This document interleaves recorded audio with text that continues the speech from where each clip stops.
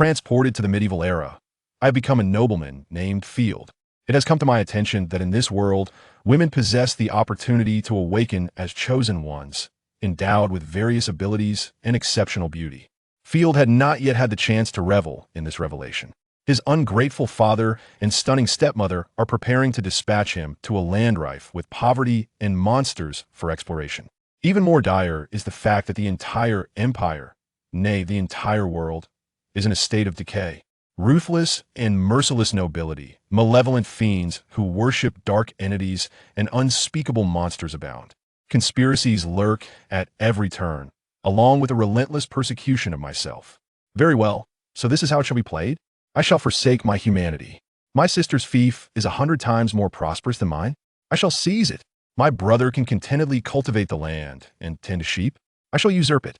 The impoverished foreign race is left with naught but their undergarments. I shall directly claim the beautiful women. Elven queen, where has my grand world tree gone? Emperor of man, I am at a loss. Demon lord, the succubi have all been captured. Field, what a wretched world. I shall smash through it. Chapter 1, Exile. To be transported means to be sent to the cursed lands.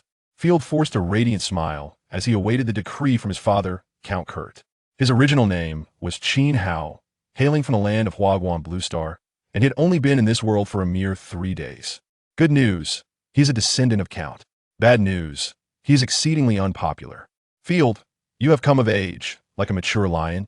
It is time for you to carve out your own path.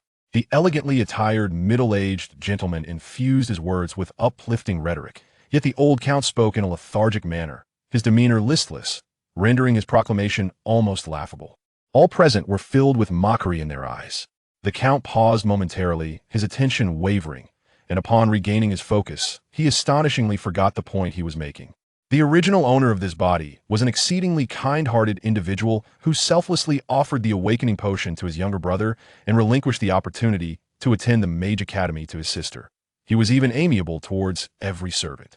Ordinarily, such a virtuous soul would command respect. Alas, as a noble, he is viewed through the lens of weakness and incompetence. The mature lady seated beside the old count is none other than Field's stepmother, a voluptuous and alluring young woman. She sits gracefully in the Lord's secondary seat, elegantly lifting her teacup to bestow a gentle kiss upon it before setting it down, casting a sly glance at Field with her elongated, phoenix-like eyes. The sunlight delineates deep ochre shadows, accentuating the proud bridge of her nose as the stepmother haughtily raises her delicate chin, nearly directing her jawline towards Field, proclaiming, "The vast night domain of the Northern Territory shall be your barony, ample enough for you to showcase your prowess." Indeed, even with efforts to please everyone, one cannot escape the fate of exile. Feeling slightly dizzy, the original owner succumbed to the bullying of others and perished, leaving him to inherit this mess. Field bit his lip firmly to steady his tumultuous mind. Subsequently, Field let out a cold chuckle, pondering how foolish the original owner was to believe that kindness could ensure survival among the nobility. The stepmother casually cast her gaze downward, her eyes glinting with disdain. She remarked, "Do you have any objections?" With a forceful exhale to release the pent-up frustration within, Field retracted his smile and replied in a neutral tone, "As you wish, my father." His so-called father had already been drained by the stepmother, obediently following her every command. Fool. A relative's laughter echoed, mingled with a sharp and scathing insult. The Northern Territories are home to both humans and orcs, steeped in bloodshed, violence, and savagery. A decade ago, the Holy Griffin Empire utilized the miasma of corruption to slaughter 300,000 orc warriors, and now it is likely overrun with filthy goblins and trolls. Of course, the present-day Northern Territories are even worse. The 300,000 orc warriors, alongside all humans and beasts of the region, have transformed into corrupted beings, long hiding within the miasma of death, becoming synonymous with a living hell. The royal family has attempted 3 reclamation campaigns, all of which ended in complete annihilation. The various territories within the north exist merely in name, places that even dogs would shun. Most of the time, no one even dares to mention them. It is indeed a cursed land, even worse than that. Fleeing serfs or criminals would never choose to seek refuge in the night domain. No matter, I still have my connections.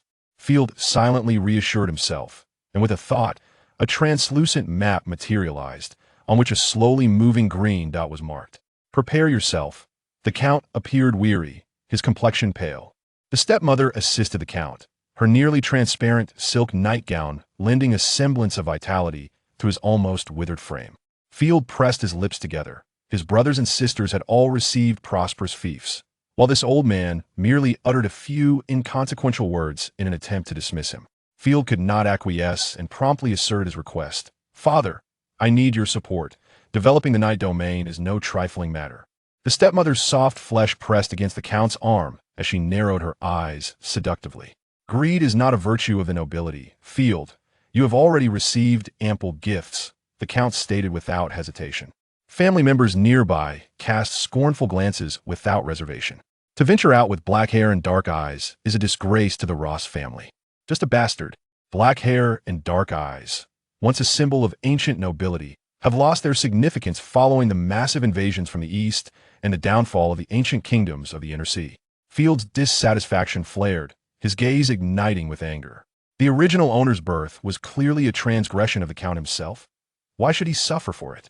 His mother was a servant of the castle, hailing from the far-off east, sold as a rare slave to the castle by nomadic traders, and the Count sired the original owner after a night of drunken revelry.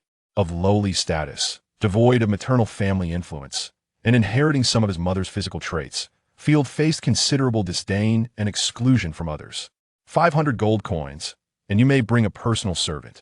I treat all my children equally. The Count left these words before being hurriedly assisted by the stepmother back to his chambers.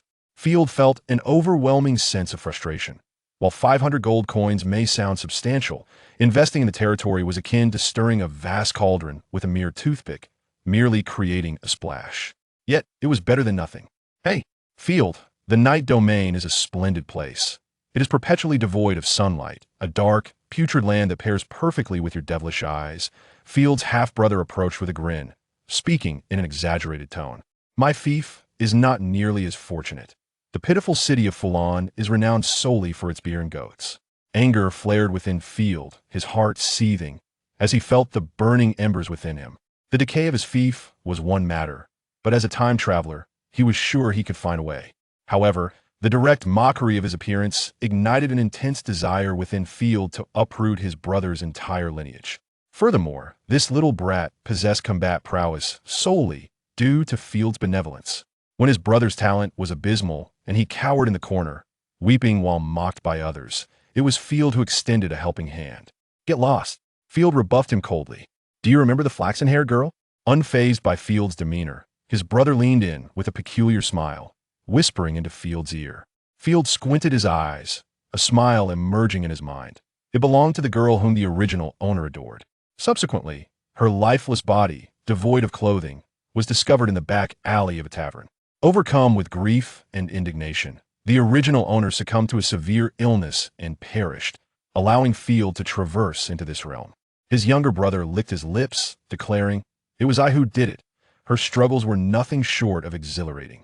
Field's pupils constricted sharply, an emotion named shock gripping his heart with a vice-like hold. The very same brother, now on the cusp of adulthood, had committed such a monstrous act. Although the girl was merely a stranger to him as a time traveler, the casual disregard for another's life left Field with an unprecedented sense of revulsion. Chapter 2. Brutal Assault. The younger brother possesses a chosen one. With a twisted expression, the younger brother mockingly exclaimed, "Once you step into that accursed land of corruption, you shall never return." I would be remiss not to savor the look on your face right now. Field's nails dug deeply into his flesh, his fists cracking ominously as he coldly retorted, "I have not wronged you. Why do you target me? Because of the damned potion of combat you so generously bestowed upon me. After consuming it, I found it utterly impossible to break through to the rank of knight. Everyone calls me a worthless fool behind my back, and it is all your fault. You must have poisoned it." Field felt a wave of revulsion wash over him. "That is merely due to your lack of talent." "Huh. If you were to find a lover, I would seize her and let countless vagabonds ravage her." "Oh, how unfortunate for you that your future is bleak, you bastard." The younger brother made a triumphant grimace. "Damn you, scoundrel." Field's fury reached its zenith. The original host was nothing but a soft-hearted fool. Indeed, doing good deeds only served to create enemies. A true testament to the saying that one can build bridges and roads only to be met with corpses or face the consequences of murder and arson. These shameless wretches must be educated with a fist. You seek your demise. A swift knee strike sent him flying backward, and Field immediately sprang up, delivering a brutal kick to his face, splattering blood across that wretched visage. The onlookers were stunned. The usually mild-mannered Field had displayed such brutality. I detest being threatened. Seizing the opportunity while the guards were still in shock, Field grasped his brother's golden curls and prepared to slam him to the ground. Suddenly, a tightening grip around his neck lifted him off the ground. The sensation of suffocation swiftly engulfed him, making him acutely aware of the encroaching specter of death. "What are you doing to my lord?" The one choking Field was a strikingly beautiful woman, her crimson locks cascading down her shoulders. But what drew the eye most were the mysterious runes emblazoned upon her forehead. A chosen one? Field was taken aback. In this world, extraordinary powers were fundamentally tied to the chosen, uniquely elevated above both combat skills and magic, wielding an array of bewildering abilities encompassing combat, support, construction, and more. The unfortunate truth was that only women could become chosen ones. Perhaps the deities of this realm were all women. Just as Field felt himself teetering on the brink of unconsciousness, he was suddenly hurled against the wall, pain erupting along his spine. "Huh. I knew you lacked the resolve to kill me. I will slay you." His brother coughed loudly, drawing a dagger from his waist. Field wiped the blood from the corner of his mouth, fully aware that he was no match for a chosen one. Resolving to no longer linger in this confrontation, he endured the excruciating pain and turned to depart hastily. To his astonishment, his still unacquainted brother had already gained the protection of a chosen one, heightening Field's sense of danger. With no luxury to wait idly for death, and having now offended his brother, Field understood that he must act swiftly, otherwise he might be captured by his brother that very night, subjected to any manner of torment. "Once I develop my strength, I shall return to utterly destroy you all." Field's gaze fell, his anger unmasked. Under 9 years of compulsory education, there are no cowards. Thus, what was this bothersome green that buzzed around like a fly? Field contemplated the map before him, visible only to himself. It had appeared on the day of his crossing over, perhaps linked to the lord's innate abilities. Where there is shadow, there must be light. Corresponding to the chosen one is the Lord, and by signing a contract with the chosen one can mutually benefit and grow together. The Lord possesses a unique gift, often tied to the chosen one with whom they have contracted, as well as their own territory. However, there also exists the rare innate gift of having talent without a territory or a contract with the chosen one. The original host undoubtedly lacked such a gift. Yet Field, who had crossed over, possessed this rare talent. Of course, one could not rule out the possibility of visual disturbances or cataracts. Everything would have to wait for examination, but it was not far off, in Golden Eagle City. After hastily packing his belongings, the butler had already received the gold coins and awaited Field with a face full of despair, accompanied by the servants. Upon learning that they were to venture to the cursed land, the butler felt a desire to hang himself, yet recognizing that suicide would not grant him passage to paradise, he steeled himself for the impending doom. "Let us depart." Field, burdened with thoughts, lacked the heart to console his butler. As he opened the estate gates, a ragtag group of armored cavalry appeared in his line of sight, from which emerged a man draped in a crimson cloak, wielding a long lance. "Esteemed Baron Field, I am Captain Connor, assigned as your escort. I trust we shall have a pleasant journey." "Then I shall rely on you, Connor," Field responded politely, though alarm bells clamored within him. Though designated as an escort, the thuggish demeanor of the cavalry offered no sense of security. Field even suspected he might be murdered for his money the moment they set out. Naturally, this was unlikely. Registered knights typically would not resort to murdering nobles, an act that would ruin their prospects.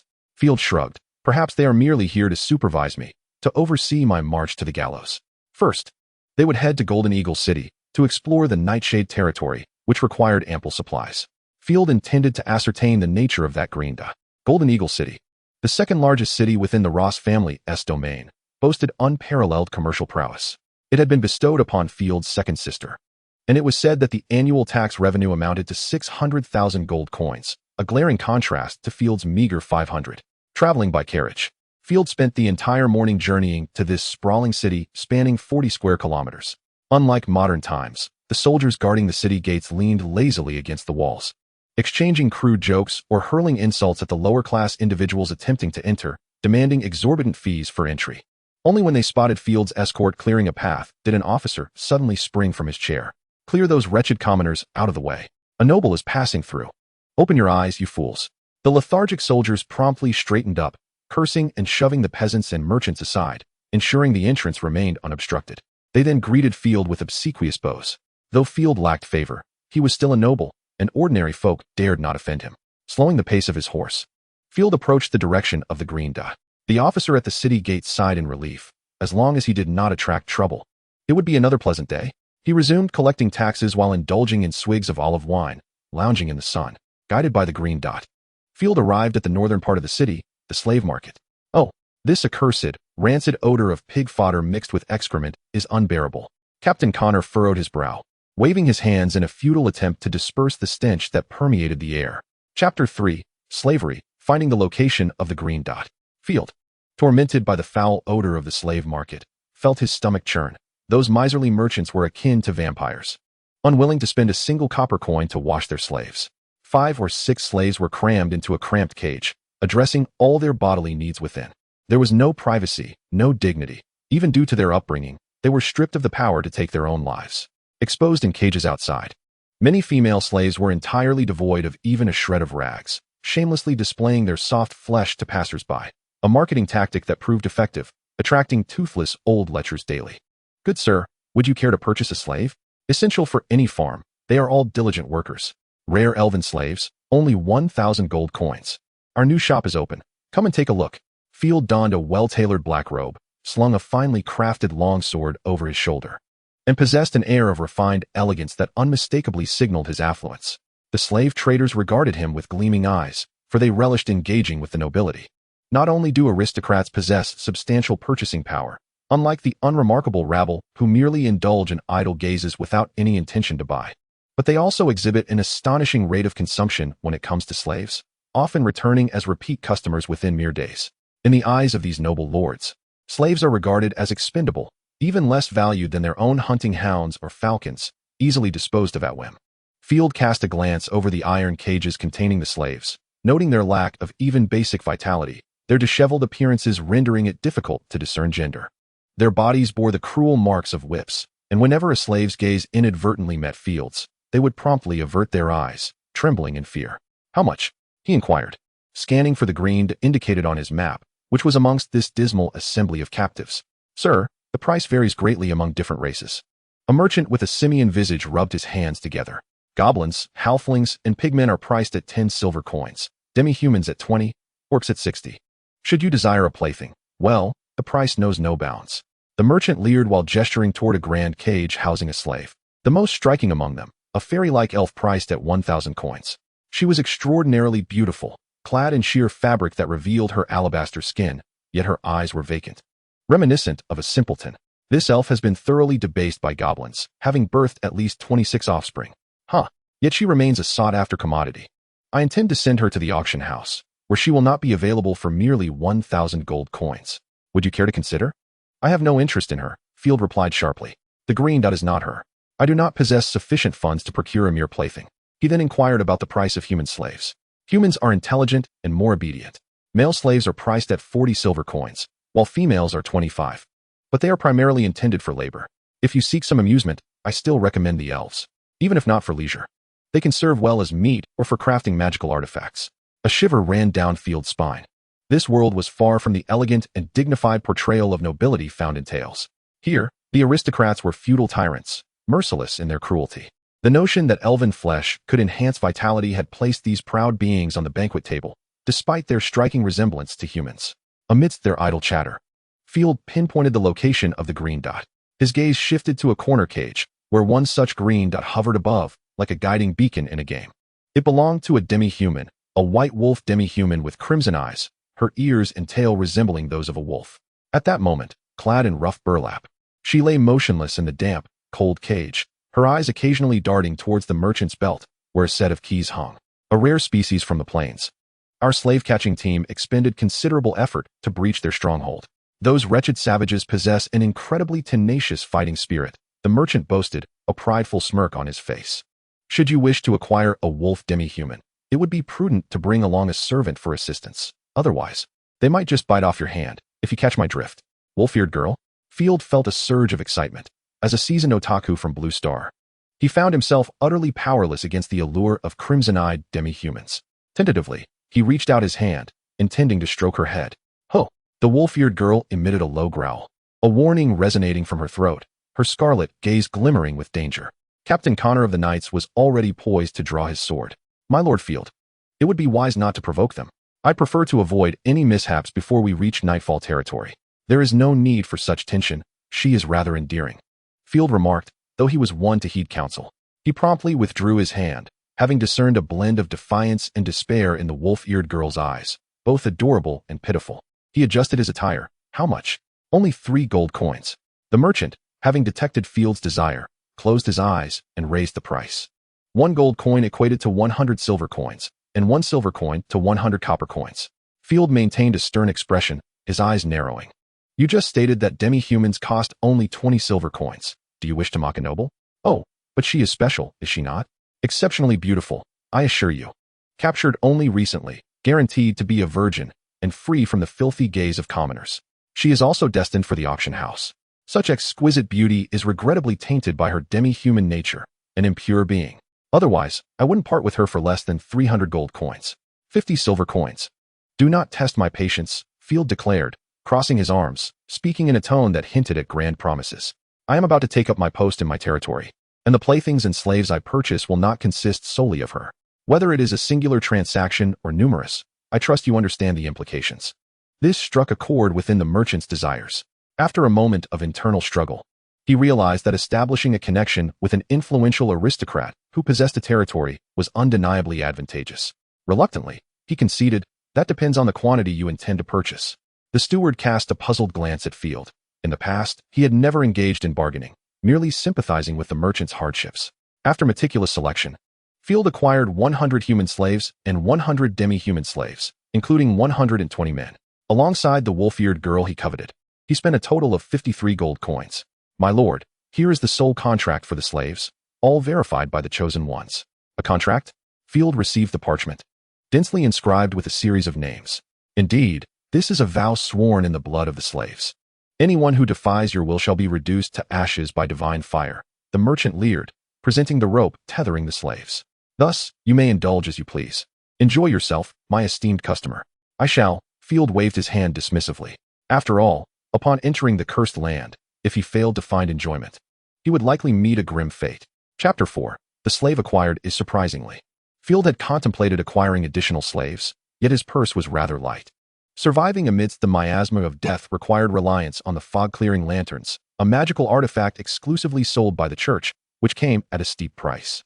Moreover, the sustenance and necessities for over 200 individuals represented no trivial sum.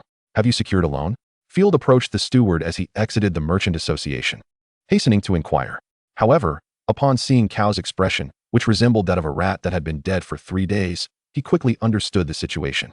Apologies, my lord, but even the most avaricious of merchants would not extend credit upon hearing your name, Cow shrugged. After all, the northern provinces had become synonymous with hell itself. Even the royal expeditionary forces had met their demise, and no merchant would willingly gamble on such a venture. That cannot be. I received my appointment order just today. How do the merchants possess such swift intelligence? Field had intended to secure a loan, reasoning that if he perished in the north, repayment would be moot. And if he survived, repaying would be a trivial matter. Cow rolled his eyes. He had little patience for a noble seemingly heading toward death. Had he not stumbled upon the affair between the Count's sister and the stableman, he might have become a promising steward in Golden Eagle City, or even a tutor to the Count's grandson, rather than heading to the cursed land to meet his demise. Your sister, having learned of your fief, issued a warning to the merchants in the city, declaring that anything you purchase would be tenfold in price, the steward replied, exasperation evident in his voice. Furthermore, the merchants understood your sister's intentions and will not offer any conveniences. Field wiped the cold sweat from his brow. Fortunately, he had not revealed his full name while purchasing the slaves, or the price would not have merely been 50 gold coins. Damn it, I owe her my gratitude. That dear sister of mine, he muttered, veins bulging with frustration. Do they not consider me a human being? Most vexing is the fact that the original owner, having lived for so long, possesses not even the meager sum of a single copper coin. 1/3 of their wealth has been contributed to the family treasury, while 2/3 has been donated to the border fortress to procure weapons against the corrupting creatures. Truly, a quintessentially impoverished noble. The inability to secure a loan is merely a significant loss for myopic merchants.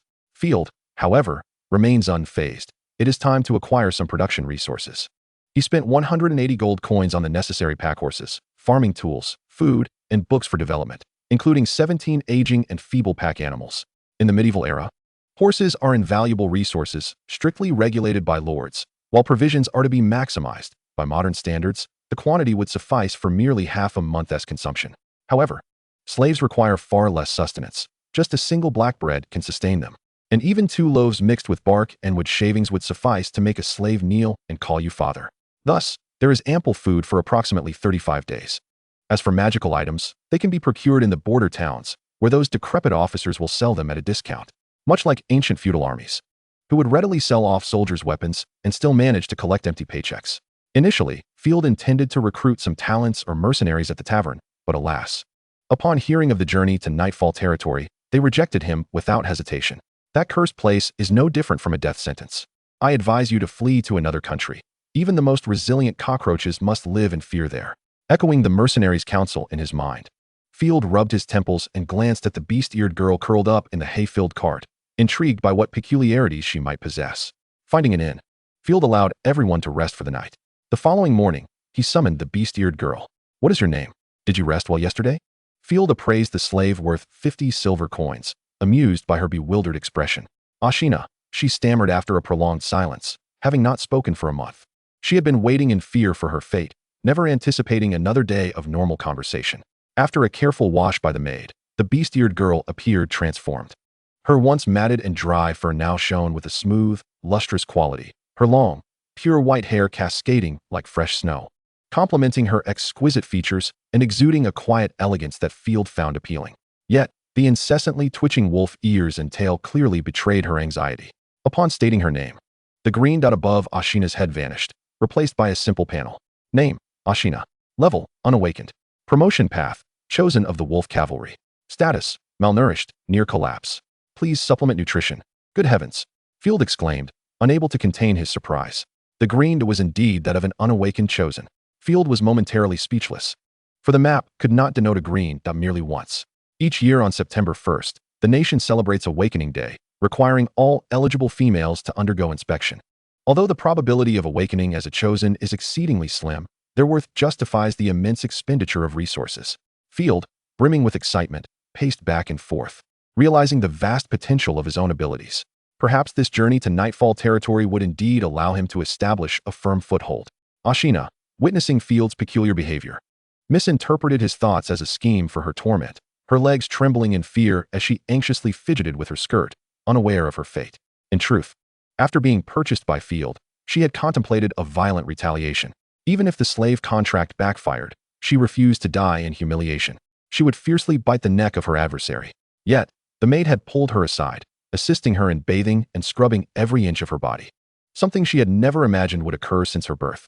Even more astonishing was the ease of dressing. The soft, comfortable fabric felt as light as air against her skin, free from fleas or the risk of injury. Perhaps destined to become a sacrifice to the devil, Ashina pondered, waiting for the opportune moment to strike back. She vowed to show these wicked humans the consequences of their actions. "Fear not, I am not a sadistic monster.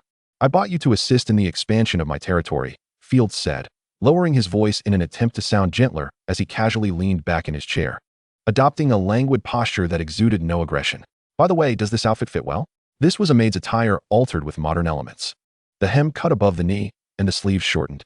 Though lacking the essential black or white stockings, the sight of her glimmering toes and smooth, fair thighs was still quite pleasing. "Quite fitting," Ashina remarked, unable to bear the torment of uncertainty, her tone laced with mockery, as if she could see through Field's intentions. "My lord, what would you have me do?" The maids had informed her that her role was to sleep with the gentleman before her. However, Ashina doubted this. For humans generally despise demi-humans, perceiving those with animal ears and tails as tainted by beasts, akin to the offspring of a goat after a nefarious act. "Of course, to assist me in expanding my territory, as I just mentioned," Field replied matter-of-factly. Seeing Ashina's incredulous expression, he sighed, rubbing his forehead in resignation. "Let us eat first. We can discuss matters while dining." At the mention of food, Ashina immediately calmed down, her stomach burning with hunger. Field's situation was dire. Being despised by his siblings was the least of his troubles. The old count's health was deteriorating, and his substantial wealth would soon be divided. Even if Field was not favored, the laws of the Holy Griffin Empire dictate that all direct descendants are entitled to a share of the inheritance. It is akin to a decree in a parallel world that divides vast territories into smaller parcels to prevent any single lord from becoming overly powerful. Consequently, Field's brothers naturally wished for his demise, harboring mutual animosity toward one another. Shortly after the meal bell rang, two dignified maids entered, bearing sauced meat and honey bread. Ashina, where are you? Field, choosing his words carefully, suddenly realized Ashina had vanished, leaving him utterly bewildered. I'm here, Ashina replied, sitting quietly in the corner of the room in a duck-like posture. What are you doing? Field exclaimed in shock. Just waiting for the meal, my lord. Have I done something wrong?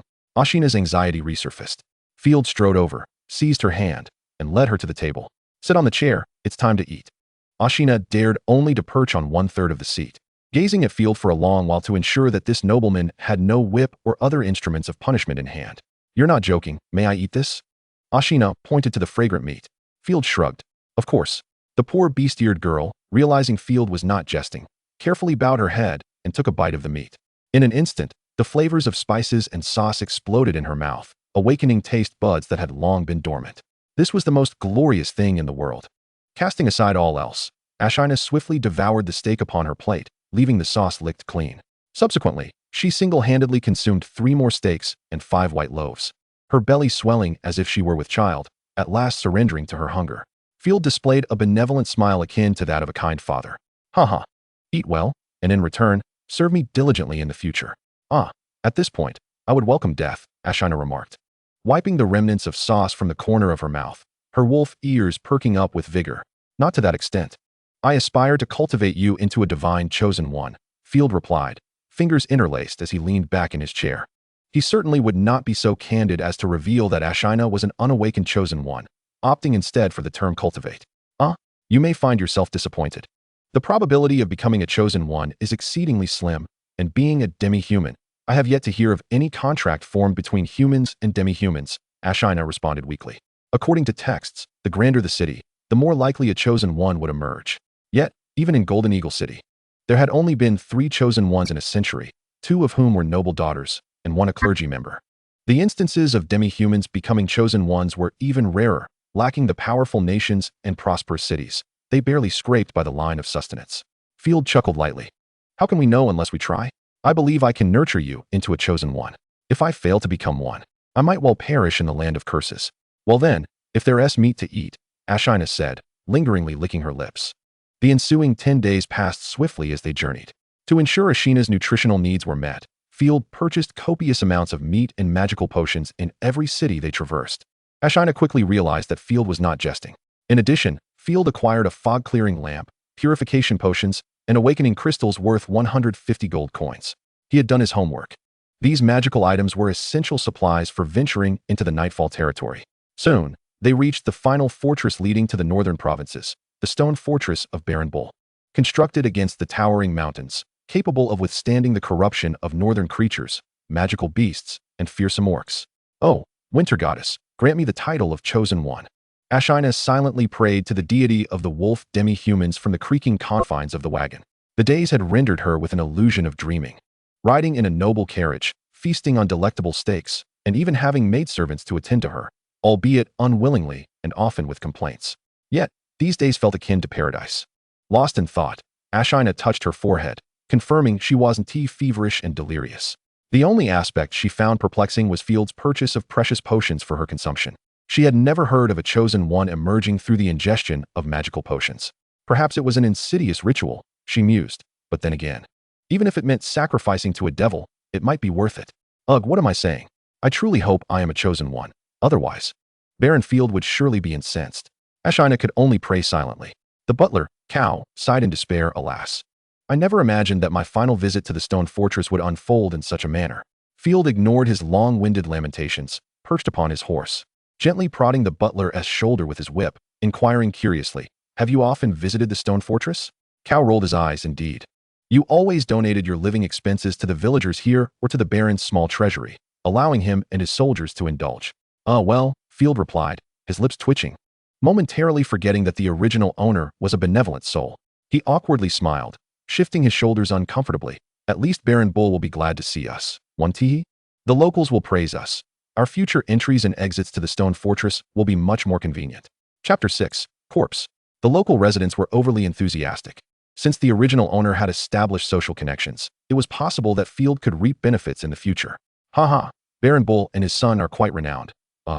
Pardon my words. Cao quickly silenced himself, realizing that speaking ill of another noble in the presence of one was tantamount to courting death. Even if the man before him was known for his cowardice, he had once found himself in trouble for meddling, exposing a noble's infidelity, which cost him his future and led to his exile in the northern lands. Field wished to inquire further, but he noticed a red skull marker suddenly appear on the small map in his mind, moving rapidly in his direction. Could it be that someone is here to greet us? He mused. Though he was no fool, the skull marker could not bode well.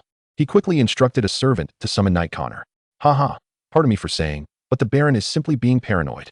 Connor laughed dismissively upon hearing the servant's anxious words, sneering, "This is behind the walls of the stone fortress, the most fortified segment of the Empire's defenses. If there were danger here, I would eat all the dung my warhorse produces." In Connor's mind, Field had already been labeled as a desperate man clutching at straws. "Let me inform you, Baron, venturing into the Nightfall territory is under the strict supervision of law and family. One cannot simply back out at whim, as it does not align with the qualities of a noble." The servant, upon hearing Connor's aggressive declaration, lost confidence and returned to report. Field merely acknowledged with an "O," signaling for the slaves to slow their pace. Connor, mounted on horseback, was forced to lead the group. Such a coward. "I cannot fathom how the Earl sired such a timid creature," Connor whispered derisively. Yet soon, his expression soured considerably. They encountered the overly enthusiastic locals awaiting their arrival. Roar! A cacophony of screams erupted. "Have they arrived?" Field chuckled lightly. "It seems someone's dinner will be horse dung tonight." Amidst the cries of astonishment, Field maneuvered past the obstructing slaves and beheld a horde of grayish white-eyed corpses, garbed in peasant attire, charging towards him, with 10 or so normal humans running ahead. Even at a distance of 100 meters, the chilling malevolence and stench of decay wafted toward him. These corpses were indeed products of the northern provinces. What is happening? We haven't even reached the north yet. How can there be monsters? Captain Connor spat in frustration, cursing his bad luck. Just as he anticipated a smooth encounter, an unexpected event arose. "Mount up, knights, prepare for battle." The fact that he had just mocked Field only fueled his ire. Connor raised his lance, filled with reluctance. Yet, should he fail to fulfill his duty, he would be forever estranged from the upper echelons. The 20 knights immediately formed a line, riding up the right side hill, then, utilizing the momentum of the descent, charged towards the horde of corpses. Relying on others is futile, Field thought. Feeling a surge of tension as he gazed intently at the clawing corpses, he shouted to the slaves behind him, "Link the wooden carts together. Any brave men, pick up your farming tools and fight alongside me. I shall reward those who prove themselves." The slaves remained unmoved, cowering behind the caravan, trembling or praying for a miracle.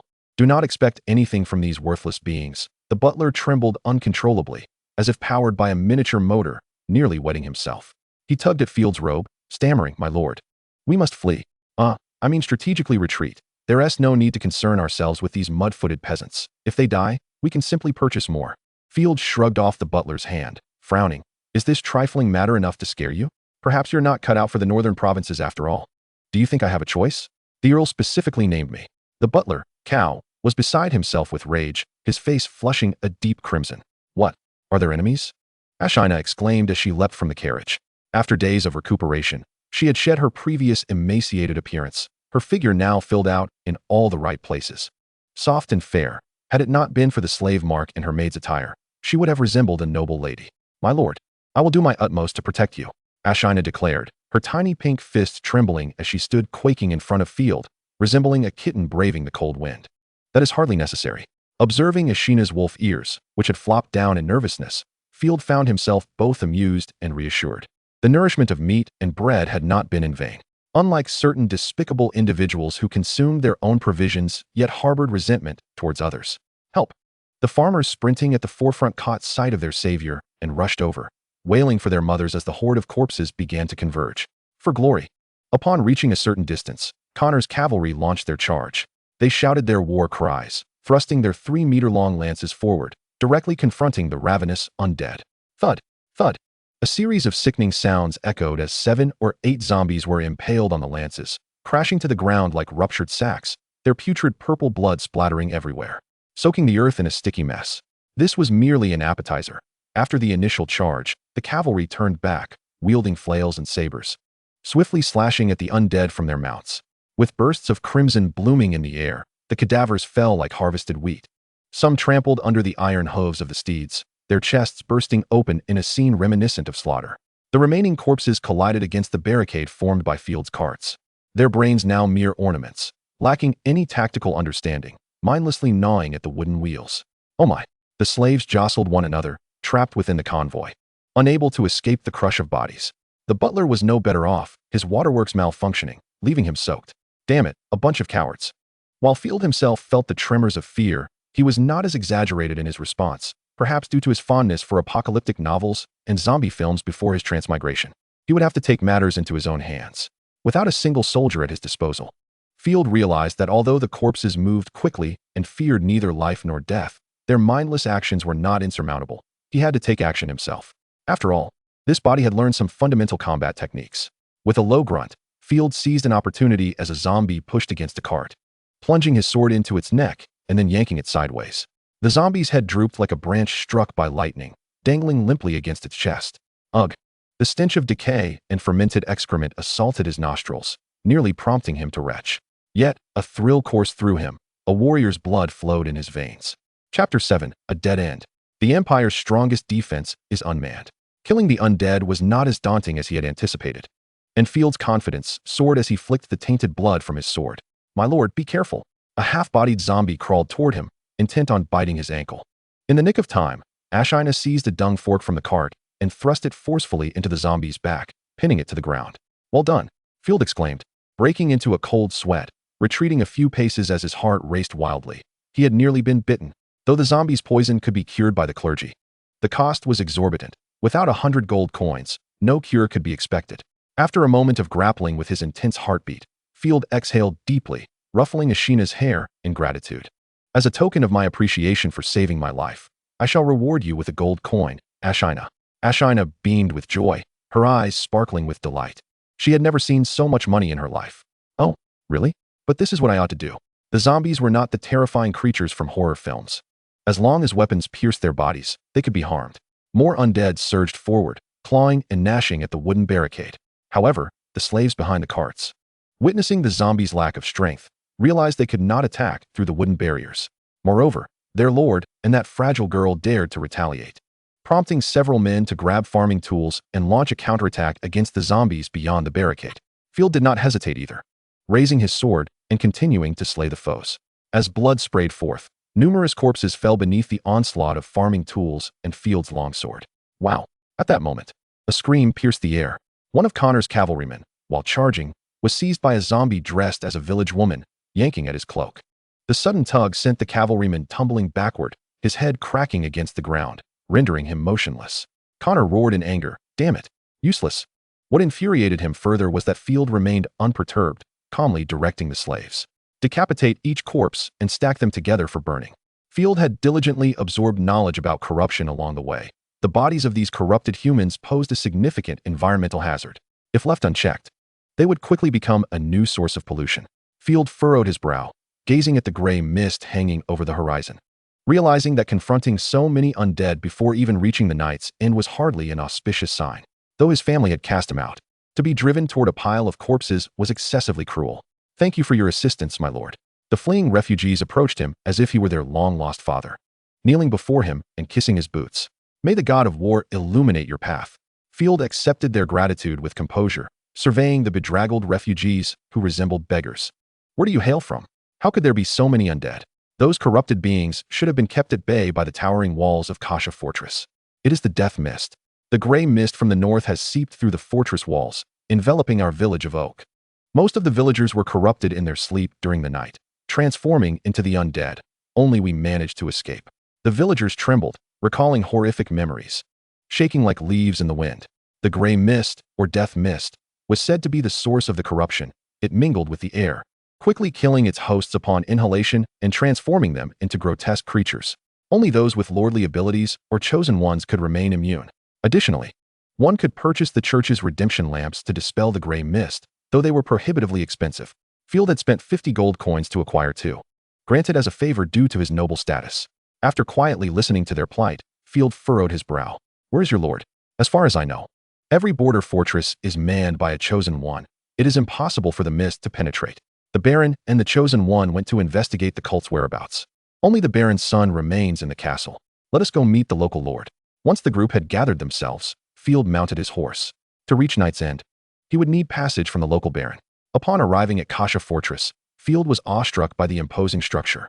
The continuous stone walls and cylindrical towers formed a robust defense system alongside the mountains. The walls, wide enough for horseback riding, were equipped with ballistae, catapults, and cauldrons of boiling oil. Such armaments would render any assault by 100,000 troops futile, leaving them bloodied and battered. Everywhere, the banners of griffins fluttered, proclaiming the dignity of the ancient empire. The most pressing question remained: where are the people? Field stood dumbfounded, as the entire outer city walls were devoid of life. Barren as far as the eye could see. Connor, equally shocked, turned pale. Could it be that they were ambushed by orcs? If the orcs breached Castle Kazan, the entire province would fall in an instant. Yet, it seemed unlikely. Otherwise, it would not be so eerily quiet. Fortunately, after advancing a short distance, Field noticed torches igniting atop the inner castle walls. "Do not approach." "Who are you?" a voice called from the ramparts.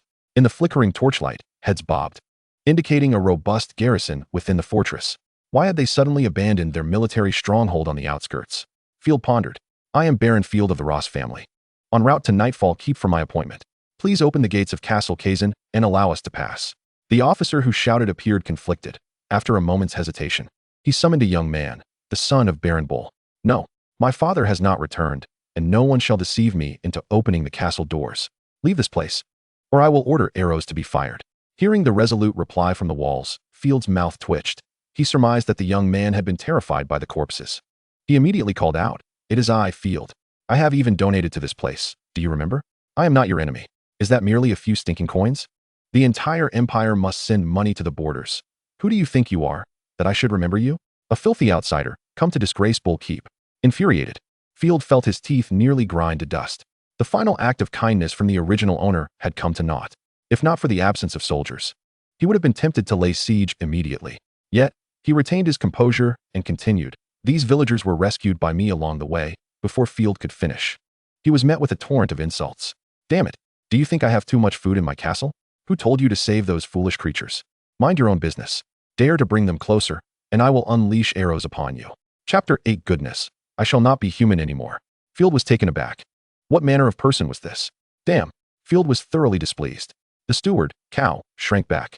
He had initially hesitated to speak, wanting to convey that both Baron Bull and his son were not good people. "Wait, you are the Baron of Nightfall Keep. Splendid. At last, someone to serve as a buffer for my fortress. I hope you survive a few more days. But when the corpses come after you, do not bother me. I will not open the door for you." The man on the wall, recalling Field, regrettably thought only to use him as a strategic buffer for Castle Kazan. The steward could no longer hold back and whispered, "Young master, the only son of Baron Bull, Richard Bull, is known for his cowardice. It would be wise to refrain from engaging him further. Indeed, there is no need to argue with fools." Field's temples throbbed as he slowly retreated, thinking if they were going to play this game, he would not hold back. "You may open the gates to Nightfall Keep yourselves. It is quite safe." Richard retreated back into the castle, barking, "Now get out of my sight, filthy outsider." The advisor wiped the cold sweat from his brow and said to Richard, "Young master, is it appropriate to deceive them like this?" Silence. After retreating a considerable distance, Field instructed the group to wait. "Now I understand why the corpses have appeared here." Field's lips twitched as he steadied his sword at his waist. Thankfully, the orcs were also hindered by the gray mist, and the peace treaty restrained them. Otherwise, the Empire's prideful defenses would become a laughingstock. "Rest assured, esteemed lord, we shall not intrude upon your business." The villagers gathered around, awkwardly pushing one another, not wishing to provoke Field's ire, as he appeared quite incensed. Ultimately, they did not dare to flee directly, but instead sent one individual to bid farewell. "We are leaving. Thank you for your assistance." Field was in a foul mood. Although he was born into the modern world, it did not mean he could be trifled with. His gaze dropped, resembling a predatory wolf, as he coldly hissed, "Did I permit you to leave? Your lord has abandoned you. Now you are without a master. And I have taken you in. It conveniently supplements my labor force." "What? No, no, my lord. Please spare us. We are free men." The villagers protested vehemently. Having heard Richard's earlier words about Field heading to Nightfall Keep, they knew it was a cursed land filled with death, and going there meant certain doom. "Releasing you is possible, but for a ransom of 5 gold coins. I saved you, and this is what I am owed." Field unsheathed his sword without hesitation. "Either accompany me to Nightfall Keep, or pay the fee. Otherwise, I shall turn you into minced meat for the dogs. Do you understand?" Indeed, he is undoubtedly a noble. Beside him, Ashina breathed a sigh of relief. These days, Field's gentleness had left her quite unaccustomed. as if she were living in a dream. Now, witnessing him adopt the cunning and unscrupulous demeanor of nobility, she felt a sense of comfort. Like Ashina, the villagers too were appeased. After being threatened, they became docile, kneeling to express their desire to go to Nightfall Keep. After all, whether they went or stayed, death awaited them. They might as well take a chance. Pathetic wretches. Field sheathed his sword, covering his face in exasperation, lamenting inwardly. A fist is always more persuasive than words. My lord, do not give up. Ashina cautiously approached, attempting to console him as she noticed his displeasure. Field glanced at her, momentarily taken aback until he saw her expression shift to one of fear. At which point he quickly smiled and said, I am fine. I was merely lost in thought. They continued onward. As Field approached the gates of the fortress, he was startled by the multitude of skull icons displayed on the minimap. Was this what Richard referred to as a secure city gate? That damn fool. Taking the money without fulfilling his duty while hoping to use the corpses against me. If I were to recklessly enter through the gates, I would likely be caught off guard by the corpses lurking within. Field was displeased, but soon an idea struck him. He stroked his chin thoughtfully. Since the foolish son of Baron Bull clung to the inner castle and abandoned the outer defenses, could it not mean that I might reap a substantial reward? After all, no one was watching. Without hesitation, Field acted. He was no naive saint. What honor and integrity! There was no need to show kindness to these wretched beings. It was time to seize their money, grain, and women. With a flourish of his cloak, he commanded, Cow, do you remember those who dared to wield weapons against the corpses? Gather them all. If we do not have 30, recruit the strongest among them. Though Cow was timid, he executed his duties efficiently. Soon, 30 slaves of various races were assembled. Prior to this, some troublesome individuals had been a hindrance. Field cast a disdainful glance at Connor in the distance, his expression sour. Valiant knight Connor, though this is not my territory, as a noble with virtue, I must assist these farmers in vanquishing the corpses. Will you join me? Field fabricated a pretext. Are you out of your mind? Connor stared in disbelief. He had already lost a subordinate in his efforts to slay the corpses. Frustrated over the matter of compensation, he could hardly believe his ears upon hearing the foolish baron propose to help quell the tide of decay. Absolutely not. I have delivered you to the border of Nightfall Keep. It is merely a doorway. I must return to report to the Count. Connor resolutely refused. As he spoke, he could not suppress his laughter, bursting into a hearty guffaw. Forgive me, but I believe leading this rabble to confront the corpses is no better than taking pigs to the slaughter. At least the corpses would be well fed. Field's face fell in disappointment. Very well, I had hoped you might share in the glory. Do not forget the laws of the Empire and the tenets of your family. You must arrive on time. After leaving a warning, Connor galloped away with the cavalry, barely allowing Field to remind him that the horse manure had not yet been consumed. Are we truly going to provoke the corpses? The butler Cow inquired, trembling with trepidation. Field had no expectations of the butler engaging in combat. He waved his hand dismissively, saying, You remain here to oversee the slaves, ensuring they do not escape. Those who wish to flee will be reduced to ashes by their slave contracts. His words rang loud, instilling fear in the hearts of the slaves. Cow, however, felt as if he had been granted a reprieve. Forcing the slaves to equip themselves with scythes, manure forks, and logging axes, Field departed with Ashina. After 10 minutes, Field veered into an uninhabited grove, and using the map afforded by his lordly abilities, he carefully confirmed that no one was nearby before retrieving a beautiful crystal ball from the pack on the right side of his warhorse. Ashina's panel had already changed. She had momentarily lost focus, needing to ascertain that she was not imagining things. Chapter 9, Winter. The Blessing of the Goddess.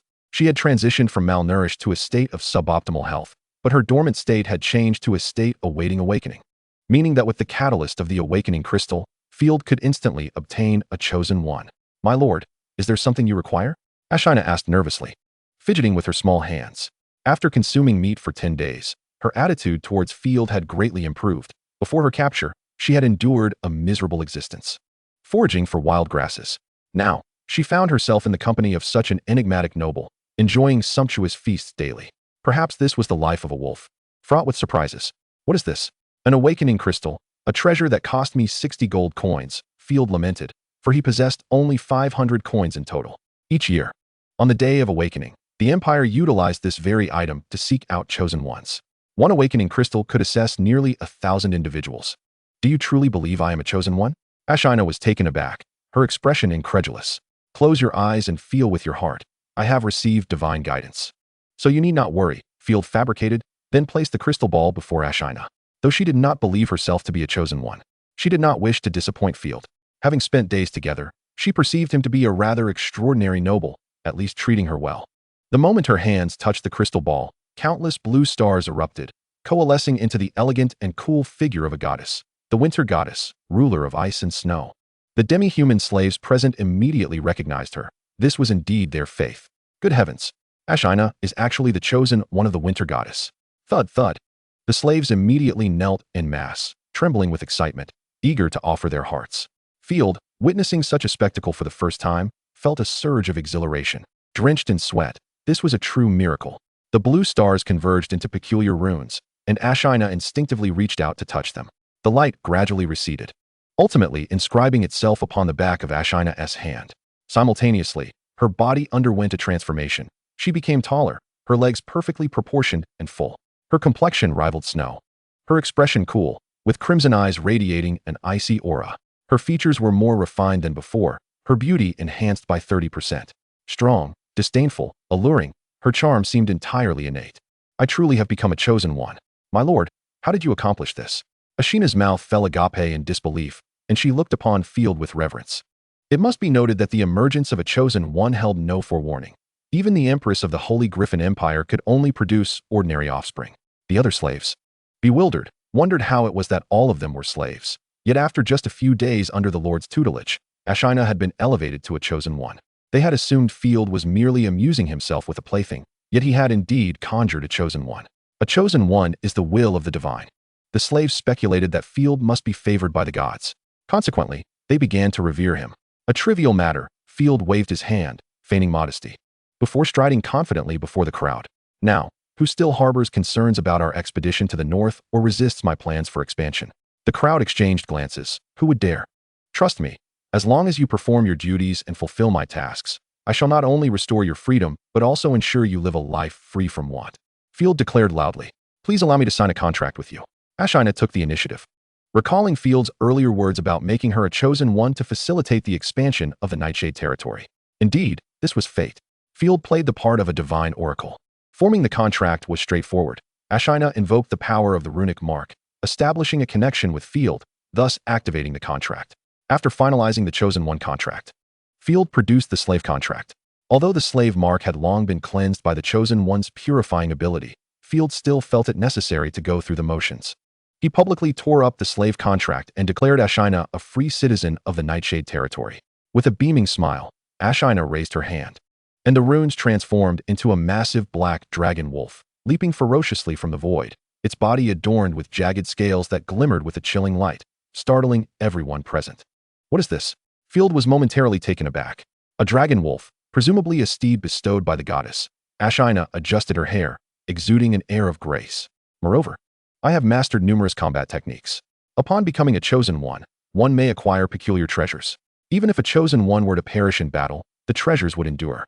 The Ross family possesses a 6th-tier artifact lance, a relic from the fallen chosen one known as the Blood Rose, from which their surname, Ross, is derived.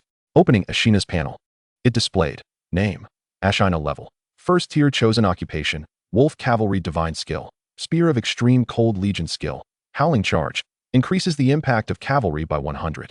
Ashina's combat prowess sword, her dragon wolf steed alone could face off against a 3rd-tier knight of Chi. With newfound strength, Field's confidence surged. The notion of a stepmother or younger brother was utterly trivial. He would soon have them groveling at his feet. Field smiled now. Let us proceed to the barracks and armory for an inspection. Approaching the city walls, Field noticed scattered skull icons marked on the map, and these icons were in motion. There are some corrupted monsters here. Field unsheathed his sword. Assisting the local lord in eradicating corruption was an obligation of every noble in the empire.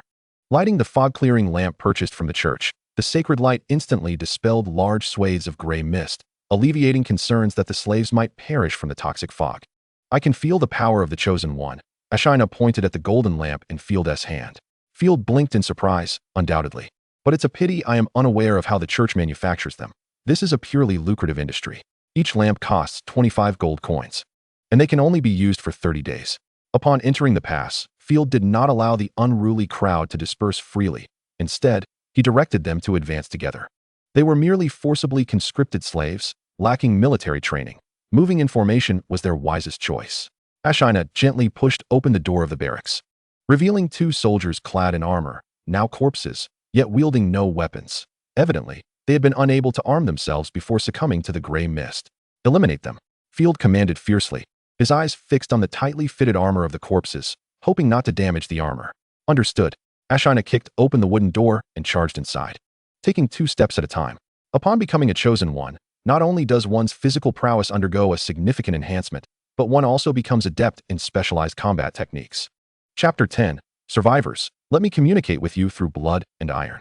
The tremendous sound of the wooden door being kicked open reverberated far into the gray mist, shattering the eerie silence of the city walls as the surrounding cadavers emitted grotesque wails. Observing the rapid convergence of skull icons on the mini-map, coupled with the faint roars echoing in his ears, Field found himself unconsciously sweating. Before the decaying corpses within the room could launch an attack, Ashina, wielding a long blade, swiftly struck at one's neck, a torrent of crimson spraying against the walls, casting the entire room in a dark purplish hue. Another corpse lunged forward, its face grotesquely torn apart, gaping wide enough to expose the roots of its ears. A single bite from this creature would surely result in a significant loss of flesh. Yet, Ashina deftly sidestepped, simultaneously flipping her blade. With the aid of her terrifying strength, half of the corpse's head vanished, and a flood of putrid blood gushed forth, soon forming a pool of gore. Upon hearing the commotion of battle, a horde of putrid soldiers surged into the corridor, their ghastly white eyes rolling in a frenzy as they piled out. The slaves, armed with farming tools, waved them about nervously, but none dared to advance. The mere presence of the monsters was terrifying enough, especially clad in heavy armor. Damn it, just how many have been infected? Field cursed inwardly. Fire. Ashina summoned her dragon blood wolf, its massive form nearly blocking the entire passageway. Specks of magical energy swiftly coalesced, resembling a flowing river of stars. The dragon blood wolf opened its maw and released a torrent of eerie blue flames, which immediately engulfed the corpses within the corridor, leaving behind only a few writhing silhouettes. Such terrifying power. The slaves, initially torn between fleeing or fighting, were stunned as the sudden eruption of combat concluded in an instant. A few witnessed the figures being consumed, while the rest could only gaze at the ashes scattered on the ground. Is this the power of a chosen one? Regrettably, the spoils have been reduced to ash. Field swelled with ambition. It was time to be bolder. Everyone, make some noise to draw the nearby corpses for extermination. Upon hearing Field's command, the slaves collaborated in a frenzied clamor, allowing Ashina and her dragon blood wolf to dispatch the gathered undead. Soon, Field had effectively eradicated the monsters surrounding the barracks, which deepened his understanding of what it meant to be a chosen one. Now, to seek out valuable items. Field, his greed surfacing, displayed a covetous smile, particularly for weapons and gold coins. Just as he sent the slaves out to scavenge, one of them rushed back, exhilarated, exclaiming, "My lord, we have discovered survivors." Field, however, did not share in the excitement. Instead, he surveyed his surroundings with a complex expression. Ashina, retract your wolf. This is not the time to reveal our strength. There had not been sufficient time to develop. Exposing himself as a chosen one would only invite death. His stepmother would undoubtedly send assassins after him, intending for Ashina to serve another master.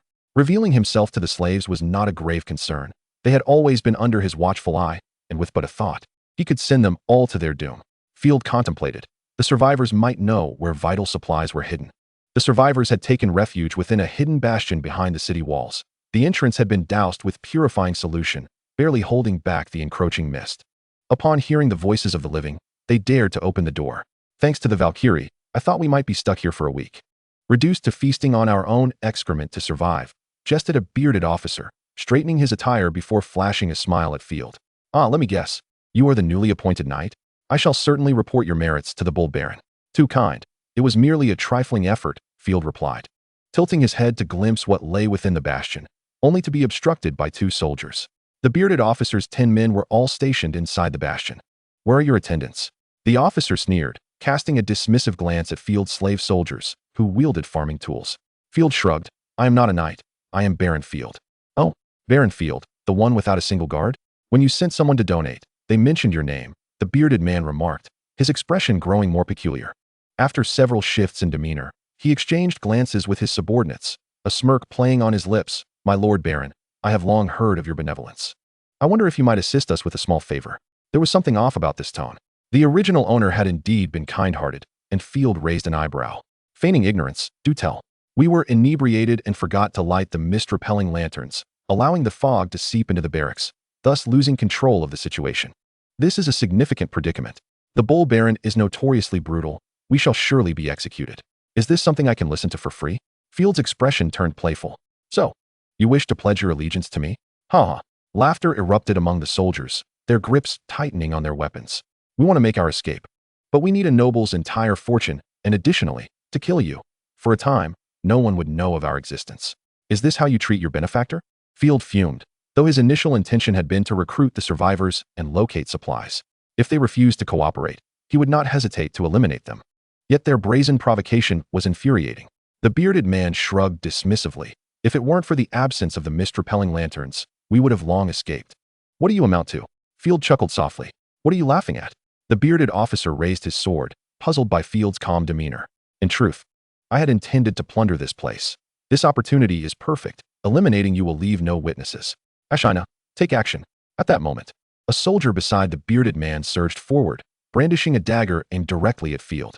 In the blink of an eye, a shadowy blue figure darted past, and the soldier's arm was wrenched off with ease, as if it were a mere insect's limb. Clang! The air seemed to freeze until the dagger clattered to the ground, and the soldier collapsed, clutching the spurting stump of his severed arm, howling in agony. My arm! My arm!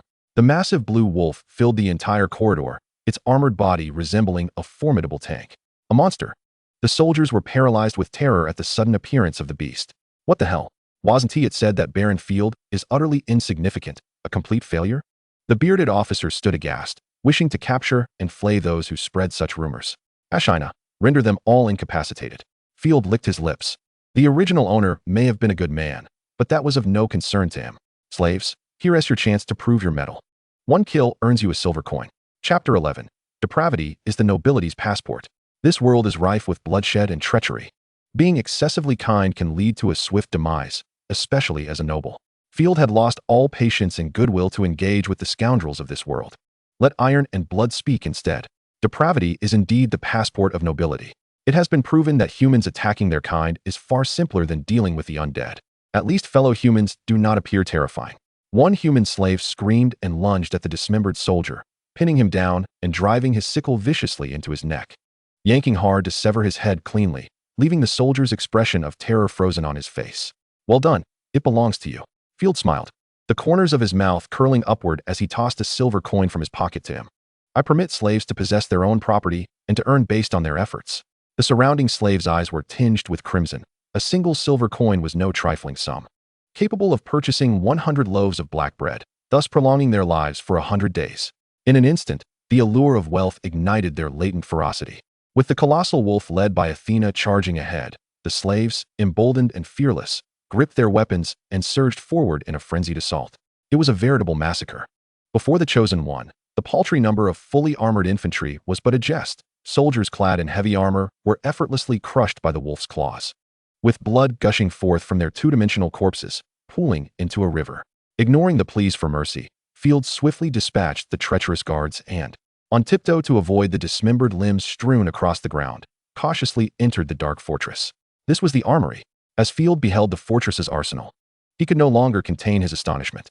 Before him lay mounds of armor, exuding the scent of well-maintained tung oil, meticulously tied together, while nearby racks held standard long pikes, steel blades, and iron shielding, with bows and crossbows hanging on the walls, and barrels of arrows encompassing a variety of functions. It was enough to equip 500 men to the teeth, achieving a complete armament rate. A mere baron could not sustain such an abundance of military supplies. These were transported from various corners of the empire. Every year, the major lords were required to allocate a portion of their resources and gold to support the construction of the borders, preventing the incursions of monstrous creatures and orcs. The Kazan fortress, serving merely as a forward outpost, housed such a wealth of provisions. One could only imagine the riches contained within the larger fortresses behind it. Are we destined for fortune? Athena mused as she removed a cavalry bow, unable to part with it. Having struck a modest windfall, they had merely scratched the surface. Field, in a state of elation, gestured grandly. What are you all standing around for? Arm yourselves at once. Very well. Upon hearing they could don the expensive armor, the group hurriedly began to untie their bonds, slipping into the sets of leather armor. For the first time, these slaves felt the weight of protection, heavy yet instilling a profound sense of safety. The only drawback was their slight frames, causing them to wobble unsteadily in their newfound gear. Huh. This is what you get for repulsing me, Richard. Field chuckled as he rubbed his hands together, summoning the first slave who dared to act. What is your name? My lord, I am called Lynx. The slave appeared quite anxious. In an era where knowledge was monopolized, the names of the lower classes tended to be rather arbitrary. Of course, it was difficult to avoid such casualness. Offending a noble could lead to dire consequences, for the guillotine and horse hooves showed no mercy. I have a task for you. We shall rehearse it twice. Field beckoned Lynx closer, speaking in a conspiratorial tone while gesturing animatedly. Since they had already appropriated the Bull Baron's weapons and armor, a bit more audacity was inconsequential. After dispatching Lynx to lead 20 men away, Field contemplated the arms and armor before him.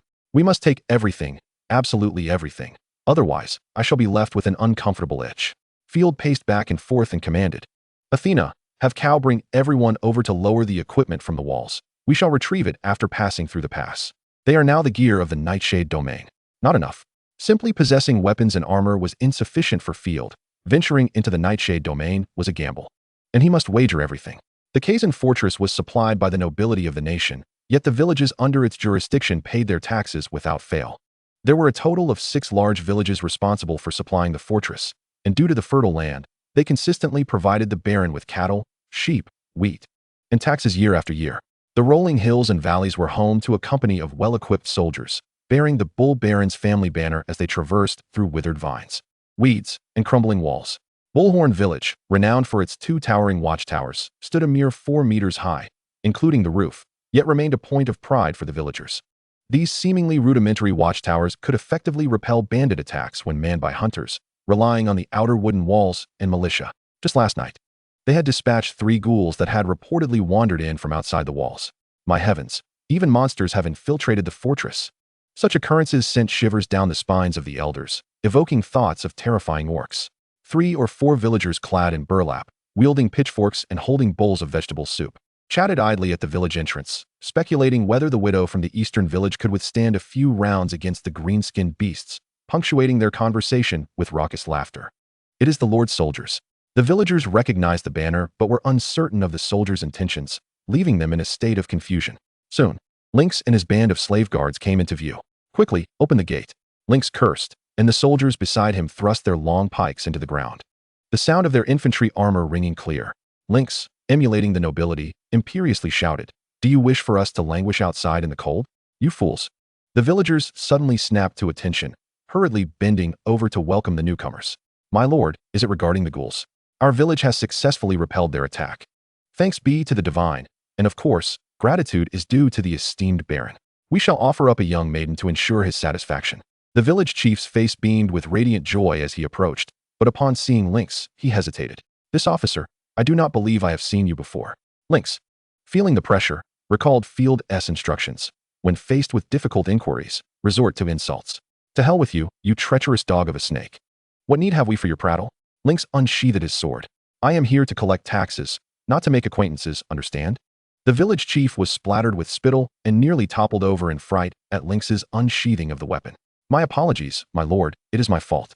Agricultural taxes, population taxes, household taxes, faith taxes, land taxes, service exemptions, breathing taxes, what else is there? You know the taxes we, the Bull domain, regularly pay. The variety of taxes in the medieval era was exceedingly rich. There was bound to be one that suited the farmers. But it is not yet time for tax collection. My lord, a farmer lamented. Lynx replied with an impassive face, due to the ghoul invasion, protecting you has been laborious. We require more supplies. If you have objections, we can assist you on your journey to hell. Field had tasked him with tax collection, and if discovered, he could simply resort to plunder. After all, who would recognize anyone from the Nightshade domain? Naturally, collecting taxes was the safest approach, as the slaves were not very formidable in combat. A conflict with the militia could lead to unforeseen complications. Pay up. Submit your taxes in full. The village chief gritted his teeth and immediately directed the villagers to bring forth their livestock and grain, while also wearing a fawning expression. As for the maiden the Baron desires, I shall present her as well. A maiden? Lynx frowned. Baron Field had not mentioned this detail, indicating it was the Bull Baron's request. A nearby slave guard was about to voice a refusal, but was quickly silenced by Lynx. If they rejected this, the ruse would be exposed. Very well, take her back. Soon, Bullhorn Village was in a frenzy, akin to boiling water poured into an anthill. 2 oxen, for sheep. Several chickens and ducks, 5 carts of grain, a total of 7 gold coins, 23 silver coins, and 50 copper coins were extracted, leaving the village as if it had been mercilessly scraped clean, with cries and pleas echoing throughout. The wealth accumulated over a year vanished overnight. Nobles are truly terrifying. Lynx thought to himself, recalling that he too had become a slave due to his inability to pay taxes. Whether or not the villagers had engaged in tax evasion was irrelevant. The benefits were theirs for the taking. Goodness, so many livestock. Field continued directing the slaves in the transport of arms and magical artifacts. In another section of the bunker, he discovered the fog-clearing lanterns coveted by the mustachioed officer, 3 in total, as well as a plethora of magical potions, most for healing wounds, their total value incalculable, but surely not less than 200 gold coins. With such abundant gains, Field was taken aback upon witnessing the taxes brought back by the Lynx. He himself had not anticipated that a mere village could yield such a staggering amount of revenue.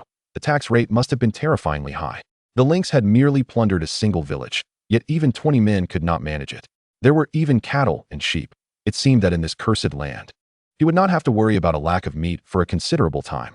The only discomfort for Field was the realization that he had actually raided a village. Forget the morality, survival comes first. He tapped his forehead, reminding himself that the advanced moral ideologies of Huagua were of little use in the brutal reality of the medieval world. With his own existence hanging by a thread, why concern himself with anything else? Only by surviving could he hope to make a difference. Moreover, Nightshade territory lay ahead of Bull territory, serving as a buffer zone. And this support was rightfully his. Sustaining his subjects was the foremost priority. Splendid, each person could receive a silver coin. Field smiled encouragingly at the Lynx, generously offering that as long as they gathered a full gold coin to hand over to him, he would grant them their freedom, allowing them to become free citizens of Nightshade territory. The slaves erupted into jubilant cheers, their hearts brimming with hope. My lord, let us go and collect taxes from other villages. With the incentive bestowed by Field, the Lynx's enthusiasm surged, his eyes sparkling as he decisively aligned himself with Field's interests. Casting aside any prior sympathy, why should the people of Nightshade territory feel pity for the villagers of Bull territory who had been plundered? Field raised his fist, declaring, of course, let us seize their gold coins with vigor. Aim to complete the collection by morning. Time is of the essence. Go on. Continue to masquerade as the Bull territory guards to collect taxes, and I shall reward you. However, speed was of the utmost importance. For the other cities of the empire were not composed of weaklings like Richard. They would soon notice the crisis in Bull territory and dispatch armies to eradicate the corruption. He could not afford to be caught unawares. My lord, and this little girl, the Lynx said, pulling over a young girl clad in plain robes. Approximately 12 years of age. Do I look like a creepy uncle to you? You actually brought a little girl to me. Field's mind momentarily short-circuited, the urge to scold rising within him. But seeing the Lynx's frightened expression, he suppressed his irritation and inquired, what is the situation? Why did you bring a child back? She was offered to the Bull Baron by the villagers. I suspect it is not a good thing, and I did not wish to stir trouble. But to avoid raising suspicion among the villagers, I brought her back without permission. Please punish me, my lord. There is no punishment necessary. You displayed cleverness, Lynx. From now on, you shall lead the guard. Field was grateful for his own patience. The little girl was nothing particularly special, merely a bit more delicate in appearance. After asking her a couple of questions, he decided to take her in. She was already privy to his secrets, and returning her would be impossible. Moreover, it would likely not bode well for her if she were sent back. The following morning, gentle sunlight cascaded down as Ashina listened to the cacophony of chickens, ducks, and cows outside, her eyelashes fluttering slightly as she lazily yawned. The fatigue from yesterday's battle had dissipated, and Ashina felt as if she had slept extraordinarily well. The cushion beneath her soft and imbued with a faint fragrance of linden blossoms, far from the damp, cold confines of a cage. Oh, thank goodness my lord chose me to be the chosen one. Lord Field is truly a remarkable person. Her long, slender legs brushed against each other, producing a tantalizing sound, and she wished for just one more hour of sleep. However, Ashina quickly rose, for Field had mentioned they would enter the gray mist this morning. How did you rest? Field asked as he noticed the mature-looking lady rushing towards him, her playful rabbit-like demeanor nearly causing him to lose his composure. No need to hurry. I am still planning our course of action. I rested quite well. You may proceed, my lord. Ashina nodded understandingly, patiently standing to the side. The northern province was vast, encompassing Nightshade territory, which once boasted prosperous cities and villages now overrun with corruption and monsters. The core of Nightshade territory housed a once thriving estate belonging to a female baroness, Sophia Starry Night, with her starry city visible from the grand estate. With his current strength, the notion of constructing his own castle from scratch was utterly fantastical. The most prudent course of action would be to seize the grand estate and use it as a foundation to gradually reclaim Starry City. The map in Field's possession was still the version from 7 years ago. Many pioneering knights, filled with dreams of reclaiming the northern province, had ventured forth with their servants and vassals, only to return with tales of woe. Those who remained in the north had undoubtedly become monsters, perhaps even bosses. Adding to his troubles, Field silently scoffed. Thus, while the strategic plan was appealing, the accompanying risks were undoubtedly nerve-wracking. Chapter 13. In the Midst of the Mist, Part 1. My lord, all goods have been packed. The support supplies from last night included 7 cattle, 20 sheep, a pack horse, and a plethora of other items. All meticulously recorded in your ledger and neatly packaged. The steward, Kareem, donned a well-fitted tunic, yet his expression was notably gloomy. No one found joy in entering the northern province. They stood atop the city walls, gazing out, and all that met their eyes was a sea of gray mist, stretching endlessly into the sky. He had contemplated fleeing, yet Field had given him no opportunity. The lynx and the other slave soldiers, corrupted by greed, had become fiercely loyal to Field.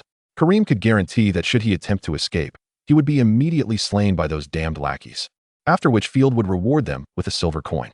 Damn those lackeys, he cursed inwardly, selling their souls for money, valuing their lives so little.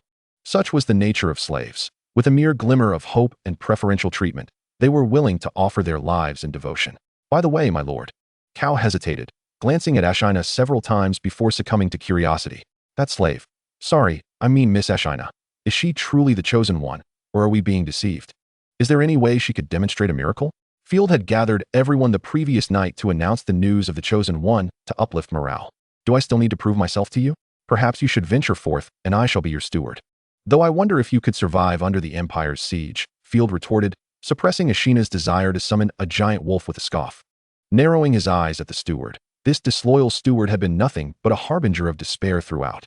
Were it not for the fact that he was one of the only 2 literate individuals, Field would have gladly relegated him to a mere horseman. It was time to put him in his place. Cal felt the pressure mounting, cold sweat trickling down his forehead as he stuttered, afraid to speak.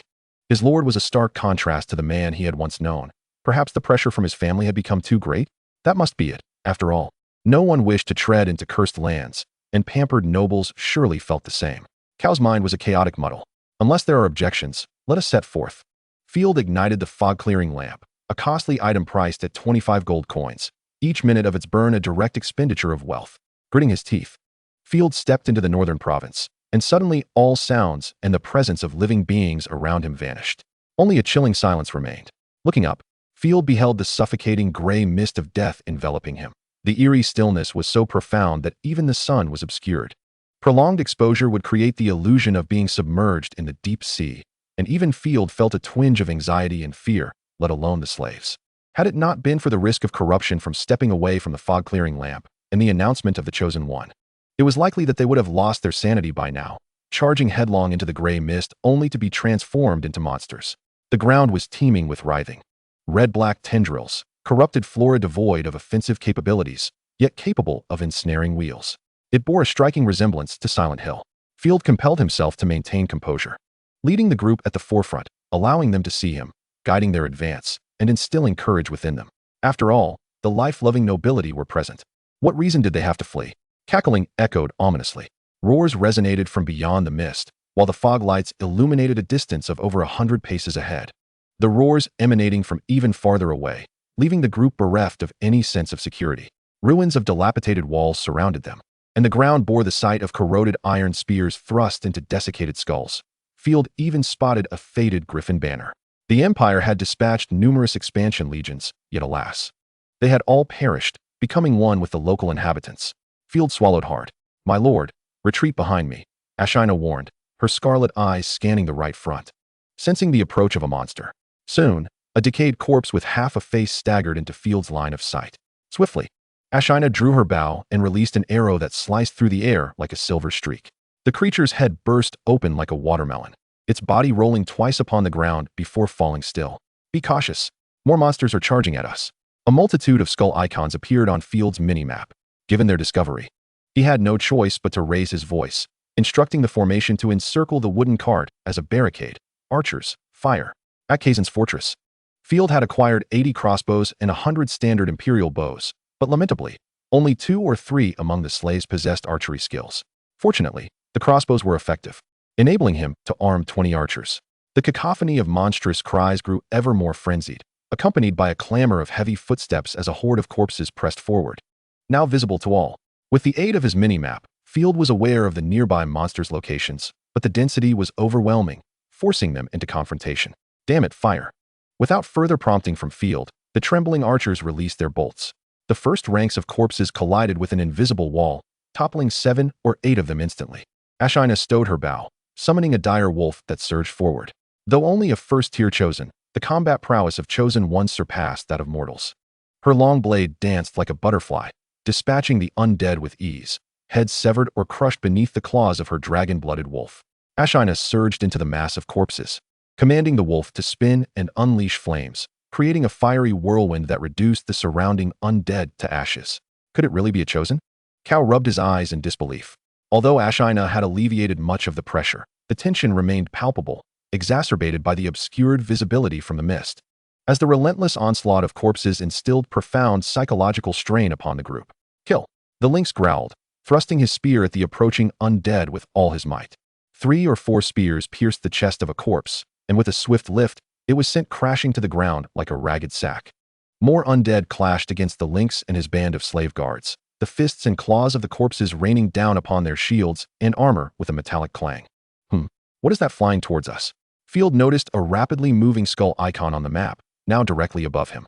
Without hesitation, he dismounted, realizing he was the only one exposed at such a height, far too dangerous. Just as he steadied himself, a gust of wind struck. Watch out above. Field instinctively ducked, drawing his sword upward. In a fleeting glance, he caught sight of a Batwoman. Hairless and browless, her grotesque visage was marked by feminine features. Yet her arms were bat wings, and her legs ended in sharp claws. Chapter 14, Within the Mist, Part 2. As her wings flapped, the 2 masses of rotten flesh on her chest jiggled grotesquely, lacking any semblance of beauty, bordering on repulsive. With a single dive, she snatched up a female slave. The unfortunate half-breed struggling and screaming, yet there was no hope of rescue. Moments later, the slave was torn in half, blood splattering down and eliciting gasps from the crowd. While the Batwoman emitted a mocking cackle. Shoot that hideous creature. Field's fury boiled over. Without need for further command, the enraged archers swiftly raised their weapons, unleashing a barrage of bolts and arrows. The Batwoman, caught off guard by the human's ranged capabilities, was struck by 3 or 4 arrows and fell to the ground like a tattered cloth. That wretched thing dared to attack my subjects. Every life is one I have purchased. Field seethed, seizing a spear from the wagon and discarding any semblance of noble decorum, swinging it in a wide arc to smash the Batwoman's head into a pulp. In the chaos of striking down the Batwoman, a swarm of corpses surged forward, unimpeded by the archers. Everyone get back, Ashina urged, channeling her power as the black scales of her wolf began to smoke ominously, terrifying energy coalescing and distorting the very fabric of space. Boom. A ghostly blue flame erupted from the wolf's maw, the heat wave surging forth like a bursting dam, engulfing a vast area ahead of Field in blue fire, consuming the twisted forms in an instant. Field even felt the surrounding mist dissipate significantly. It's scorching. The guards, clad in armor, were scorched near the epicenter, grimacing as they endured the heat. The foul blood of the corpses was dried into a sticky residue upon their armor. Ashina stuck out her tongue, apologies. The continuous flames annihilated a throng of the undead, leaving the remainder negligible, allowing the group to successfully fend off the initial wave of the corpse tide. 3 slaves and 1 guard had perished, but it was still manageable. They rested for half an hour, while the women collected the arrows. Field took the water flask from his steward, drinking deeply. The icy water jolted his throat awake, grounding him in reality. Thanks to you, Ashina, he said, affectionately ruffling her hair, causing her to blush, her wolf tail wagging like a propeller, as if she might take flight. Ashina shook her head, feigning modesty. It is what I ought to do. Yet her expression read, hurry and praise me, do not stop. It's no wonder the northern province is deemed a cursed land. Had the original owner been here, no, had it not been for Ashina's assistance, I might not have endured much longer. Field felt a shiver of fear, but swiftly dispelled the negativity as he noticed new icons approaching his direction, an array of red exclamation marks. Could these signify more monsters? No, their formation was too orderly. Precisely 19 of them. Field furrowed his brow, contemplating before summoning Ashina, pointing ahead. You go ahead and prepare an ambush in the fog, ready to adapt as needed. Captain Connor and his band of brothers were also advancing through the mist. This fog light seems on the verge of extinguishing. Damn it. Why is that foolish Baron's light so large while ours is but a diminutive lamp? The second lady is so stingy, wanting the donkey to work, but refusing to offer a carrot. Shut up, you foolish donkey. Be wary lest your loud voice attracts the corpses. Someone nearby scolded nervously. I feel something has moved behind us, a keen-witted cavalryman remarked, his hand gripping his lance with palpable unease. We ought to seize the opportunity to eliminate Baron Field before we enter the northern province, rather than now. Connor, resigned, replied, do you think I wouldn't want to? However, brazenly slaying a noble would be enough to see us all swinging from the gallows. This was precisely why they had previously bid farewell to Field and circled back, seeking an alibi. Soon, Connor's cavalry located Field's trail. The fresh blood and corpses littering the ground provided an unmistakable guide. The tracks of over 200 men were impossible to conceal. Brothers, let us prioritize the assassination of Field, then we shall charge the slaves, seizing their fog lamps. The gray mist will soon claim us all. Connor's plan was remarkably astute. After arranging the cavalry in a formation ready to charge, the group urged their steeds into a brisk trot. He could already envision Field's terrified pleas for mercy. Connor licked his lips, a reckless grin spreading across his face. Yet, upon sighting Field, his smile instantly froze. A 30-man fully armored guard stood firm, shields raised and spears at the ready. Their glistening polearms and the putrid blood and entrails staining their armor signaling that they were not to be trifled with. Field remained sheltered behind a barricade of wagons, with 2 rows of crossbowmen poised to release their bolts at the slightest command. Even without professional training, a child could operate a crossbow, easily piercing the flesh of an adult. Cursed be it, we've been discovered. Connor was taken aback, feeling like a fool. How could this be? Isn't Field a coward with no connections? Where did he acquire such a guard? The cavalrymen stirred restlessly. Their ambush had lost its element of surprise and devolved into a farce. To charge a formation of heavily armored pikemen with cavalry? Or to crash into that accursed barricade? We retreat. Connor yanked on the reins, and his steed whinnied, rearing to turn. Suddenly, a colossal black wolf, towering over 2 meters and as robust as a bear, emerged behind the horses, startling Connor's mount into stumbling. Connor was thrown to the ground, terror gripping his heart. Damn it! With no time to retrieve his weapon, he found a spear pressed against his throat, wielded by a stunning wolf human, her gaze a blend of amusement and menace. Connor realized that any movement would seal his fate. Even more wretchedly, his fog lamp had been seized by her. This is the slave Field purchased. Connor recalled the slave Field had insisted on acquiring. Without a fog lamp, she could traverse the gray mist with ease. The others stood dumbfounded. By the gods above, what ill fortune had befallen them to encounter a chosen one? Who could have anticipated that Field would possess such a being? Had they known, not even 1,000 gold coins would have lured them here. Oh, Captain Connor, what brings you to this place? You startled me, Field mused, refraining from directly ordering their execution, his eyes gleaming with cunning. Are you worried I want to arrive on time? Fear not. It is a noble's duty to expand the family's territory. Connor stammered, his mind reeling in the face of life and death. Chapter 15. In the midst of the fog, Part 3. Field displayed a congenial smile. So you must be escorting us, correct? Just as the chivalric code dictates, to honor the goddess of war. Connor, elated, thought to himself that Field was unaware of his true intentions, and quickly seized the opportunity. Ah, yes indeed. How splendid. Please, dismount and join us for a mug of ale. We are just about to set off, and you will have the chance to exhibit your knightly virtues along the way. Field gestured for Ashina to step back, then casually invited the cavalryman to drink. The cavalryman hesitated, torn between anxiety and a glimmer of hope.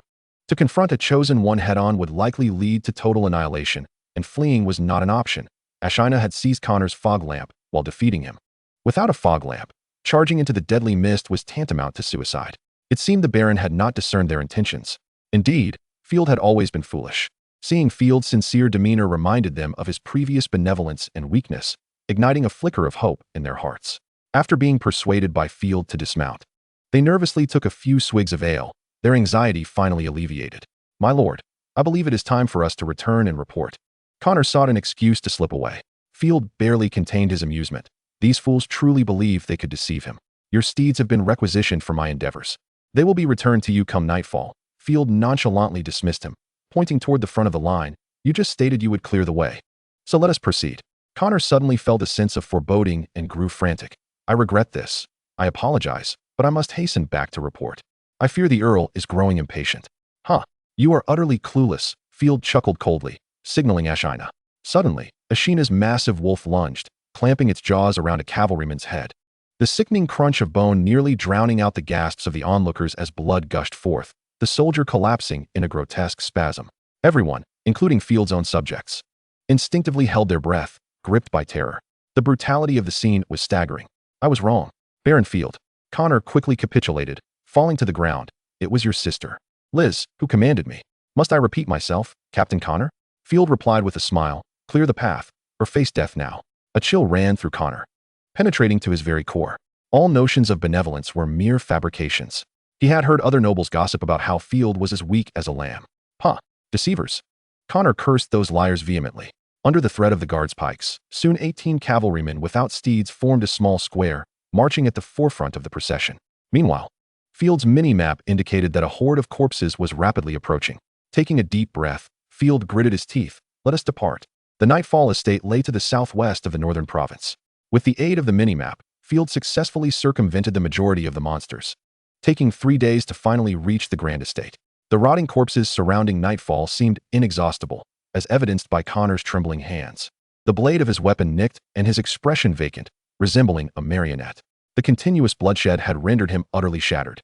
The cavalrymen clearing the path had dwindled to Connor alone. It must be said, being a captain required a certain skill, though he too bore several gashes from the corpses. His flesh festering, a portion of him already corrupted, death looming ever closer. "Grant him a swift end." With Field's words, Ashina released her bowstring, an arrow piercing Connor's heart. And immediately, slaves approached with practiced efficiency to scavenge his belongings.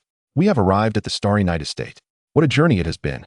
Upon seeing the entrance to the estate, Field exhaled in relief. The crowd erupted in unison, cheering. It was all thanks to Ashina and the minimap. Without the minimap indicating enemy positions, Field could confidently say they would never have managed to find their way in. The path was littered with an unending tide of corpses that could have overwhelmed them. It was evident that no living soul had set foot here in quite some time. Ashina stepped forward to tear away the thorns that choked the estate's grand entrance, the jarring creak of rusted hinges announcing the door's collapse. Ashina leapt aside with the grace of a cat, squinting her eyes sheepishly. "Well, it seems the door needs some repairs." The tall, imposing European iron gate, adorned with exquisite stonework and statues, along with a garden filled with a plethora of ornamental plants, despite now being shrouded in a terrifying, decaying mist, still offers a glimpse into its former opulence and grandeur. 2 slave guards heaved aside the fallen iron gate, and Field beheld the remains of humans, decayed corpses, and other unidentified monstrosities amidst the now corrupted flora. The sprawling Starry Night Manor spans 30 hectares, roughly equivalent to 40 football fields. It boasts a swimming pool, gardens, agricultural dwellings, woodlands, barns, wine cellars, stables, villas, and the central main building. Such extravagance is almost inhumane, especially considering that Baron Sophia is a figure of substantial power in a thriving city, far beyond what a mere honorary title could convey. The accumulation of wealth over generations has resulted in formidable fixed assets. This is merely a Baroness domain. It is rumored that Her Majesty, the Empress of the Griffin Empire, possesses an enormous estate covering 500 hectares. In a Mary Sue novel, it would not be surprising for the protagonist to awaken on a bed the size of a football field, a scenario that could conceivably apply to the Empress. The vastness of the land inevitably means a plethora of lurking monsters. With 10 years of decay, structures like barns and stables hold no value. Field retrieved a map of the estate, comparing it to his smaller version, and found that even the ornamental gardens bore no worth. Should they directly cleanse the main building? Or perhaps seize one of the villas? Besides the main house, there are 3 smaller villas intended for the Lord's relatives or guests. Ashirina appeared quite excited, as it was her first encounter with such grand accommodations. The slaves were even more animated, whispering to one another, their faces betraying their exhilaration. For those of the lower class, having worked within the confines of a noble's villa, even in the capacity of a mere sweeper, was a tale worthy of a lifetime of boasting, a glorious story to share with their children on their deathbeds. Field gazed at the distant main building for a while, where shadows flitted behind the shattered windows. Suddenly, he felt an unsettling gaze upon him, as if a heavy weight pressed upon his chest, causing his breath to quicken. It would be wise to avoid provoking whatever great terror resided within the main house.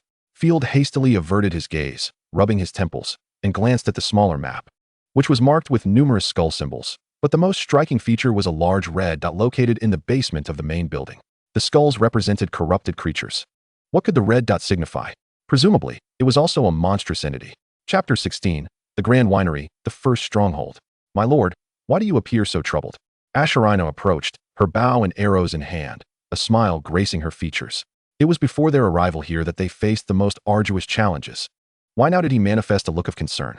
Waving his hand dismissively, Field sought to quell any anxiety and avoid discouraging the already timid crowd.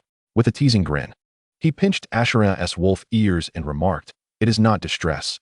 I am merely contemplating whether to personally offer a massage to my hardworking and deserving comrade. Hey, hey, hey. Asharana's lovely face flushed crimson, her red eyes quaking with astonishment as she stammered a response. Upon seeing Field's playful expression, she quickly realized she had been teased and huffed. Lord, you are too much. After all my concern for you, I shall not speak to you again.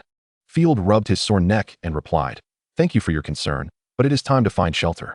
I cannot bear to sleep a moment longer in that creaking carriage. The noise is torturous. They needed to secure a room, a place to shield them from the elements. Even if the buildings here were in a state of decay. After studying the map closely, Field declared, Let us seize the Grand Winery, Asharina. Its primary structure is of brick and stone, not easily reduced to ruins. The winery lay to the southeast of the main building, surrounded by vast, fertile farmland used for cultivating black pearl grapes for winemaking. Of course, those fields of grapes were a thing of the past. Now, the land was overrun with writhing black tendrils and rotting corpses. Vines and trellises could faintly be discerned amidst the remnants of what once was the land that had produced the empire's most renowned black pearl wine. Women, clear the farmland, leave no trace of filth. Though these writhing tendrils and flesh chunks appear terrifying, they pose no real threat. Field kicked at a decaying mass with 7 or 8 eyes, once charming creatures before the encroachment of the mist. Very well, my lord. The slaves replied sluggishly. Complete the task within 2 days, and I shall compensate you with 10 copper coins for your labor. This land will one day be our source of sustenance. Field unleashed a powerful incentive, permitting the slaves to possess money. Their eyes lit up, and they swiftly wielded their tools to vanquish the corrupted beings, their efficiency multiplying tenfold. The steward, Perry, rolled his eyes at the scene. Only the master displays such kindness. It would be simpler to hang these mud-laden fools if they refused to work. At that moment, the freedman, who had been recruited by Field, approached. My lord, you are being rather fanciful. The land is tainted. Even if we clear away all the monsters, it remains unfit for cultivation. Villagers expressed their doubts, with one stamping his foot, causing the soft earth to sink and form a purple puddle, a footprint resembling a toxic swamp. Oh, this accursed stench is more foul than a widow's unwashed garments after 3 years. The slaves exchanged puzzled glances at the remark. It seemed Field's benevolence had emboldened some to overstep their bounds. Field lowered his gaze, his tone devoid of emotion. This is my command, not a discussion. The villagers, still loyal to Baron Bull, momentarily struggled to grasp the situation. But, my lord, what you propose is utterly pointless. Is it? Field furrowed his brow, his expression darkening. The lynx and other guards immediately drew their swords, the sound of steel ringing out like a chorus. Although Connor and his companions were the main force, the slave guards had been tempered and now bore a hint of martial discipline. Those momentarily blinded by the glint of the blades quickly realized they were questioning their new lord. Fear gripped them, and they fell to the ground, drenched in sweat. The atmosphere grew tense for half a minute. Field finally waved his hand, not out of a desire to assert dominance, but rather because, lacking a solid foundation in this lawless land, he knew he could not retain control over this rabble. Otherwise, he might as well hang himself.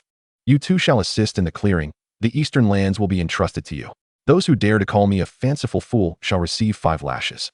Field enacted a minor punishment, recognizing that both cultivation and land reclamation would require their efforts. The villagers, already sweating profusely, felt as if a great weight had been lifted upon hearing Field's words. Yes, yes, yes, they exclaimed, and they began to eradicate the corruption, provoking a cacophony of piercing shrieks from the corrupted creatures. Truly, it was a scene straight from the depths of cosmic horror. Field inhaled sharply, feeling nauseated. Prolonged exposure to this cursed land could drive one mad. He needed to ignite the flame of civilization swiftly, beginning with the winery. 2 farmers wielding torches pushed open the winery's grand doors, unleashing a wave of dark, rancid air. Field nearly retched, covering his mouth and nose as he turned his face away. Be cautious. There are many footsteps on the 2nd floor, Asharina remarked, unfazed by the stench. Having endured far worse conditions during her time as a slave, this great house is to be ours, and there may be flammable materials within. So we must avoid using fire. Asharina nodded obediently. Leave it to me. With a piece of iron shield held to his chest, Field drew his longsword. Form a phalanx. Prepare for the onslaught. Although they had not undergone systematic training, the battles of the past few days had allowed the guards to glean some tactics. Swiftly forming a small square formation, Field inhaled deeply, striking his sword hilt against his shield with fervor. Hey there, fellow countrymen. Our community brings warmth. A cacophony of wails echoed through the darkness, as grotesque creatures surged forth from the inky abyss. their distorted forms and ghastly visages illuminated by the clash of flesh and iron. Ashera, alongside her wolf, stood resolutely against the onslaught of the undead, her spear effortlessly reaping the lifeless corpses, while the massive wolf, akin to a tank, remained unscathed despite being engulfed by a mound of decay. Had Field not restrained the dragon-blooded wolf from unleashing its fiery breath, the battle would have been swiftly concluded. Oh, goddess above! A soldier in the front ranks pierced a decaying corpse, staggering momentarily before being overwhelmed by the throng of the undead, his armored form crashing to the ground with a resounding thud. With a low growl, Field stepped forward, his sword cleaving down upon the head of a cadaver. This was no animated tale. The corrupted were merely monsters clad in human skin, devoid of armor protection. The razor-sharp blade sliced through sinew and bone, severing the head from its body. "Thank you, my lord." The soldier's eyes widened in terror as he felt the warmth of his own fear dampening his trousers, having narrowly avoided a fatal encounter with the creature. The profound respect and gratitude he harbored for a nobleman were unmistakable in his expression, reminiscent of a supplicant. Chapter 17. Oh dear, I'm truly doomed. "Thank you, my lord," the soldier murmured, dazed. Field reached out, pulling him upright and delivering an encouraging punch to his shoulder. "Cultivating suitable soldiers is no easy task. I await the day you shed your shackles and emerge as true warriors, perhaps even knights." The soldier's blood surged with fervor. He had previously dismissed Field's promises as mere fanciful dreams or the jest of nobility. However, he now sensed a distinct difference between Field and other nobles. "For Lord Field, we charge." The surrounding crowd, ignited by his enthusiasm, fervently brandished their pikes, harvesting the lifeless remains. Before long, the relentless tide of corpses, drawn by the clamor, was vanquished, and Field counted roughly 70 of the undead. He inhaled sharply, but the stench in the air rushed into his lungs, prompting him to quickly close his mouth. He pondered, does the vineyard truly require such a multitude? Why was the northern region not warned to evacuate when the Empire decided to summon the mist of death? Never mind. What does it matter to me? Dismissing such futile musings, Field pressed deeper into the vineyard.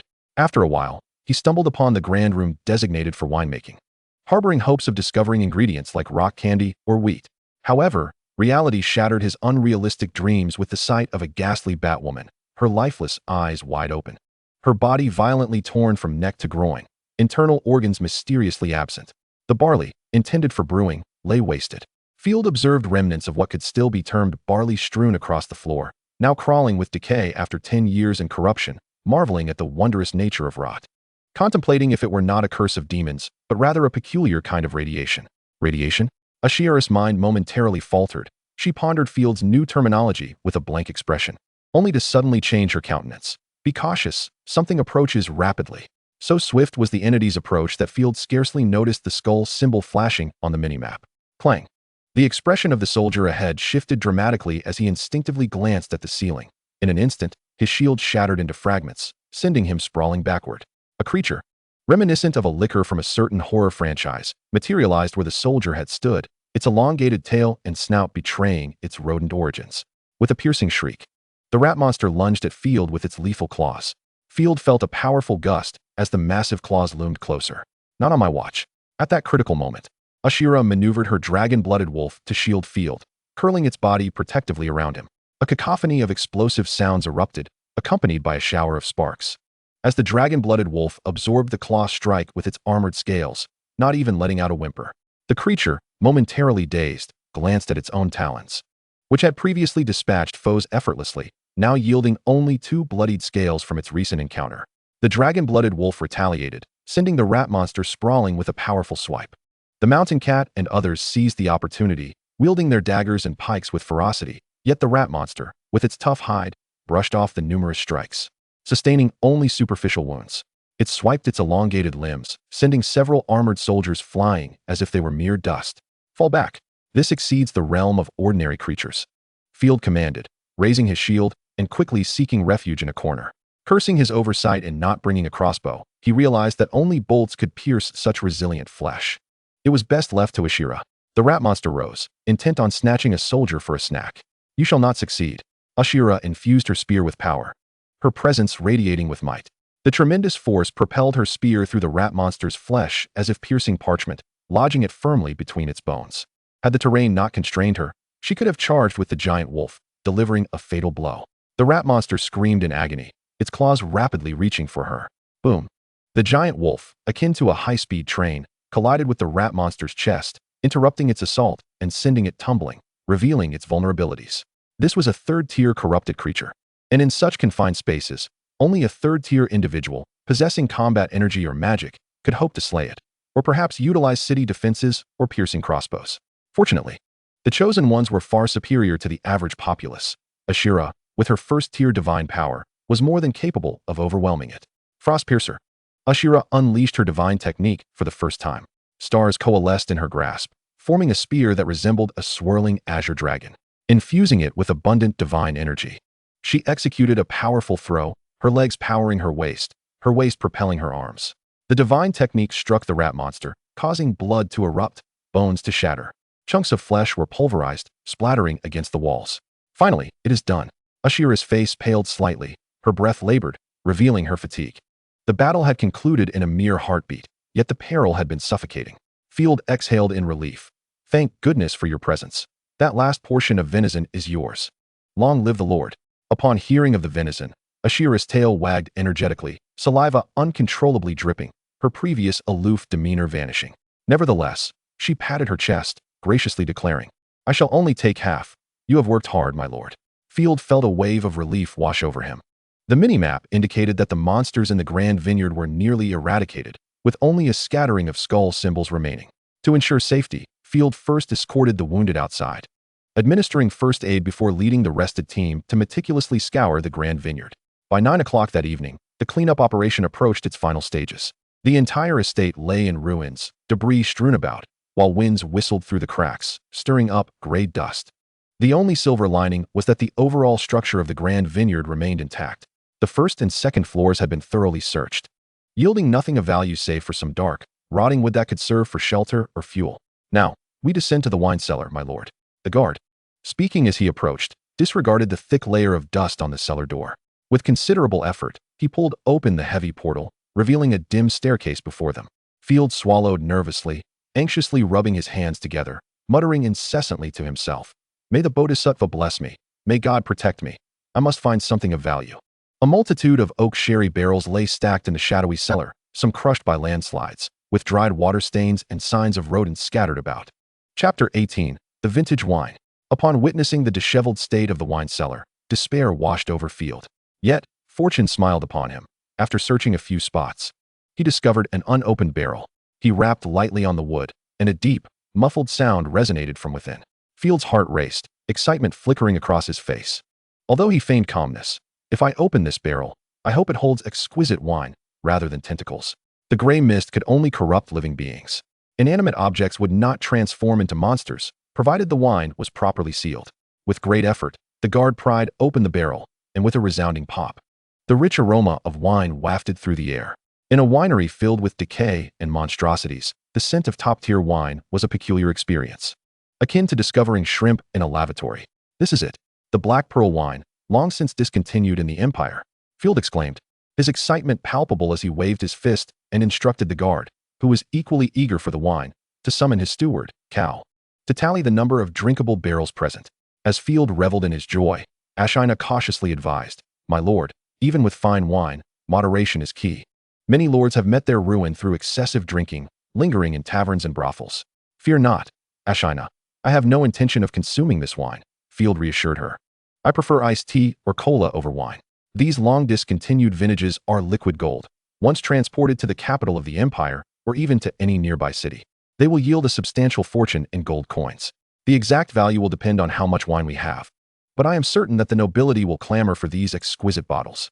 With delicate fingers resting thoughtfully on her lips, Ashina mused, "Since the Black Pearl wine is so precious, we could also consider brewing our own, especially now that Starry Night Winery is in our possession."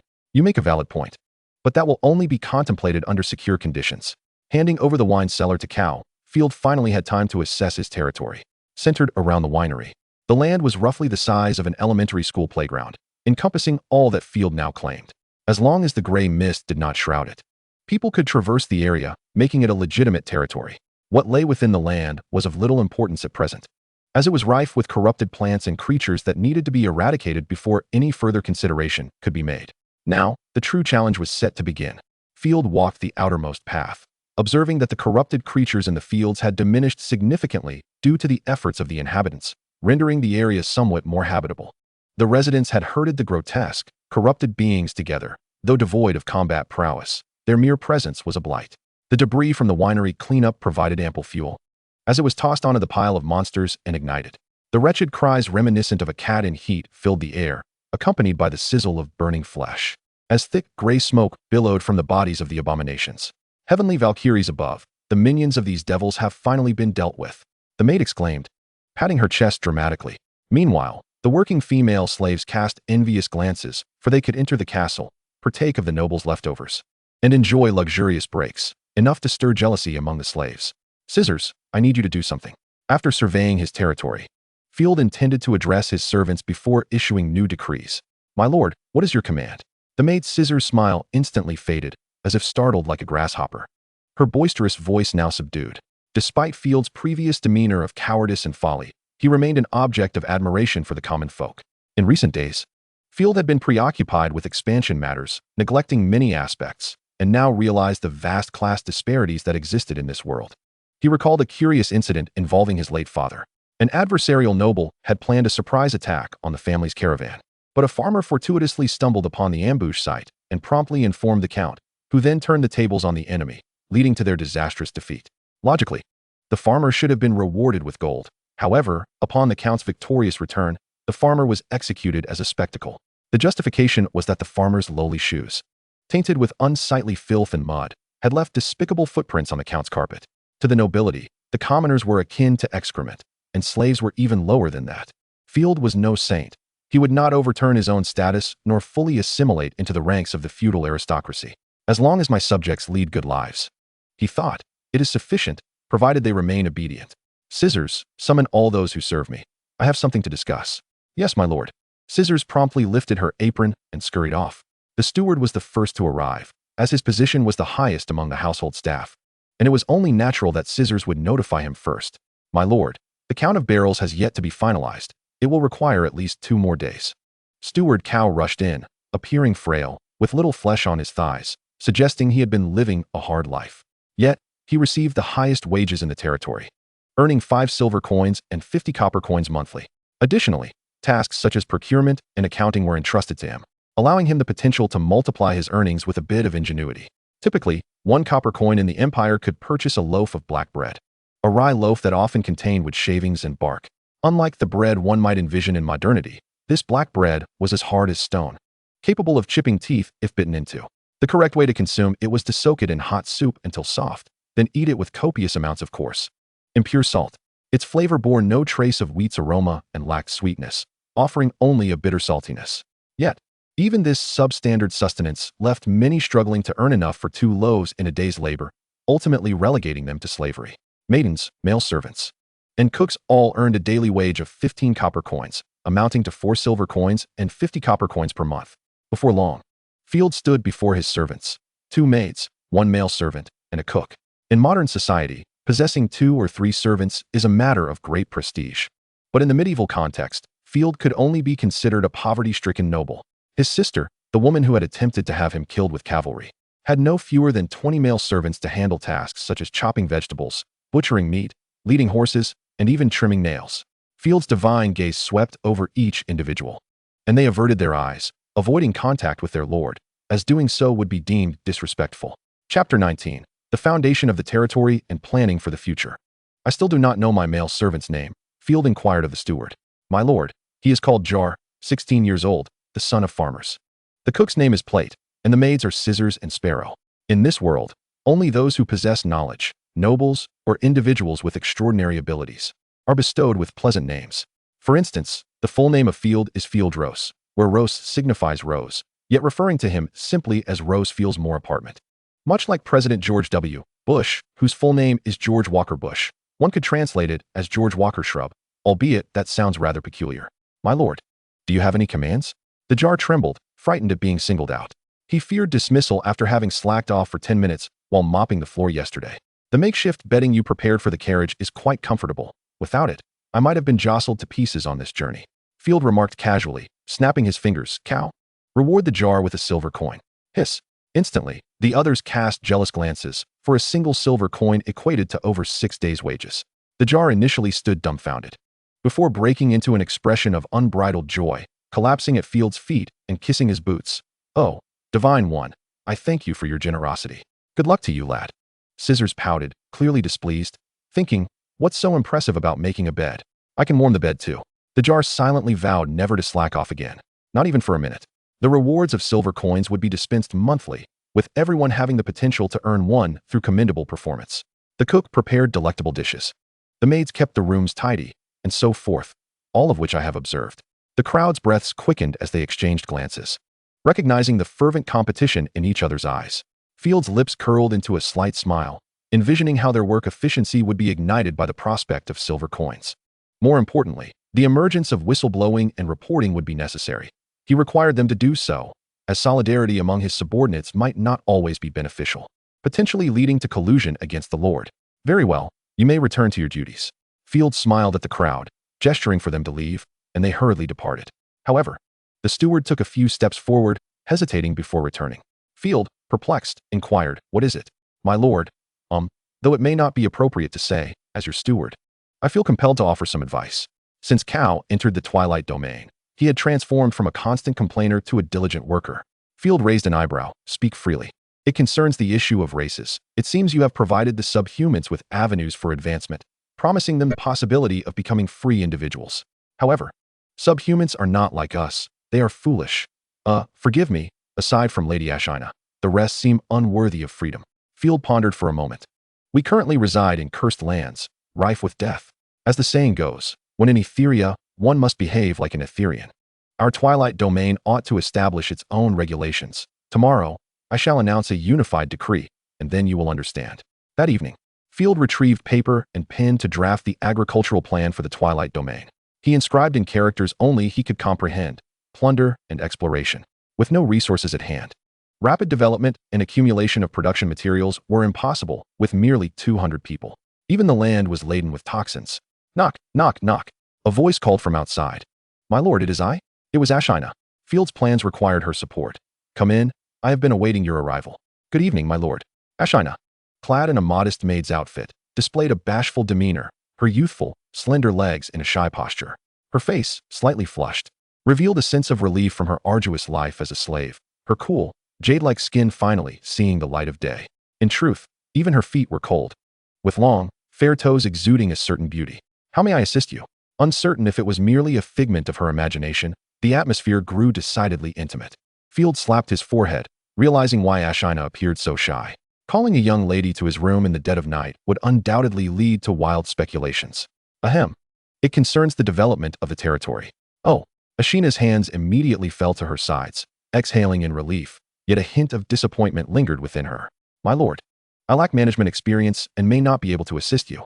Prior to becoming a slave, Ashina was merely a free individual, the daughter of a wolf subhuman hunter, unable to read or write, and unfamiliar with management. "No matter, you can learn. I will guide you step by step. Besides, you are a chosen one, possessing a natural advantage. The greatest social leap in this world is to become a chosen one. In one moment, one may face execution, yet in the next, become a chosen one, with local nobles declaring their innocence and treating them as esteemed guests. After all, the divine do not make mistakes. This is also why the lower classes are reluctant to rebel against their lords. Everyone has a chance for social elevation. Should a daughter or daughter-in-law become a chosen one, their worries for sustenance dissipate. I have decided to plunder my brother," Field declared, dropping a bombshell. Ashina was taken aback. "Is this something I am allowed to hear?" "Very well, I offer you my unconditional support." Confirming that Field was not jesting, Ashina pondered for a moment. "I sense you are not a cruel or malevolent individual." During her time as a slave, Field had never mistreated her or taken advantage of her slumber to commit unspeakable acts. On the contrary, Field was the most unique person she had encountered. He maintained equality even towards subhumans, perhaps even a hint of fondness. This may have been a misconception, but without a doubt, Field was a gentleman. "Thank you." Field poured Ashina a cup of red tea. "This matter is rather lengthy." He recalled his brother's ruthless, twisted gaze, which left him restless. His brother threatened to harm those he cared for, and Field was not the type to be easily manipulated. A robust retaliation was necessary. Furthermore, preparations must commence immediately. "I will gradually explain the reasons to you, but I need your assistance in training a cavalry unit, specifically one designed for plundering." Field's dear second sister had provided him with 20 war horses, which would now come in handy. After finalizing the plan, Field convened a meeting for all the domain's inhabitants the following day, even requiring every slave to attend. Every individual present would be drawn to the wooden box beside Field, overflowing with silver and copper coins. Rather than delivering a lengthy monologue from the outset, Field produced a list. Members of the guard, according to the names I reported, come forth to collect your rewards. 1 silver coin for each corrupted corpse slain.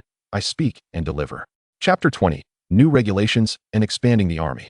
Subsequently, Field personally distributed rewards to the members of the guard, causing the slaves to burst into tears of excitement. How could they not be thrilled?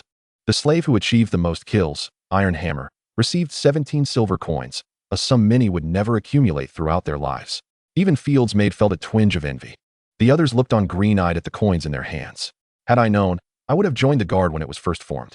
How unfortunate that I was not selected. Those who were once timid now stamped their feet in frustration. Listen, inhabitants, I now announce the development plan for the Twilight Domain, which concerns the future of you all. Tempted by the allure of wealth, the slaves perked up, listening with more attentiveness than they did to a preacher's sermon. First, to escape slavery, you need only earn 1 gold coin for me. Do not be quick to despair. I assure you, this would be impossible under other lords. But here in the Twilight Domain, it is quite simple. Just look at the valiant Iron Hammer. 17 silver coins in 1 day. Iron Hammer, hearing Field's praise, puffed out his chest with pride, even rising onto his tiptoes. This was the first time in his life he had been commended rather than being called a foolish donkey or a simpleton. It was beyond his belief that he had received the Lord's commendation.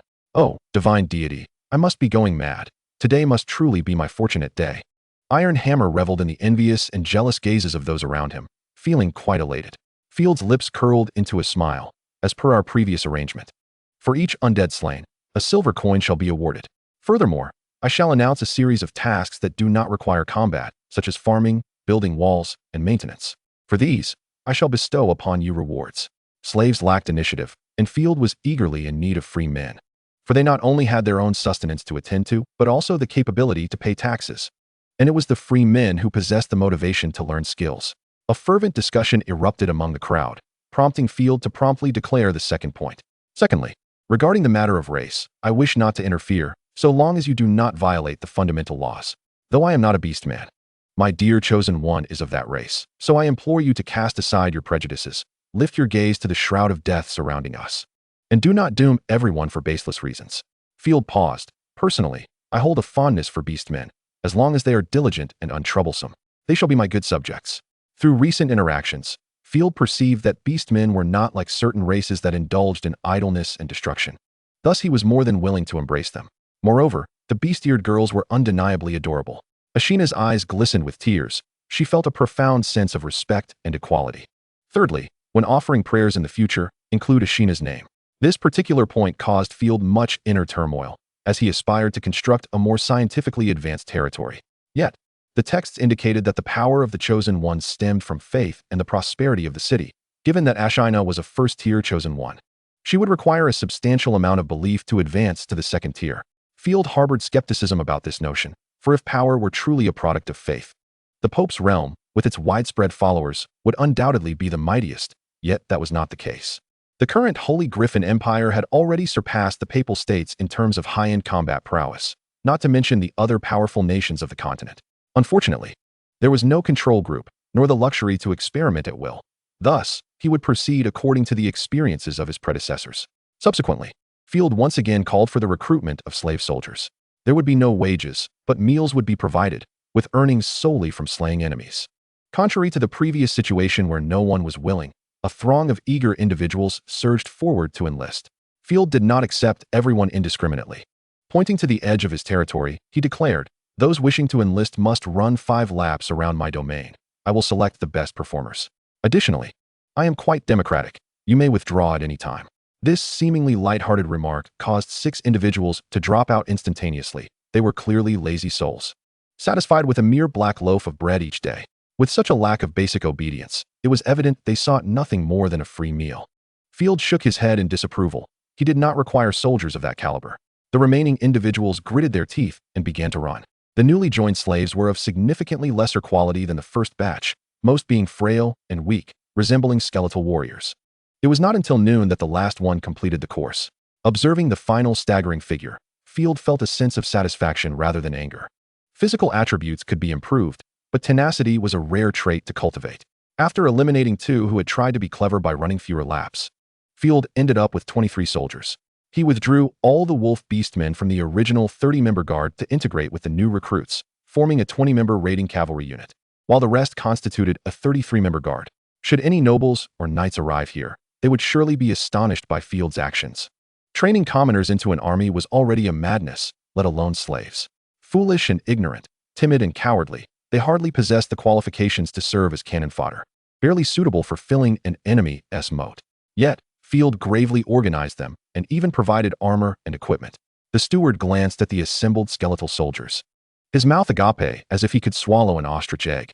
He was astonished by the Lord's actions and approached Field, candidly stating, "My lord, the previous 30-member guard was already absurd. Why expand the scale further and allocate precious war horses to these lowly slaves? They will turn on us and consume the valuable steeds." "Calm down, cow," Field replied. "Look at the performance of the lynx and iron hammer. They have been quite commendable. We have reached this point and established a foothold thanks to them. That was merely a desperate necessity. When faced with true trials, they will surely scatter like leaves." Cow pointed to the sky, adamantly asserting, "A true soldier is born into a military family, well-versed in various military qualities and weapon techniques, and must possess noble character." Field rubbed his temple, realizing this fellow had likely been brainwashed by bards and novelists. "What else should we utilize? We are surrounded by monsters. Of course, we should hire mercenaries and adventurers." Cow responded as if it were the most natural thing in the world. "Mercenaries? Those unreliable scoundrels," Field fretted, worried they might turn against him. History has repeatedly proven that only warriors emerging from the populace can forge a truly potent army. "I appreciate your advice, but I wish to grant them a chance." Field rolled his eyes and spoke with undeniable authority. "Cow, provide the soldiers with an additional meal, 1 extra egg each. This afternoon, I shall lead them forth to cleanse the monsters, and they shall prove their worth." With limited personnel in the territory, Field dared not take everyone away, lest the base be obliterated. Chapter 21, Rum Village, More Monsters. At 1 o'clock in the afternoon, Field led the slave guards into the gray mist. In truth, it was challenging to perceive the passage of time within the fog, as it remained perpetually dreary. Only at night did it transform into an impenetrable darkness. Ashina rode at the forefront on a giant wolf, clearing the path. The eyes of the Chosen One seemed enhanced, allowing her to observe the world with remarkable clarity. Following her were Field and his newly formed slave guard, trudging slowly through the thicket of thorns and bloody tendrils. According to the map, they would soon reach Rum Village, once a bountiful source of vegetables for the city. Regrettably, all he could see now was decay.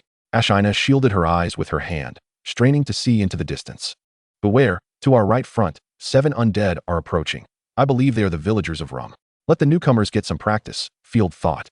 Recognizing the approaching undead were mere trifles, perfect for the new soldiers to witness their first taste of blood. Upon hearing Ashina's casual demeanor, the new recruits instinctively swallowed hard, their instincts urging them to flee. However, with the Lord behind them, they dared not move. Remembering the smooth and delectable eggs, the guards felt a surge of determination. Many slaves had never tasted eggs in their lives. During lunch, several had hastily swallowed their eggs without even chewing, some choking in the process. Yet, despite this, they all experienced a sense of joy. For the sake of this joy, they were willing to risk death.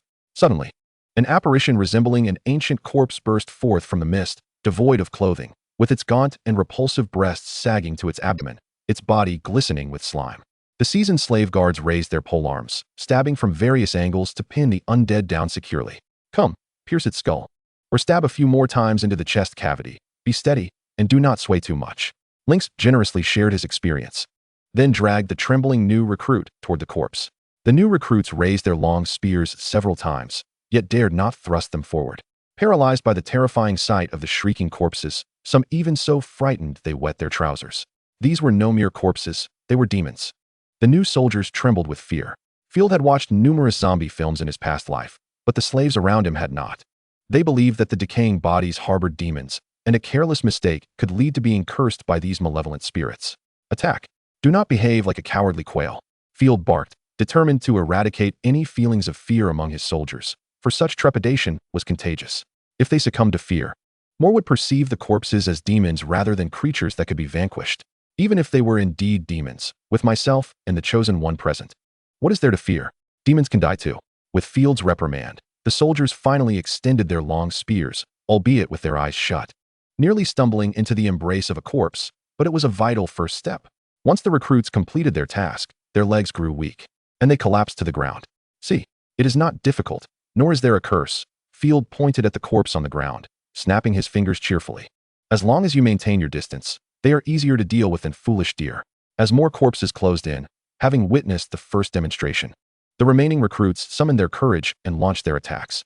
After swiftly dispatching this batch of monsters, Field led the group onward, soon arriving at the outskirts of Rum Village. What is the meaning of these corpses? Field pondered, scratching his head at the trembling skull icon on the mini-map. Could they be performing the Kanita dance? My lord. I can handle the corpses in Rum Village alone. It is too dangerous ahead. I can manage it. Ashina's gaze darted nervously, a flush creeping onto her pale face. This peculiar demeanor piqued Field's curiosity. What had Ashina seen? Let us investigate together, Field suggested, stroking his chin. Well, all right, Ashina stammered. However, upon witnessing the chaotic scene before him, Field immediately regretted his stubbornness. A mass of grotesque corpses was playing with what appeared to be puppets in the village's fields. The scene was utter pandemonium. Although even Kumba had rotted away, they seemed to be instinctively engaging in some activity. Field was left speechless, covering his face and thinking, have I indeed crossed over into an H-game world? No wonder the female corpses were without clothing. The soldiers erupted in laughter, their once oppressive atmosphere dissipating. Boom. Unable to contain herself, Ashina commanded the dragon-breed wolf to perform a cleansing fire. The space warped as searing blue flames engulfed most of the distorted figures. The sound of cracking bones filled the air, and soon, all that remained were ashes.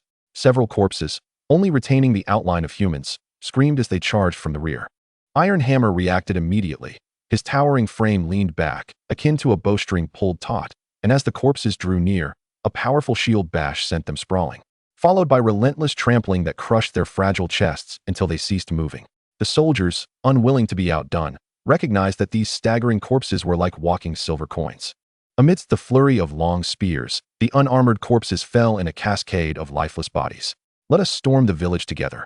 But be cautious not to stray beyond the fog lantern's range.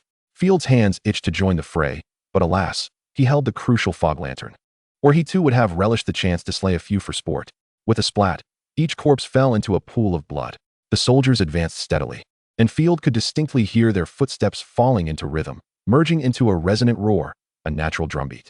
As long as they maintained the tempo, each soldier could feel the collective strength. The new recruits, initially hesitant, were soon swept up in the fervor of slaughter. Before long, the majority of the corpses in Rum Village lay slain, leaving behind a stench of decay.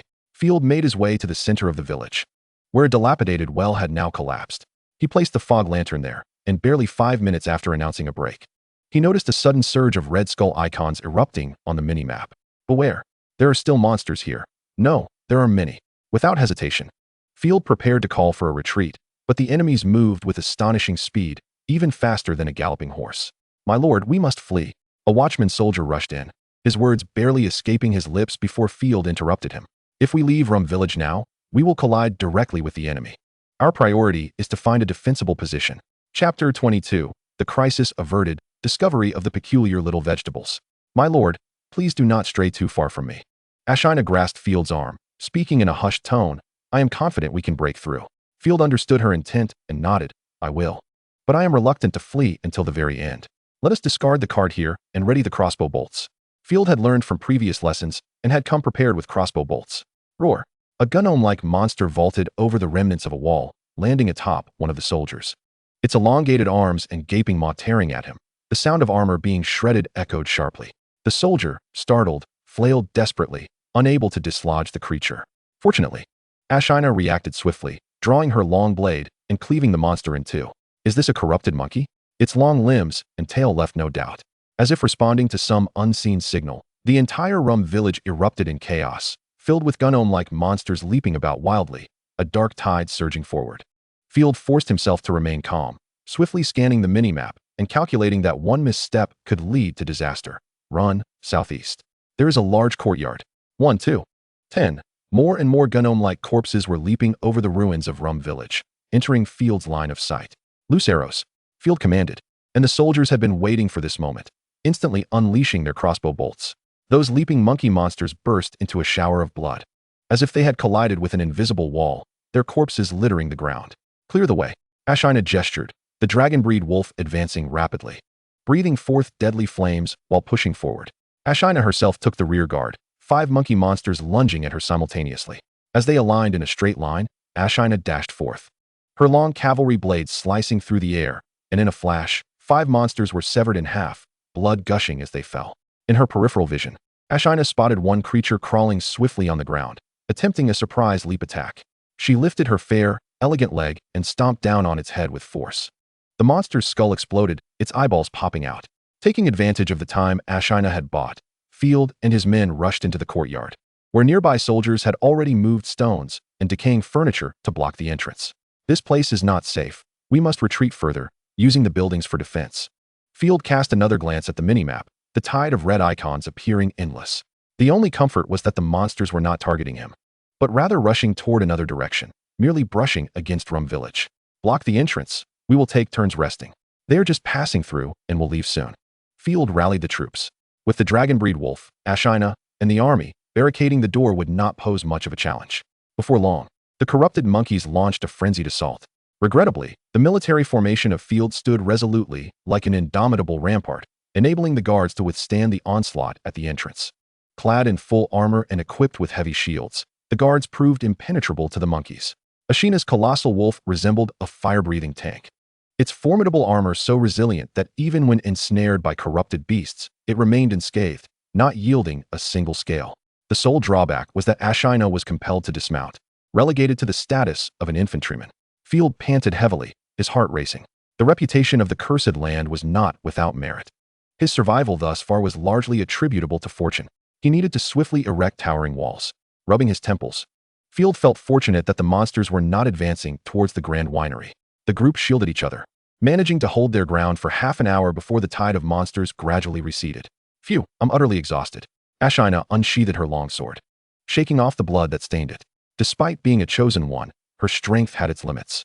And this encounter in the Nightshade territory had exposed her to the most formidable horde of corpses. Fortunately, the last corrupted monkey was slain, clearing the area of monsters. You have worked hard, Field remarked, his heart aching at the sight of Ashina, drenched in sweat.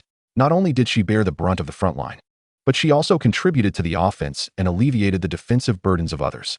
It was thanks to Ashina's presence that no guards had perished.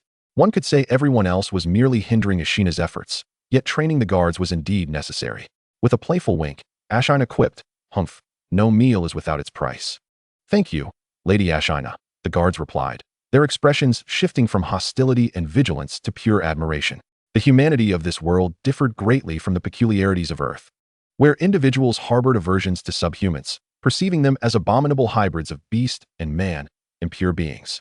After a half-hour respite, they resumed their endeavors. Field prodded the corpses of the monsters with his longsword, curious about their anatomy and migratory motives. The village of Rum had endured a decade of corruption, with most of its structures collapsed and shattered windows, rendering it more a vast refuse heap than a village.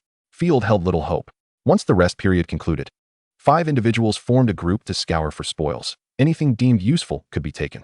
The Nightshade territory lacked all manner of essentials, from pots and pans to even splinters of wood, all of which could prove invaluable. Placing the fog-dispelling lamp at the village's center, Field surveyed Rum Village, contemplating whether it could serve as a stronghold. After a brief exploration, Ashina returned with a report. "My lord, I just noticed a peculiar plant in a farmhouse, radiating a green glow, and I sensed a magical potency." "Oh, let us investigate," Field exclaimed, standing abruptly. The allure of magic was particularly enticing. Could it be a treasure from Tales of Yore? Arriving at a house on the western side of the village, they found its main structure collapsed, yet the outer walls of the courtyard were constructed of stone, maintaining remarkable preservation. Field's gaze immediately fell upon a patch of green plants shimmering with twinkling lights, as if embodying the essence of life itself. He approached with curiosity to examine them closely. They resembled freshly sprouted vegetables. Field extended a finger and poked at them, only to be met with an odd scent that invaded his nostrils. "Achoo!" Field sneezed violently. Ashina, witnessing his reaction, chuckled lightly. "My lord, do refrain from indiscriminately touching strange things." "Wait, are you all right?" Observing Field's dazed expression and hazy eyes, Ashina was taken aback and hurried to check on him. The veins on Field's forehead throbbed violently, beads of sweat forming on his skin, while his body reacted instinctively. He caught the delightful fragrance emanating from Ashina. Unable to restrain himself, Field reached out and grasped Ashina's wrist. Chapter 23, The Devil's Plant. Ashina was caught off guard. Field lunged at her, burying his face in her neck, inhaling the unique fragrance that only a chosen one possessed. Then, he pressed fiercely against her. Her waist was soft and slender, fitting perfectly in his grasp. "My lord, please don't." Ashina felt the warmth of his breath against her neck, her eyes darting around in panic. Although she uttered those words, she did not exert any force to push him away. In fact, she had to rein in the overwhelming divine power within her, lest it unleash a cataclysmic force upon her lord. As Field's breath washed over her, Ashina felt a shiver run down her spine, her legs weakening. In the next moment, Field's hands wandered toward inappropriate areas. How had the situation escalated to this? Ashina found herself in a comical yet exasperating predicament, struggling to resist the pleasurable sensations coursing through her while simultaneously managing her divine energy to prevent a meltdown. Attempting to multitask only heightened her sensitivity. "This cannot continue," she thought, biting her tongue to regain a semblance of clarity as she quickly retreated. Although it feels inexplicably pleasant. No, such thoughts are far too strange. After all, excessive content was generally unappealing to readers. That plant was problematic. Amidst the gray mist, it was undoubtedly a devilish creation. Ashina regretted not burning that suspicious item when she had the chance. "Field, where are you?" The guards, having noticed Field's absence from the village center, were now anxiously searching for him. Oh dear. Panic washed over Ashina's flushed face. In her flustered state, she lost control and channeled divine power to press against Field's forehead. The pure divine energy immediately dispelled the magical effects of the plant. "Ugh, I feel so dizzy." Field steadied himself, gradually regaining awareness. As his primal instincts were quelled by reason, he noticed Ashina's face was flushed, nearly dripping with water, yet she feigned nonchalance as she admired the scenery. "I'm fine." As the guards approached, Field waved his hand, signaling them to wait outside. "I feel like I haven't fully examined that little green plant." Furrowing his brow, Field sensed a sense of déjà vu regarding the situation. Shaking his limp arm, he bent down, reaching for a sample of the plant. "So, is this a magical plant?" "No," Ashina exclaimed, nearly dumbfounded. If this happened again, she might not be able to maintain her composure. She might even need to change dresses upon returning. She could not allow Field to toy with her again. She had already studied this plant, which was exceedingly dangerous. With no choice, Ashina leaned close to Field's ear and whispered everything that had transpired. What a perverse plant. Field was taken aback, but then sighed, lamenting, "Alas, I have no recollection of it." "What do you mean, alas?" "I was terrified. If this plant consumes souls, what will happen to our territory?" Ashina exclaimed, shaking her finger in frustration. "Even if I were to desire you, it wouldn't be through this." Cough, cough. Realizing her slip of the tongue, Ashina fell silent. "Yes, let us burn it. As long as we incinerate it, we can thwart the devil's plans." Ashina gritted her teeth, her crimson eyes seemingly ablaze. Akin to a fervent villager at a witch-hunting event, Field chuckled at Ashina's frantic demeanor, saying, "There's no need to rush. One must approach new phenomena with patience and understanding. Just imagine, what if we gave this to horses and cattle? What would happen?" Ashina's beautiful eyes widened in shock, her hands forming a no gesture. "That is too perverse. It must not be crossed." I meant, cows and horses cannot breed, but humans and subhumans can." Uffed. Field burst into laughter, clearly amused by Ashina's blunder, as her intellect seemed to falter in the face of livestock breeding. With such herbs at their disposal, breeding livestock would become significantly easier.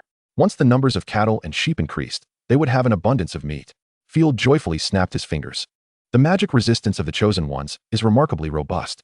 Scholars from the royal court have conducted experiments revealing that an ordinary Chosen One can withstand up to 570 points of magical damage, while those specialized in defense can achieve complete immunity to magic and even rebound spells. Field presented a jar to Ashina, who, along with the soil, collected 3 samples. The monetary yield, however, was dismal. The guards scoured the entirety of Ram Village, uncovering a meager total of 21 silver coins and 87 copper coins. The village was impoverished, and we were not the first visitors. Field picked up an old silver coin, gently brushing off the dirt, revealing the exquisite patterns once more. During the war between the Empire and the Orcs, both sides pillaged Ram Village, making the scarcity of coins quite predictable. As for the remaining spoils, there was a barely usable chair, a chest, several broken clay pots, and a large pile of firewood taken from the furniture within the house. Fortunately, the return journey was smooth, free from monster ambushes. As Field stepped into the territory, he was greeted by a refreshing sight. The farmland was devoid of writhing tentacles and flesh, as if it had been thoroughly cleansed, leaving only the tainted soil and the ashes of corrupted beings that had burned away. "My lord, we have completed the eradication of all corruption within the territory and reduced it to ashes," the slave said, displaying a sycophantic expression while hunching over. Field, mounted on his horse, surveyed the surroundings and nodded. Well done. Each of you shall receive a reward. The slaves beamed with joy. The next task was to repair my grand winery, removing the remnants of corruption, replacing the rotten wood, and mending the collapses and holes. Field had long prepared for this. For residing in a drafty place still reeking of monster urine was a torment to the body, even if it was the finest location in the Nightfall territory. However, my lord, I lack carpentry skills. Field paused, as if he had overlooked this detail, and immediately called out, "Is there anyone skilled in carpentry, masonry, or blacksmithing?" The gathering fell silent, and the steward, Cow, spoke bluntly, "My lord, those who possess such skills are free citizens. Slaves are of little use." "Then let us recruit some. I plan to visit the city beyond the mist. Where is the nearest city?" "Ah, yes, Maple City in the High Castle province. Surely we can find what we need there." The steward looked regretful. Craftsmen in each city belong to exclusive guilds governed directly by their lords. They cannot simply be recruited with money. Moreover, I doubt any craftsman would willingly come to Nightfall territory. I shall make the journey myself. Field shrugged. He was accustomed to Cow's objections without any inclination toward solutions. Chapter 24. The Awakening of Lordly Talent. It is fortuitous that I can take some wine to sell, labeling it as a rare treasure, which it indeed is, complemented by peculiar tales that will surely entice buyers. Like the treasures of a dragon? Ashina queried, half understanding. Field snapped his fingers. Precisely, Ashina. Even a single boot found in a dragon's lair is a boot guarded by a dragon. Furthermore, we are not deceiving anyone. Those exquisite wines are indeed protected by formidable corrupted beings, despite their utter disinterest in alcohol. Ashina giggled uncontrollably. There is no rush for carpentry. Let us first clear all the refuse from the grand winery, removing the decayed equipment and stones from the collapses, and then clean the space. I anticipate this will take 3 days. Upon completion, I shall reward each of you with 20 copper coins. My lord, you are truly generous. Field's generosity had become a consensus among all in the territory. Outside of Nightfall territory, even free citizens might not earn 20 copper coins in a month. For Field, the coins he dispensed would soon return to his pouch. They were hardly a concern. He even hoped the slaves would quickly become free citizens, as only they could marry and have children, in turn fulfilling many vital responsibilities, such as paying taxes. As he pondered, Field felt an intangible power surging within him. Though there was no increase in strength, he immediately sensed a difference. He had advanced to a level 1 lord. In truth, signing a contract with a Chosen One offered the possibility of becoming a lord. Field already possessed lordly talent, and all of this felt like a natural progression. This world is not solely inhabited by extraordinary knights, mages, or chosen ones. Lords too can possess levels, albeit with less lethality. Lords can perceive the general condition of their territory. Name, Field. Occupation, Lord. Territory, Starry Night Winery and the surrounding farmland. Contracted Chosen One, Ashina. Population, 217 individuals. Development level, 1, nothing. Happiness level, 32, despair and oppression. Environmental value, 89, filled with corruption, unsuitable for habitation. Probability of Chosen One appearance, 1 in 10 billion. Lordly talent, minimap, can detect surrounding creatures, exclusive talent. Panel, visualizes biological attributes, exclusive talent.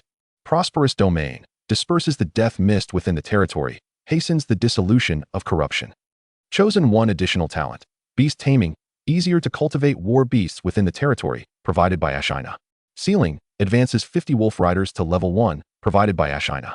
Field's eyes brightened, and he could hardly suppress the rising corners of his mouth, bursting into joyous laughter. My lord, what brings you such mirth?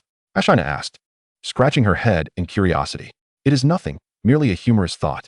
Field instructed that the fog-dispelling lanterns of the territory be extinguished, startling everyone into believing he had lost his mind. All right, I shan't frighten you any longer. He raised his hands in a gesture of surrender, laughing. I have mastered the lordly talent. We need not the fog-dispelling lanterns to ensure the territory remains untainted by corruption. The crowd remained skeptical, yet dared not refute him, until Field extinguished the lantern, and the mist did not encroach even a fraction, allowing everyone to relax. This was soon followed by jubilation, as nearly all fell into a delightful celebration. After all, the fog-dispelling lantern could only last about a month. Unless the Lord had the funds to purchase more from the church, their lives were perpetually at risk. However, with the Lord's ability to dispel the mist, they had truly secured their stake in Nightfall territory. Tonight, we feast. Each person shall receive meat soup and 2 loaves of bread, Field announced with exuberance. Saving a fog-dispelling lantern equated to 25 gold coins, a windfall that translated to 250,000 black loaves. Long life. The crowd cheered ecstatically. The maid, Scissors, shouted with her booming voice, "This is tremendous news. No wonder I dreamt last night of my grandmother smiling at me. Lord Field, you are truly a natural noble. The blood of lords flows through your veins." Field, flattered by the praise, felt a twinge of embarrassment and promptly instructed Cal, "Provide an extra serving of honey cake for my maid, male servants, and the cook." "My lord, our honey cakes are quite limited." Cal, ever the provocateur, exclaimed. "The maids can make do with the leftovers from you and Lady Ashina. That is already the finest food in the territory. No need for extra rations." Scissors, her teeth grinding in frustration, looked as though she would pounce on Cal to scratch his face. The maid, Sparrow, typically quiet, was equally irate. "Enough. It is rare for everyone to be happy. Scissors, why are you still standing there? Go to the storeroom and distribute the cake." Field was never one to be stingy with trifles. Long live the Lord. The two sweet-toothed maids cheered exuberantly, as joyful as two little sparrows, skipping off towards the pantry. Cal, however, sighed deeply, quietly calculating the resources of the territory. To the southeast of the northern province lies the Morning Wind province, the locale of Field's inexpensive father, while to the southwest is the High Castle province. Northward from the northern province, one encounters the homeland of the orcs. Field resolved to journey to High Castle province, a land boasting 5 earldoms, predominantly mountainous in terrain. Seated at a wooden table, the creaking of the dilapidated window furrowed his brow. Field endeavored to maintain his inner tranquility as he cautiously opened a book titled Grey Mist and Death, a tome valued at 10 silver coins. Penned by the renowned scholar and explorer, Lucas. On the first day of the 9th month in the 147th year of the twin calendar, today should have been a day of nationwide celebration for the awakening. Yet for the future of the empire, I, Lucas, have resolutely ventured into the forsaken and cursed lands of the northern province. Fortunately, I am not alone in this endeavor. 2 royal chosen ones accompany me, along with the fallen noble Darren and his chosen daughter. Field leisurely plucked a slice of apple from the plate before him and popped it into his mouth. The sweet juice tantalized his taste buds, invigorating his spirit as he continued to read. Accompanied by 3 unparalleled beauties, this journey is bound to be filled with delight. Despite the royal chosen ones being fearsome 5th-tier entities, it does not hinder my enjoyment.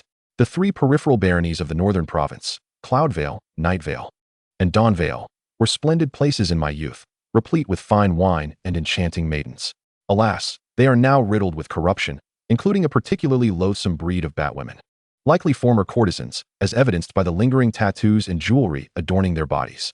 My guard, Steel Fork, bravely engaged one of the batwomen, exhibiting a commendable spirit of exploration. May the goddess bless him. Chapter 25, Bloodshed. The Night Attacker. Field expelled a half-chewed morsel of apple in a fit of laughter. How audacious for someone to dare assault an ugly monstrosity. Much like modern proclivities, if it's female, there will always be admirers. Wiping away the tears of mirth from the corners of his eyes, Field pondered, does corruption induce reproductive isolation among individuals? Poor Steel Fork met a grim fate. Succumbing to decay in his lower regions, his manhood transformed into a grotesque tumor, suffering greatly in his final moments.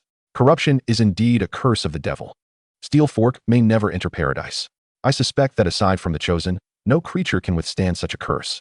Field closed the book, momentarily dissuaded from reading due to its overwhelming thematic vocabulary. Lucas can only be regarded as an adventurer or explorer. As a scholar, he lacks rigor. Not all beings are incapable of resisting corruption. At the very least, plants can.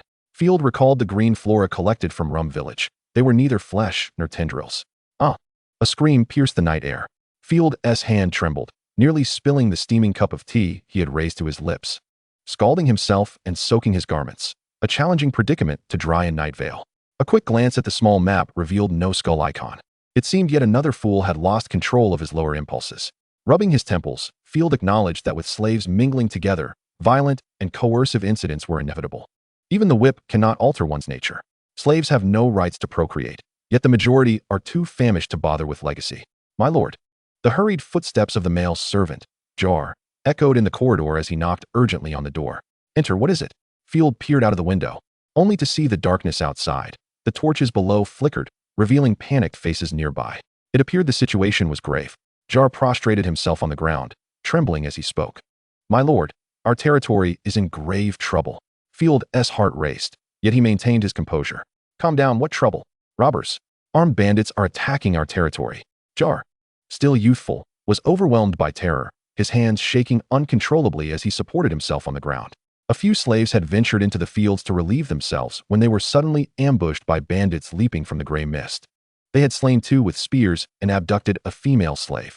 Field stepped forward in astonishment, inquiring, "They retreated rather than continuing the attack?" "Yes, they left immediately." "How infuriating." Field cursed vehemently. Their retreat suggested a degree of intelligence. To encounter bandits in this desolate, toxic wasteland, could there be a more absurd situation? Perhaps it was his beloved stepmother and half-siblings. It was a possibility. Should they acquire information about the Chosen, the danger would escalate. Field glanced at the small map again, finding no anomalies. This reminded him of Connor's cavalry. They would only display a warning at a certain proximity. It seemed the map's warning range was limited, primarily alerting chosen and corrupted beings from a greater distance. "You inform the others to take refuge on the first floor of the Grand Winery. I shall pursue them," Field commanded, retrieving his long sword from the rack and swiftly descending the stairs. As he reached the ground floor, Ashina was already inspecting the corpses. Upon seeing Field, she immediately apologized. "Forgive me for disturbing your rest. It was my negligence that allowed the enemy to breach our territory. It is not your fault. Our territory lacks even walls, making infiltration plausible." Ashina had battled fiercely throughout the day and was understandably fatigued, which contributed to her oversight. Field crouched down, tugging at the tattered, foul-smelling burlap covering a corpse, tilting his head in confusion. The abdominal wound was angled upward. Were those bandits dwarves? Indeed, quite peculiar, Ashina mused, stroking her smooth chin, rhythmically shaking her leg, the pale flesh of her thigh quivering slightly. These subtle movements helped maintain her focus. They might not be human, perhaps detestable dwarves. Field felt a flicker of relief. The situation might not be as dire as it seemed, at least not life-threatening. "Ashina, can your wolf scent the enemy's trail?" Using a dragon-blooded dire wolf as a mere hound sounded rather absurd. Ashina smacked her forehead. "How did I not think of that? Take me with you. I must see what vile creature dares attack my territory." Field gritted his teeth. Unlike the original owner, he harbored no benevolence. He intended to cleave their heads asunder. Ashina, well acquainted with Field's nature, smiled. "Of course. I shall be your sword." The dire wolf sniffed at the corpse a few times, its eerie blue slit eyes locking onto the northeast direction of Night Vale. The enemy fled that way. Thankfully, they did not head south. The assailants were likely not human. Clang. A dozen disheveled slave guards stumbled out, many still struggling to don their armor, appearing groggy and disoriented. Field tugged at the corners of his mouth, tempted to chastise them, but refrained. One should not expect soldiers of this era to behave with the discipline of the Huaguo army. Undoubtedly, the guards had slept soundly, so much so that Field was ready to depart while they were still lost in dreams. "You guard the territory. Do not allow the enemy to launch a counterattack." Field harbored no intentions of including them, prioritizing a swift pursuit. By the time the troops assembled, the enemy might have long vanished. However, it was imperative to elevate the training of discipline on the agenda. A lethargic army possesses no combat efficacy, incapable even of safeguarding its own territory. Ashina hoisted Field onto the giant wolf. With Field's miniature map in hand, the likelihood of ambush was significantly diminished. The steadiness of the giant wolf exceeded that of a horse, and upon mounting, Field's initial sensation was one of profound comfort. Riding was not arduous. The broad back of the horse, once one acclimated to maintaining balance, revealed itself to be even simpler than cycling. After all, bicycles lack sentience, and many equestrian experts can even slumber while riding. Ashina's dragon-breed wolf was even more stable. Its rugged scales posed no threat, contracting seamlessly, resembling a modern masterpiece. "Let us depart." With the giant wolf as their steed, the duo plunged swiftly into the gray mist. Surrounding sights blurred at an astonishing pace. The fierce wind howled past their ears. The speed of their gallop was remarkable, akin to that of a subway train. Within 4 minutes, Ashina spotted the enemy amidst the dense, decaying forest. Chapter 26. The Gray Mist Goblins. "I see them." Ashina's crimson pupils gleamed with magical radiance within the gray fog. The enemy was regrouping in a clearing, toying with the corpse of a female slave. "I envy your ability to pierce through the fog. All I see is darkness." Following the signing of the contract, the Lord could also become immune to the toxins of the death fog, yet could not see through it, rendering Field's vision a disorienting white haze. What manner of creature was assailing the territory? A horde of diminutive figures, goblins, perhaps? Yet they appeared less rotund. Could they be vanquished? If not, he would need to coordinate with the guard for an assault. No matter. They were merely ordinary life forms. Ashina sensed the warmth emanating from Field's chest. Pressed against her back, an involuntary purring sound escaping her throat, though her tone remained nonchalant. "We shall crush them. They remain oblivious to our presence." Field cautiously drew his longsword, endeavoring to make no sound, then whispered, "Then let us annihilate them." A wolf's howl, brimming with murderous intent, shattered the stillness of the gray mist. In response, a cacophony of frantic screams erupted. Field's miniature map then revealed a multitude of red exclamation marks. Indeed, only non-corrupted beings would trigger such alerts in his presence. Swoosh, swoosh, swoosh. A volley of javelins tore through the mist, hurtling towards the pair. The giant wolf nimbly evaded, transforming into a blurred silhouette that effortlessly eluded the onslaught. The enemy could see them. Thus, their concealment within the mist was rendered futile. Field ignited the fog-clearing lantern. Invisibility immediately cleared, revealing writhing tendrils and vines, along with a plethora of decaying corpses littering the ground. Yet the most striking sight was the horde of goblins. More precisely, a swarm of goblins with prominent noses and sharp teeth. Unlike ordinary goblins, these creatures possessed the opaque, lifeless eyes of the deceased and skin of a muddy hue. The captured female slave, having traversed the gray mist, had succumbed to the death fog, stripped bare and subjected to torment. Her left abdomen was riddled with numerous malignant growths due to corruption. Field, averse to such sights, merely cast a fleeting glance, nearly succumbing to a faint. Upon sighting humans, the gray goblins danced in a taunting manner. They bore immunity to the fog, a grim revelation. Recognizing the goblin's form, Field swiftly comprehended that the gray goblins were the surviving species filtered through the deadly mist. Spare one and slay the rest. Ashina showed no restraint in her murderous intent. Understood. With a swift motion, the giant wolf surged into the air above the foremost goblin, and Ashina, gazing at the lifeless slave, felt a surge of indignation. Her lance surged forth with renewed velocity, accompanied by the sickening sound of metal-piercing flesh. The unfortunate goblin was impaled in the chest, blood gushing forth as it was sent hurtling by the force of the giant wolf. Crashing like a rag doll into the distance, its bones shattered. The goblins were numerous, exceeding 30, clad in ill-fitting armor that surged forth like a tidal wave of earth-toned hues. Armed with rusted spears, they attacked from all directions, while the more reckless among them attempted to pull the riders from their mounts in a reckless assault. Seeking death, the anticipated spectacle of defeat, merely a creation of imperial novelists to amuse the masses, was rendered trivial in the face of the terrifying might of the Chosen One. The goblins, particularly the ordinary kind, stood no chance whatsoever.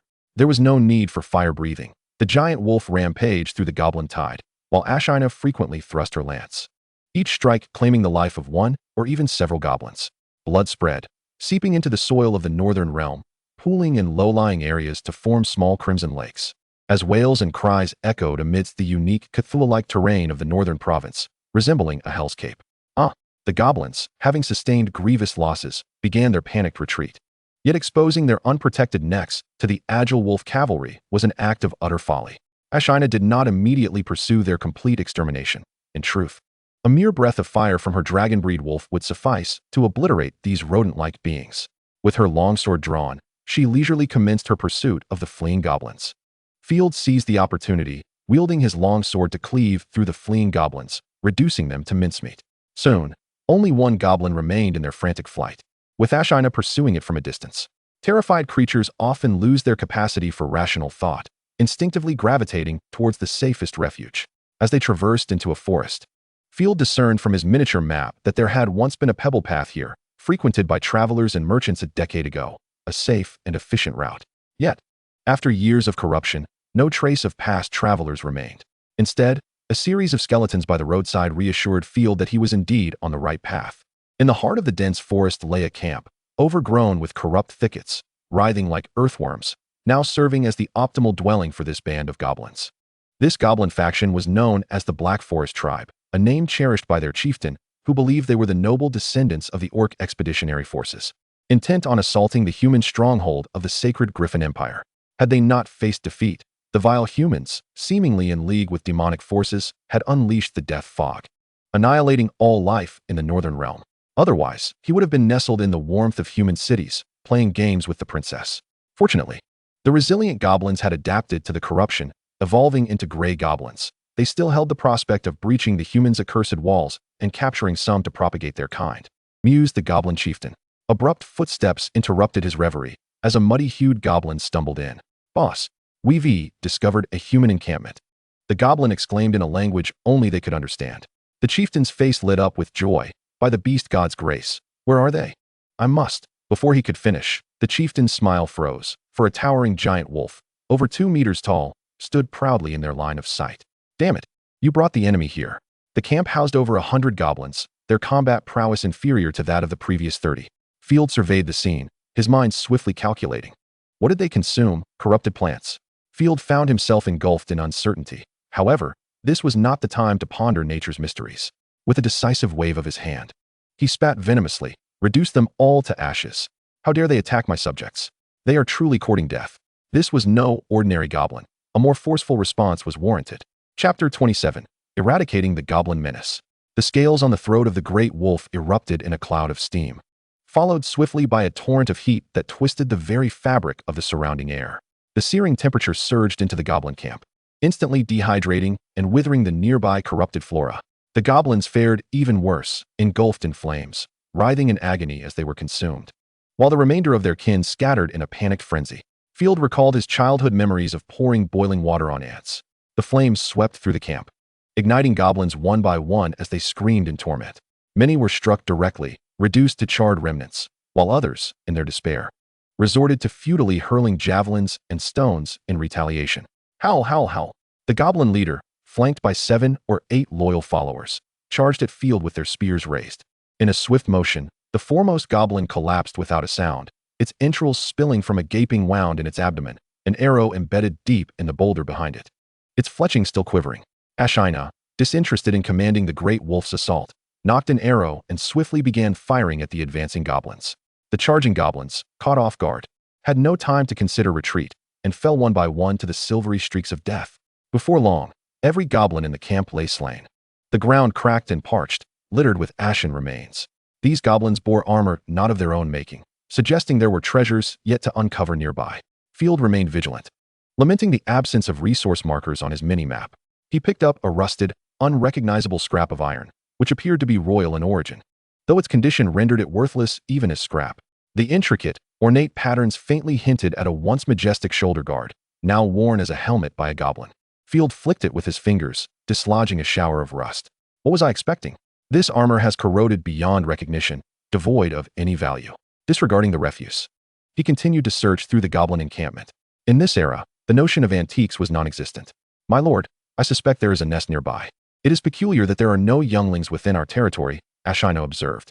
Let us search thoroughly. Finding treasures is secondary. We must eradicate this goblin threat entirely. Field's expression grew grave. He had no desire to leave behind a vengeful cadre of monsters. Cutting the grass without uprooting it allows it to sprout anew, Ashina remarked, tilting her head, sensing Field's heightened vigilance towards the goblins, despite their apparent weakness. Yet, with the Lord's command, she meticulously searched the vicinity. As they had anticipated, a thorough search revealed a cache of goblin younglings hidden in a burrow not far from the territory. Parting the thorns that concealed the entrance, Field crouched to enter. The entryway was small, but once inside, he discovered a spacious interior cluttered with debris, particularly heaps of armor and weapons, all in a state of decay, their foul odor mingling with the stench of excrement. Yet Field had grown accustomed to it, as the scent of corruption was not much better. A cacophony of squeaks filled the air as a mass of goblins, each the size of a weasel, huddled together, numbering at least 100. Had they not been discovered, they might have regained their strength in a month.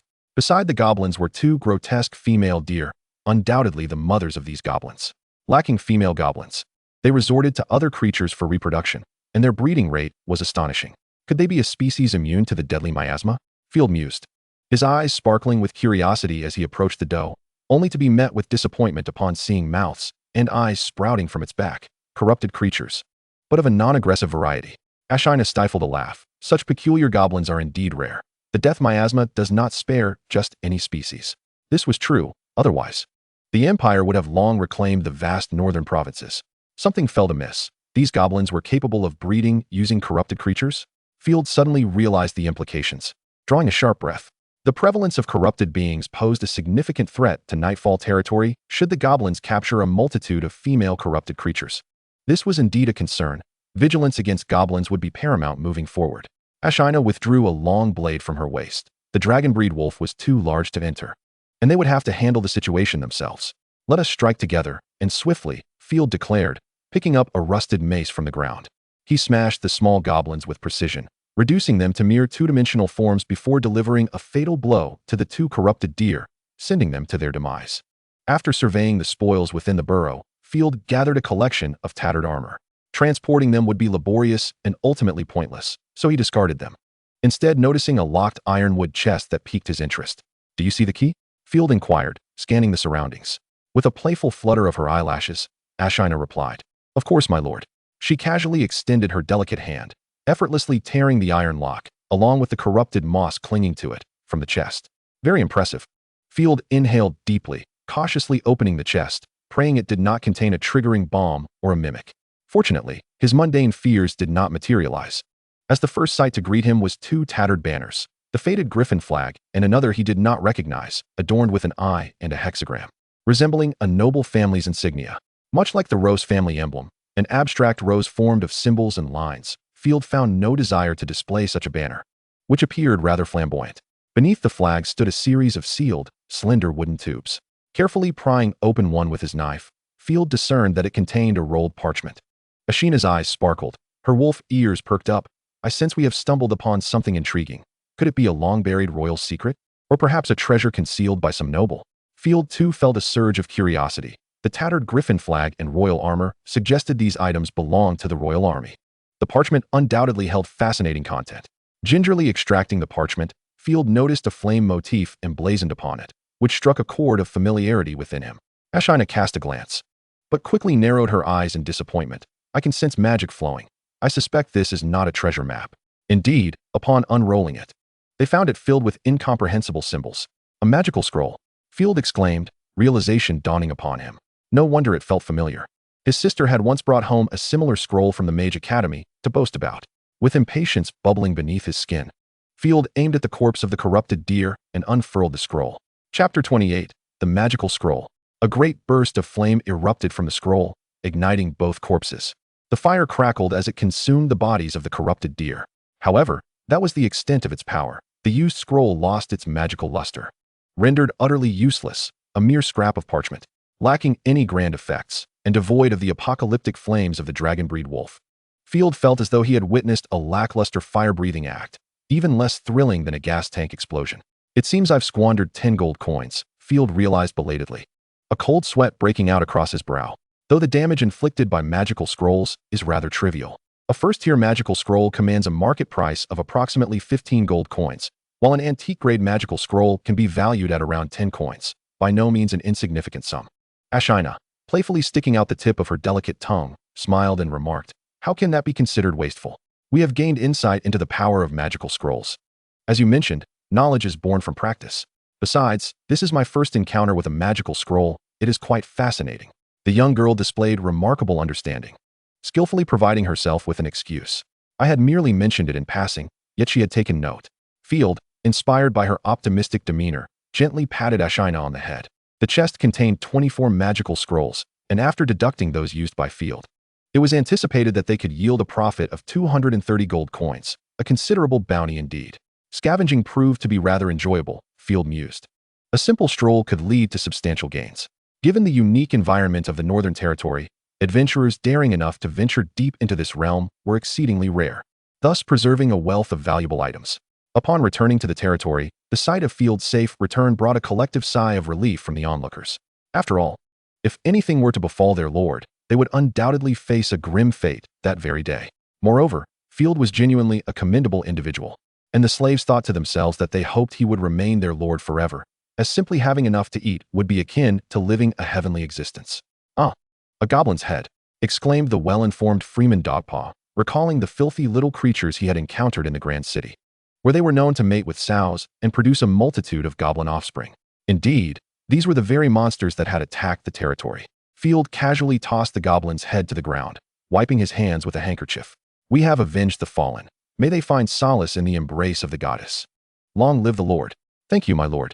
The slaves were filled with gratitude, reveling in the respect for their right to life. The feeling was liberating, allowing them to rest easy without the dread of being slain by vile creatures.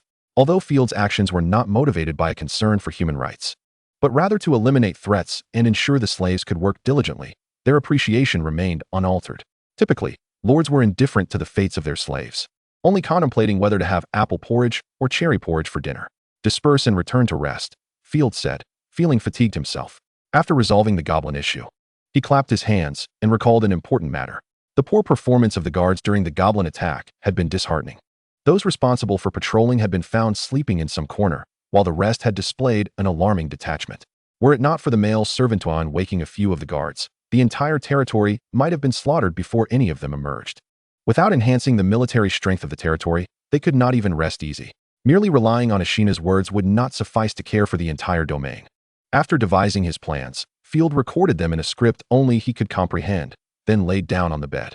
The dilapidated floor and windows of the grand estate creaked ominously, and an unpleasant breeze occasionally seeped through the cracks in the bricks. It was imperative to renovate the house at the earliest opportunity. Despairing, Field covered his ears and buried his head beneath the covers, where only the remnants of civilization's fragrance lingered. The next day, after enduring a night of torment, Field finished his blueberry jam-covered bread and summoned all the soldiers, including those among the beast men who had yet to master riding. "Stand straight," Field commanded in a stern voice. The guards, acutely aware of their poor performance the previous night, recoiled in fear, some nearly soiling themselves, convinced they were about to face execution, yet too terrified to speak, stealing glances at Field's face in hopes of deciphering his intentions. Field had initially intended to drag the incompetent fools out and give them 30 lashes in front of everyone. However, upon noticing many of them were gaunt and visibly emaciated, their ribs protruding and some struggling to remain upright even in their armor, he abandoned this impractical notion. Instead of 30 lashes, a mere 10 will suffice. Such punishment would send them back to the womb, and even if they survived, they would be incapacitated for months. To save them would require precious potions, leading to further loss on my part. Most crucially, if they were to perish, the pool of suitable soldiers among the remaining slaves would dwindle even further. Rubbing his temples, Field reassured himself that the guards subsisted on 2 small fist-sized rye bread rolls a day, with no wages, no freedom, and no wives.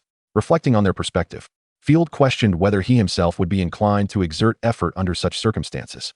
Those guards who patrolled the territory were to run 6 laps, while those who had failed to assemble were to run 3 laps as punishment.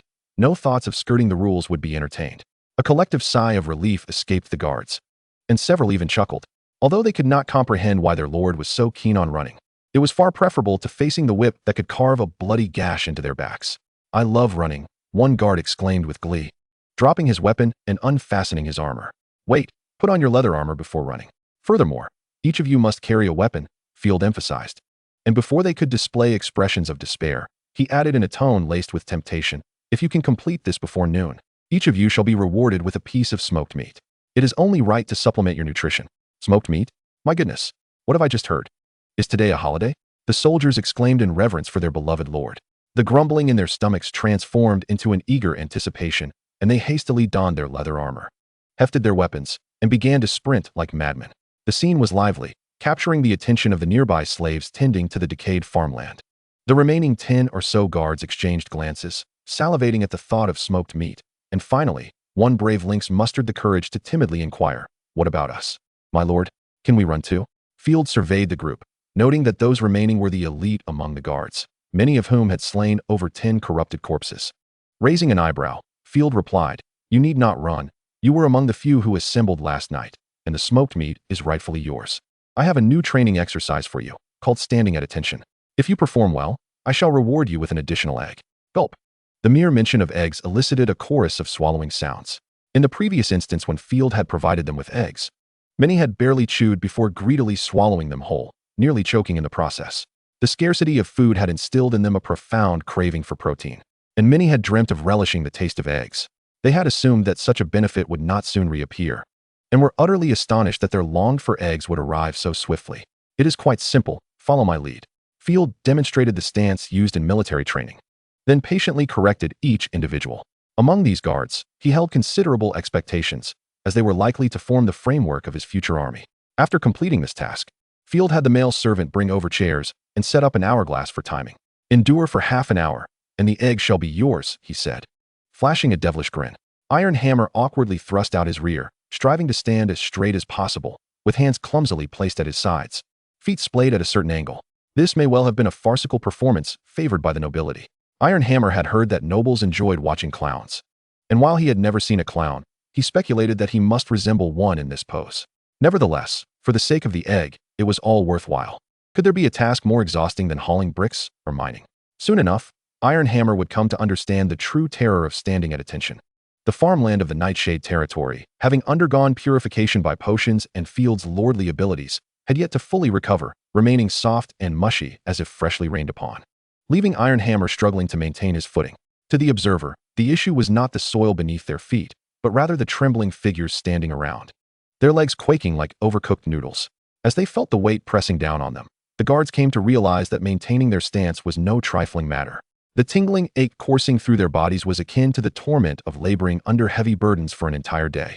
Beads of cold sweat dripped from Iron Hammer's brow as he gritted his teeth, silently bolstering his resolve. For the sake of the eggs, several guards muttered to themselves. And even as their bodies swayed, they clung steadfastly to their posts. A smile involuntarily crept across Field's lips as he cast a glance at the hourglass. Indeed, the motivation derived from material rewards was remarkably potent. After leisurely finishing a cup of red tea, Field finally announced a break, and the guards collapsed in a heap, as if a great weight had been lifted from their shoulders. Such was the brilliance of the Lord's strategy. They ought to be treated in this manner. After completing a count of the wine cellar, the steward Cow approached with a freshly inked report. Observing Field's tormenting of the guards and mistakenly believing he had grasped the essence of nobility, to regard people as less than human, Cow felt an immense relief wash over him. Ah, you too understand the power of discipline? Field was taken aback, his posture suddenly becoming more formal.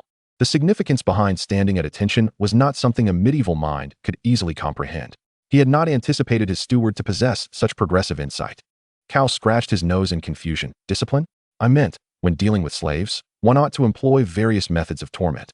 Only then will they submit. Oh, then there is no issue. Field felt a wave of disappointment wash over him, reclining languidly in his chair with a mischievous grin. This is not torment, but training. They are performing admirably, and I have decided to reward them with eggs at noon. Eggs? More for the slaves? Cow was struck as if by lightning, standing frozen in place, mouth agape in disbelief. My lord, this is the second time you have committed such an absurdity. Slaves should be fed lashes, not eggs. Stuffing shiny coins into the gnarled, ugly maw of an old witch, Cow could still begrudgingly commend the creativity. But the notion of providing eggs to slaves made his heart ache. Cow could swear that Field's actions were an absolute anomaly, a shocking departure from norms throughout the empire. Even the most notorious wastrels in the imperial capital would not indulge in such an extravagant folly. Noticing the steward tugging at his collar in exasperation, Field found the situation amusing, offering reassurance.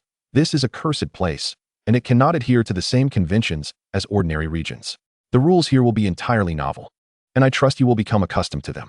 By the way, how is the inventory of the wine progressing? I came here for that very purpose. Transitioning to serious matters, the steward produced the results and excitedly reported, according to the standard sherry cask inventory, we have 3 barrels of barley wine, 7 barrels of honey wine, 7 barrels of olive wine, and 24 barrels of black pearl wine. Furthermore, we discovered a rare sparkling wine, namely champagne, with only 1 barrel. The first 3 are commoners' drinks. The valuable one is the wine. This is far better than I anticipated. Splendid. Field rose and began to pace, his heart racing with excitement. Unable to remain seated, he laughed heartily. The primary objective now is to convert them into glittering gold coins. Only then will I feel at ease. If a monster were to slip in and wreak havoc, those coins would be lost. Cow, allocate a portion of the slaves to load provisions for 40 people for 10 days. Also, attend to the feed for the horses. I shall personally visit Maple Leaf City to seek out local nobles and establish a market for the wine. Isn't that a bit too risky? The death fog is no laughing matter. It is unlikely we will have the same fortune as before. Should we encounter a massive horde of corpses, unforeseen calamities could arise. My lord, wouldn't it be wise to let the Chosen lead the way? Cow expressed his concerns, cautiously glancing around to ensure Ashina was not present, feeling relieved as he had no fondness for that terrifying demi-human. Moreover, we have only just arrived in the Nightfall territory. Everyone requires your guidance. Field sighed in resignation. It was indeed perilous not to go himself. Should Ashina fall, he would have no hope of maintaining control over the Grand Vineyard. Without a map, Ashina would undoubtedly stumble upon a vast horde of corpses, and not merely 1 or 2. Field was well aware of the dangers that loomed in the northern province. They were akin to frolicking in a sea of decaying bodies, where a moment's carelessness could spell disaster. This is an order. You will execute it diligently. Field waved his hand dismissively, turning his face away, unwilling to elaborate. Cow was among the 2 individuals in the territory capable of reading. But that did not imply he was adept in governance. Sending the Chosen to negotiate would merely broadcast to the entire empire that Field, a neglected, unsupported, and isolated young baron, possessed a rare chosen. Regardless, Field could not afford to lose Ashina, nor could he expose her to outsiders. What are they up to? Field noticed two female slaves whispering amongst themselves as they wandered toward the territory's outskirts. Perhaps it was a secret shared among women, or mere gossip, or possibly a conspiracy. The likelihood of conspiracies seemed low. Without the fog-clearing lanterns, one could only escape by directly awakening as a chosen. They were likely off to fish, a pursuit in which Field was quite experienced. Chapter 30. The issuance of new decrees proceeding to High Castle Province. The two were indeed of different races. It appeared that demi-humans and humans could genuinely forge friendships. Field nodded in appreciation, contemplating whether he could use them as exemplary figures for promotion, thus discreetly following them. Yet in the next moment, Field regretted his impulsive decision. The two women squatted simultaneously, their legs forming an M shape, revealing their soiled, muddy posteriors as they proceeded to relieve themselves without a care. Field's eyes widened in disbelief, exclaiming, "Good heavens! My eyes! They are actually defecating freely on the road. Is there no law? Is that so surprising?" Cal scratched his nose, not even furrowing his brow. He had long since grown accustomed to it. The lower classes are simply that filthy. The steward was unfazed. In the sacred Griffin Empire, and indeed throughout the entire continent, such occurrences were rampant. The streets, roads, and even hallways were littered with excrement, flies buzzing incessantly, and rats frolicking amid the filth. Even the maids serving Field would sneak into corners of the house to relieve themselves, as the darkness outside was daunting. Cal pondered silently. Perhaps the Lord enjoys peeking. He simply feels embarrassed to admit it in front of me. Moreover, before Field ventured into Nightfall territory, the first thing he did was purchase a plaything. Although that plaything became a chosen. Yet Cal firmly believed this was merely a stroke of luck. After all, what noble is not a bit twisted? He had been so preoccupied with territorial matters that he had forgotten this aspect. Field pressed his temples, attempting to alleviate his rising blood pressure. Suddenly recalling that the medieval era was characterized by unsanitary conditions, which had even led to the catastrophic Black Death. His travels had relied heavily on horses. Their imposing stature had distracted him from the droppings scattered throughout the territory. Wiping the sweat from his forehead, Field, as a modern individual, could not permit such medieval chaos to persist within his domain. The filthy, disorderly conditions would breed viruses, potentially igniting another outbreak akin to the Black Death. The steward could not comprehend. Excrement, and what, viruses? Cal, I am now issuing a significant decree. Henceforth, no one is to relieve themselves in public spaces. All excrement must be disposed of in designated pits. Field waggled his finger, then clasped his hands behind his back, instructing, "Ensure that everyone remembers this decree from now on. Anyone who violates it will receive warnings for the first 3 offenses, followed by fines. Slaves will incur a fine of 1 copper coin, while free citizens will face a penalty of 3 coins. Fines." Cal's eyes lit up immediately. "You are truly an economic genius." Field frowned. "It is merely a fine. What does that have to do with economics? Numerous lords have already instituted taxes on breathing and blinking. However, the levy on excretion, indeed, the fine for such, was an innovation of your own, a truly brilliant concept. Should it be implemented, it would undoubtedly yield substantial daily revenues." The steward was overjoyed. Previously troubled by Field's squandering of eggs, but upon witnessing Field's remarkable ability to extort, akin to his prodigious talent for wastefulness, Cal's concerns were swiftly alleviated. It seemed that the finances of the Nightfall domain would endure for quite some time. "This is the essence of nobility," Cal respectfully bowed. "Proclaiming you as the paragon of aristocracy." Field waved his hand dismissively. "Go and execute it."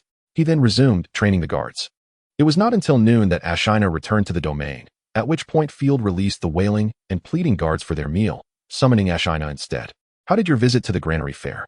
Field inquired, opening a small map to find the skull markers indicating the granary's location completely erased. A sight that was rather refreshing. Ashina playfully stuck out her little tongue, languidly stretching with a captivating grace, and winked mischievously. "Thanks to your guidance." The clearance of the rotting corpses proceeded exceedingly smoothly. The only unfortunate aspect was that the granary held no valuables. The mountain of wheat had succumbed entirely to decay, and even the granary itself had partially collapsed. Ashina produced a pouch containing samples of the grain from the granary. "This was anticipated. You may take your rest now." After several battles, Field recognized that deploying ordinary soldiers alongside Ashina merely added to her difficulties. Thus, he devised a plan to split their forces. Ashina, leveraging her formidable combat prowess and agility, would frequently strike to clear the surrounding hordes of corpses, while the guards would primarily focus on training, dedicating the remainder of their time to eliminating the residual small waves of corpses. Field himself would supervise the soldiers' training and occasionally offer Ashina a leg massage or scratch her ears and tail. Everyone had their roles clearly defined, and each individual was destined for a bright future. Thus, Field spent a week in the Nightfall domain. The territory extended eastward into the woods by 5,000 square meters. Not quite the size of a football field, but a commendable achievement nonetheless. Expanding the area of effective control proved challenging. It required the use of mist-repelling lamps to disperse the local fog, allowing the guards to eliminate the rotting corpses, followed by the slaves clearing away all signs of decay, such as vegetation and small animals. Only after accomplishing all this could Field's lordly abilities permanently safeguard the land, ensuring that no new corrupted beings could invade. Field had discerned a pattern. Watch it, you fool. Be cautious when lifting that barrel. If you continue to be so reckless, I shall plant my boot squarely on your backside and stuff your head into a sow's dung hole. The steward's furious roar echoed from below. It was time to proceed to the High Fortress province. Field set down his quill, stretched lazily, and the maid, Scissors, promptly presented his coat. The Nightfall domain had no food sources, and the supplies were depleting rapidly. Obtaining food from the fields would take quite a while, necessitating trade imports. Upon descending the stairs, Field encountered the guard captain, Lynx, who stood straight with the guards. Though they appeared somewhat crooked and their formation was lacking, Field was exceedingly pleased. The additional rations were not wasted, and at least the guards were no longer so emaciated.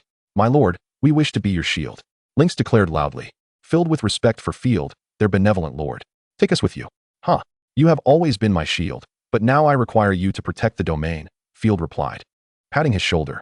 On this journey, he only brought along 3 guards, including a hammer, but he would take Ashina and her raiding cavalry in full. With 1 chosen one and 20 cavalrymen, it constituted a robust escort. After thoroughly detailing the defense arrangements, Field turned to depart. A true noble is one who possesses both valor and compassion, Lynx mused, for ordinary lords would not venture into the deathly mists so recklessly.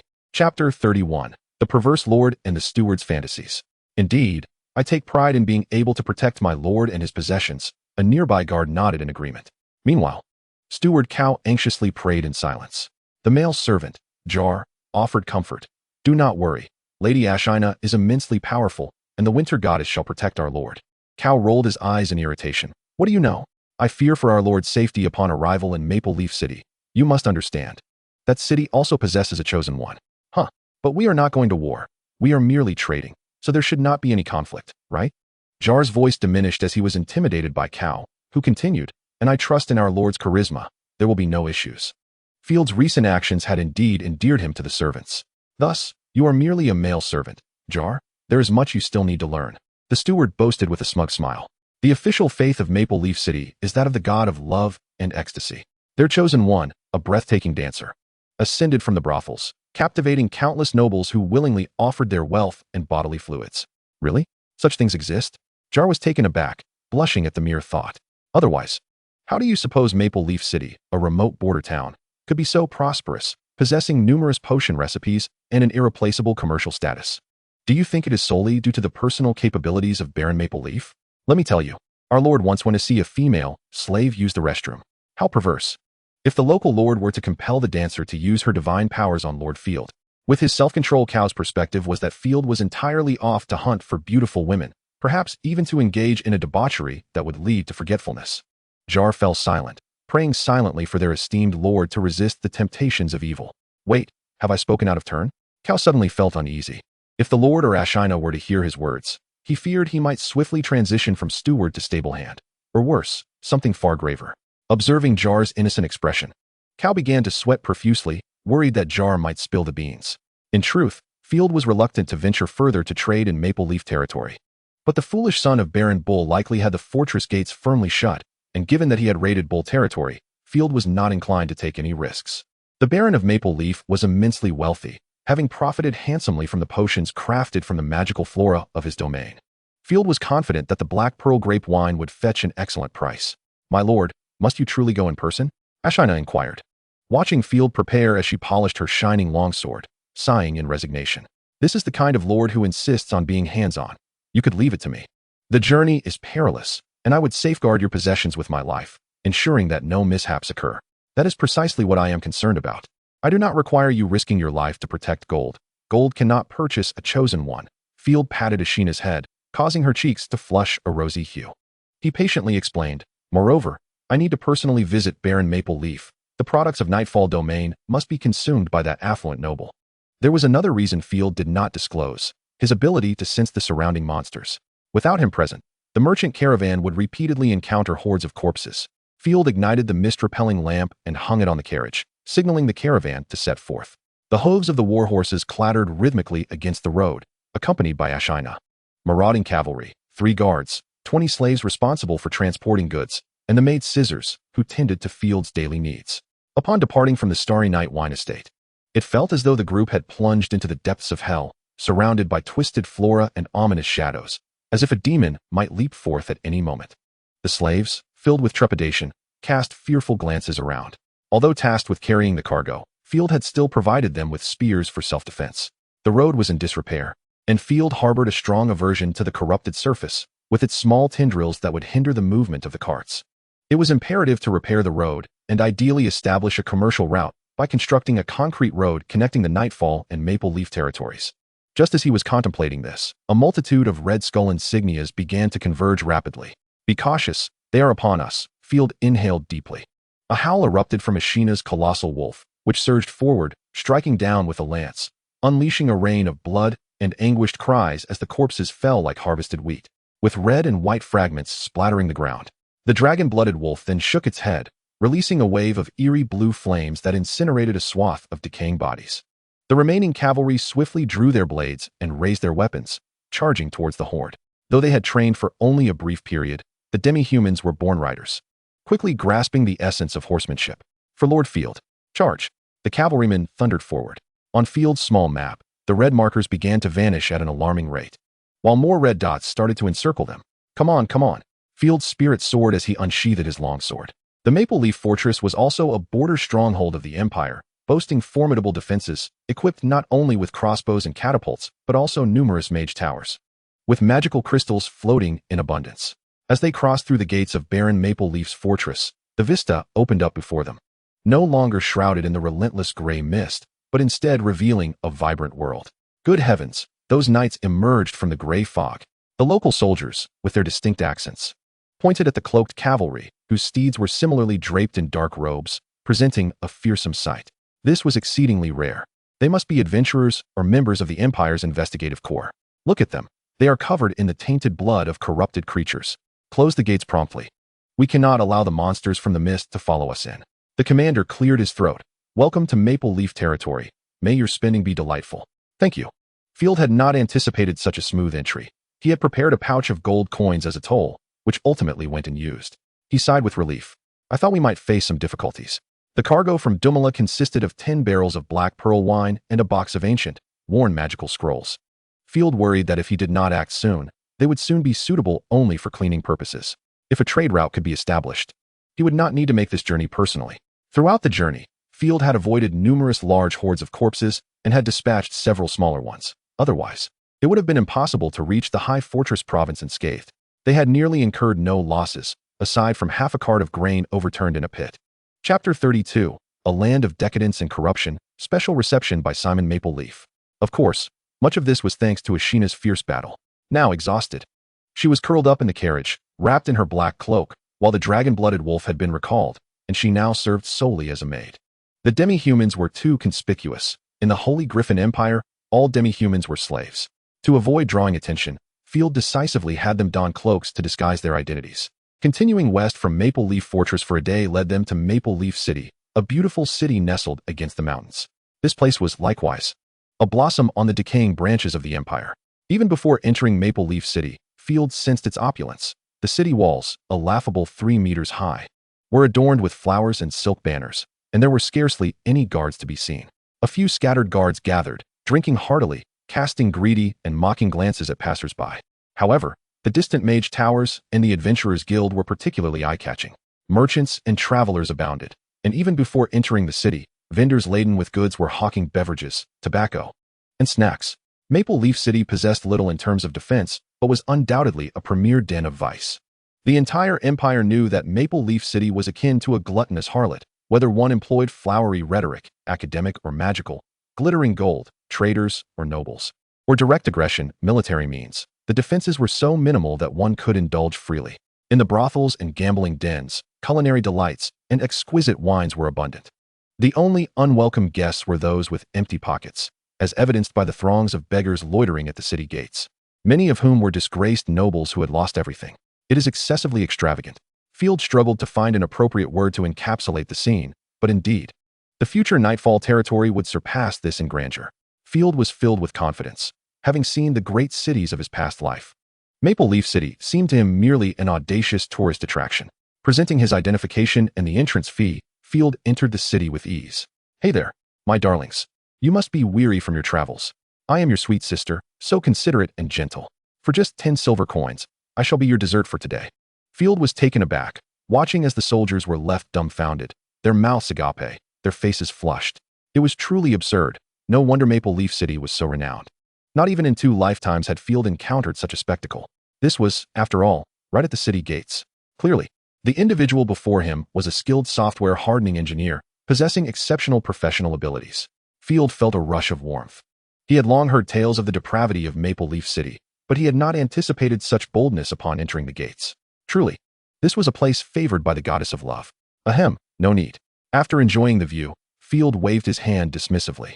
"My lord, this place is teeming with devils. I would rather face the repugnant, corrupted creatures." The maid's scissors blushed, her little hands fidgeting. Ashina emerged from the carriage, casting a disdainful glance at Field and melancholically remarked, "My lord, do you wish to seek pleasure first? We can wait for you. Do not doubt me. I am not one to indulge frivolously." Patting Hammer on the shoulder, who was already restless and drooling as he surveyed the surroundings, Field jested, "Hammer, your name is quite misassigned. Perhaps it should be changed to Iron Rod." Hammer sheepishly scratched his head. "My lord, I wish to spend a bit. I want to polish my spear." "How much have you saved?" In Nightfall territory, slaves were allowed to possess personal property, a privilege granted by Field. However, they could only save money, not spend it, and there were no places to spend it. Nightfall territory lacked even a tavern. Among them, the guards saved particularly quickly. Slaying a corrupted corpse earned them a silver coin, and outside the northern realm, such treatment would incite fierce competition. 47 silver coins, Hammer replied proudly. "Save it for now. This will not be your last visit to Maple Leaf City. Once you become free men, you can come here to indulge." Field preferred to keep them motivated with goals, ensuring they would strive to create value rather than squander it on frivolous pursuits. "Ashina, you and the cavalry should purchase some food to fill your bellies. Then rest at the outpost outside. I shall pay a visit to the local nobility." Maple Leaf Manor is one of the few noble estates situated in the bustling city center of the empire. Baron Maple Leaf, known as Simon Maple Leaf, is a man who thrives in the clamor of life, unafraid of the noise or the threat of assassination. Presenting his business card, Field awaited at the entrance of the manor for a moment. "The handsome Baron Field, I am the maid of Maple Leaf Manor, here to escort you inside. Your caravan should please use the side entrance." A striking woman, clad almost entirely in silken swimwear, performed a deep bow, showcasing her beauty to its fullest. "Only those of noble blood are permitted to enter through the main door. I trust you will understand." Field rubbed his temples, inhaling deeply to calm himself. This Simon was unabashed in flaunting his preferences. "Please lead the way." Upon entering the manor, the maid swayed her hips enticingly, guiding Field through a labyrinthine path into a splendidly adorned building. Ahem. As he stepped inside, Field was momentarily overwhelmed by the thick mist and smoke. Nearly convinced he had returned to the northern provinces, almost reaching for his fog lamp. Hee, don't touch that. Come chase me. If you catch me, I'll let you have your way," giggled a group of women frolicking in the hot spring, their laughter filling the air. Field stole a glance, his blood pressure soaring, not due to any wicked thoughts, but rather the potential encounter with Baron Maple Leaf's wife. Turning to exit, he was met with a heavy yet somewhat comical voice. "Ah, Baron Field, you need not be coy. These ladies are here to entertain you. Feel free to indulge." Good heavens, this fellow is quite the character. Yet, Field remained unperturbed. Engaging with the maid could lead to dire consequences, especially if it resulted in a child. For according to imperial law, the inheritance would belong to the child in the maid's womb, and his own estate would fall under the control of the Maple Leaf domain. The maid beside him smiled mischievously, squatting to unfasten Field's garments. After awkwardly wriggling free, he straightened his robe and adjusted his collar, stating soberly, "Thank you for your kind offer, Baron Simon, but I have come to visit you to discuss a business matter." Field was well aware of the renowned dancing girls, and he had no desire to be ensnared by their charms, ultimately drained of all worth and left destitute. Despite the maid's continued flirtation, Field had grown weary of mere mortal beauty after encountering divine beings. Chapter 33, The Wine Unveiled, Field's Fairy Tale. Your father was a valiant nobleman. the blood-red rose of the Ross family, whose legendary tales resonate throughout the empire. Simon offered a few pleasantries, though the two shared no real connection. The old Earl's first chosen one had long perished in battle against the elves. I deeply admire his bravery and hope to meet him one day, Simon declared. Simon was a short, plump man with pale skin, adorned with freckles and blemishes, reclining amidst two unclad maids.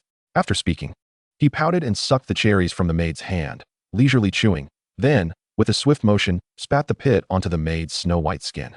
The maid, however, showed no sign of displeasure, instead giggling incessantly. Such decadence was not surprising to Field. Many nobles were thus, having been given everything they desired since childhood. Their threshold for pleasure raised so high that only greater stimulation could suffice to elicit joy. As long as he was not disturbed, Field could tolerate it. At Simon's gesture, Field took a seat, reciprocating the compliment. You are the most adept noble I have encountered at managing a domain. The prosperity of Maple Leaf City is unparalleled. Haha. I appreciate your honesty. The two engaged in polite banter, adhering to the noble spirit. To be honest, Field, you have inherited the courage and wisdom of your lineage. Few can enter the cursed lands and emerge unscathed. Simon, with great effort, sat up and waved the maids away, signaling the end of idle chatter. Let us move to the reception room. Since you have no interest in these common beauties, perhaps you would prefer elves or mermaids. Alas, I currently have none on hand. The last batch was turned into dishes purchased by other nobles.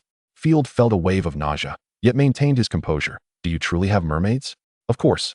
Next time, I shall invite you to an intriguing underground banquet that will satisfy all your peculiarities, Simon replied, raising an eyebrow with a mischievous grin. Haha. Then I have something to look forward to. It is indeed fitting of Baron Maple Leaf. Field laughed heartily. He had little interest in underground banquets, but as a merchant, it was only prudent to flatter. Then, with a tone of relief, Field remarked, I owe my escape from the Nightshade territory to my soldiers and the goddess's protection. I am quite astonished to have returned alive. It seems fortune is momentarily on my side. Simon clapped in admiration. I relish dealing with fortunate individuals. Entering the opulently decorated reception room, Field's goods had already been inspected and delivered within the manor, and he could see the sherry barrels outside. What are these? Simon inquired. A hammer. Let me show you the monster. Field did not rush to sell, but instead had a soldier bring forth a skull. The skull of a mutated rat from the Grand Vineyard. Its head alone was as large as a young man, adorned with horns and sharp teeth, resembling a demon of the region, displaying a grotesque grin.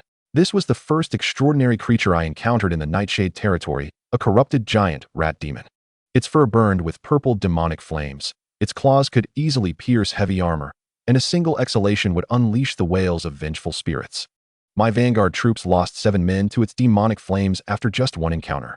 Damn, those were knights carefully nurtured by the Ross family, only to be reduced to charred remains.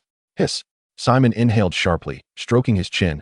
Maple Leaf Fortress has never faced an attack from rat demons. They must be truly perilous.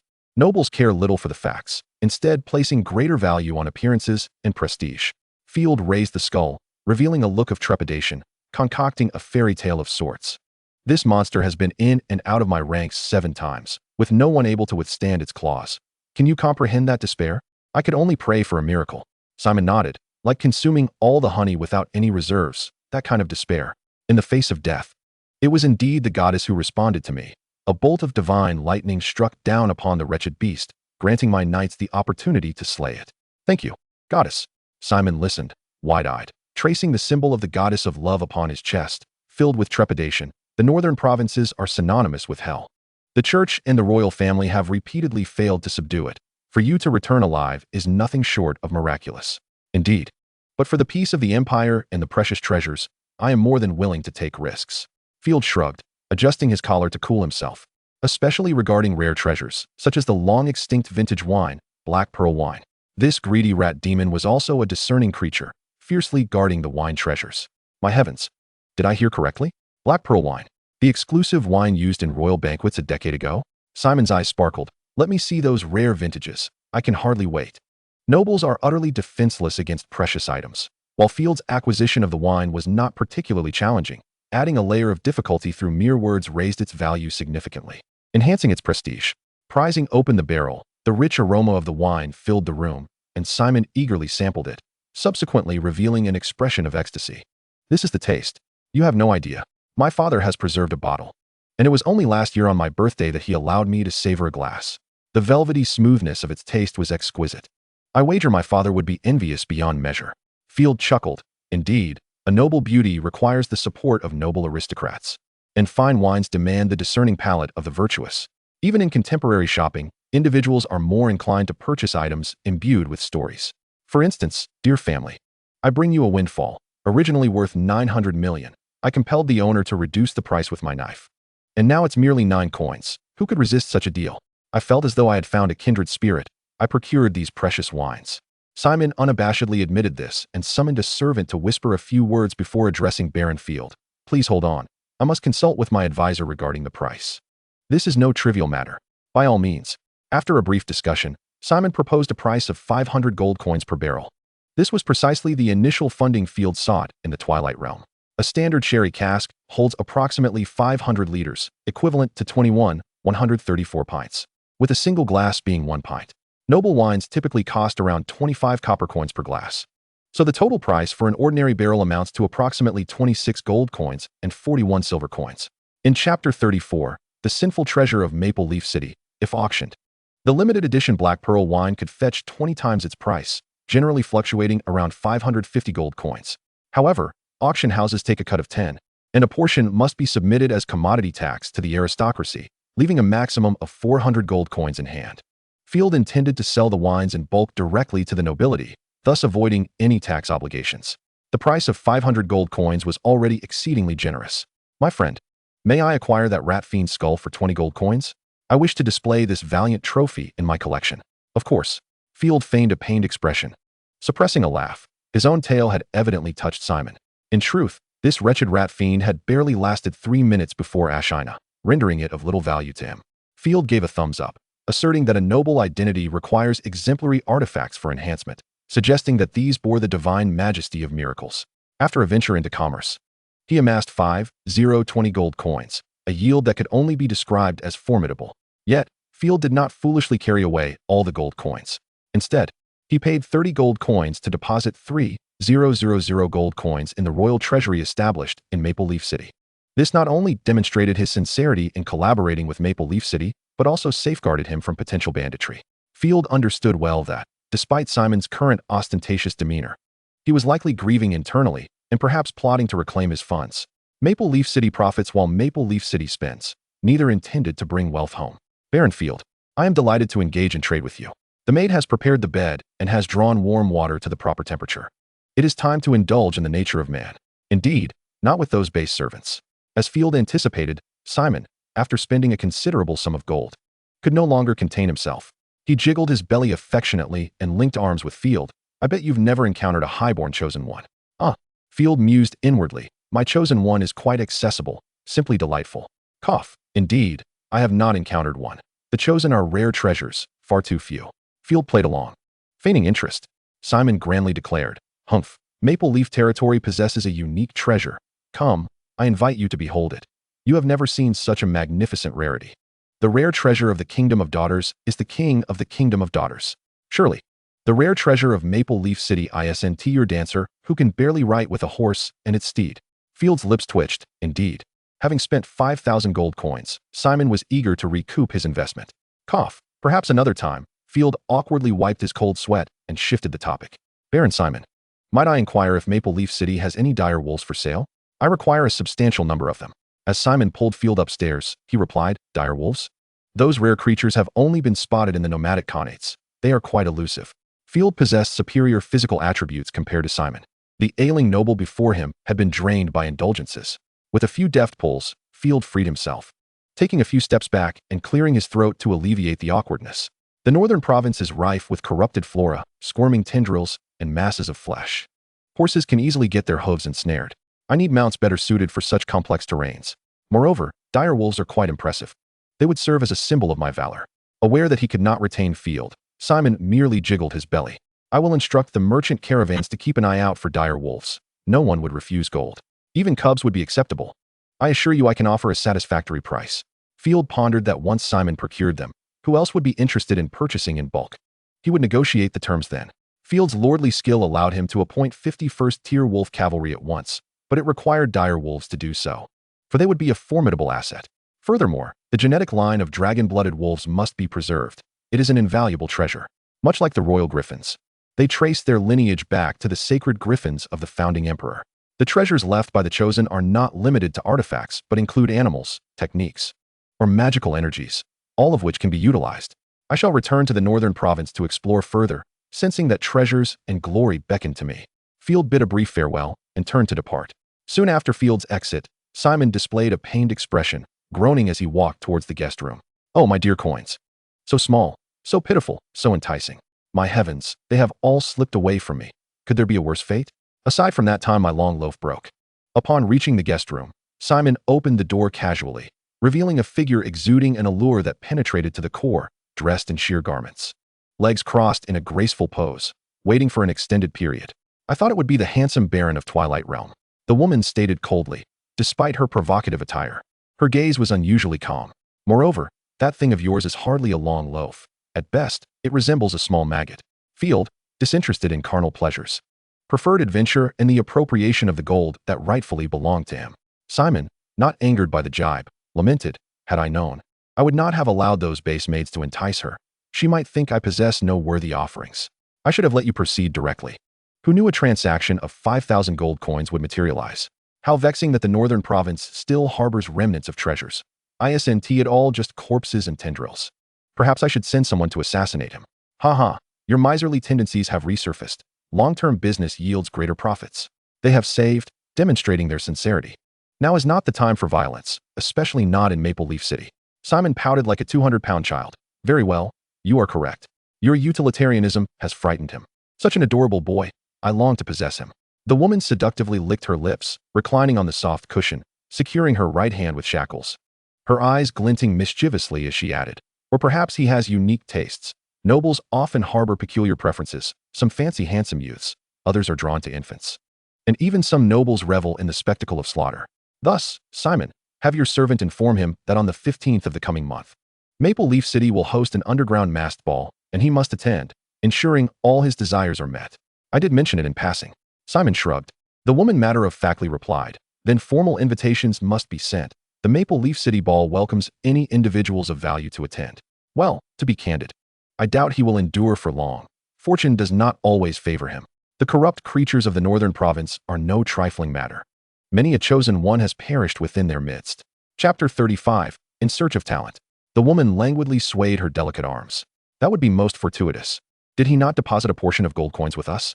The deceased are not protected by royal law, and when the time comes, there will be no witnesses to their demise. It will be a simple matter of devouring them at will. However, I must confess, I am rather reluctant to see this clever and sensible young lad perish. I wish to savor the experience at least once. Upon finishing her words, the woman shackled her feet, a peculiar flush appearing on her face. Administer the frenzy serum to the orcs in the basement and bring them forth. I have already bound myself, ensuring that the rampaging divine power will not crush them. Simon wiped the cold sweat from his brow, expressing concern. Do take care not to exhaust the orcs to death. Such robust beings are hard to come by these days, since the northern province was ravaged by the gray mist. The price of orc slaves has skyrocketed. Do you have any idea how much I have spent on them? This is the price for making me wait idly. Merely a trivial cost, Simon. Field exited the Maple Leaf Manor, the sunlight soothing his nerves. Phew, the financial issue is settled. Now it is time to procure supplies, particularly food and livestock. Due to the peculiar environment of the Nightfall territory, even after the pollution is eradicated, the soil remains barren, yielding minimal agricultural produce. Field intended to establish a ranch, primarily raising chickens, ducks, pigs, and cows, whose waste would effectively enhance soil fertility. It is worth mentioning that in each city of the empire, prices vary. A copper coin can buy a loaf of bread in Golden Eagle City, while in the impoverished western mountain regions, it can only afford the cent of bread. The shopkeeper would allow you to take a whiff. Maple Leaf City, being a hub of service industry, shows little interest in warfare. The number of slaves is exceedingly low, with only a few human slaves available, predominantly women and children. While the price for strong laborers has surpassed 3 times that of women, food and fodder constitute the bulk of purchases. The Nightfall territory produces nothing and relies solely on Field to sustain the entire domain. From the current perspective, it is not Field who exploits the serfs, but rather the serfs who exploit Field. Only Field possesses the modern vision. Should it have been another noble, they would never engage in such a losing venture. Before making any purchases, I must first recruit some talents in management and domestic affairs. Field rubbed his temples, There were only 2 literate individuals in the entire territory, and Cow's management skills were rather mediocre. Additionally, there was a shortage of craftsmen, as the winery required repairs. Once his thoughts were organized, Field addressed his guard. Hammer, first. Return the gold coins to the post station. Later, accompany me to the tavern. The tavern serves as a medieval talent market and one of the most well-informed places for news. After completing his errands, Field entered the tavern in Maple Leaf City. The atmosphere was filled with a cacophony of sounds, with individuals of all shapes and sizes congregating, boasting of their glorious deeds. Some engaged in card games or fist-fighting games, and everyone appeared to be laughing heartily, though those smiles were merely masks adorning their faces. Who knows how despondent they may become once the alcohol wears off. Dressed in a black noble's robe, with a finely crafted longsword at his waist and 3 guards trailing behind him, Field's entrance startled the patrons into silence. Their gazes fixated on him in peculiar astonishment, as they suspected he had come to apprehend a fugitive. 3 mugs of barley ale. Field, like a conjurer, tossed out silver coins, saying, "The remaining funds are yours." Upon realizing that Field was not there to arrest anyone, the tavern instantly erupted back into its previous noise. "My lord, we are grateful for your generosity." The innkeeper respectfully placed a wooden mug before him, beaming with a radiant smile, swiftly pocketing the silver coins. For 3 mugs of barley ale only cost 15 copper coins. Field had overpaid. "Do not rush. I wish to inquire about some news. Please, first share any recent significant events in the Empire." Field generously bestowed the ale upon Hammer and his companions, as he himself held no interest in the coarse and sour barley brew. "Have you heard about the theft of arms in Bull territory? Count Nibelungen has already commenced an investigation. Naturally, the unfortunate Bull Baron will face severe punishment. However, I am curious. Who could stealthily relocate over 2,000 sets of armor? It seems only a devil could accomplish such a feat. 2,000 sets?" Field furrowed his brow. "I have only managed to find 500, at most. I suspect that old Nibelungen has inflated the numbers to settle his accounts. Nonetheless, this is a positive development, should the Count report accurately. It indicates his unwavering resolve to uncover the perpetrator. But if he exaggerates, it suggests he intends to profit from the situation, likely resulting in the arbitrary execution of some bandits to settle the score. The machinations of the nobility revolve solely around their own interests." Field smiled faintly. "Excellent. Is there more?" "There is another significant matter. A 5th-tier artifact has been stolen from the Imperial Treasury, a spoil of war from the detestable heretics, the Eye of Longing. It is said to have the power to manipulate hearts, turning ordinary individuals into their puppets. The heretics grow increasingly rampant, linked to their large-scale Western crusade. The prosperous gateway and bastion of the Purple Gold Empire's capital have been besieged for a month, while the other cities of the Purple Gold Empire have all fallen. Is there anything else?" Field exhibited no interest in this news, as it bore no relevance to him, residing in the Nightfall territory. Whether a theft occurred or not held no consequence. In any case, I did not commit the theft, and I lack the capability to covet a 5th-tier artifact. The innkeeper wiped the ale from his hands. "No more, but if you are dissatisfied, I can offer you another mug of barley ale. I am seeking individuals to assist me in my endeavors. Do you have any connections?" Field expressed his disinterest in alcohol. The innkeeper displayed an understanding expression and whispered, "Pockmarked face, a genuine renegade. Only 20 silver coins, and he would even assassinate his own parents. Or the Rabbit Hound's mercenaries. A band of thorough madmen who take pride in feasting on the hearts of their enemies. Their price is exorbitant, no less than 30 gold coins. Or they will not take action. However, there are rumors of them murdering their employers, so you must tread carefully. I do not require assassins or mercenaries." Realizing the misunderstanding, Field waved his hand. "I am not seeking to assassinate others. Rather, I need capable individuals." Field clarified. "Specifically, I require talents possessing practical skills, such as management, architecture, herbalism, or craftsmanship." How peculiar. Do you not wish to seek out the offspring of other nobles? Nobles typically engage knights or retainers for management roles. Do not underestimate the position of a retainer, as it serves as a privileged pathway for nobility to gain an advantage from the outset. Retainers are often the second sons of families, sent to other lords to learn martial skills and knowledge while assisting the nobility, thus becoming familiar faces. Let me think. I do know of one individual with management skills, the Warden Tate. He is literate, though rather a rigid fool. He refused a bribe and insists on upholding justice. Utterly hopeless. He was ultimately betrayed by his subordinates and is now out of work, drowning his sorrows in drink. This sounds acceptable, Field nodded. Chapter 36. Encountering the Economic Advisor. There is also a horse catcher named Doom. That rascal sneaked into the Lord's backyard at midnight and sullied the stallion, escaping the noose through sophistry. A bold pervert, Perhaps you could consider him for a diplomatic advisor. Field nearly overturned the table. By the gods, a horse catcher. The Nightfall territory lacks individuals willing to work. As for diplomacy, one cannot negotiate with corpses. Let us speak of Tate. Field wiped the sweat from his brow. After gathering the information, Field approached Warden Tate and unceremoniously took a seat. I am Field, the Lord of the Nightfall territory. Field, with his fingers interlaced, earnestly remarked. I require an individual adept in management and literate, particularly one capable of overseeing slaves and discerning subtle shifts in the winds of circumstance.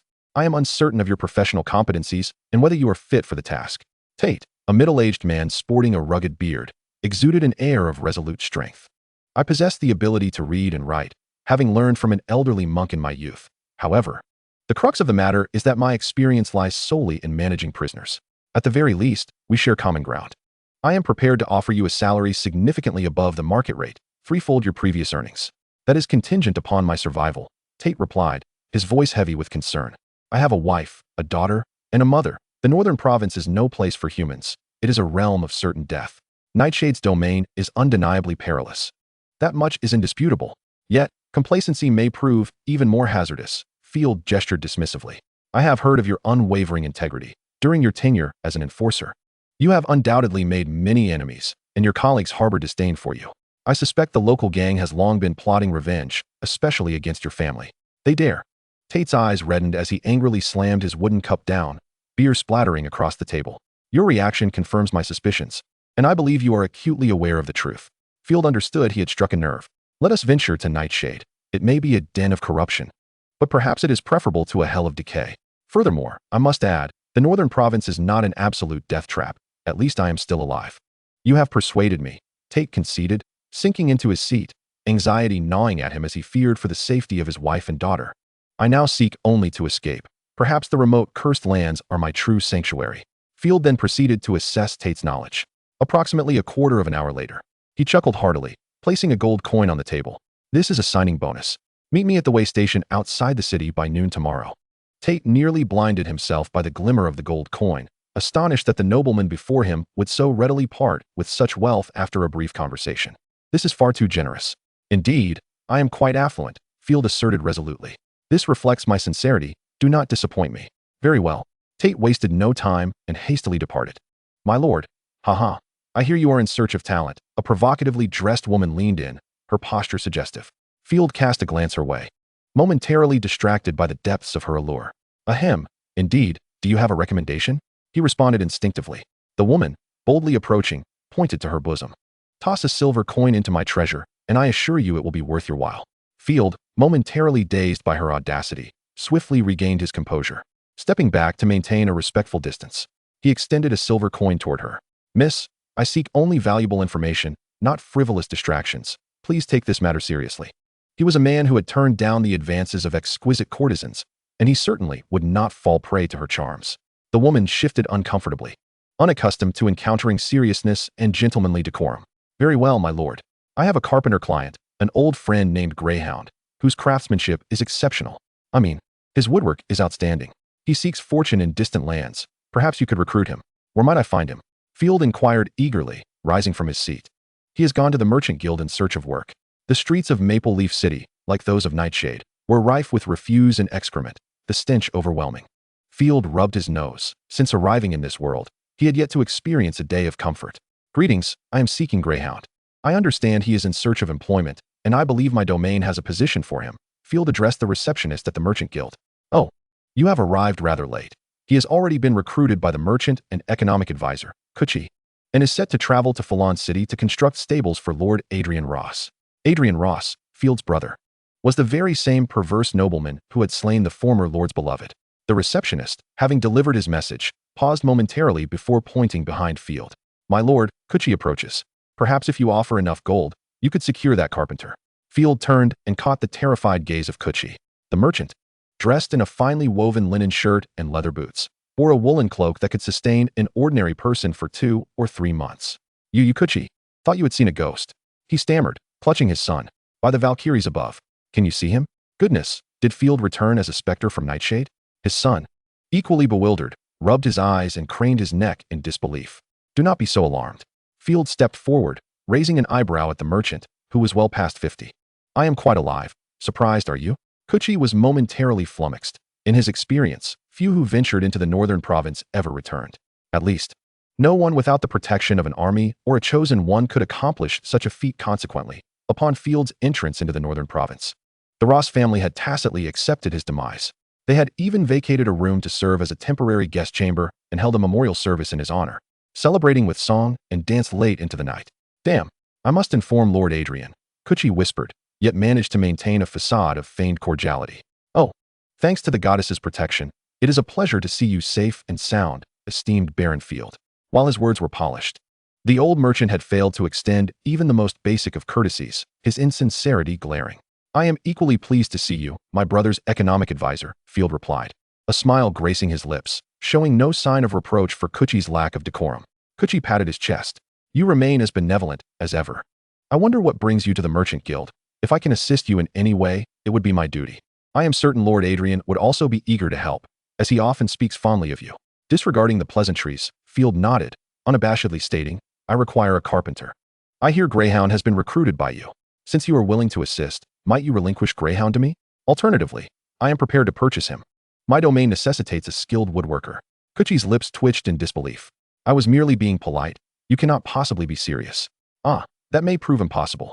Full-on City requires carpenters to construct stables. The situation is urgent. Without stables, the livestock industry of the territory could suffer significant losses. I trust you would not wish to see your brother's lands endure such a fate? Very well, Field pouted, feigning disappointment, appearing as a petulant child. Yet inwardly, he smirked. Kuchi nearly laughed at Field's expression, reminded of the same inept cowardice he had always exhibited, a disgrace to the noble blood of the Ross family. Kuchi, maintaining a serious demeanor, reassured him, selflessness is a noble virtue. You have always embodied the ideals of nobility. Then you shall proceed first. After all, I dote on my brother, Field shrugged, casting a lingering glance at Kuchi before turning to leave. Haha, what a timid coward. Father, did you see his pitiful expression? He resembles a sickly dog, Kuchi's son. Lance could no longer contain himself and burst into laughter the moment Field departed. He doesn't even dare to fight for a carpenter. Lower your voice. He is still a noble. We must maintain a semblance of humility in his presence. Kuch did not regard Field with much seriousness.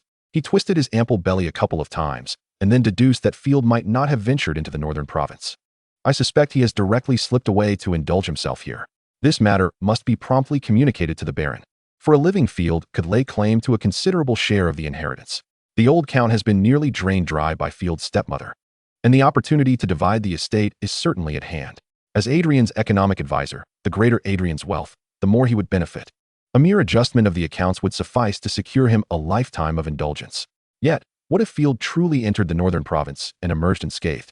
After all, luck is an unpredictable companion. Kuch nodded. He might be out procuring supplies. Lance, send someone to ascertain his whereabouts. I will load the goods here as quickly as possible and leave by tomorrow morning. Yes, father, Lance replied, a cunning smile playing on his lips. Meanwhile, Field retrieved a piece of parchment from his pocket, upon which was inscribed a shopping list. He needed to purchase some slaves, as the Nightshade territory lacked adequate manpower. Additionally, magical artifacts, cloth, and food were all in short supply. Alas, he was lacking in everything. The money he had just acquired seemed to vanish into the flames. Seeing Field calmly pondering over the list, Hammer, ever the loyal servant, bravely inquired, My lord, what about the carpenter? Shall I give that old scoundrel a beating to retrieve the man? I have a plan. Let the bullets fly for a while, Field replied with a slight smile, preferring not to elaborate. First, we must purchase the fog lamps. Very well, I shall heed your command, Hammer replied, scratching his head in confusion over the mention of bullets. Field made his way to the church, where those who collected taxes on behalf of the royalty and nobility were naturally wealthy beyond measure. The church's walls were adorned with exquisite stained glass, depicting tales of the god of light. As sunlight streamed through, the glass shimmered and sparkled in a riot of colors. Upon locating the old priest, who was momentarily distracted by the curves of a nun, Field cleared his throat and said, I require fog lamps and purification potions.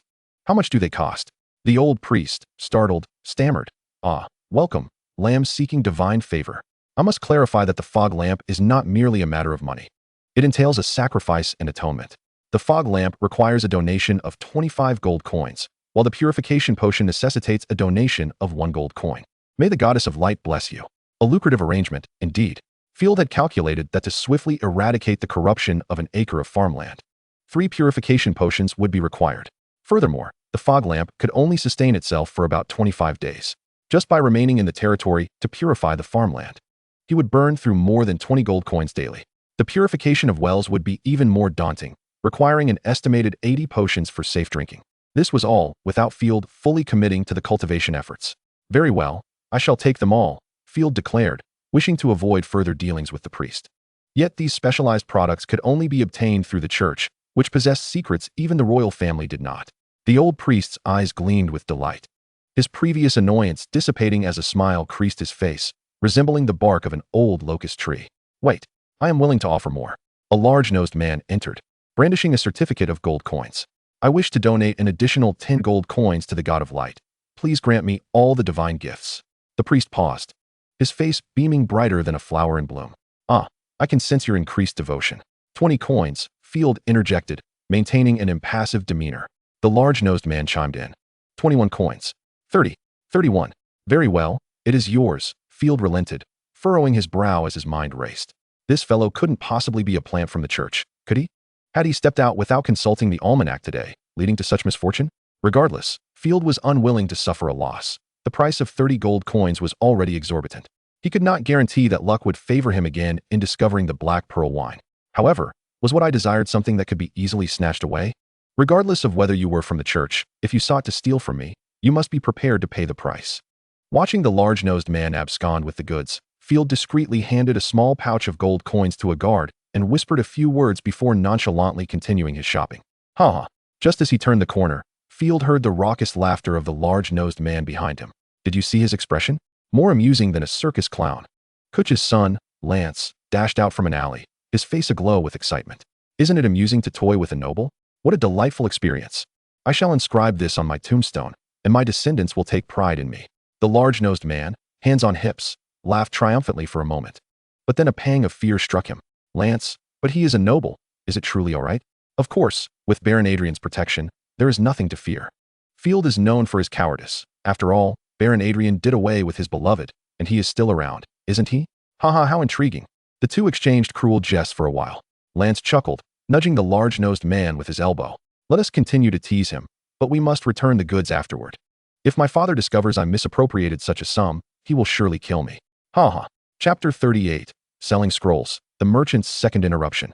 Upon arriving at the Mages Association, Field intended to sell some magical scrolls, which had gathered dust over the years. He feared that if left untouched, they would become mere scraps of paper. Oh, this old magical runestone must be from 8 years ago. It is efficient and powerful, though time has diminished much of its magic. A wizard, resembling Gandalf, examined the scrolls closely, then set down his crystal and said kindly, I will take them all for a total of 100 gold coins. Only 100? Field, possessing substantial funds, found such a meager offer beneath his consideration. Buying a magical scroll typically costs 15 gold coins, and with 23 in hand, anything less than 200 gold coins was out of the question. The wizard stroked his beard. Please do not rush. These scrolls are quite ancient. The newer the magic, the better it is. As a form of energy, time only erodes magical potency. Furthermore, these runes are outdated. Today's magical scrolls are far more efficient. Interesting, Field mused, having thought that magic, like the tales in fantasy novels, grew stronger with age. In this world, magic evolves, rendering the old obsolete. Much like how no one wishes to use an abacus after the advent of computers. 150, that is my final offer. Field's expression darkened. The wizard caressed the scrolls and said, Deal, consider this a new friendship. This is a spellbook? It is far too expensive, Field exclaimed, curiously lifting a splendid tome titled Flame Cloak marked at 320 gold coins. This is a rare quick-cast spell, and it is a one-time use item. Simply drip blood into this recess, and you will automatically master this new magic. The runes within the book are magical patterns that require no understanding. Field was astonished. Is it truly that simple? Why not? Spells exist to comprehend the mysteries of nature and communicate with the rules. The simpler, the better. Wizards are human too. No one relishes poring over a pile of outdated tomes. However, mastering it is futile without magical power, the wizard kindly reminded. Field possessed no magical power whatsoever. In the entire Nightshade territory, only Ashina wielded extraordinary abilities, and even she utilized divine power. It seemed the spellbook would be of little use. Please fetch me this book. Feathered Beast's Vision, Field said, glancing at the figure that had moved closer, a subtle smile gracing his lips. An intriguing choice. This spell must be cast on a bird, allowing you to gain its vision and experience the joy of soaring through the skies, all for just 200 gold coins. I made a purchase, for I harbor a keen interest in flight. Field, with unwavering resolve, was prepared to part with his coin. I shall offer 201 gold coins. The insipid, big-nosed fellow leaned in once more. This time, the mage paid him no heed, merely casting a glance at the large nose and stating coolly, "This gentleman was here first." Field silently commended the mage for his integrity. "What a conscientious merchant. I'll add another 10 gold coins. This tome shall be mine." The big-nosed one grew anxious. The mage, disinclined to engage with the imbecile, turned to see Field frantically winking at him, signaling for cooperation. "Very well, but payment is required now." The mage, though puzzled, swiftly complied with Field's cue. Field feigned desperation, exclaiming, "I refuse to believe you can afford this." The big-nosed man promptly presented a merchant association certificate, slamming it onto the table. "I have the deposit guarantee from Baron Adrian." "Then I demand the luminous aurora," Field replied, his expression darkening. "I shall contribute an additional gold coin." The two exchanged barbs, and it wasn't long before the big-nosed man had deducted 300 gold coins from Adrian's deposit, leaving him drenched in sweat. Just then, the guard who had been out returned. "All right, you've won." Field chuckled softly, stepping outside before turning back to say, "Congratulations, do enjoy this delightful experience." As Field exited, the big-nosed man shouted, "Refund everything. The spell book is outrageously priced." He wiped the cold sweat from his brow. The 2,000 gold coin limit had nearly overwhelmed him. If the Baron were to find out, he couldn't bear to imagine the consequences. The mage's expression darkened. "Are you mocking me? I am the chief mage of Maple Leaf City. You snatched an order from a noble guest, and now seek a refund? It seems someone wishes to be transformed into a sow and served to the common folk. Can I at least get back the original price?" "The premium is yours to keep," the mage retorted, and the big-nosed man quickly backed down, knowing the mage was not to be trifled with. The mage scoffed. "Since you made the purchase in Baron Adrian's name, he must personally authorize the refund." "Very well." The big-nosed man retracted his neck, clutching a thick stack of hastily acquired spellbooks, staggering as he left, muttering curses under his breath. "Damn that old stickler. If Adrian finds out, I'll surely be flayed alive. I need to consult with Lance. That dog dares to toy with my wife. Brothers, let us take him down." A cacophony of furious shouts erupted from the crowd, eliciting gasps of shock. As the big-nosed man loaded the spellbooks onto a cart, he was intrigued to hear that someone was worse off than he. However, he soon spotted several twisted, enraged faces charging toward him. Lance emerged from a nearby bakery, carrying a beautifully crafted cream cake. Field must be driven to the brink of madness by now. How could a foolish coward like him be my rival? The son of the economic advisor of Fullion City? Yet, he was quickly confronted with a horrifying scene. "Kill that bastard." A dozen or so ragged vagrants, wielding rusted knives, violently tackled the big-nosed man to the ground. One with a pockmarked face and a mouth full of broken teeth began stabbing the big-nosed man's neck with wild abandon, blood gushing forth like a fountain, splattering the surroundings. The big-nosed man wished to scream, but his trachea had been brutally severed, leaving him to emit only a gasping wheeze. Regret consumed him. He now understood that Field had promptly dispatched the guards to hire these mad assassins after he purchased the church's supplies. A quintessentially treacherous noble. He had once enjoyed a harmonious family life, only to be led astray by that wretched Lance, provoking the nobility for thrills. This time, he was truly doomed. Indeed, it was all too easy for the aristocracy to extinguish the common folk. Even those ruffians would likely evade severe punishment. A few gold coins would suffice to secure their release. After all, the dead do not provide gold, but the living do. "Lance, I curse you." With a few convulsions, the big-nosed man met his demise. The coachman, guards, and 2 laborers were also caught in the fray, surrounded by bloodthirsty assailants wielding their makeshift blades, and soon fell into a pool of blood. Chapter 39. United Nobility, Fullion City Caravan. Women screamed, pressing forward to witness the spectacle while the timid fled in terror, transforming the already cluttered and filthy streets into utter chaos. Field smirked, nodding at Hammer. Hammer and his companions, emboldened by their armor, boldly pushed through the crowd, leading away the horses laden with the big-nosed man's cargo. Lance, wide-eyed and bloodshot, watched in disbelief as the situation spiraled out of his control, realizing that everything had unfolded contrary to his plans. That foolish Baron. What a curse. The goods and the money. Lance suddenly grasped Field's intent, a cold sweat trickling down his back. The sum he had embezzled was no small amount, and now it had all been seized by Field. When Baron Adrian learned of this, he would surely flay him alive. Lance muttered to himself, "I merely intended to tease him." Nay, it wasn't he even teasing, merely a matter of fair commercial competition. How could he resort to such despicable tactics? Amidst the chaos, Lance spotted Field standing on the steps. Enjoying yourself? Field mouthed, then mimicked a knife across his throat. As Lance stood, slack-jawed, Field elegantly turned and departed. Let us postpone the acquisition of supplies. We shall head outside the city. Additionally, keep a watchful eye on Kuchi's movements. Stretching comfortably, Field reveled in joy. It was a splendid day, having netted nearly 2,000 gold coins. Indeed, once one sheds the shackles of mundane morality, wealth flows in like a tide. You dare to offend me. It is time to deliver a little shock in this petty commercial war. The imagined commercial conflict. Business elites engaging in a battle of wits and strategy. The reality of commercial warfare. Resolving issues with a mere handful of coins, directly on a physical level. My lord, that was the pockmarked fellow. And it cost a total of 8 gold coins. I swear by the goddess, I executed your instructions without ever mentioning your name. The guard, ingratiatingly, presented the remaining coins. Well done, Field rewarded him with 2 silver coins. The other guards looked on enviously. A mere message could yield 2 silver coins. Henceforth, they would strive to shine before the Baron. The following day, at the border of Maple Leaf City, Kuchi's caravan advanced swiftly, laden with valuable goods. The sound of hooves echoed delightfully against the cobblestones, while the extraordinary knight Gareth sat proudly atop a splendid black mount from the north. So many potions. Baron Adrian is quite affluent. Gareth gazed greedily at the wagons, seemingly hearing the clinking of crystal vials colliding. If only I could have a chest of potions. I would surely ascend to a 3rd-tier knight. He had been stuck at the pinnacle of the 2nd tier for 2 years, and with recent years of scarce warfare, he had found no opportunity to amass wealth, relegating him to a mundane life as a guard in the caravan. Damn it! A sudden outburst erupted from within the wagon, startling Gareth. He stared at the cart for some time, reassured when he saw Kuchi did not emerge. Why did you provoke the Baron? Kuchi's face was pale, seething with anger. Then why must we leave Maple Leaf City immediately? Lance did not answer directly, his expression one of defiance. Because this is Baron Simon's territory. What more do you desire? Do you wish to mock Baron Simon?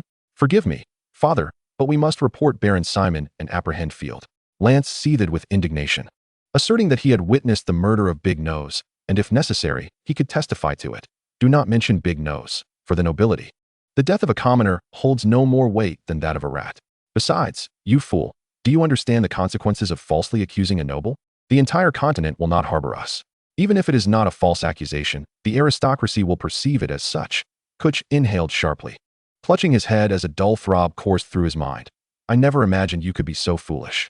It seems that a life of privilege has rendered you blind to reality, to the extent that you dare to consider yourself among the nobility.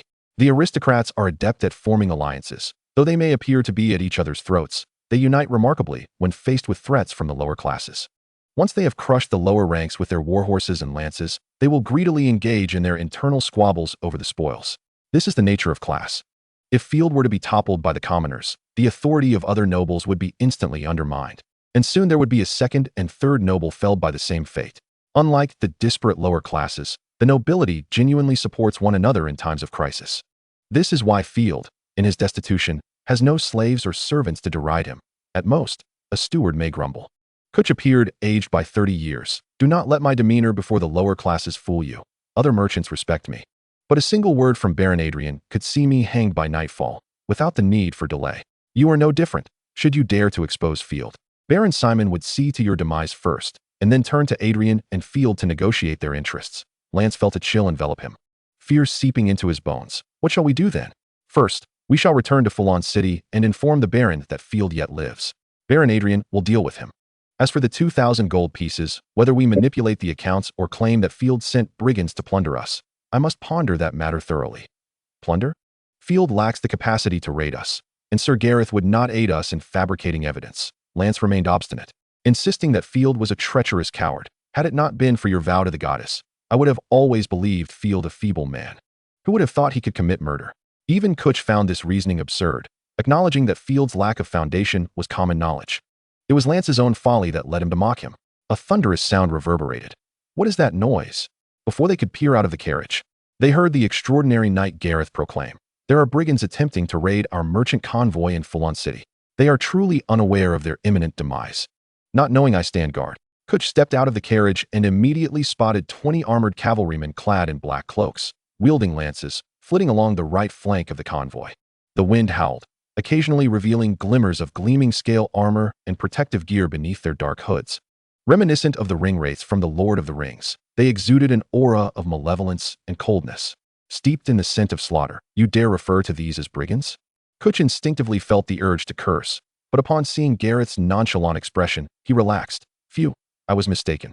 With a second-tier knight present, there is no need for concern. To beings of extraordinary power, ordinary cavalry truly resembled mere brigands. One touch would spell their doom. Chapter 40. The Plunder. A first-tier knight could single-handedly confront 5 ordinary heavy cavalrymen, while a second-tier knight could face 20 without issue, especially with the support of knightly attendants and merchant guards. Once equipped with crossbows, the workers could provide substantial resistance as well. Kutch regained his composure and commanded authoritatively, "Halt your advance, secure the cargo, and prepare for battle." The others in the convoy, unaccustomed to combat, were immediately shaken by the sight, scrambling to arm themselves. The guards primarily bore short spears and swords. It had been long since he had fought. He was itching for action. Gareth could hardly contain his eagerness for the glory of battle, urging his steed forward. "Let us see how long you can endure." As they prepared to engage, a terrifying wolf howl echoed, causing Gareth's mount to tremble violently, slowing its charge. He reached down to soothe his steed, sensing a formidable, chilling presence. In a mere 3 breaths, a colossal wolf ascended a ridge, surveying the gathered crowd with an air of regal dominance.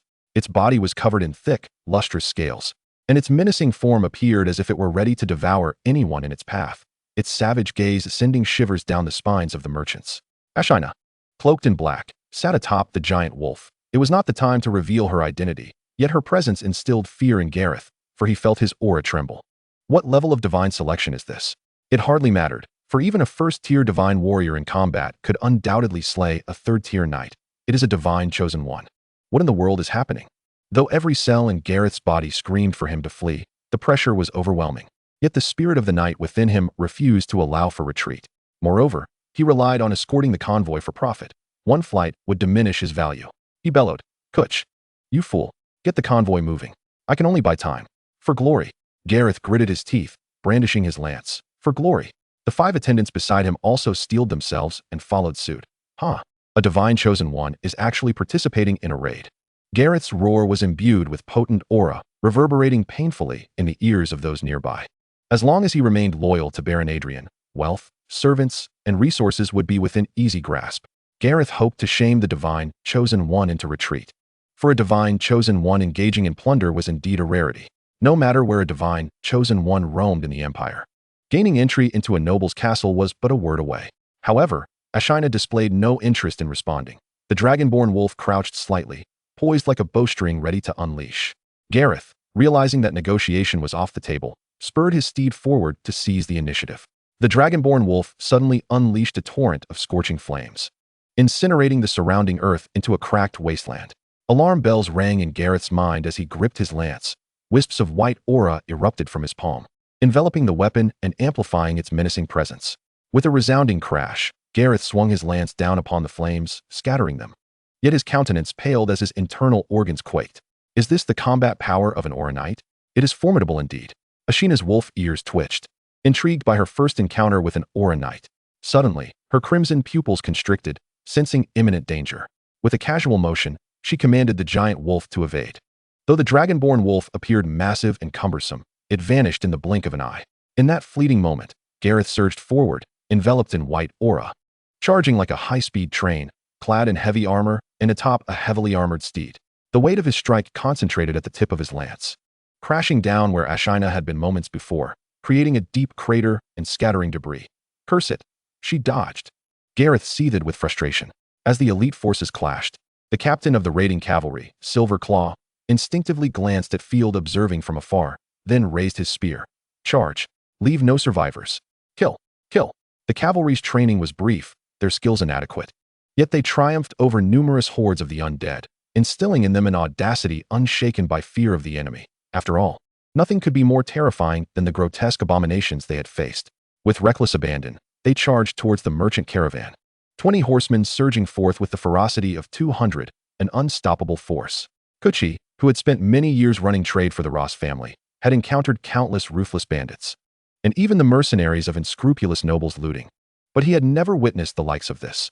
A chosen one personally leading a battalion of elite heavily armored cavalry into a raid. Kutch was taken aback by the cavalry's onslaught, his heart racing with dread. Could it be that Baron Maple Leaf has come to plunder us? It was said he was insatiably greedy, but this was beyond monstrous. Loose the arrows. The hastily assembled young men scattered a feeble shower of bolts. Unlike the portrayals in films, where light armor crumples like paper and heavy armor collapses under pressure, the heavily armored soldiers exhibited an almost terrifying resilience to the arrows.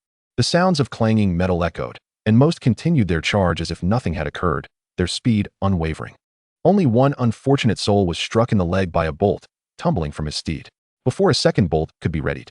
The cavalry closed the distance in the blink of an eye, their momentum crashing into the caravan. A young man wielding a crossbow was the first to meet the onslaught. Skewered by a lance, his shoulders shattered into oblivion, while the advancing cavalry trampled him into a bloody pulp. Run for your lives. Only then did the young men realize the dire predicament Kuchi had thrust them into. They were mere helpers in the transportation of goods, hoping to earn a few coins, and now found themselves transformed into living shields. Kuchi had intended to use the expendables to absorb the brunt of the cavalry's ferocious charge, but he soon regretted his decision. The morale shattered in an instant. The young men disintegrated into chaos, abandoning their weapons and fleeing in all directions. Their flight only served to disrupt Kuchi's own guard, leaving them equally disheartened. The wolfmen, born to be cavalry, seized the opportunity as the enemy fell into disarray, drawing their long swords to slash indiscriminately, or thrusting their spears with wild abandon. Positioned above, they struck downwards effortlessly, inflicting grievous wounds with casual gestures. Those unfortunate enough to fall were swiftly trampled into a bloody mass. Help! I want to go home. Die! Kill them! Chapter 41. The Plunder, Part 2. The sounds of slaughter, wailing, and cries of despair filled the air as everyone succumbed to their primal instincts. After a brief skirmish with Ashina, Gareth was jolted by the screams of his comrades behind him, and upon witnessing the black-robed figure before him, nonchalantly dismissing the chaos, his fury surged. He steeled himself and launched an all-out assault on Ashina, his followers attacking from all angles. How tedious! I shall send you back to the embrace of the goddess. Ashina felt a wave of boredom wash over her. Although a second-tier knight could wield special techniques, they were ultimately too feeble. With the wind howling fiercely, Ashina advanced rather than retreating, swiftly thrusting her spear with astonishing precision. In an instant, her strikes were as dense as stars in a galaxy. Typically, Ashina allowed her dragon-breed wolves to engage in battle, as they excelled in group attacks and swiftly dispatched the undead. As a chosen one, her individual combat prowess was unparalleled. Oh no! Gareth was overwhelmed by the dazzling array of sparkling lights before him, a kaleidoscope of chaos. By the time he comprehended that these were the deadly spear strikes, blood erupted in bursts, hanging in the air like a crimson curtain, refusing to fall. So swift, this is the power of a deity. His followers were left in disbelief, tumbling to the ground lifelessly, blood pooling beneath them. Gareth's heart sank as he was pierced by a dozen spears, his body growing cold, and he fell from his horse, only to be seized by a dragon-breed wolf that tore through his armor, feasting on him as though he were a delicacy. In the overturned cart, a greyhound curled up, desperately covering itself with cabbages. Dear goddess, this is truly terrifying. Please, let them not find me. I am willing to offer everything. With a final gasp, the last of the merchant guards collapsed in a pool of blood. The caravan was left with few survivors. Only rough-clad laborers and a handful of maidservants remained. Stop! Field approached on horseback, commanding the bloodthirsty cavalry to cease their slaughter. The horsemen were now unrecognizable, their once gleaming armor stained crimson with blood, exuding an aura of murderous intent, akin to demons. The soldiers who had witnessed bloodshed were in a vastly different state from those who had not. After assessing the casualties, 3 raiders had sustained injuries, 2 of whom had fallen from their mounts due to poor horsemanship, suffering significant wounds that would confine them to bed for some time. No one had perished, as each wore superior armor, making it difficult for ordinary weapons to breach their defenses. It was no wonder that in ancient times, hoarding armor was punishable by death, Field mused. He nodded at the gathered men, proclaiming, 1 head for 1 silver coin. You have performed admirably. The injured may rest assured. I shall provide for their needs. Having acquired a substantial stock of potions from the recent raid on Kasha Fortress, he added, Long live the Lord. The crowd responded with heartfelt gratitude. Next came the moment to assess their spoils. I am the economic advisor to Baron Falon City. Spare me. Silence. Silver Claw glared fiercely at Kuchi, seizing him and his son, dragging them before Field like 2 defeated hounds. Field, draped in a black cloak, understood that a noble's reputation outweighed all else. Should he be seen committing acts of plunder, his future dealings would be jeopardized. We meet again. A dangerous smile spread across Field's face as he spoke in a calm tone. It's you, Field. Upon seeing Field's visage, both men froze, their expressions becoming statuesque. Mouths agape, at a loss for words to convey their shock. Tell me about my brother, his military strength, defensive deployments, and the Chosen One. Kuchi, sensing the malice in Field's tone, recoiled in terror. What do you intend to do? Did you not vow to kill me and my beloved? Field steepled his fingers, his voice unhurried yet laced with menace. And I am one who relishes an eye for an eye. You scoundrel, he is your brother. You both share the blood of the Ross family. Kuchi protested. Silverclaw struck him twice, knocking out 3 teeth. Show some respect. How absurd. You allow him to kill me, but not the reverse. Field waved dismissively. Before you oppose me, be prepared for the possibility of death. Fine, I'll speak. Lance shouted. Adrian has 1 4th-tier knight, 12 3rd-tier knights, and a total force of 500. In wartime, he can muster 3,000 militia, a formidable force. Most importantly, Adrian possesses a 2nd-tier chosen, known as the Flame Butterfly, Allison, a rapid spellcaster commanding an extraordinary unit of sorcerers, boasting incredible combat strength. However, in the short term, Adrian can only command a fraction of this power, as the knights remain loyal to the old earl. As a fledgling lord, Adrian, a mere novice, cannot control them. The two, resigned to their fate, divulged all secrets. Field nodded, acknowledging his brother's formidable strength, realizing that defeating him was a distant dream. First, he must focus on cultivating his own territory in Nightfall. I grant you mercy. Field turned his horse, signaling Silverclaw with a gesture across his throat. Kuchi and his son scrambled to their feet, but before they could take a step, they were knocked down, steel blades descending mercilessly. I curse you to hell. They screamed in unison. Field shrugged nonchalantly. I forgive you, though I never mentioned that my subordinates would extend the same clemency. Oh, and do not forget to sever the head as a final act. This spectacle left Greyhound and his companions utterly astounded. Witnessing the once lofty Kuchi being dragged out by fearsome soldiers, his garments forcibly stripped away, followed by a flurry of stabs. Damn it! What misstep led me to forsake Maple Leaf City? Greyhound despaired, wishing fervently to return to the previous day, to deliver himself 2 resounding slaps. However, the anticipated blade did not descend. Instead, Field, mounted upon his steed, declared, "You are now conscripted. Those with skills, step to the right." By the way, who is Greyhound? Almost everyone scrambled to position themselves on the right, even if they possessed no discernible talent. Conscription? Skills? Greyhound blinked in disbelief, swiftly followed by a surge of elation. Did this imply he would not be executed? I am Greyhound, my lord. What are your commands? I am willing to do anything. He hastily stepped forward, disregarding the dampness staining his trousers, kneeling before Field. I am the Lord of Nightfall, and I hear you are quite skilled in carpentry. Should your performance meet my expectations, life will be far superior to that in Maple Leaf City. Furthermore, the same applies to you all. Field gestured towards the remaining 7, 3 of whom were Kuchi's handmaids. It seemed this old servant had more attendants than himself. He was not unjustly slain. Chapter 42. The Spoils of Plunder, Encountering the Church. The cavalry had commenced sorting through the spoils.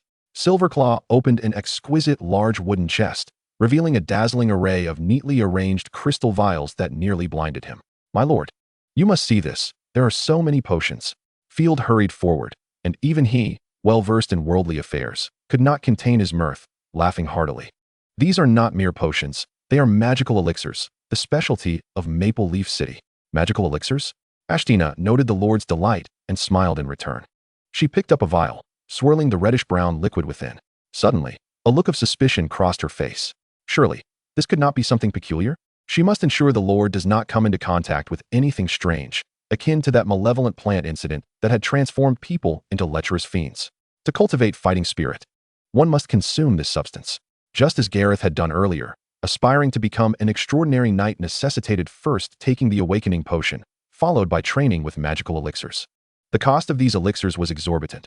A single vial often exceeded 50 gold coins, a burden difficult even for knights to bear.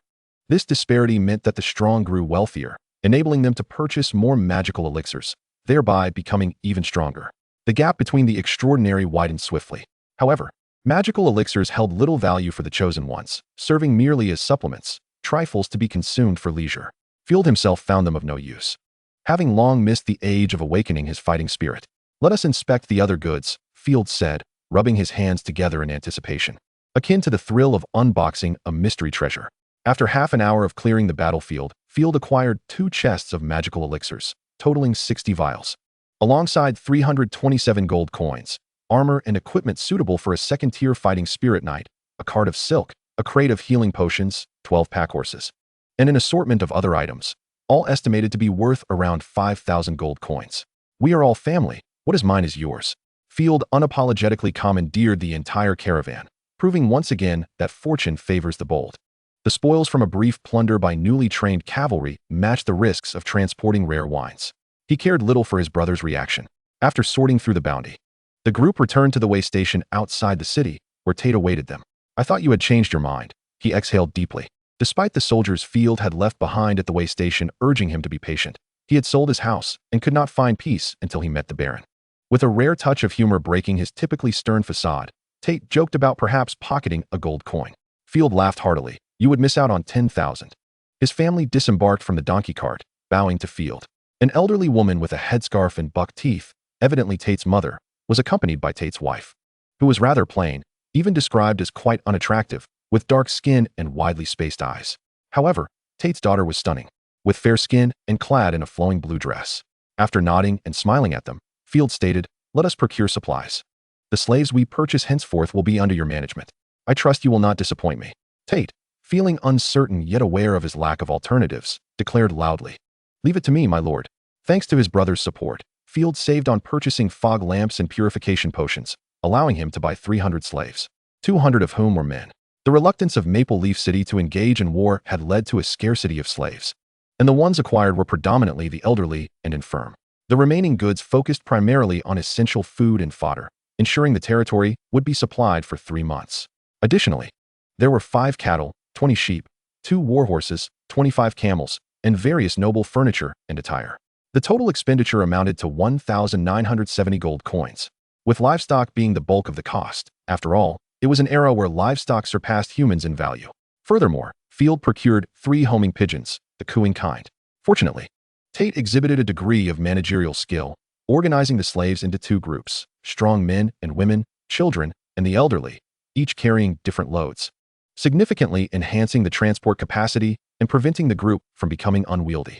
Field mused to himself that the wages had not been wasted. The group set out that same day and reached the border of the High Fortress province, resting for the night. The following morning, Field emerged from his tent to his astonishment, discovering the presence of the church. A squadron of holy knights, numbering 30, radiated waves of fighting spirit. In addition, 20 nuns clad in austere and modest habits, far from the modern styles revealing arms, were present, leaving only their faces visible, even their ears hidden. The slaves knelt before them as the nuns preached tirelessly. Unlike the impression of religions in Huagua, which often solicit offerings for good deeds, the church in this world could levy taxes from kings, impose penalties upon them, unleash divine retribution against heretics, and held dominion over a prosperous nation comprising 3 provinces in the fertile southern Inner Sea region. In name, more than 100 nations, including the Holy Griffin Empire, recognized the church's radiant deity as their official faith, referred to as the mother of all gods. Yet, whether she truly was a mother remained uncertain, as no one had ever truly seen a god. The only miracles attributed to divinity were the chosen ones, while everything else could be fabricated. Field could easily conjure tales without any psychological burden. "Apologies, we did not wish to disturb your rest," one nun explained with remarkable emotional intelligence rather than simply saying they had forgotten. "All right, that explanation I can accept," Field shrugged. "Wait, are you Sir Fieldros?" A nun clad in a pristine white robe regarded him with astonishment. "My goodness, you truly survived in nightfall? Thank the Mother of Light. This must be a miracle." Field, bewildered, replied, "You know me?" "Everything is a miracle." A gentle and melodious voice emanated from behind the nun, who immediately stepped aside, respectfully standing at attention. The speaker is also a nun clad in white robes, adorned with a luminous angelic symbol on her forehead, signifying her as a chosen one, a holy light chosen. "I am Eliza, a 3rd-tier chosen from the church. As we passed through the Rose territory, I heard that you intended to explore the Twilight territory, and I have prayed for you." A 3rd-tier chosen possesses formidable combat prowess, capable of single-handedly leading an army. Field instinctively worried she might expose Ashina. Yet Eliza did not even spare Ashina a glance. It seems that the chosen ones can shield each other from perception. Chapter 43, A Conversation with the Nun. Field had previously noticed that the small map would not display those chosen who had already made a pact.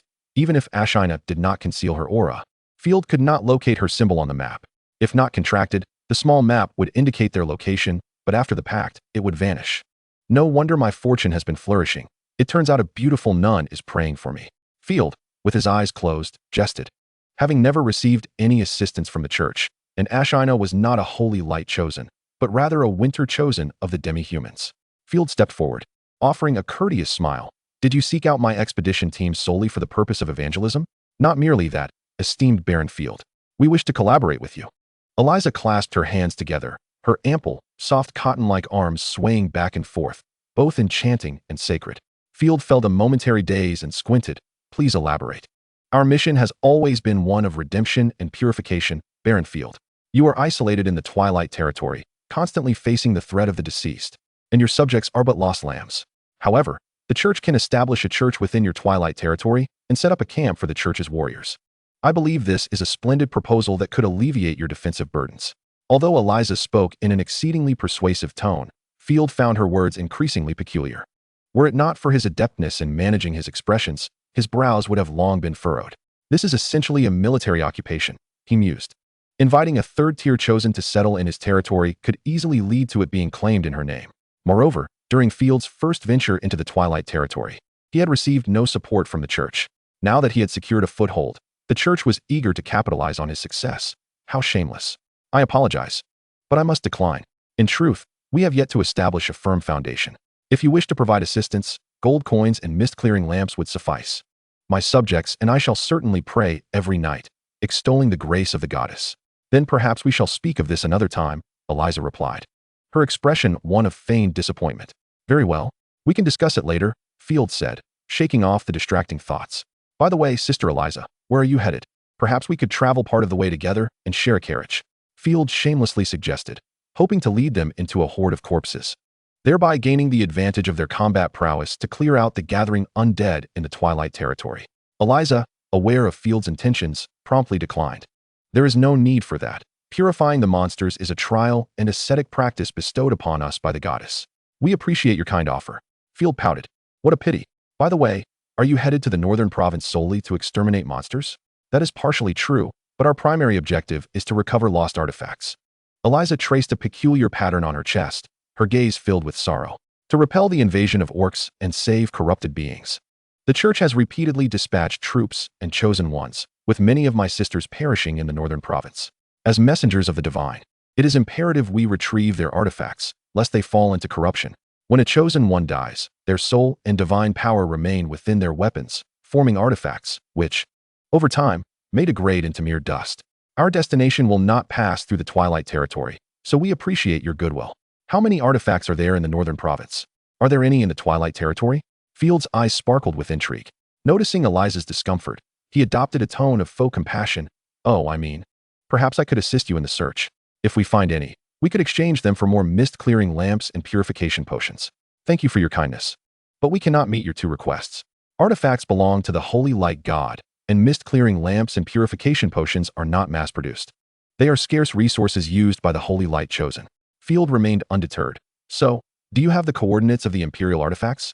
Are there any in the Twilight Territory? I do not know, Baron Field. I still hope to establish a church in the Twilight Territory. Eliza sensed Field's obstinacy and, not disheartened, gently grasped his arm. Her touch like a gentle breeze, enveloping him in the essence of nature.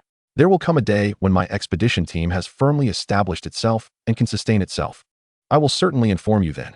Field shamelessly savored the moment, yet mercilessly painted a vision for Eliza that was unattainable, fearing a strong refusal might lead to dire consequences. He treaded carefully, though such a likelihood was negligible. The church's influence had waned in recent years, with various empires striving to extricate themselves from its grasp. Should they take action against the nobility again, their downfall would be imminent. After conversing for quite some time, neither party reached any consensus. Select 50 robust slaves and equip them with long spears. We shall enter the gray mist. After issuing the order in a loud proclamation, Field remounted his steed and slightly bowed towards Eliza. Farewell, charming sister. Farewell, Eliza replied, gracefully mounting her steed. May the holy light protect you. The return to the Twilight Territory was fraught with challenges, compounded by the presence of slaves and captives, totaling around 350 individuals, posing a significant risk of encountering a horde of corpses. As Field had anticipated, the moment they entered the northern province, their cumbersome convoy was immediately beset by relentless assaults. Corrupted corpses roared forth from the ruins, decaying forests, and the earth itself, surging towards them with ferocity. Oh goddess, what have I witnessed? living demons. Tate and the slaves bore identical expressions of panic, desperately glancing back in search of an escape route, only to be met with the oppressive gray mist that connected to the heavens. Tate had a vague sense of foreboding. They had entered a dire predicament. Previously, he had heard tales of the North being rife with monsters and death, but he had never taken them seriously. It had been an abstract concept until this moment of stark reality. However, Tate quickly fell silent, not due to fortitude, but rather terror. With a swift motion, the Black Knights beside Field unsheathed their cavalry sabers. More terrifying still was the sight of the blades, stained with dark, dried blood and yellowish-white grease. No more than 2 days.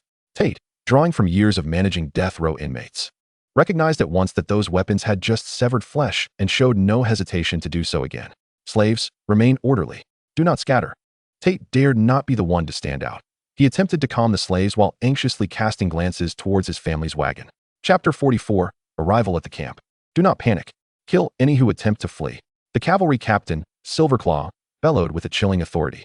To Tate's bewilderment, the cavalry had no intention of attacking the corrupted corpses. Instead, they began to encircle the slaves as though herding sheep, presenting an alarming readiness to commence a slaughter at any provocation. Such ferocious cavalry, but what of the rotting corpses? A question sprang to Tate's mind. A deep, azure light flickered, and a colossal black wolf leaped forth, moving without hesitation through the horde of zombies, its claws slashing effortlessly, crushing or slicing the undead with ease. The onlookers stood agape, momentarily forgetting their fear. Was there a giant wolf in the ranks? They had seen none before. Accompanied by crackling flames like arcs of electricity, a blue fire erupted from the wolf's maw, swelling geometrically as the dragon-blooded beast swept back and forth. The crackling sound of flames was akin to firecrackers, echoing in the ears of the spectators as the advancing tide of corpses was utterly decimated. What is happening? Tate felt overwhelmed, his mind struggling to process the influx of information. It is my chosen one, Ashina. Field patted the stunned Tate and gestured towards his maid. The maid dressed as Ashina, then said to Tate, "Tend to the slaves. We must make haste." But Tate stumbled over his words, at a loss. Field actually possessed a chosen maid? Even in the affluent Maple Leaf territory, there was only one chosen, a stunning dancer. What had drawn a chosen to pledge loyalty to Field? No wonder Baron Field dared to venture into the Nightshade territory. He had a chosen for protection. Just as the adults often say, this is merely the beginning.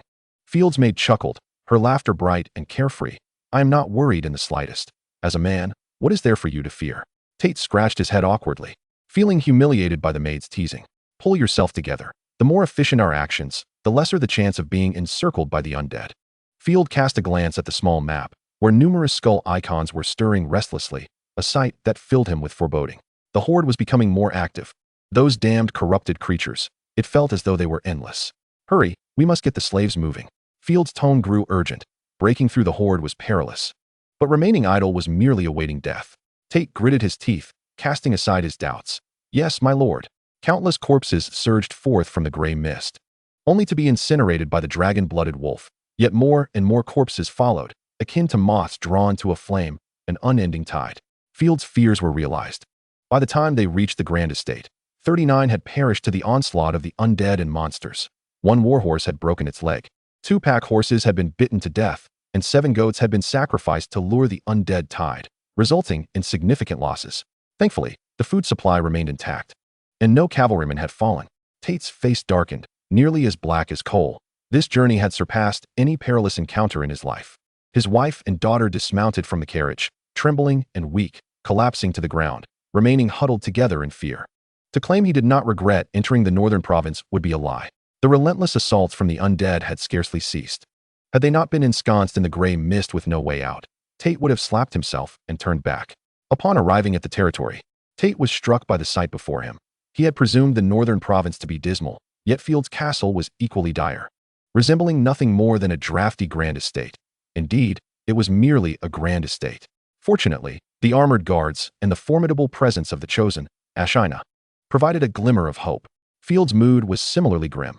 Compared to the first time, the losses from this transport were devastating, especially without a human shield. The annihilation of Connor's knightly order had allowed Field to reach the grand estate unscathed. This venture had been overly ambitious.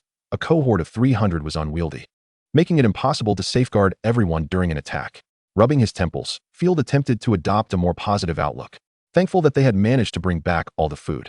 The good news was that despite his prolonged absence, the territory had not suffered any attacks. The slaves had already begun tilling the fields. The first batch of farmland had been purified and was promptly put into production. Although the soil was barren, it was far better than leaving it fallow.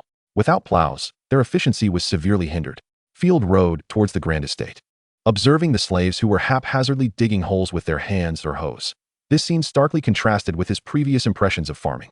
The absence of ridges indicated their lack of understanding of furrowing techniques. They even lacked drainage ditches between the plots. The Nightshade territory had several oxen, which, when paired with plows, could expedite the tilling process. However, it mattered little, as the quantity of farmland was limited, and the slaves could still accomplish their tasks through sheer manpower. It also ensured that everyone had something to do, preventing them from idling and engaging in mischief or fighting after filling their bellies. Was the entire Nightshade territory comprised solely of slaves? Tate was astonished. Field was the most unique lord he had ever encountered. Not entirely. A small patch of land to the south of the Grand Estate has been allocated to free citizens, about 10 or so, whom I brought over, Field candidly stated. The Nightshade territory held few secrets. After all, without the fog-clearing lamps, ordinary people would find it impossible to escape. Tate's jaw dropped, as if he could swallow an ostrich egg. So, this place is quite suitable for you. It resembles a grand prison, and the mist serves as a cage. Your role will be to act as my domestic advisor, preventing slave uprisings and coordinating their labor. It is indeed akin to a prison, Tate remarked, his lips twitching. Yet there are distinctions. They are still human. I intend to allocate some of their labor time for reformation, such as developing new skills or altering undesirable habits. Field's brow furrowed as he observed the excrement littering the ground, particularly the indiscriminate urination and defecation. His previous prohibitions seemed to have had little effect. Thankfully, the weather was not warm. Otherwise, Field might have struggled to find rest. Tate had recovered from his earlier fear and was now surveying his surroundings. The slaves toiling nearby, upon spotting Field riding his tall steed, immediately abandoned their tasks, rushing forward to kneel in reverence. Following them were the patrolling guards and the farmer, Cow, who excitedly approached the returning group. Thank heavens, my Lord Field, you have finally returned. Cow exclaimed, tears of joy streaming down his face, nearly wishing to kiss the hooves of the horse. He had been deeply worried that Field might have deserted or perished on the way, leaving him in dire straits. Chapter 45. One must always confront reality. Indeed, but it was primarily thanks to Ashina and the valiant warriors who fought to protect them. Field would not mention the matter of the small map. That remained a personal secret. Ashina's eyes were slightly heavy, her beautiful gaze revealing an unusual weariness. Slaying the undead night after night would wear down even a chosen one, yet her wolf ears perked up, indicating her good spirits. No flattering words were exchanged. Ashina merely nodded at the gathered crowd. Recently, she had grown fond of Field's calm demeanor, rarely displaying her lively side in front of others. Only in private would she mischievously tease him. We are willing to lay down our lives for you, my lord. Upon hearing Field's praise, the likes of Hammer straightened their backs. For reasons unknown, their lord had a particular fondness for a straight posture, and since he appreciated it, they were eager to oblige. Hammer thumped his right hand, stained with dried blood, against his chest plate, declaring, thanks to the winter goddess for blessing our beloved lord. Well, going out has made you all the more sycophantic, a gaggle of bootlickers, Cow scoffed, rolling his eyes, yet a smile crept onto his face. Each guard that returned added to the safety of the territory, allowing him to sleep soundly without fear, even feeling secure enough to venture to the latrine. My lord, if I may speak candidly, please refrain from taking further risks. I pray each night, burdened with worry to the point of sleeplessness, Call shouted. Upon my return this time, I shall not depart the territory for a considerable while. Though Maple Leaf City possesses its charm, it pales in comparison to my own dilapidated domain, which, at least, offers a sense of home. Moreover, the journey is exceedingly arduous. I am weary, he added, waving his hand. He first arranged accommodations for my advisors and free citizens, subsequently designating a section of land for the slaves to be situated adjacent to the previous slave encampment. Field, momentarily drained of energy, felt the fatigue seep into his bones after days of frenzied combat and intense map observation. The cavalry shall have a 3-day respite. Hammer, you too shall enjoy this break. Go and rest well. Call, I entrust you with organizing the free citizens to prepare meals for the slaves. Each one shall receive 2 loaves of bread and a serving of vegetable soup. I would not wish for them to survive the tide of corpses only to perish from hunger. The 30-plus deceased slaves, most of whom were elderly and slow of foot, evoked a pang of regret in Field. Such waste of labor was lamentable. Upon returning to the Grand Winery, Field felt the air become invigoratingly fresh. Even if a faint mustiness lingered, the stone walls revealed their original hue, unmarred by the blackish-purple remnants of decay. while the interior bore the unmistakable signs of diligent cleaning by the maid, Sparrow, who had evidently not shirked her duties. The room was free of excrement, a stark contrast to the previous state, where Field had encountered a fair share of it, unsure which servant had been too indolent to venture outside. Thankfully, with Field's growing authority, that individual seemed to have curbed such behavior, or perhaps he had simply taken it upon himself to clean up. Humph. Let me catch you at it, Field mused, curious about the identity of the miscreant. Should it be a maid's doing, a sharp reprimand would be in order. After a sumptuous dinner and a leisurely bath, Field languidly reclined in his cushioned armchair, every cell in his body relishing the relaxation. The newly acquired furnishings rendered his room quite refined. At least the table, chairs, and bed were now adorned with high-quality, aristocratic decor, alleviating the worry of creaky chairs. He retrieved the spell book, Flame Robe, and although he lacked magical abilities, his curiosity about the arcane remained undiminished. A series of knocks interrupted his reverie. Rather than feeling irked by the intrusion, Field placed the spellbook back on the shelf and cleared his throat. "Enter. My apologies for the disturbance, Lord Field," came the voice of Tate, known by the moniker of the Warden. Nicknames were commonplace in this era, and Field had often fantasized about acquiring titles like Iron Rod or Devil Muscles, as they sounded quite impressive. "My lord, I have come to ascertain your thoughts for the more precise management of Nightfall territory." Tate, having foregone rest, had traversed the entirety of Nightfall, the scent of perspiration clinging to him, and an air of anxiety etched upon his face. He sought clarity on whether this year's focus should be on taxes, population, or food, topics of paramount concern to the nobility.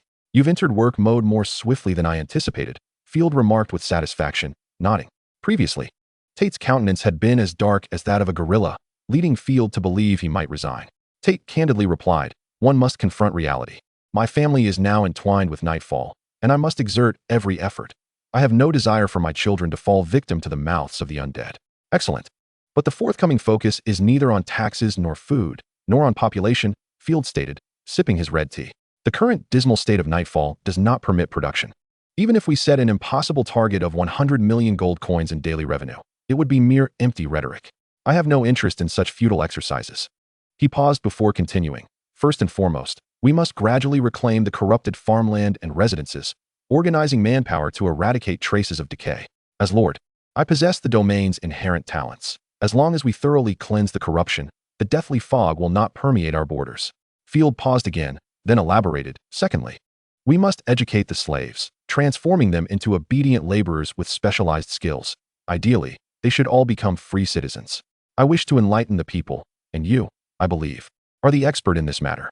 However, I must caution you, do not be deceived by the pitiable appearance of some slaves. A portion of them has engaged in illicit activities behind the scenes. We must swiftly sort this out before we can proceed further. Nobility lies within the individual, not their profession. Similarly, degradation is a state of being, not a circumstance. There exists oppression even among the slaves, a bitter irony." Tate was taken aback. "You possess such astute guidance regarding management, with clarity and foresight. It is truly remarkable." Field found it amusing that Tate, who appeared so earnest, was adept at flattery. "Isn't this a fundamental skill?" He chuckled. "Not at all, at least not in my experience. Lords typically focus on the current year's taxes, food supplies, military affairs, family matters, or the noble maidens. You are the first to concern yourself with the plight of the common folk." "Oh." Field tapped his fingers lightly against the table, producing a pleasant sound. He relished the rhythmic tapping as he pondered. Thanks to the wisdom of the Huagua people and the advanced modern education he had received, even the simplest of actions he undertook seemed astonishing to the people of this era. Chapter 46. Ineffective Decrees and Fertilizer. "Furthermore, my lord, I believe Nightfall requires proper housing. The slaves are perpetually crammed into tents made of rotting wood and tattered cloth, which is troubling enough. But what is more alarming is that even the free citizens lack proper homes. This will incite discontent among the populace, should you value their opinions. Such issues will require time to resolve," Field remarked, extracting a spare map from the shelf and handing it to Tate. "Once I have reclaimed the eastern forest and the quarry, the housing situation may find resolution. Additionally, I need to plan for site selection. Here is the map. Share any ideas you may have promptly."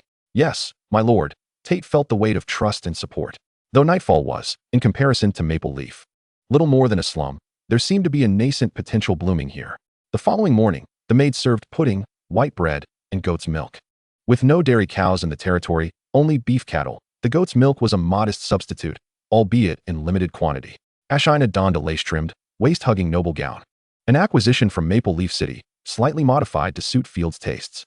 While Ashina deeply cherished her maid's attire, she opted not to wear her work clothes today. Taking advantage of her day off, clad in the dress, Ashina nearly rendered Field unable to meet her gaze, and it took considerable mental fortitude for him to regain composure. Her long hair cascaded freely, and with one hand propping up her chin, her eyes, imbued with a bewitching wildness, half-lidded in a dreamy gaze, left one wondering what thoughts danced within her mind. The white silk stockings clung to the flawless contours of her legs, exuding an air of nobility and elegance, while her crossed legs revealed an alluring and enigmatic allure. In this era, stockings did exist, though not in the ultra-thin material of modernity. Rather, they were thicker, allowing only a subtle glimpse of skin tone, devoid of any overt exhibitionism. Ashina's posture was not that of a rigid noble maiden, her toes, encased in stockings, playfully jiggled within her slippers, a sight that would be deemed impolite in the eyes of other aristocrats. Yet, Field delighted in Ashina's vivacious, wolf-like nature, thus imparting only select lessons on aristocratic and modern etiquette, rather than imposing the entirety of feudal dogma. After all, this was nightfall, and Field held the reins. "What would you have me do today?" Ashina languidly inquired, using a silver spoon to scoop a mouthful of pudding, her face lighting up with a satisfied smile as she savored the sweetness. After relishing the taste, she blinked her large eyes and suggested, "Shall we go treasure hunting?" If only treasures could still be found. Previously, the discovery of wine and magical scrolls had brought substantial wealth to Nightshade Manor, and Ashina had become somewhat obsessed with treasure hunting. "If you are willing, you may accompany me to the lower fields today.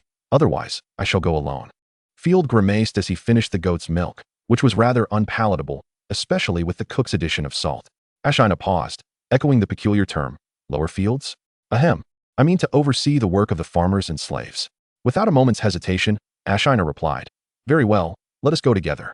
Upon departing from the Grand Winery, the disheveled slave encampment came into view, though it was currently deserted, as the slaves had been driven out to labor early by Tate. The slaves had no breakfast, and even the free folk scarcely indulged in the luxury of a morning meal. During the Middle Ages, common folk typically ate twice a day. The midday meal, referred to as breaking the fast, was more formal, requiring prayers of gratitude to the deities. Dinner was more casual. Field had observed that what was termed dinner was often little more than a late-night snack, as free folk tended to eat very little in the evening. Breakfast, considered a light meal to break the fast, was generally reserved for the nobility, who adhered to strict etiquette, such as not carrying breakfast back to their rooms and washing their hands with a basin and towel before each course. Of course, none of this mattered to Field, who maintained his own dining customs. "I regret not riding a horse." Just a few steps into their journey, Field facepalmed in exasperation as the road was littered with dung. While manure could enrich the soil, it required proper composting. It was evident that my previous edicts had fallen on deaf ears. Scanning the area for cow, Field turned to the maid, scissors, and instructed her to summon that old rascal Cow, along with any articulate free folk. Before long, Cow approached with an awkward expression, accompanied by an elderly man known as Old Turtle Dove, originally a villager from Bull's Head. Old Turtle Dove had become the de facto village elder after being brought over by Field, adept at resolving minor issues among the free folk, such as neighborhood disputes and family quarrels. "Good day, sir." They both bowed respectfully. "Good day," Field responded with a smile before inquiring, "Is the issue of public defecation still unresolved? Pray, share the difficulties you face." Cow, feeling sheepish, replied, "There are simply too many of them. Moreover, each one is as dim-witted as a pig. The moment my advice escapes my lips, their thick heads forget it entirely. They disregard verbal counsel and even play the fool, claiming it to be their first offense. Indeed, even in modern times, admonishing some elders for wrongdoing often leads to naught but disdain. When benevolence is extended, granting them 3 chances, hundreds of individuals, each with 3 opportunities, would surely fill Nightshade Manor to capacity. Having exhausted the softer approach, it was time for a firmer hand. Field yearned to confiscate their tools of mischief. "Let it be known, from this day forth, anyone caught relieving themselves in public shall face punishment. Free folk will incur a fine of 1 copper coin, and if unable to pay, a whipping. Slaves will face triple the penalty, 3 copper coins or 3 lashes, with no warnings issued." Field's expression darkened. "Additionally, I command the children and women among the slaves to gather the excrement daily and pile it together." What a cleanliness-obsessed noble, Old Turtle Dove mused. It was merely dung. He could not fathom why such effort was being expended. Was it to erect a statue? "Do you understand how to fertilize and compost?" Field turned to Old Turtle Dove. "Fertilize?" Old Turtle Dove looked bewildered. "We know how to water, weed, and catch pests, of course, but most importantly, we pray. We beseech the goddess for a bountiful harvest." Field grimaced slightly. It was no wonder the populace was so sparse, yet perpetually hungry. Even the most fertile land would yield little if cultivated repeatedly without replenishing its nutrients. Then you must fertilize. Field indicated the fields, suggesting they accumulate the dung for irrigation after planting crops. By the harvest goddess, what have I just heard? I should tear my ears off. Old Turtle Dove rolled his eyes, nearly suffering a stroke. Were it not for the presence of the Baron, he would have raised his fists in protest. Chapter 47. From Fields to Kitchen, a comprehensive overhaul. Just moments ago, he had been contemplating how the cleanliness of Baron Field had led him to collect dung, only to realize the purpose was to spread filth upon the goddess of harvest's blessings. Such aristocracy, such extravagance. To cover the sacred gifts of the goddess with unclean refuse? It was sacrilege that would invite terrible divine retribution, such as locust plagues and droughts. My lord, surely you jest, Old Turtle Dove stammered. His face flushed as he rambled on about his farming expertise. We are professionals at this. I have farmed all my life. How could I not understand? Field would not engage in debate with the old curmudgeon, but waved his hand dismissively. Perhaps you are correct. But I shall have the slaves cultivate the land according to my specifications. This is an order. My lord, only magical creations and the chosen ones can influence food production. Faced with such a significant matter as sustenance, Cow dared not allow Field to act recklessly. You must pray continuously. The gods will respond. Ah, the gods again. Field rubbed his temples. The existence of chosen ones and magic was indeed a treasure in this world, but it also stifled productivity and technological advancement. The most common issue was a lack of diligence in labor, leading to a significant decrease in initiative. Failure to produce food would be attributed to a lack of piety, resulting in donations to the church while awaiting miracles. I am aware that magic and chosen ones can affect yields, but Nightshade Manor cannot rely on that. We must seek alternative solutions. Ashina, being purely military in her focus, offered no assistance in production. This is my command. Compost, and then irrigate the fields. Furthermore, when planting radishes and cabbages, employ the ridged cultivation method. For wheat, the soil must be loosened twice, ensuring it remains level. The ridged method enhances aeration, enriches the soil, and loosens the earth, among other benefits. Yet Field refrained from further explanation, having grown accustomed to dealing with these old-timers. This is my decree. The fields cultivated by slaves must adhere strictly to my instructions, while your own can be more lenient. With only a handful of free folk who could not cultivate much land, it would serve as a model for their efforts. As you wish, Old Turtle Dove replied, though his face bore reluctance. Yet the land belonged to the nobility, and Field had granted them leeway by permitting their fields to remain unfertilized. Field had spent part of his childhood in a rural area before his journey, and thus possessed a basic understanding of agricultural principles. Of course, even if that knowledge proved irrelevant to the current fields, it was a minimal loss. For Nightshade Manor's land yielded little. Then, Field personally guided several slaves in digging a passable ridge before departing, satisfied. Would Nightshade Manor be lush with wheat and vegetables come next year? Ashina turned back with keen interest. Let us hope so, though it will certainly not suffice for everyone. We shall still depend on imports. If only meat could be cultivated. She wiped the drool from the corner of her mouth. Her interest clearly piqued by the prospect of meat, declaring it the most delectable fare. Field, a carnivore by nature, nodded in agreement. Indeed, however, vegetables can also be made delicious, though my chef has yet to attempt it, or perhaps his meat dishes are merely mediocre.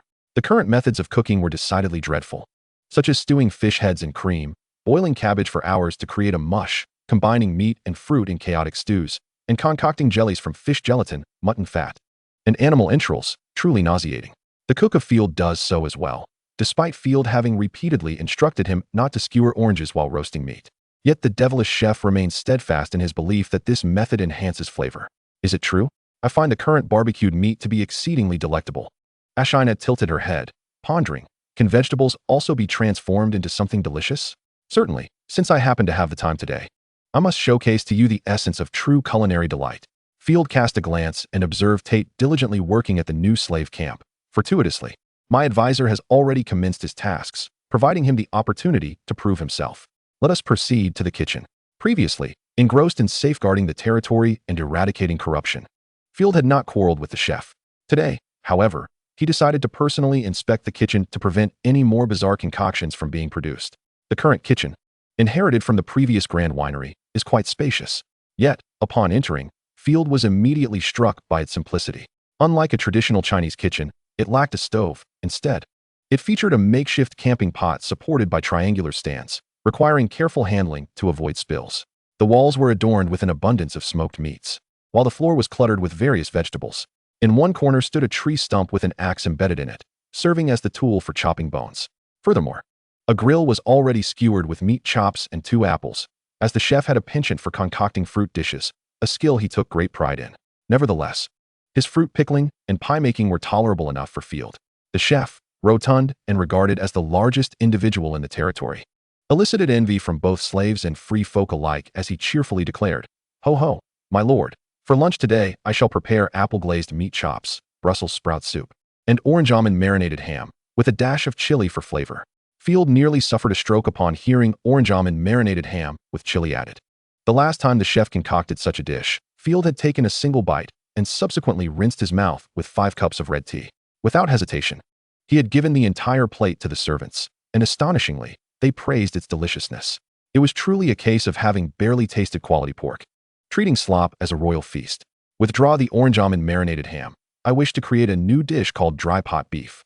Prepare some beef tenderloin, onions, radishes, mushrooms, and chili, Field commanded. What is dry pot? Observing the chef's hesitance and dubious expression, Field had to emphasize his request with greater authority. No one appreciates being questioned in their area of expertise. While understanding the chef's apprehension, Field, determined not to be poisoned by dark culinary arts in the future, adopted a commanding tone. He yearned to demonstrate his culinary skills personally, but he knew that if a noble were to cook, the chef would be humiliated and enraged. Do not simply add water to the pot, chef. This method of cooking is entirely novel. Heed my instructions. First, wash the ingredients and prepare them. Then, pour some oil into the heated pot. This step is known as heating the oil, and then. Meanwhile, the maid Sparrow, under the protection of 5 guards, was preparing to serve food to the slaves. The primary servers were 10 free men, with Sparrow overseeing them and making her presence known to assert her significance. It was imperative for the slaves to understand who was sustaining them. The midday meal consisted of barley porridge and black bread, the latter batch coming from Maple Leaf City, significantly superior to what had been acquired from Golden Eagle City. Chapter 48, Black Feather and White Feather, the Chaotic Eaters. The midday fare was porridge and heated black bread, which was remarkably better than before, weighing 10 pounds each and laden with abundant bran. At least it did not contain stones, sand, or wood shavings. And the bread was cut into fist-sized pieces for easier distribution. As the slaves caught wind of the appetizing aroma of food, they hastily abandoned their tasks and rushed toward the cart. The guards immediately raised their halberds, positioning themselves before the slaves and vociferously admonishing them to refrain from advancing. "I want to eat. Damn bricks, it's me. You scoundrel, have you forgotten us after gorging on eggs for days?" Indeed, they shared bonds of camaraderie within the same enclosure. "Give me an extra loaf of bread." Some slaves began to exploit their connections, while others resorted to curses. A few were those who had initially refused to fight or had slacked off during training, resulting in their expulsion from the guard brigade. They now regretted their choices. Unable to sleep soundly at night, often waking from dreams of former cellmates who were now indulging in lavish feasts, a fate more unbearable than death. Each time they awoke, they would slap themselves in frustration, uttering, "I should have known better." After all, being able to enjoy meat daily was considered the pinnacle of life for the slaves. Who would have thought that the guard brigade would not serve merely as fodder, but rather, the Baron genuinely provided food. No pushing. The Lord has decreed that you must line up to receive your portions. The guards paid no heed to the former comrades' attempts at camaraderie. Since they had begun receiving extra rations of food, such as smoked meats and eggs, they had become unwavering loyalists to Field, more devoted than even the most ardent sycophants. Now, if Field commanded them to beat their own fathers, these once hungry men would charge forth without hesitation to deliver righteous punishment. "Form a line. Please arrange yourselves into 10 rows. The maid Sparrow called out in her delicate voice. When the crowd ignored her, she placed her hands on her hips, exclaiming, "Line up. Otherwise, there will be no food." What a beautiful lady. If I could spend just one night with her, I would gladly sacrifice 50 years of my life. Shut your mouth, you fool. She is a noble lady. Be careful lest I have your tongue removed. I know I was wrong. The man who had spoken out was immediately drenched in sweat, fearing the guards would drag him away for execution. Clearly, the maid's clean and elegant attire had led the slaves to misconstrue her as a noble woman. This was one of the invisible perks of being a castle maid. Her status inherently elevated her above ordinary folk, akin to a leader's driver who assumes authority in the absence of the leader. Fortunately, Sparrow did not hold their misunderstandings against them. Had scissors been present, she would have used 2 loaves of black bread as bait to incite the other slaves to thrash the offender. In truth, Sparrow relished being perceived as a noble lady. The feeling of being admired was utterly intoxicating. She cherished the task Field had assigned to her and was determined to excel in it. Soon, the slaves jostled and crowded, managing to form 10 lines. A few stronger slaves began to curse and drag others to cut in line. However, such transgressions were swiftly quelled by the guards, who charged in with a punch, toppling the queue jumpers. None of the eggs went to waste, all transformed into fighting spirit. Those cutting in line, to the back, Sparrow declared, hands on her hips, striving to appear more intimidating. The slaves finally settled down, reflecting on the recent display of violence. Haha, did you see that? Just one punch. My heavens, those guys are fierce. No wonder they can kill the undead. I heard the Baron allocates meat to the guards every day. I want to join them. And then I can hit people freely too. Haha. The slaves excitedly discussed as the violence allowed them to release pin-up frustrations, becoming the talk of the month. The disheveled girl, White Feather, tightened the filthy cap on her head. This stinking hemp hat belonged to another kind-hearted elderly slave, who had tragically perished on the way to Nightfall territory, torn to shreds by a bat-like demoness. Fortunately, the warm hat remained, and the sisters would take turns wearing it, sharing their meager possessions. Her twin sister, Black Feather, had already begun to sob quietly. Be strong. Just ignore them, and soon we will eat, White Feather reassured, protecting her sister from the throng of slaves, preventing her from being trampled and crushed. Fortunately, the sisters found themselves in a favorable position, seated towards the front. This is food bestowed by Lord Field. You must labor diligently for our master. The Sparrow incessantly reiterated this phrase, echoing her inner thoughts. Only the esteemed Baron would so generously share sustenance. Pouting, the Sparrow reflected on the perilous journey undertaken by their master to procure this food. The notion of working hard? Bayou repeated it to herself several times before letting out a long sigh. They once had a blissful family, with parents who toiled earnestly, braving the elements to cultivate the land. Their father possessed remarkable skill in using a slingshot to hunt birds, selling his catch at the castle, occasionally returning with leftover scraps discarded by the lord. Those were the happiest days for the sisters, when delectable remnants would grace their dreams. Their names were, indeed, a gift from the birds above. Alas, their father, in pursuit of crafting a superior slingshot from branches gathered in the forest, an act deemed illegal, as the forest belonged to the nobility, inclusive of its animals and berries, met with a tragic fate. That very evening, he was hanged for the crime of trespassing upon noble property. Their mother, too, fell victim to the lecherous advances of a corrupt constable, ultimately succumbing to madness and leaping into the river.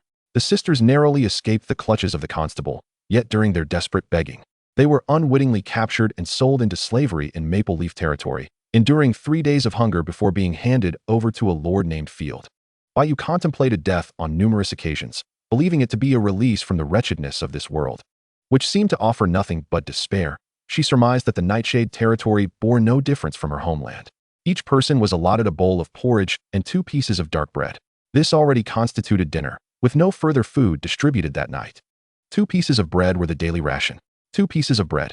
Reality shattered Bayou's memories and despair in an instant. Her eyes widened in disbelief as she gasped softly, is this a jest? 2 pieces of bread and porridge for a day. By the gods, is this a cruel joke? On the journey to Nightshade territory, 2 pieces of bread were intended to satiate hunger quickly, yet upon arrival, it was customary to receive only 1 loaf every 2 days.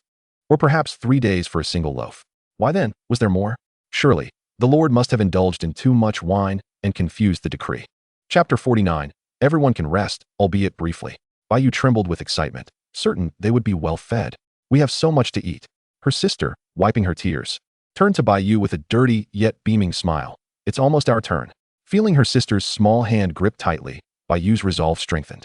If she were to perish, her timid sister would undoubtedly fall prey to the vile, meeting her end in a cold, desolate corner. She must survive.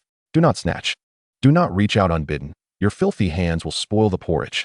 The villagers serving the food cursed, wielding a stick in one hand while using a ladle with the other to scoop a watery porridge filled with scant grains, so meager that even dogs would turn their noses up. How fragrant! So many grains. Bayou's eyes widened in astonishment as she released her grip on her sister's hand.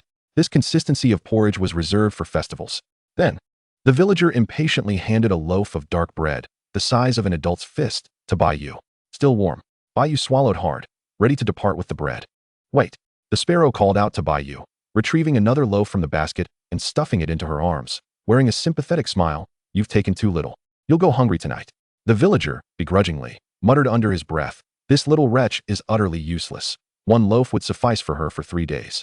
With extra food, they could pilfer some while the maid was distracted. The Sparrow, aware of their intentions, immediately crossed her arms defiantly and turned her face away, declaring, This is Lord Field's command. Our master has decreed that each slave is entitled to 2 loaves of bread and 1 serving of porridge. Fine, in the affluent bull territory. Adult slaves ought to receive 1 loaf every 2 days, children every 3 or 4 days. The villagers retorted sarcastically. But here, in Nightshade territory, everything is anew. The sparrow, incensed, forcefully reiterated, everything is, indeed, anew. The guard maintaining order frowned, sensitive to the mention of bull territory, where Lord Field had endured humiliation, and cast a reproving glance. The villagers, cold sweat beading on their brows, retreated, muttering, "You are right. It was my oversight." Bayou felt a surge of satisfaction, though she dared not express her joy openly, instead casting a grateful look at the sparrow. To her surprise, the sparrow smiled back. Had she not misjudged? Such an elegant and pristine woman had just smiled at her. Bayou felt lightheaded as she pulled her sister to a secluded corner, without further ado. Devouring a piece of bread and licking the bowl clean of the porridge, which now gleamed from her efforts. The young girl, rarely experiencing fullness, felt her emaciated belly slightly swell. Ah, this is delightful. Her sister, unexpectedly drooling, opened her mouth to take a second piece of bread, startling Bayou, who quickly slapped her sister's hand. "No more, we must hide this," Bayou admonished sternly. Upon feeling the sting on her hand, her sister pouted, tears welling up instantly. "Do not cry," Bayou soothed, rubbing her sister's head and switching to a gentler tone. "Such good fortune will not come often. If we consume all the food, we may starve in dire circumstances. So, let us hide the bread and eat it only when we are truly desperate." "All right," Bayou's sister replied, her voice small as she handed the bread back to her sister, pouting, "But you must call me when it's time to eat." Bayou found her sister's cleverness endearing, immediately pinching her nose playfully. "Very well, I promise to call you when it's time to eat." Not only were the sisters doing this, most slaves would hide their bread as well. For them, it was not merely sustenance, but a means of survival. Who could predict what the noble lord's decree would be the following day? Even if the lord were benevolent and willing to provide food, the enforcers below him might not comply, as evidenced by the villagers' actions today. "Sister, what do you think the lord is like?" Bayou's sister asked, hugging her knees. I suppose he is a pompous man with a beer belly and rotten teeth," Bayou replied. Her words tinged with a hint of sarcasm as she glanced cautiously around. "Or perhaps a scruffy drunkard who forgets to amend his decrees after a hangover." Her sister, still drooling, replied wistfully, "Don't say that. The one who gives us bread is a good person." As lunchtime drew to a close, the guard shouted, "Get to work," urging the slaves back to the fields. The sparrow felt a bit weary. Yet the thought of working for their lord brought her joy as she hummed a tune on her way back to the grand kitchen of the tavern. She too desired her lunch. "What are you all gathered around for?" The sparrow inquired as she approached a few colleagues seated at a table, their expressions serious. The maids were known for their penchant for gossip. "Sparrow, this is the lunch granted by our lord. It's dry pot beef, quite special. In the past, we would only receive it as leftovers, but this time, we have been directly served." One reason the servants adored Field was his particularity regarding food. The chef prepared many delectable dishes, fruits, smoked meats, and an assortment of nuts, but Field would only take a single taste, leaving the rest for the servants to relish. Certainly, there will be meat steaks, goat milk, and even the most delectable venison. Just a taste of these delights could bring joy for an entire month. Similarly, the servants held no fondness for Ashina, as she never left any scraps behind. With a cheerful demeanor, she devoured all the food, standing in stark contrast to the esteemed lord. Moreover, she never seemed to gain weight. Oh, how peculiar she appeared, reminiscent of burnt excrement, and somewhat akin to my aunt, charred to a crisp. Scissors spoke candidly, lamenting the absence of fruits and sauces, questioning how such a dish could be palatable. The servants, akin to Field witnessing a culinary disaster, were drenched in sweat, having never encountered nor heard of such a dish. They too believed it to be one of Field's whimsical concoctions of dark cuisine. Jar glanced at Scissors, already contemplating reporting the matter. "Scissors, refrain from such reckless talk," Sparrow scolded, elbowing her. "You insult the Lord's bounty." "Oh dear, my apologies. You understand my meaning. I hold Lord Field in the highest regard." Scissors hastily offered a sheepish smile to the group. If the Lord were to learn of this, he might even consider marrying off to an ugly, perverse old man. "Next time, I shall ensure your quarters are spotless. Please forgive my slip of the tongue. At least it smells delightful." Chapter 50, The Mysterious Observer. "Why do you all gaze at me so? Goodness, are you truly picky about beef?" Sparrow exclaimed. "We are all servants, not nobles, though the appearance may be odd. If the Lord commands you to eat something, even if it is excrement, you must comply." With that, Sparrow took a piece of beef with a spoon, bracing herself as if facing certain death. In the next moment, Her taste buds were instantly captivated by the unique flavor. The meticulously marinated beef, fried to a crisp exterior while remaining tender within, burst with rich juices in each bite. The cooking method of dry pot significantly enhanced the texture of the beef, with the vegetables absorbing its essence, returning a refreshing aroma. Perfect. What rubbish is this apple and almond stew? No wonder the Lord has no taste for it. Sparrow fell silent for a while, her expression strained. O divine beings, this is far too dreadful. I must discard it. Why throw it away outside? If it tastes bad, it can be given to the slaves. Scissors narrowed her eyes, a skeptical look crossing her face as she reached out, only to be evaded by Sparrow. Something's off. You're hiding something. The others quickly caught on, rushing to seize the dish, and soon a small pot of dry pot beef was devoured, with the remnants of sauce licked clean. So delicious. Scissors smacked her lips, craving more. Truly, the Lord knows of such exquisite flavors. Indeed, after all, our master is a noble. Only the chef was left bewildered, muttering, "How can this be? Why is it so delectable?" Field himself found it rather mediocre. At least not the flavor he desired.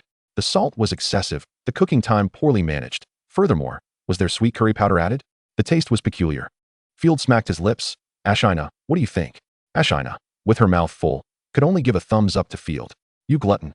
Field leisurely sipped his tea. Initially intending to rest for 3 days, he found himself restless the very next day, anxious about the lack of production in the territory, feeling uneasy without taking action.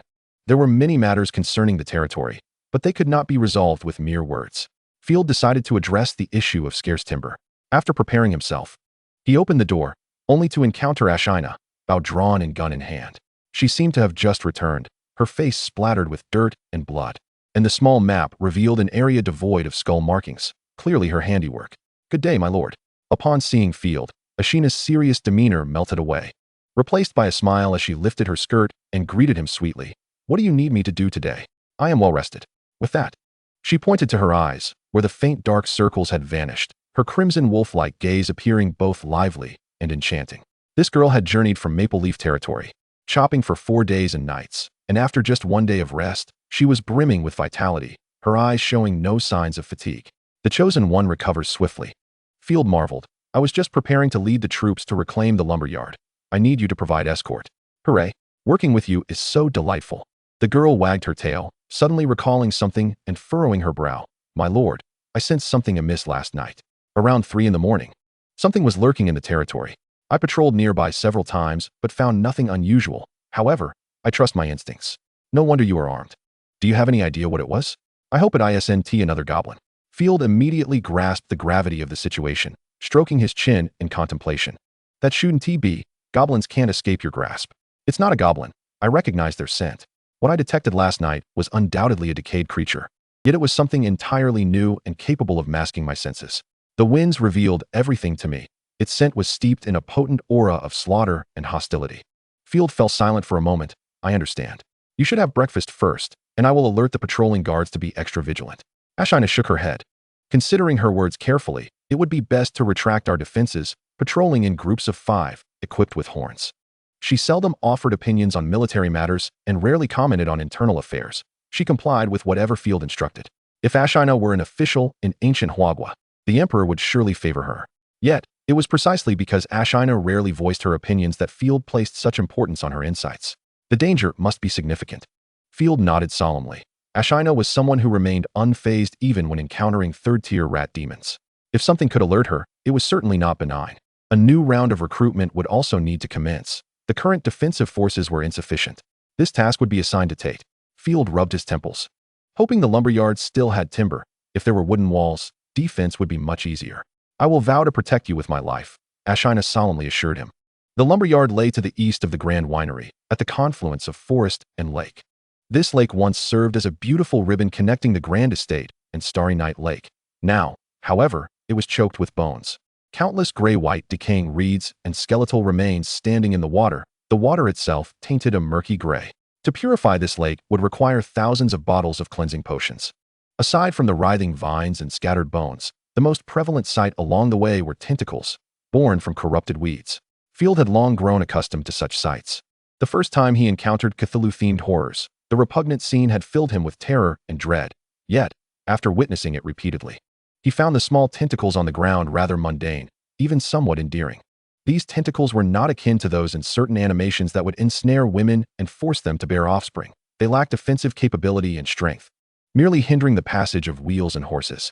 One of Field's great pleasures was to poke at the surrounding tentacles with his lance, watching them curl up like sensitive mimosa leaves. After marching along, the river gradually entered the range of the fog-clearing lanterns, and the group could faintly discern the lumberyard on the opposite bank, its massive structures shrouded in darkness like a monstrous beast poised to devour. The guards had already dispersed, engaging in combat with the corpses. "Do not make too much noise," the undead have keen hearing.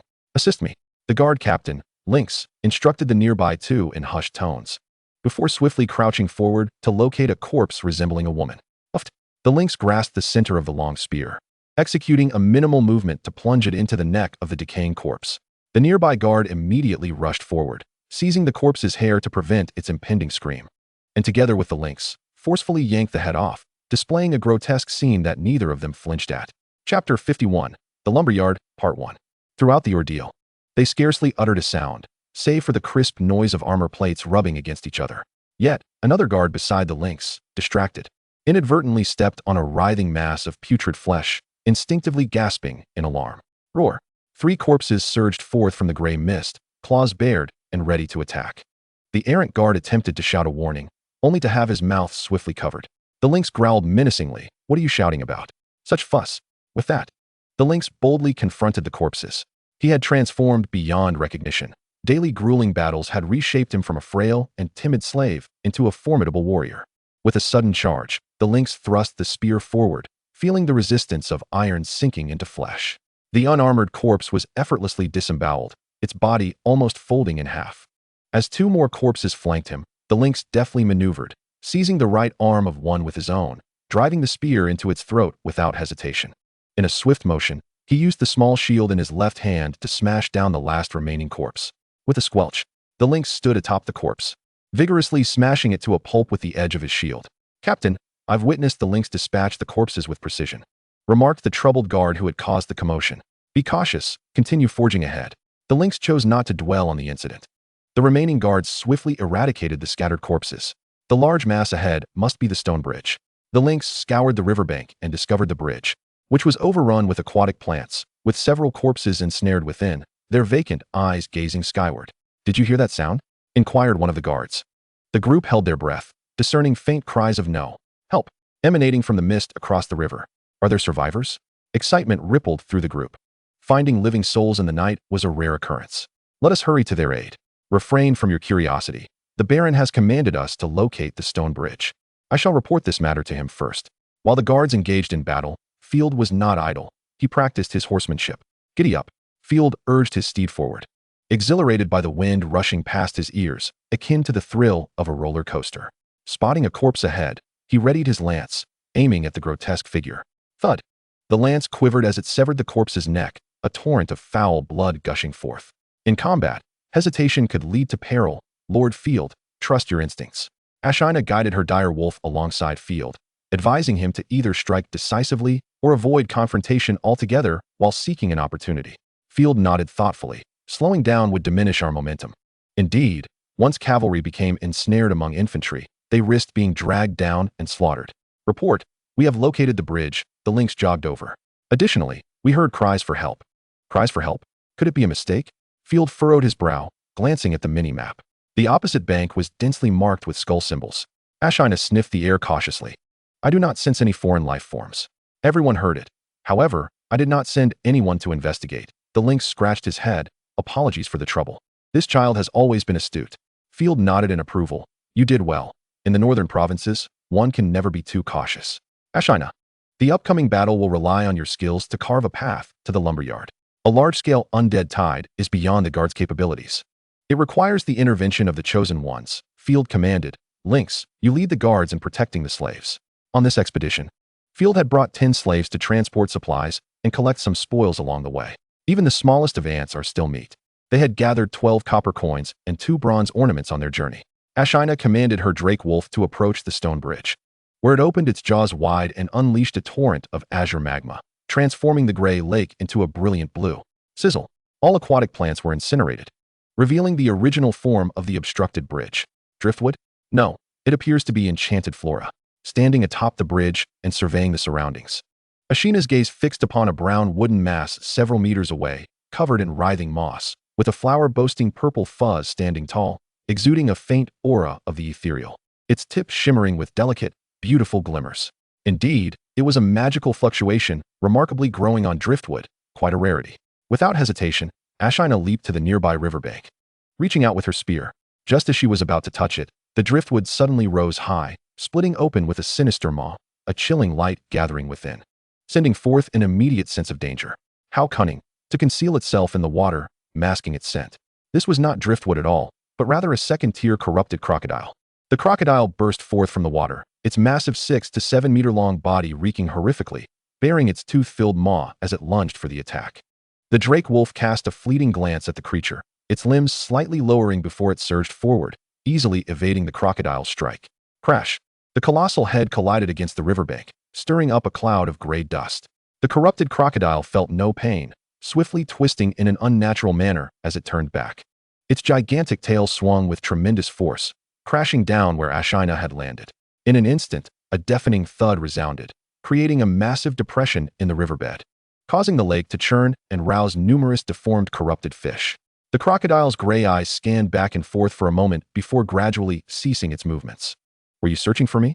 Ashina's skirt fluttered as she appeared behind the crocodile, swiftly thrusting her spear forward with indomitable sharpness, piercing through the corrupted beast, unleashing a cloud of blood mist. Before the crocodile could retaliate, Ashina nimbly landed atop its head, channeling the overwhelming power of winter as she delivered a fierce blow, striking down upon the creature's crown.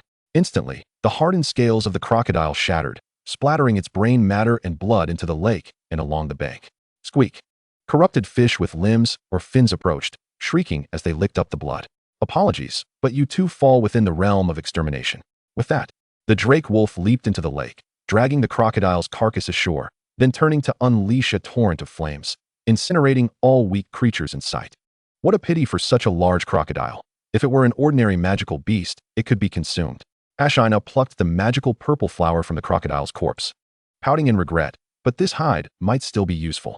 Chapter 52, The Lumberyard, Part 2. What purpose does this magical plant serve?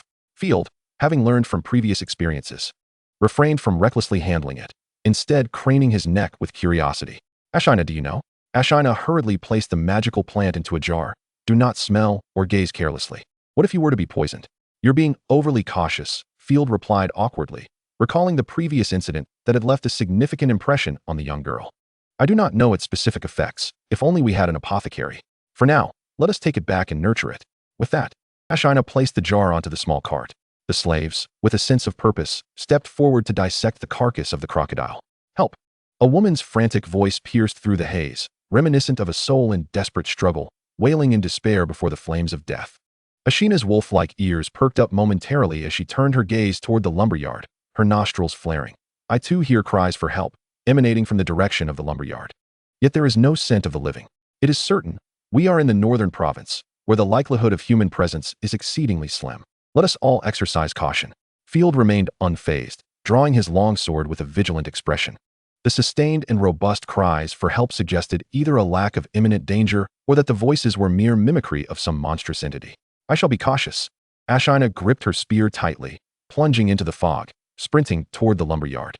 Within mere seconds, a tide of corpses came into view, huddled together, occasionally twitching as they aimlessly pressed inward.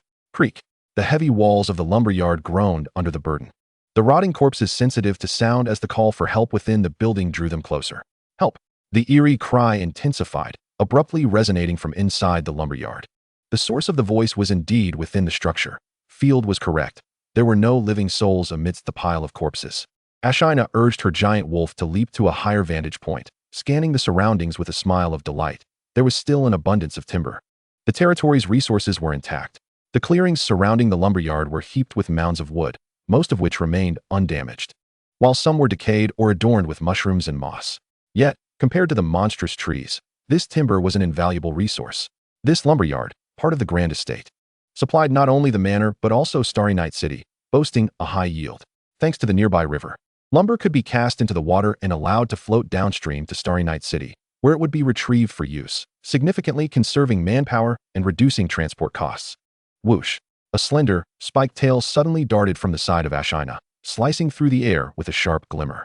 For an ordinary person, even a knight adept in combat could fall prey to such a sudden assault. However, Ashina remained perpetually alert, her brows furrowing slightly. She merely tilted her head, allowing the tail to graze her hair. As the enemy's attack missed, Ashina thrust her spear in the direction of the assault, striking the assailant's throat, then twisted the spear. The whirling spear expelled several thick jets of blood. The attacker, a first-tier corpse, stared wide-eyed, its neck nearly severed, unable to utter a sound before collapsing heavily to the ground. Ashina, as if nothing had transpired, murmured, "We cannot set fire to this place. If all the timber is burned, Lord Field would be furious. Yet, with so many corpses, counting them was futile. Without area damage methods, it would take at least an entire day to eliminate them all." An idea struck her. Howling. The dragonblood wolf unleashed a ferocious howl. Roughly translated, "I shall slay 1,000. With that cry, akin to a dinner bell, all the corpses in the lumberyard were roused, their twisted forms turning toward her as they writhed grotesquely. "Charge and destroy them, Black Wolf." Ashina patted the dragonblood wolf's head, and its limbs shimmered with a blue glow, its body slightly crouching before it charged through the horde like an unyielding train. Bang, bang, bang. The entire line of corpses was obliterated into a cloud of crimson mist. Every unfortunate soul caught in the collision met a gruesome fate. Without pausing, the dragonblood wolf gathered momentum once more, while Ashina performed a dazzling flourish with her spear, playfully mocking the advancing horde. Unfazed, the relentless corpses howled, stumbling and frantically pursuing her. Ashina, deftly leading them away to another clearing, utilized the wolf's terrifying agility to draw the horde further away, then turned to unleash dragon flames upon them, reducing them to ashes before patiently luring the next wave of corpses. By the time the slaves had skinned the crocodile and removed its claws, Ashina had concluded the battle. "My lord, the corpses at the lumberyard have been dealt with, and the structure remains intact. We shall likely reap rewards." Field, invigorated, raised his fist. "Well done. Thank you for your efforts. Wait, I need a favor from you." As Field prepared to depart, Ashina, with a slightly flushed face, pointed to her own head, puffing her cheeks. "After such a long battle, my head feels dizzy. I need a pat to feel better." The young girl had become accustomed to Field's affectionate gesture of patting her head as a form of encouragement after vanquishing foes, creating a conditioned response. Field, unable to resist, quickly placed his hand atop Ashina's head, rubbing it affectionately. There, don't feel dizzy anymore." Ashina beamed with joy. Once the obstacles on the path were cleared, the group approached the lumberyard. Surveying the area, Field noted 3 structures: a lumber processing factory, a wood storage warehouse, and the residence of the lumberjacks. "Help!" Before they could assess the supplies, the uncanny cry echoed once more from within the building, startling everyone. Following the sound, they found a large door ajar, revealing the interior, which was devoid of anything capable of movement save for collapsed furniture and scattered limbs. The room was dim, with only a faint, eerie breeze blowing through. By the gods, this must be the work of malevolent spirits. The guards, who had been ready to advance, exchanged apprehensive glances, hesitating as they raised their spears. Their willingness to confront the corpses did not preclude their fear. The slaves were so terrified they nearly lost control, certain that without Field's presence, they would have fled in panic. Chapter 53, First-Tier Artifact. This was indeed a time steeped in superstition, where the fear of demons and ghosts was beyond the comprehension of the modern mind. "What is happening? Is that cry from a monster?" Field furrowed his brow, summoning a small map to verify that no creatures were present. "My lord, this is quite strange. I assure you, there is no life force in the lumberyard. However, do exercise caution." Unhesitatingly, Ashina positioned herself in front of Field, concerned that something strange might leap out to attack the lord. "There must be a basement." The voice sounded hollow and distant, as though it were emanating from beneath the ground. Field scrutinized the small map, combining it with his knowledge of physics, uncovering a clue. "Your noble status requires you to keep your distance. Allow me to scout ahead." "Black Wolf, protect the Baron." Ashina commanded the dragonblood wolf to stay back, unsheathing her long blade and bending slightly, positioning the weapon defensively before her, cautiously probing into the interior. "Help!" The cry rang out once more from within. The voice originated from a corner of the room. Ashina's ears perked up as she followed the eerie, sinister sound, advancing slowly toward the corner. "Why is there a carpet in the corner, and lumberjacks wouldn't purchase wool carpets?" Scanning the area, Ashina's eyes lit up as she noticed something unusual. She promptly lifted the dusty carpet to reveal a pull ring. After a moment's hesitation, she reached out, discovering it was indeed a basement. "Let me see what you are." Creak. The secret door swung open, unleashing an overwhelmingly potent stench of blood. "Ahem, How utterly revolting. Even as a chosen one, I find myself choking, squinting downwards. Ashira's pupils widened suddenly, and she swiftly darted out of the danger zone, immense divine power coalescing atop her blade, poised to cleave whatever might leap forth. The atmosphere around us was unbearably tense. Field struggled to maintain his composure while the guards stood firm, shields raised, and spears at the ready. 1 breath. 2 breaths. Half a minute elapsed without a sign of the enemy. Ashira flicked her tail in confusion, exclaiming, I distinctly saw a woman clad in white. No need to rush. Time is on our side, Field reassured her. It's truly peculiar, Ashira mused, cautiously peering into the basement entrance. With a sigh of relief, she declared, My lord, there is no danger. The basement contains a magical artifact that retains sound and images. Perhaps the magical fluctuations were too faint for me to detect. Upon hearing this, several slaves collapsed, their bodies turning to mush upon the ground. Field wiped the cold sweat from his brow and chuckled. That's a relief. It must be a memory stone. I encountered such an artifact during my visit to the Mage Association in Maple Leaf City. However, hearing a human's cries for help in the death-ridden northern provinces is truly terrifying. Bobcat, ensure the slaves are safe outside and gather the spoils. I shall descend to investigate. The basement welcomed a gust of wind as Field and Ashira gingerly descended the precarious stairs. Good heavens, Field exclaimed, startled into a gasp reminiscent of his past life. Even one accustomed to the sight of decayed corpses, he stood petrified, inhaling sharply. The room was cluttered with numerous fragments of humanity and 5 young girls. Their upper bodies nailed bare to the walls had met their demise in a gruesome manner. Their desiccated intestines mingled with repulsive, rotting insects. Pooling blood that converged in the center of the basement, forming a bizarre magical circle.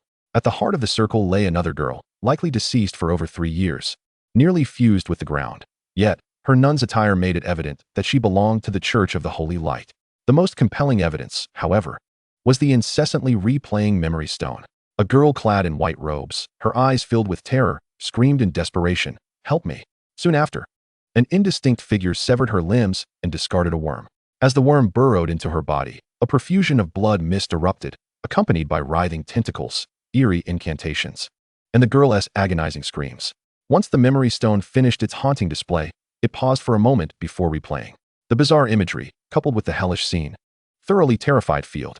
The two exchanged glances, momentarily at a loss for words. Yet Ashira, more resilient, broke the silence, exclaiming, "My lord, she is a chosen one." "Oh, do you mean to suggest that someone is hunting the chosen of the Holy Light?" Field had regained his composure, stroking his chin. Given the divergence in status and thought processes, he was adept at contemplating matters of domestic and foreign policy. It could be the Empress's doing. It was no secret that the Holy Griffin Empire sought to extricate itself from the influence of the papacy. Of course, it might also be the machinations of the Franva kingdom. Ashira appeared bewildered, her expression one of innocent confusion. "What do I know of human imperial diplomacy? By the way, how did you discern that she is a chosen one?" Field set aside his futile musings, realizing that imperial diplomacy bore little relevance to him. Ashira strode forth, retrieving a dazzling silver brooch from a corpse, shaking it in her hand. "Because of this. Look, no wonder I failed to sense the magical energy earlier. The memory stone is powered by divine energy." Field then noticed the soft, mysterious glow surrounding them, which he had assumed was a consequence of the basement, but was, in fact, emanating from this trinket. The moment she took the brooch, the memory stone ceased its function, the tragic fate of the girl slowly fading away, leaving only a gentle silver glow in the basement. However, Field paid no heed to the memory stone. Upon taking the brooch from Ashira, he discovered that after so long in the basement with the corpses, he hadn't sullied it with a single speck of filth. He gazed intently at the mysterious brooch, a glimmer of astonishment in his eyes, murmuring, "How does this resemble our family's sacred artifact so remarkably?" The exquisite craftsmanship was such that even modern machinery could not replicate it, let alone the profound power it harbored. For this was indeed a first-tier artifact. Otherwise, how could it possess divine energy? Ashira clicked her tongue, crossing her arms defiantly. "Is that so strange? While I lack an artifact, I do possess divine gifts. You could try touching the Black Wolf. Divine gifts come in various forms. Upon awakening, each chosen one is granted one at random, with weapons being the most common. Ahem. Just a touch will suffice." Amidst his jubilation, Field was mindful of Ashira's feelings and affectionately ruffled her hair. Chapter 54, The Silver Iris Brooch. Though Ashira was clearly delighted, her tail wagging, she pretended to be tough, retorting, "Perverted lord. If you surprise me like that again, I shall bite you." "I am so frightened." Despite his earlier suspicions, Field had not dared to confirm them. Receiving a definitive answer from Ashira brought an uncontainable joy to his heart. It is known that artifacts are only left behind after the death of a chosen one, and given their rarity, rarer than pandas, the number of artifacts that remain is even fewer. Hence, each artifact is strictly regulated by the empire and nobility, making circulation nearly impossible. The empire had once sold 5 artifacts due to financial hardships, with one first-tier artifact fetching a base auction price of 1 million gold coins. Field felt as though he were grasping a heavy gold ingot. This should be what Sister Eliza spoke of, that many artifacts lay abandoned in the northern provinces. Field felt delightfully mischievous. When he had inquired of Sister Eliza whether there were artifacts in the Nightshade domain, she had been coy about it. According to imperial law, all that exists within a territory belongs to its lord. Without hesitation, Field affixed the artifact with a label declaring it manufactured in the Nightshade domain. The church? We are not well acquainted. One could say it grew from the earth, a legacy passed down through the ages. After toying with the brooch for a while, Field offered it back to Ashira. Do you think it can be used? It won't work for me. This is a divine gift from the goddess of holy light, which conflicts with my winter divine power. Forcing its use could lead to a backlash. However, you may use it, or perhaps someone else can. Ashira gently declined the brooch, saying, if you drip your blood on it, it will recognize you as its master. I believe it will be of assistance to you. Very well, Field replied, not one to hesitate. He had long coveted an artifact, and promptly pricked his finger with the brooch. As an enigmatic power radiated forth, his blood absorbed by the brooch. Field immediately sensed a surge of holy light entering his body. A wave of inexplicable warmth enveloped him, and the comfort compelled him to hum softly. After acknowledging its master, the artifact felt as if it were an extension of his own hands, their thoughts entwined. In the Lord's panel, a new section appeared, Divine Gifts. Divine Gift, Silver Iris Brooch, First-Tier Artifact. Origin, Goddess of Holy Light. Effect, the wearer can freely alter their appearance, physique, and voice. This remains an illusion, not altering the true structure. Active, activate the brooch to transform it into a silver iris longsword. First-tier artifact, special effects only available for the chosen of holy light. Field laughed heartily, striking a pose that radiated confidence, as if to declare, look how impressive I am. The effect may appear unassuming, yet it is undeniably powerful. The ability to alter one's appearance, voice, and physique suggests that one could easily assume the guise of the neighbor, Old Wong. Sister-in-law, don't turn around. I am indeed my brother. This could transform into, sister-in-law, feel free to turn around. I truly am my brother. Or perhaps, stepmother, continue as you were. I genuinely am your father. Lord Field, it seems you are contemplating something rather peculiar, as evidenced by the drool escaping your lips. Ashina's eyes flickered with suspicion. Does this artifact possess unusual capabilities? Without further ado, Field invoked the power of the iris brooch. With a distortion of space, he morphed into Ashina's likeness. Ashina covered her mouth, her pupils dilating in astonishment. Oh no, the Lord has turned into a girl. What am I to do? Wait, isn't this just my own appearance? A mischievous grin spread across Field's face as he eagerly proclaimed, let me test the size. He playfully patted his chest, only to discover that the seemingly soft mounds were but an illusion, not even grazing the yarn balls. Noting Ashina's shocked expression, Field chuckled, it's merely an illusion. Do not be alarmed, I am not that perverse. Ashina, sniffing the air, soon relaxed. The scent and heartbeat remain unchanged. It is indeed an illusion. However, this transformative ability is quite impressive, capable of deceiving my eyes, though the scent cannot be altered. You must be mindful of that. Oh, it seems that those with keen perception cannot be easily deceived, but it is certainly practical. Field bent down, curious to glimpse beneath the skirt. Hey, please do not. The girl was nearly in tears, lamenting her decision to entrust such a device to him. Very well, I shan't tease you further. After dispelling the brooch's transformative powers, Field activated another ability, summoning a magnificent longsword that shimmered with silver light. Unlike ordinary weapons, the iris longsword quivered slightly, as if imbued with sentience. Regrettably, only the chosen of the holy light could unleash the full potential of this artifact. Transforming the sword back, he affixed the brooch to his attire. This ability not only alters appearances, but also conjures concealed weapons. This chosen one may have been an assassin in life. To become familiar with the appearance of an assassination target, then strike when the enemy is unsuspecting. Such scenarios could lead to various romantic tales. It sounds like a cinematic plot. Quite thrilling indeed. However, with the corpse now reduced to fragments, Field had little interest in forsaking his noble status to play the role of Jingku. He shrugged.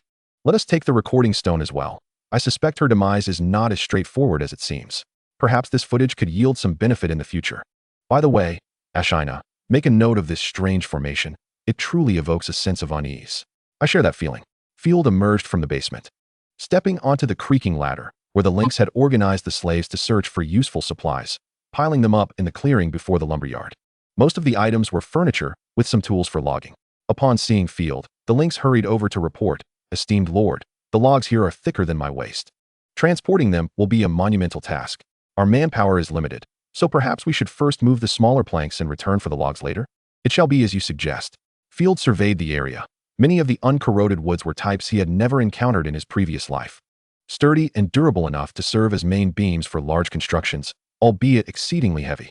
After taking a couple of steps, he turned and added, "Also, send someone to bury the bodies in the basement. There is no rush. Tackle that after you complete your current tasks. Oh, and be cautious of the old wooden steps. Do not break a leg." The young girls who perished in the basement had met uncertain fates, but their deaths were undeniably tragic. Having taken possession of their artifact, some form of acknowledgement was warranted. Let me see if there is a shortcut for transporting the logs. Field opened the small map, intending to identify the optimal route for transportation. Suddenly, a crimson dot appeared, wandering at the border of the territory. Chapter 55, Crisis. The territory is under siege. Field recalled the initial days upon arriving at the Grand Estate, when he had sensed the watchful gaze of some creature. That chilling sensation, once experienced, is never forgotten. That gaze had originated from the basement of the main house, marked by the little map with a red dot. Initially, Field had been perpetually on guard against an attack. But as time passed, the red dot had not budged an inch, allowing him to relax somewhat. He had planned to strengthen his position before confronting it. But now, the red dot had inexplicably appeared at the outskirts of the territory, without warning. Simultaneously, a skull symbol materialized out of thin air. Indeed, it had appeared out of nowhere. Just a minute ago, the area surrounding the territory had been tranquil, and the surrounding corpses had been diligently cleaned. That thing had emerged. Field broke into a cold sweat, realizing danger was imminent, and quickly summoned Ashina. "What is it, my lord?" Ashina leaped up from the basement at the mere call of her name, swiftly darting to Field's side, her eyes instinctively scanning the surroundings. "The creature you mentioned has returned to spy around the territory. You should return to protect it. I will gather our forces and join you shortly." Field remained composed rather than panicking. After a moment of contemplation, he lowered his voice. "If we can defeat it, that would be ideal. If not, we retreat to the Grand Estate. If that fails, we must evacuate. Remember, do not act recklessly." Ashina nodded solemnly, mounting her dragon wolf. A surge of intense purple and blue light erupted from the black wolf, which shot forth like a missile into the deathly fog, obliterating the various corrupted creatures in its path, sending dust and debris flying. Ugh, lacking extraordinary power is truly troublesome, Field sighed, especially when facing supernatural foes. It is easy to feel a sense of helplessness and despair. But after a brief moment, he gritted his teeth and set aside the myriad of tedious emotions. It would be strange for the territory not to be invaded. Otherwise, the nobles would have long since reclaimed the northern province. Field commanded loudly, "Lynx, leave the cart here and march swiftly towards the Grand Estate with the troops. Prepare for battle." "Yes, my lord." The slaves were still in a daze, and the lynx dropped the bench he was holding, responding loudly. Meanwhile, at the Starry Night Grand Estate, woo-woo. The deep horn sounded for the first time at the Grand Estate, perhaps reminiscent of the orc invasion a decade prior. However, hearing the horn, the slaves quickly became aware of their surroundings. Spotting the armored soldiers assembling and lining up, they instantly recognized the gravity of the situation. The territory erupted into chaos, as slaves and freemen dropped their farming tools and began fleeing towards the Grand Estate. Amidst the screams, cries, and curses, a dense throng of people became increasingly disordered. "Calm down. The monsters are still far from you," Tate shouted, wielding his whip in a desperate attempt to maintain a semblance of order amidst the chaos. Upon hearing this, the slaves were certain of one thing: monsters were indeed approaching. Instantly, their panic escalated, and people began to stumble and fall. Fortunately, Ashina's timely suggestion prevented Field from sending the slaves to expand new territories, allowing them to remain near the Grand Estate to cultivate the soil, thus enabling them to reach the Grand Estate swiftly. The imposing stone edifice, a testament to the Starry Night family's aspirations for oenology, is constructed from meticulously hewn blocks of marble, rivaling a fortress in both stature and grandeur. Its spacious interior is precisely why Field chose this location as a stronghold. Meanwhile, on the second floor of the Grand Winery, Cal fumed as he witnessed slaves rushing in to seek refuge. It infuriated him. The nobles should never allow them to take shelter. Those wretched commoners would surely soil the floors. Guard the jars closely. Ensure they do not ascend to the upper levels or venture into the basement. Contrary to the slaves' direction, a contingent of 20 guards, while adjusting their gear, began to assemble in the direction of the horn's call. Damn fools, why are you running? If anyone must perish, let it be us who shield them. Hammer spat, moistening his palm before polishing his beloved mace until it gleamed. Ah, just 9 silver coins more, and I shall be free from slavery. Then, I shall indulge in daily debauchery and visit Maple Leaf territory to show those scoundrels what a man from Nightfall territory is made of. Huh, you'd best survive until then. Hammer, a nearby guard remarked, donning his iron helm, the clanking of his armor resounding as he sprinted. I will, Hammer replied, thumping his helmet. After a brief run, a multitude of decayed beings emerged within their line of sight, revealing the grim state of the territorial boundary. Hordes of corpses surged forth, their ghastly figures wailing, some mindlessly assaulting carts situated in the fields, while others charged with singular purpose towards the grand winery. Occasionally, arrows whizzed through the air, striking down some of the unfortunate undead, thereby thinning their ranks. Following the trajectory of the arrows, Hammer spotted a wooden fortress encircled by the decaying corpses. Due to the scarcity of materials in Nightfall territory and the constant need to expand living space, there were no proper walls. However, a small wooden fortification had been erected. Wooden stakes were driven into the earth, forming a rudimentary circular fortress, though it resembled a mere sheep pen, as it consisted of a low wooden barrier barely reaching chest height.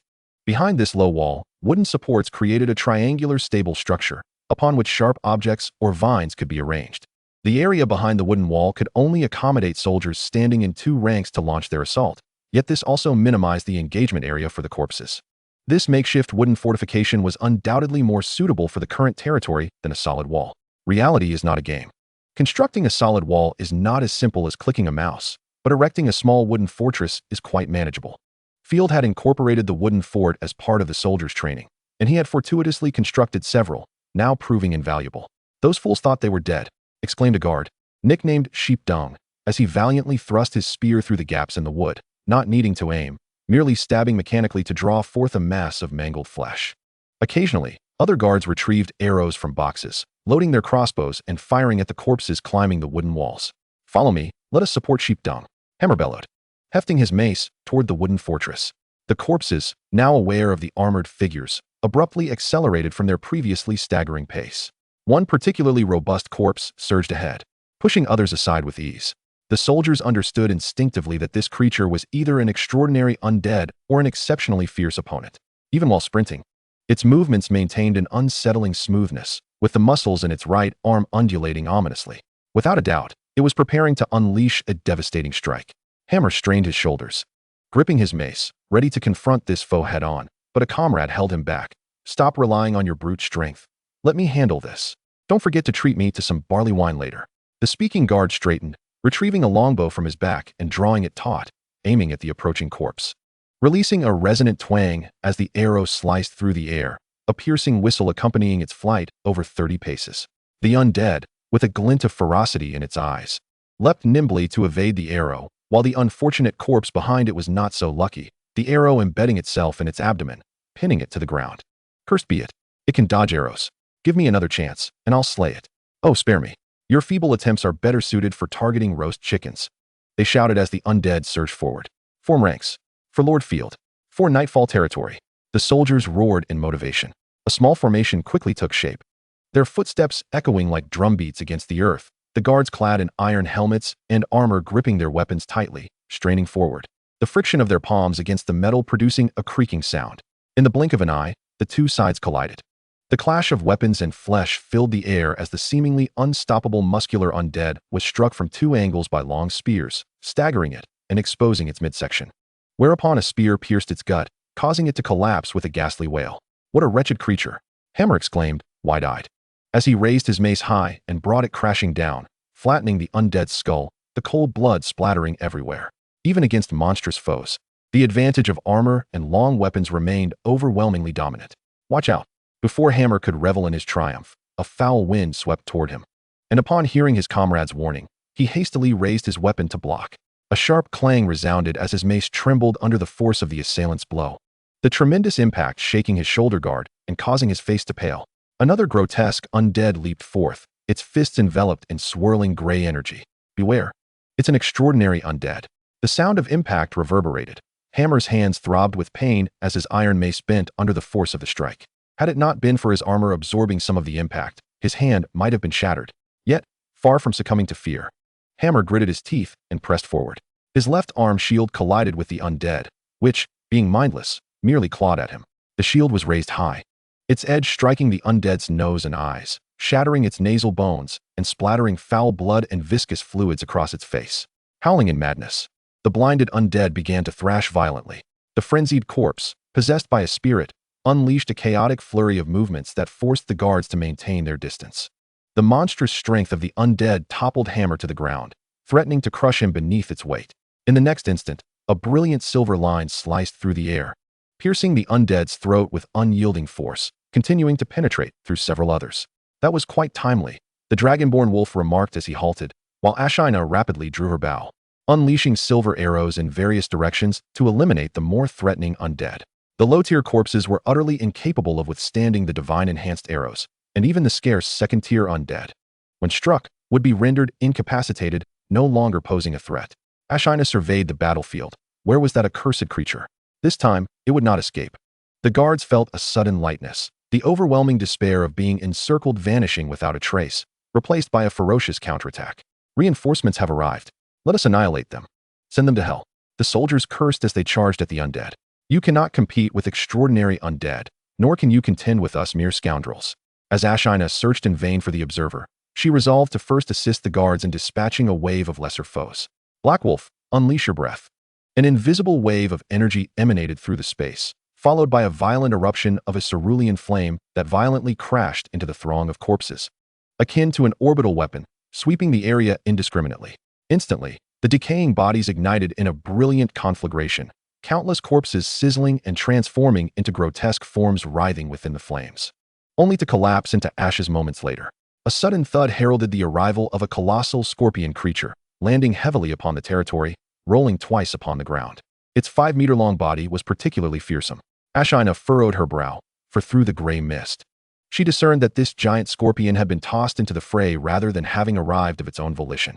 Judging by its aura, it was undoubtedly a legitimate third-tier monster. While its presence was not as potent as the rat demon from the Grand Winery, it was still formidable, carelessly treated as if it were a mere toy. Undoubtedly, this was the work of that enigmatic individual, who dared not show themselves and was merely testing the defenses of her domain. A glint of cold light flashed in Ashina's eyes, having merely observed last night, and now sending a corrupted creature today. This cautious individual surely possessed intelligence. Narrowing her eyes, she knocked an arrow, an influx of divine power coursing into the bowstring, transforming the once ordinary arrow into a weapon radiating the might of a divine artifact. You better not let me catch you, or you shall face dire consequences.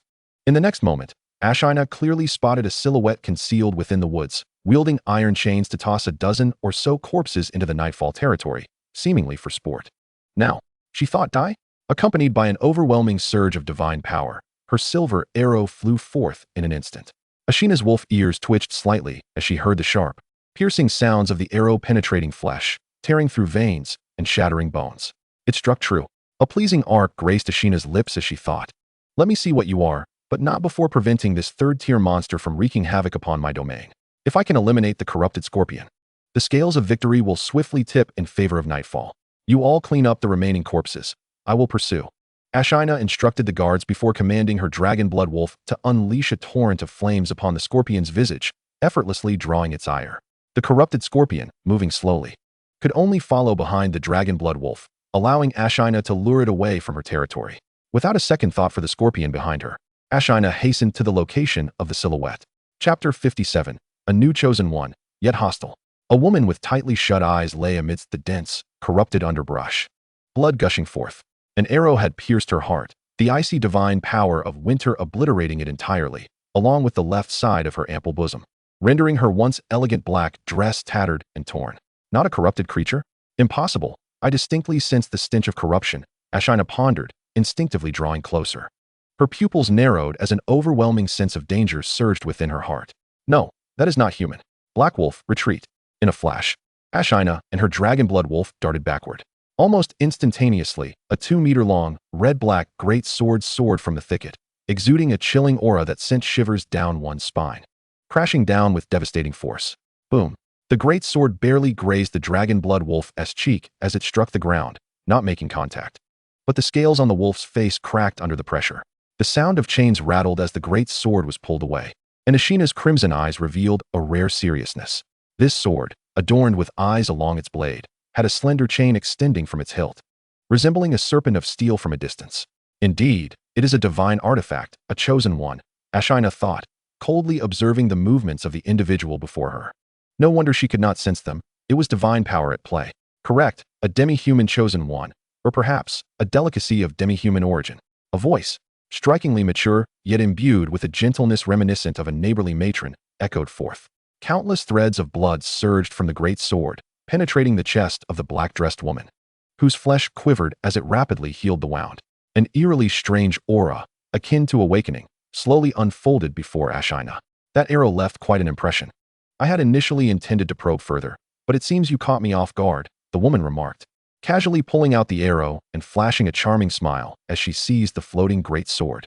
Standing at 173 meters, her figure was precariously balanced, her long legs exuding an explosive allure. Each step she took sent ripples through her shapely calves, creating a breathtaking curve that would leave any man breathless. Ashina caught sight of the bat wings sprouting from the woman's back and the slender, devilish tail. With a frosty smile, she inquired, "Are you a demon?" "This is my first encounter with a corporeal one. How fascinating. Not a demon, but a delicacy of demi-human origin. You may call me Rosalia Starry Night, 24 years old, and a first-tier chosen one." Starry Night. Ashina suddenly recalled that the former Lord of Nightfall was from the Starry Night family. What a familiar name. I believe I have heard the Lord mention it before. Well then, hurry and fill my belly. It's so empty, I feel quite uncomfortable, Rosalia exclaimed, her expression manic as she flung out her chains, propelling herself forward like a cannonball, a murderous intent enveloping the area. Humph, we are both first-tier chosen ones. I fear no one. Ashina, with a mischievous wink, quipped playfully, by the way, if your belly is empty, my lord can certainly help you conceive a child. If Field were to hear this, he would surely be pleased, praising Ashina for her understanding, proving that his care for her was not in vain. Clang.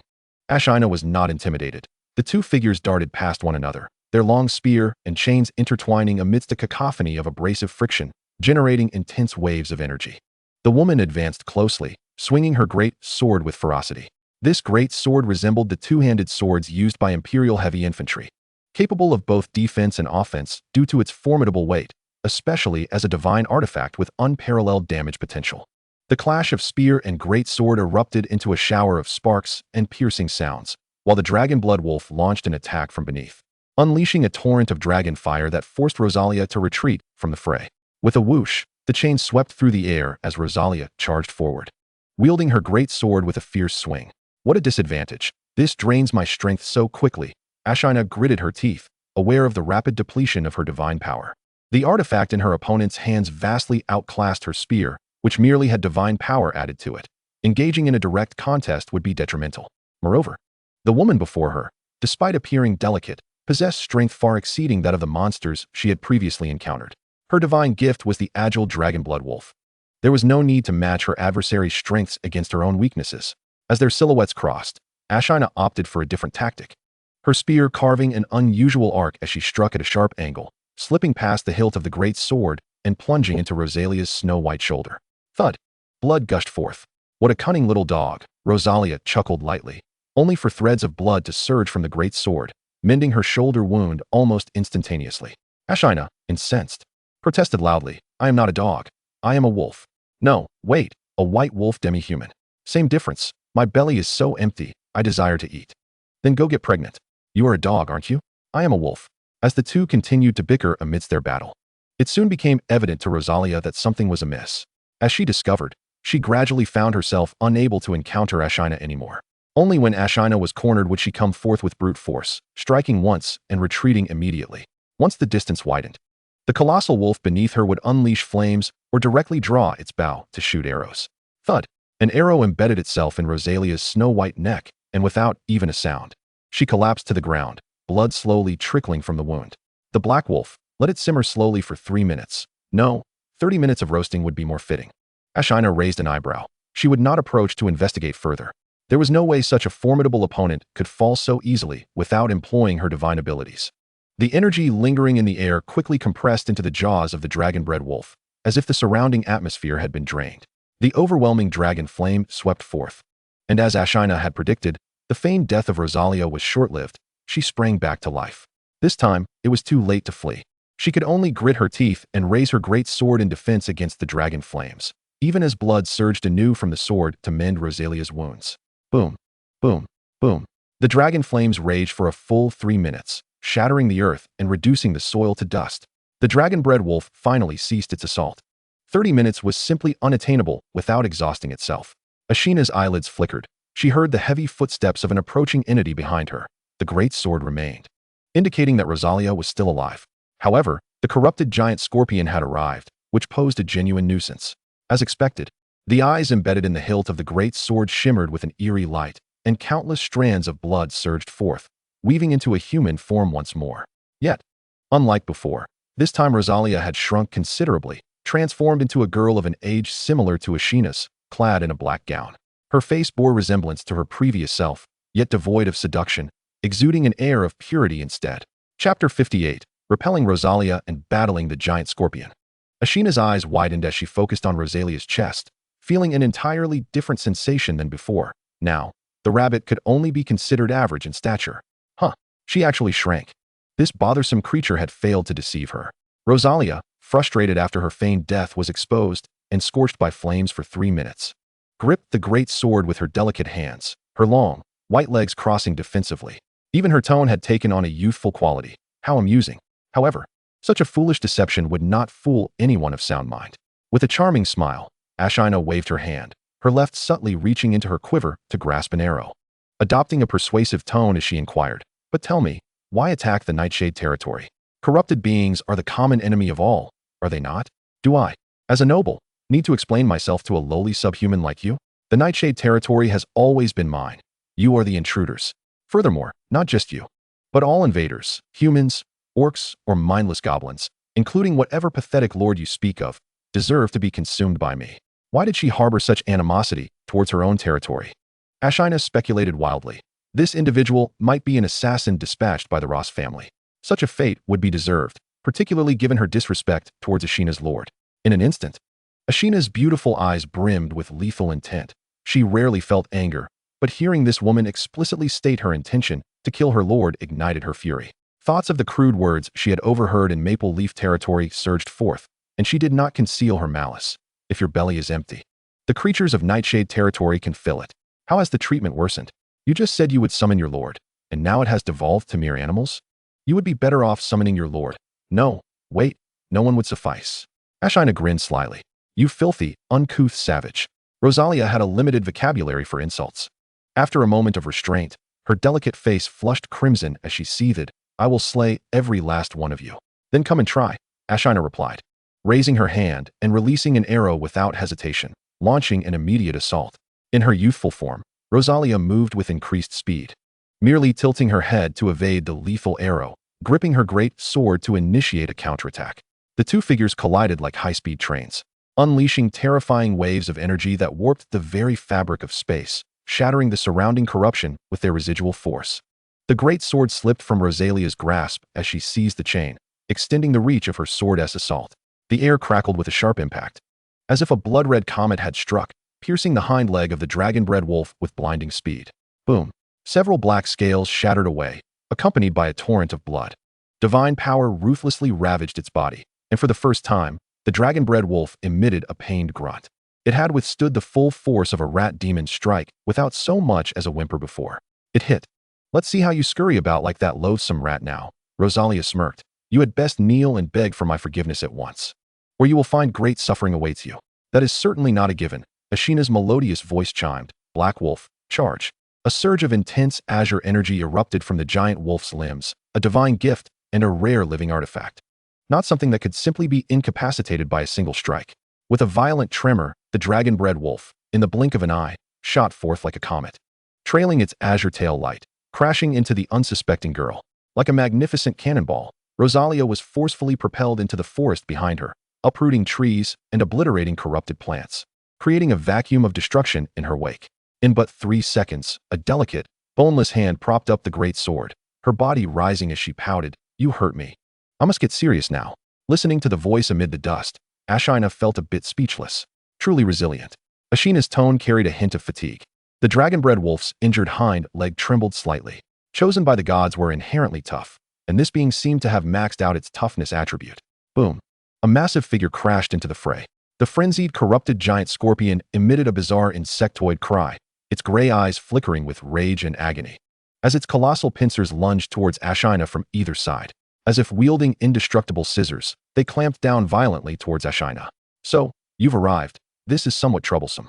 Ashina commanded the dragon-bred wolf to retreat swiftly, unleashing a barrage of fireballs imbued with the power of winter. This peculiar flame not only effectively scorched corrupted beings, but also induced a strong deceleration effect. Crack, crack. The third-tier corrupted beings were indeed catastrophic entities. Wherever the pincers swept, be it twisted corrupted flora, rotting corpses, or even solid rock, only one fate awaited them. They would erupt violently. The sheer terror of those pincers was evident. I must create some distance from the giant scorpion before dealing with that woman. Ashina calmly assessed the situation. However, it was not as dire as she had imagined. To her surprise, Rosalia bore the great sword and turned to leave. Wait, once I finish my meal, I shall settle the score with you. With that, she coiled the chain, dragging the two foolish corpses along, the great sword flying forth to shred them into fragments, the pure life energy absorbed by the sword. What a splendid artifact. It thrives on slaughter to replenish its energy and then uses the great sword for healing. It seems her notion of dining is simply synonymous with killing. Ashina's eyes sparkled with intrigue. With a few swift movements, Rosalia vanished into the mist, her presence nearly undetectable. Should the Chosen One wish to flee, tracking her would prove exceedingly difficult, as she could not sense her. Even when Ashina was under the watchful eyes of the third-tier Holy Light Chosen, she had not been discovered. Damn it, I shall deal with you first. Ashina glared furiously at the frenzied giant scorpion. Had it not been for its interruption, she might have already vanquished Rosalia and secured another artifact for the territory. Swiftly maneuvering to evade the scorpion's crushing pincers, she unleashed a barrage of gunfire, each shot shimmering like starlight, striking true without a moment's pause against the scorpion's claws. Unable to withstand the onslaught any longer, the scorpion's pincers shattered, revealing a gruesome wound.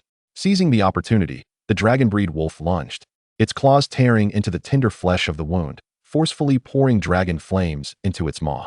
The overwhelming inferno surged within the scorpion's belly, causing it to wail in agony, a soul-deep suffering that even a corrupted creature could not endure. Clop, clop. The sound of galloping hooves approached, dispersing the surrounding gray mist as Field arrived with cavalry reinforcements. By the time Field dismounted, the unfortunate corrupted scorpion was already charred and tenderized. Are you all right? Field rushed over, noticing the fresh blood dripping from the dragon-breed wolf. Unbeknownst to him, he had clenched his fists in anxiety. Where are you hurt?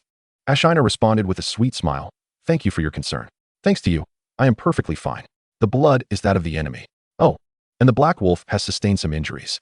The dragon-breed wolf appeared somewhat weary, lying on the ground with bared teeth, having exhausted itself from the long pursuit and its wounds. The fact that Wonkai had been injured indicated the formidable strength of their adversary. She had never witnessed it suffer before. Field furrowed his brow. We must take it back to the territory. We have ample potions that will surely heal it promptly. As he circled the dragon-breed wolf, he observed a gaping wound the size of a bowl on its hind leg, with chunks of flesh rotting away and wisps of gray smoke rising from it, causing him great distress. He gently patted the wolf's head, uncertain if it could feel his touch through its thick armor. As a divine gift and an exceedingly rare living artifact, it held immense significance within the territory. Moreover, it required no feeding and could consume nearly anything. When hungry, it would feast on carrion, truly earning the title of the most industrious worker in the Nightfall territory. Wonkai? You mean the black wolf, right? Ashina queried, momentarily puzzled, before her lovely face brightened with a smile. No need for such complications. Ordinary potions are ineffective against it. I can simply recall it and nurture it with divine energy for a day. That's good. Field sighed in relief, finally relaxing his furrowed brow. Now, tell me about the monsters you encountered. Well, before that, Ashina leaned closer to Field, her voice tinged with a hint of grievance. I've had a hard time too, you know. Why is it that I only get my head patted? Who was it that said, if you suddenly pat my head again, I will bite you? Field retorted, bemused, as he reached out to ruffle her hair. Ashina. After their moment of levity, Ashina regained her seriousness and softly said, I'm sorry, I lost track of that individual. Do not blame yourself. I know where she is. She is in the basement of the main building. Anything that poses a threat to the territory must be eliminated. Field glanced at the minimap. The red dot lingered in the main building. Now, tell me about the entity that attacked our territory. It is a chosen one. She calls herself Rosalia Starry Night. How is that possible? Field was taken aback. He immediately recalled the classic tagline from the ad for the last bus on the 13th route. What nonsense are you spouting? Tang Xiansheng has been dead for 10 years. Rosalia is the daughter of Baron Sophia Starry Night, who was supposedly killed a decade ago during the mist outbreak, torn to pieces by monsters. Field shuddered, bewildered by how the situation had escalated to such absurdity. Ashina scratched her head. Anyway, that woman said so. Do not worry, her strength is comparable to mine. Besides, she possesses a demon's tail, likely a monster in disguise. It must be a monster, otherwise, she wouldn't have lingered in the Nightfall territory for so long. Field found it hard to believe that a pampered young lady would hide in a main building teeming with monsters. But then again, could she truly be a chosen one? Seeing Ashina nod solemnly, Field pondered. It seems even monsters can be chosen ones. Damn it. The Church and the Empire have never mentioned this. And there is barely a whisper of monster chosen ones in the market. They must be concealing many secrets. Field rubbed his chin thoughtfully. Let us assume Rosalia is a corrupted chosen one. The question is whether she was corrupted before or after her death. She must have died first. On this matter, Ashina had absolute authority. The knowledge I have received tells me that chosen ones cannot be corrupted. Well, now that we have confirmed the nature of our enemy, it makes things easier. Field's anger flared as he clenched his fists. Let us crush her. How dare she attack our territory? Whether she is a corrupted chosen one or a remnant of nobility, she must perish. Previously, the unknown nature of the Red had been intimidating. Now that they had engaged with her, it no longer seemed daunting. Moreover, he was in a much better position compared to when he first arrived, having established a solid guard team and a base. I am not in the best condition and need a day to rest, Ashina said weakly. The Black Wolf also requires time to heal. Of course, I need to prepare as well. The entire territory must be mobilized. The number of corrupted creatures in the main building is overwhelming, and you will need the support of the guard team. If you want to ensure stability in reclaiming the land, you cannot let up. Upon returning to the territory, Tate reported the casualties. Due to Rosalia's peculiar method of summoning the corpse tide, merely tossing them in with chains, the numbers were not substantial, resulting in only 3 lightly injured guards. Ironically, the 7 slaves who had been untouched throughout the ordeal suffered severe injuries, having fallen and been trampled in the chaos, almost crushed to death. Fortunately, the slaves were lightweight, so the trampling wasn't too painful. There were 22 lightly injured individuals, and 1 male slave was left with a minor injury after being struck by another male slave amidst the confusion. Field fell into a brief contemplation, momentarily at a loss for words. Oh, what a bunch of damned fools. He surveyed the floor, now marred with footprints, estimating it would take at least 3 days to clean. Cow, in an exaggerated tone, vented his dissatisfaction. They should have all been trampled. The Nightfall territory seemed to be on the brink of urbanization. My lord, it is my fault. Tate sincerely apologized. I have let you down. Please punish me. Given the current level of culture and discipline, it was inevitable that the vast majority were ignorant, slaves even more so. There was no need to blame Tate for this, especially with the impending large-scale military action. Once the main building was dealt with, the punishment for the slaves would be a halved food ration for 3 days. Not due to the dirty floors, but for their disobedience. Furthermore, I will expect you to work with greater diligence from now on, effective immediately. Waving his hand, Field said gently, I hope your family wasn't too frightened? No. Tate appeared on the verge of tears, having expected a severe punishment from Field, only to be met with such kindness from his lord. He opened his mouth several times before finally expressing his resolve with a bow. With war on the horizon, Field would not choose to punish at such a critical moment. Well, that is good. All agricultural work is to be halted. Gather the male slaves and the strong female slaves to transport timber from the lumberyard, dig pits, and construct fortifications. I need to mobilize against the main building. The rest, the old and weak, will be tasked with transporting supplies, caring for the injured, and incinerating the corpses. I permit you to use forceful means. Chapter 60. If we lose, there will be a revival match. Early in the morning, clop, clop, the muffled thuds of a carpenter hammering would resonated from below as the Greyhound, now one of the busiest individuals at Nightfall Hold, faced an unceasing array of carpentry tasks each day.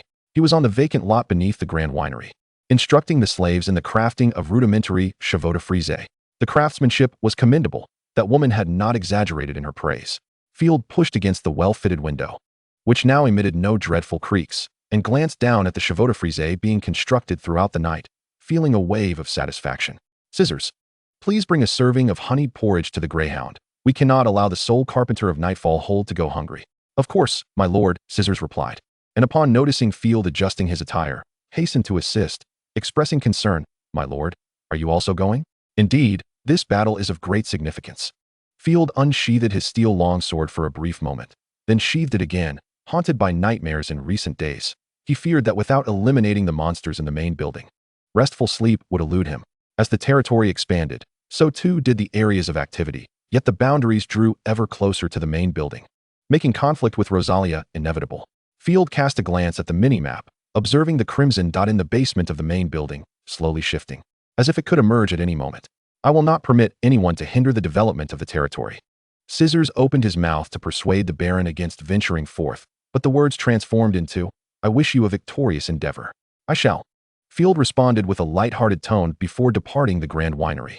You ought to dissuade the Lord from going. The maid Sparrow paused in her dusting, hands on her hips, reproaching softly, it is far too dangerous. Let the Chosen One take the guards instead. Scissors rolled his eyes. It's not that simple. The last time I accompanied the Lord to Maple Hold, I sensed that many matters were entirely different from our expectations. Warfare is not merely lining up troops for a brutal clash. It relies on strategy and command. I cannot articulate it fully, but our Lord possesses capabilities that others do not. Sparrow pouted, still miffed that the Lord had not taken her along last time. And seeing Scissors' pretense only fueled her frustration. Upon exiting the Grand Winery, Field found Ashina had gathered the troops. The main building stood perilously close to the territory's boundary. Field brought along 18 cavalry, 47 infantry, 30 temporarily armed slaves, and an additional 5 free men forming a militia. According to the defense ordinance, free men are obligated to defend the territory, although Field had no intention of utilizing them. This time, aside from the injured, the defensive forces of the territory had been entirely drawn upon. Should they fail to overcome Rosalia, there would be no need to worry about the territory. They could simply engage in a resurrection match directly with Lao. 2 men, leaning on wooden staffs, approached. Honored Lord, allow us to join. We can still fight. They were those previously injured while defending the territory. Although treated with potions, they required time to recover. Field patted the shoulders of the two, recover fully before considering battle. Additionally, I do not wish for you to remain idle. Go supervise the slaves at work. This too contributes to Nightfall Hold. The group set forth, illuminated by fog lamps, as numerous slaves constructed rudimentary wooden fortifications along the way.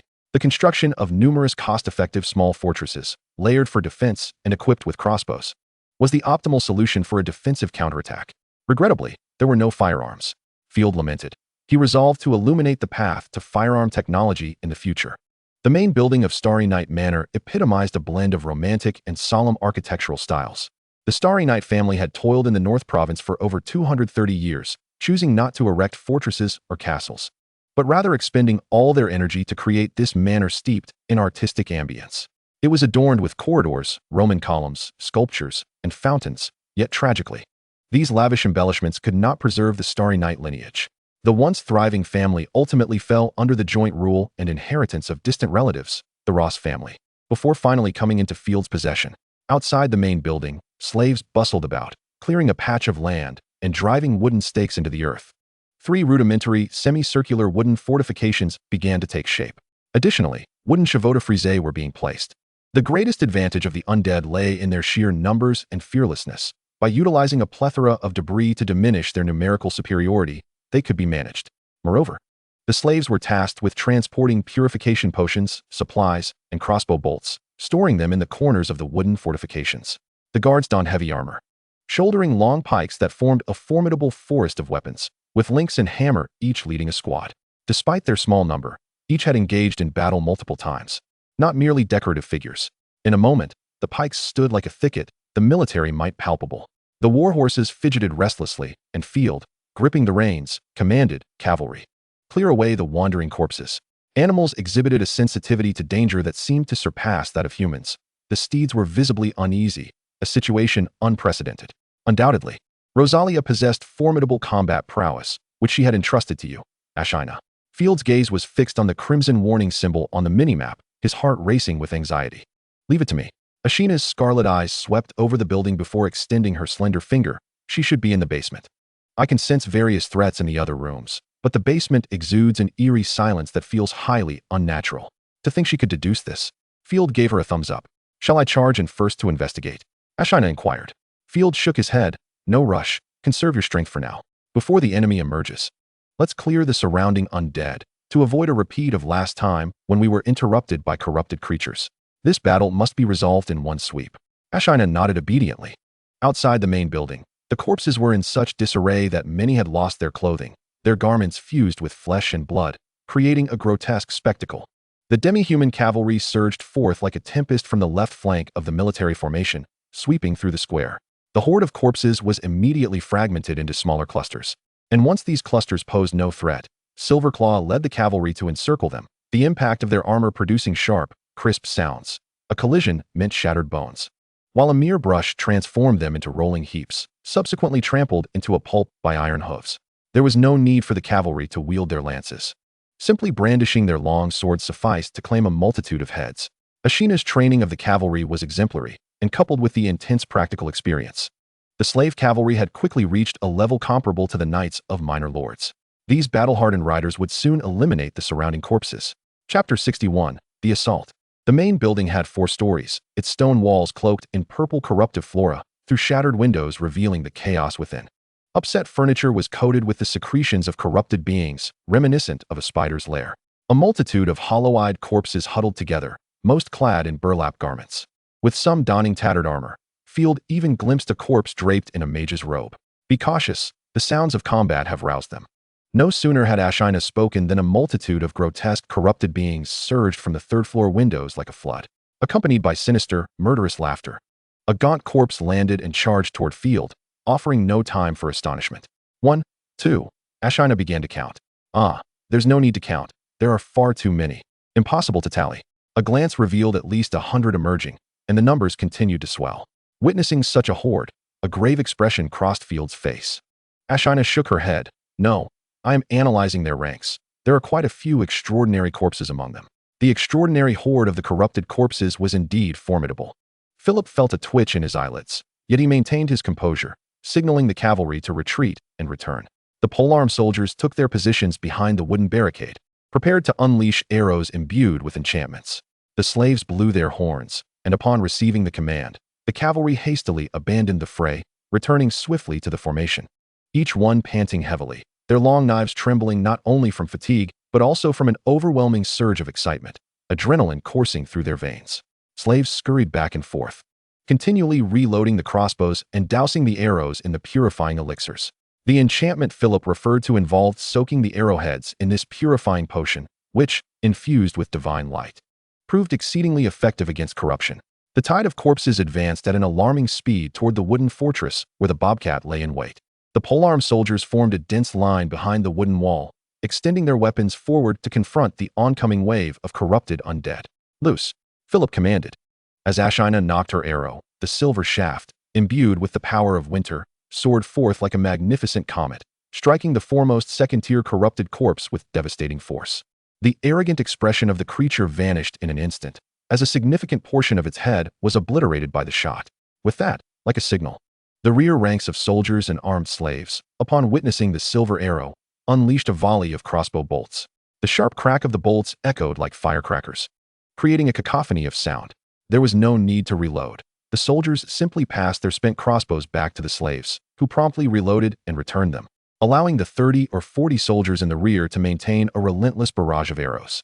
The bolts tore through the air, invoking cries of anguish and a veritable rain of blood within the throng of corpses, many of which fell as if mowed down like wheat. The crossbows were inherently powerful, and they targeted flesh and blood with no armor to protect them. A single bolt was enough to fell an ordinary corrupted corpse, and some even penetrated their bodies, taking down those behind them as well. The extraordinary corpses fared little better, succumbing to the potent effects of the purifying elixirs, suffering intense burning sensations that jolted their already numb souls, effectively robbing them of their will to fight. The extensive use of such purifying elixirs was indeed extravagant.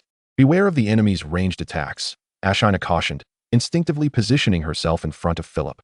She had been closely monitoring the battlefield. Allow me to lead the assault. Patience.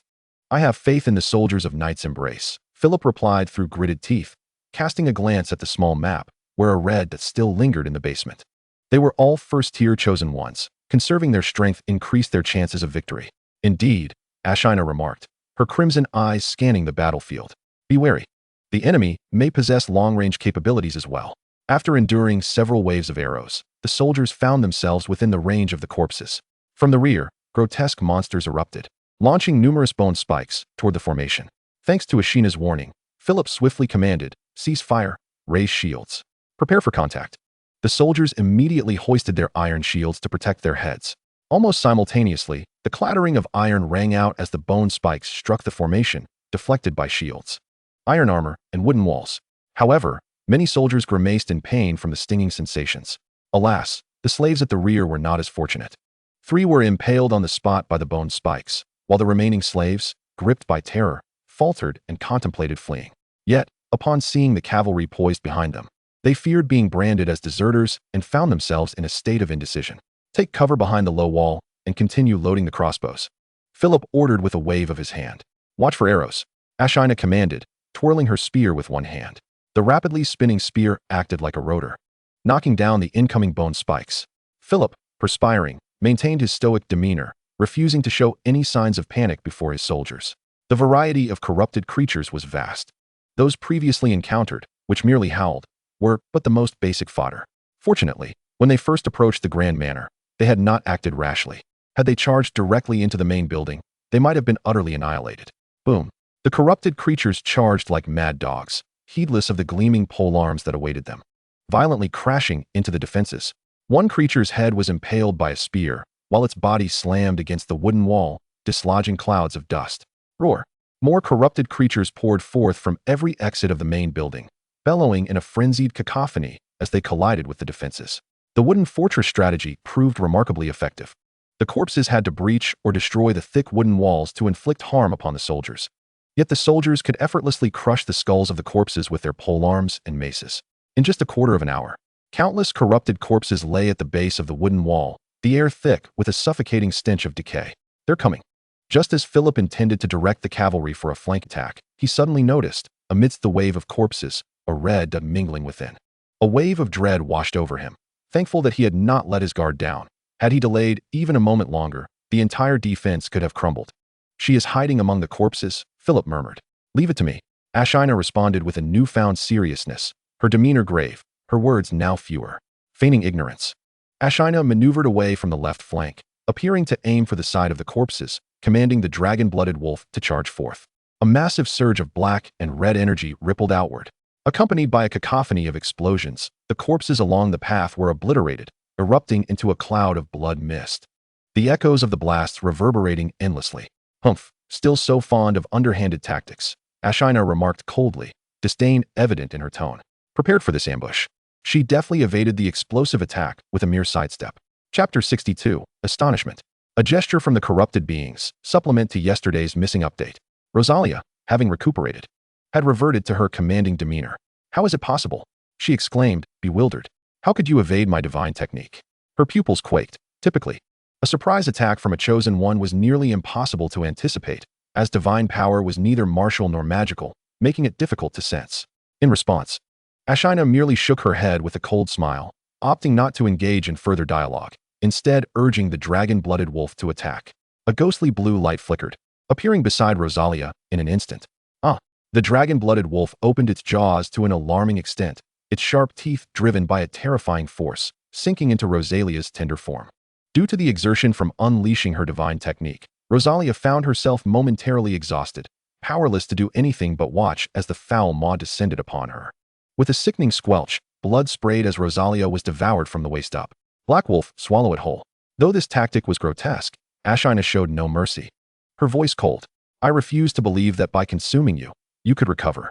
In but 3 seconds, the effectiveness of this approach was revealed to be untenable. The dragon-blooded wolf experienced intense discomfort, despite its usual diet of corrupted flesh. Numerous blood vessels within its mouth thrashed violently, some even piercing through its jaw and shattering numerous teeth, blood gushing forth. Ugh! A massive mass of flesh was expelled, the dragon-blooded wolf appearing extremely distressed. How dare you allow a lowly mutt to consume me? You deserve to be executed. The blood vessels writhed, restoring Rosalia to her human form. But her re-established regal appearance was fleeting, merely a glimpse. Philip scarcely had time to comprehend before an elegant and pure noblewoman glared furiously at Ashina. It's a giant wolf, not a mutt, Ashina retorted, shaking her delicate white finger, her demeanor slightly playful as she raised an eyebrow, seemingly enjoying teasing Rosalia and relishing in correcting her. Then, with a hand covering her mouth, Ashina chuckled softly. Will you attempt to flee again, esteemed noblewoman? I assure you, I have never fled. I have upheld the honor of my nobility, Rosiah declared, her countenance flushed with a blend of shame and indignation. The long chain tethered to her left hand shivered violently as she glared towards Field, her teeth gritted in anger. The Holy Griffin Empire must have suffered greatly at the hands of cowardly soldiers, for within a mere decade, it had fallen to the subhumans. And even the northern provinces have their own chosen of the subhumans. When Field met the brilliance of Rosiah's starry eyes, both were momentarily taken aback. Good heavens! Am I dreaming? You are, in fact, a human lord? Rosiah thought, her mind swirling. How could a human lord, a noble of ancient lineage, forge a contract with a subhuman? Why am I dreaming such a dream? Surely, it must be a result of my hunger. Ancient nobility? Ashina questioned, casting a puzzled glance at Field. The term sounded quite grandiose. While this title held little significance, it was true that she hadn't left the Twilight Territory in a decade. Field found himself bemused at hearing the notion of ancient nobility in the northern provinces. 10 years ago, or rather, 7 years ago, the true emblem of nobility was characterized by dark hair and eyes, a dusky complexion, and prominent features. In contrast, golden or red-haired individuals, and even Ashina's silver locks, were deemed inferior, often referred to as barbarians or savages. However, the venerable ancient empire of the Phoenix had long since fallen, and even its rightful successor, the Empire of Purple Gold, had recently been besieged and ravaged by heretics. Concurrently, the eastern nomadic incursions brought forth calamity and a multitude of dark-haired slaves. The so-called symbols of ancient nobility had shifted drastically. Unless one could substantiate their lineage with a family tree, they were often regarded as slaves or progeny of enemies, subject to severe discrimination. Of course, the Holy Griffin Empire itself was the instigator. The imperial elite, including the Empress, were all golden-haired barbarians. Surely, they could not despise their own kind. Greetings, though this is not a ball, it is a pleasure to make your acquaintance. Surprisingly, Rosiah's demeanor softened considerably, her anger dissipated, replaced by a delicate smile. She gracefully bent her knees slightly, lifting the hem of her gown with both hands and nodding elegantly towards Field.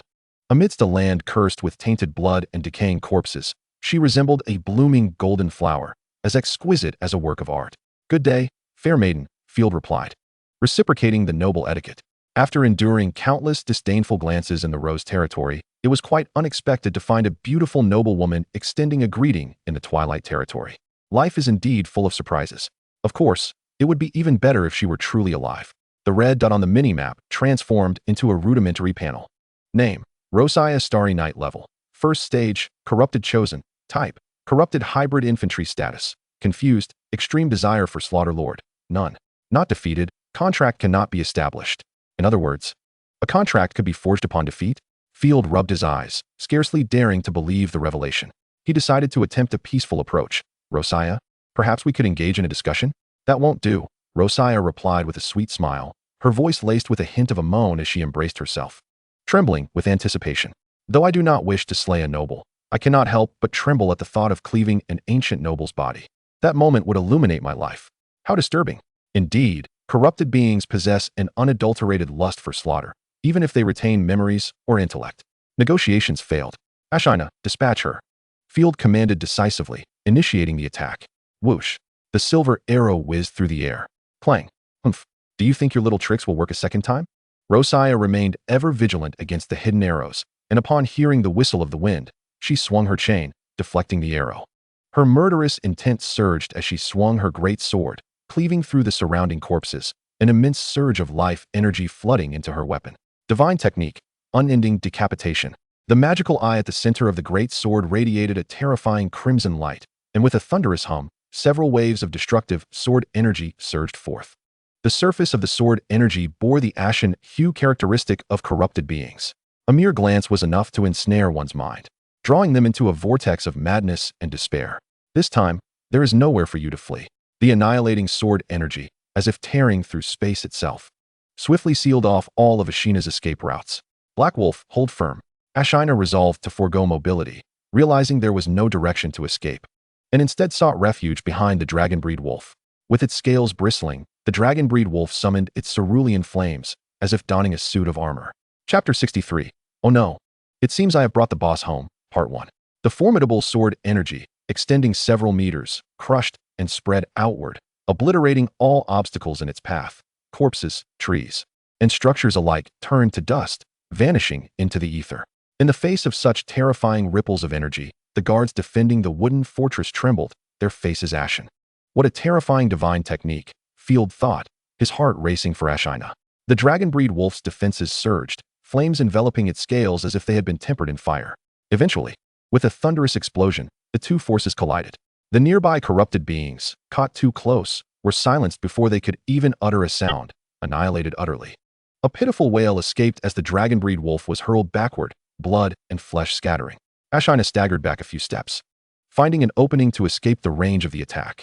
The remaining sword energy ripples slowly receded from sight, ultimately dissipating into nothingness. Ashina shook her head, dizzy and disoriented, shaking off the clouds of dust from her beastly ears as she gazed towards the dragon breed wolf. Sensing its master's call, the dragon breed wolf shakily rose to its feet.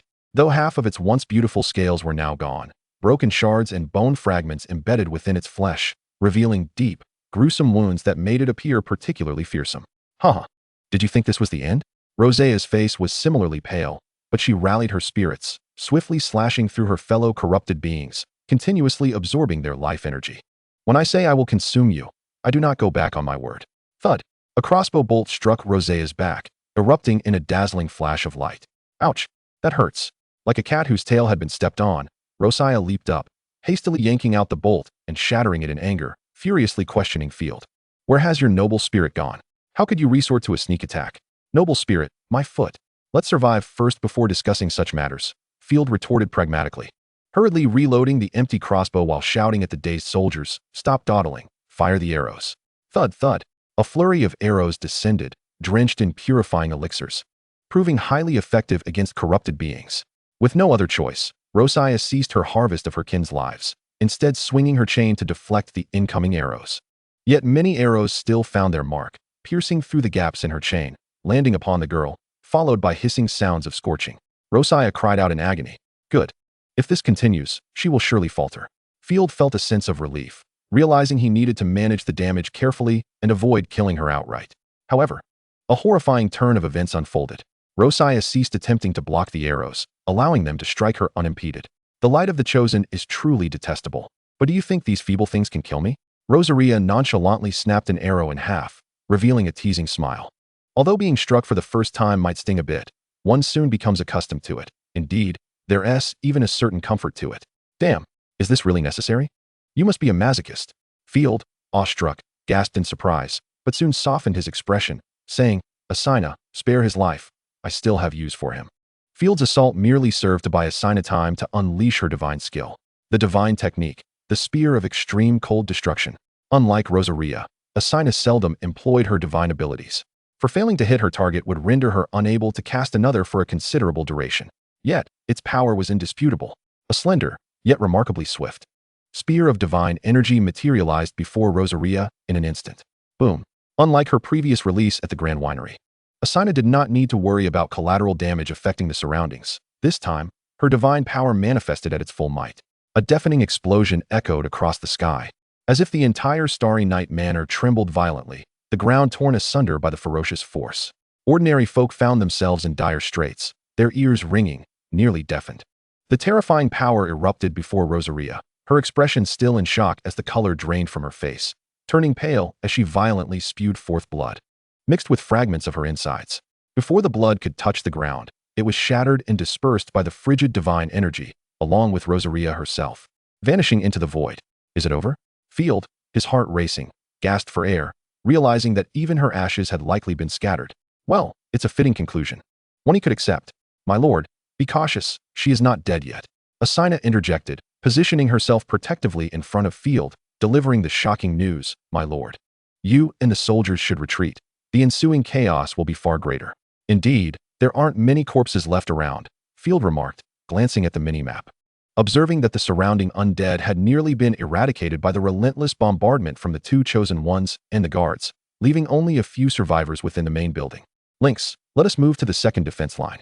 Before Field could depart, the smoke was abruptly cleared by a fierce gust of wind, revealing a cracked and broken black greatsword before the main building, from which blood began to seep.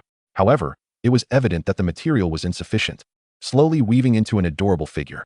With delicate, dainty feet touching the ground, Rosea's youthful form gradually materialized, reminiscent of a fragile porcelain doll. She pouted, her soft lips parting as she exclaimed, That hurt. My head feels like it's going to be knocked askew. Though she appeared endearing, Field was utterly bewildered. From a mature woman to a girl, and now to a lowly, one would expect that taking hits would cause one to grow larger. How could she regress instead? You've become even younger, Asina exclaimed in shock. Can you still wield your weapon? After all, the greatsword was considerably taller than the petite Rosaria. Damn it. I'll blow you all up. The greatsword behind her radiated a grayish-black glow as Rosaria extended her delicate hand, cutely declaring, Devourer greatsword, dissolve. Like glass shattering. The greatsword instantly fragmented. Countless twisted bloodlines converged from all directions into Rosaria's body, ultimately coalescing into a towering western dragon, its grotesque skeletal wings unfurling. Adorned with blood and decay, devoid of any majesty, instead exuding an aura of death and corruption. Asina, let us proceed. For the first time since arriving in the northern province, Field felt a sense of helplessness. Asina had utilized her divine skill and was now in a state of fatigue, while the dragon breed wolf was in dire straits. Asina waved her hands dismissively, speaking in a light-hearted tone, there's no need. She's merely struggling in her final moments, having even shattered her artifact. Do you have a trump card? Field inquired, elated. Of course, I'll blow her up too. Asina replied with a confident smile. Chapter 64. Oh no, it seems I've brought the boss home, Part 2. The corrupted dragon that Rosaria had transformed into could not fly. The dragon wings located at its waist swept out, sending the wooden fortifications of the first defense line and the surrounding corpses flying as if they were mere toys, scattering debris everywhere. In an instant, chaos ensued. With some soldiers fleeing while others battled the undead, the air filled with human screams and the sounds of falling objects. The once clear situation had devolved into utter turmoil. The great, cold gaze of the dragon, devoid of life, fixated on everything below as its massive body began to move. Akin to an ancient machine cloaked in spiderwebs that seemed on the verge of crumbling into a heap of flesh. As Asina had predicted, Rosaria was merely retaliating in her dying moments. Her appearance suggested she could collapse into a mass of gore at any moment. Roar! The dragon's fearsome maw tore open, releasing a torrent of white energy orbs, each infused with a heart-stopping corruptive power, raining down like a meteor shower in indiscriminate attack. Despite the dragon breed wolf being grievously wounded, it continued to spew fireballs and intercept the energy orbs with direct charges. Yet, it was ultimately futile, as countless soldiers were struck by the orbs, leaving them dismembered. To make matters worse, more undead began to congregate nearby, drawn by the previous commotion. Damn it!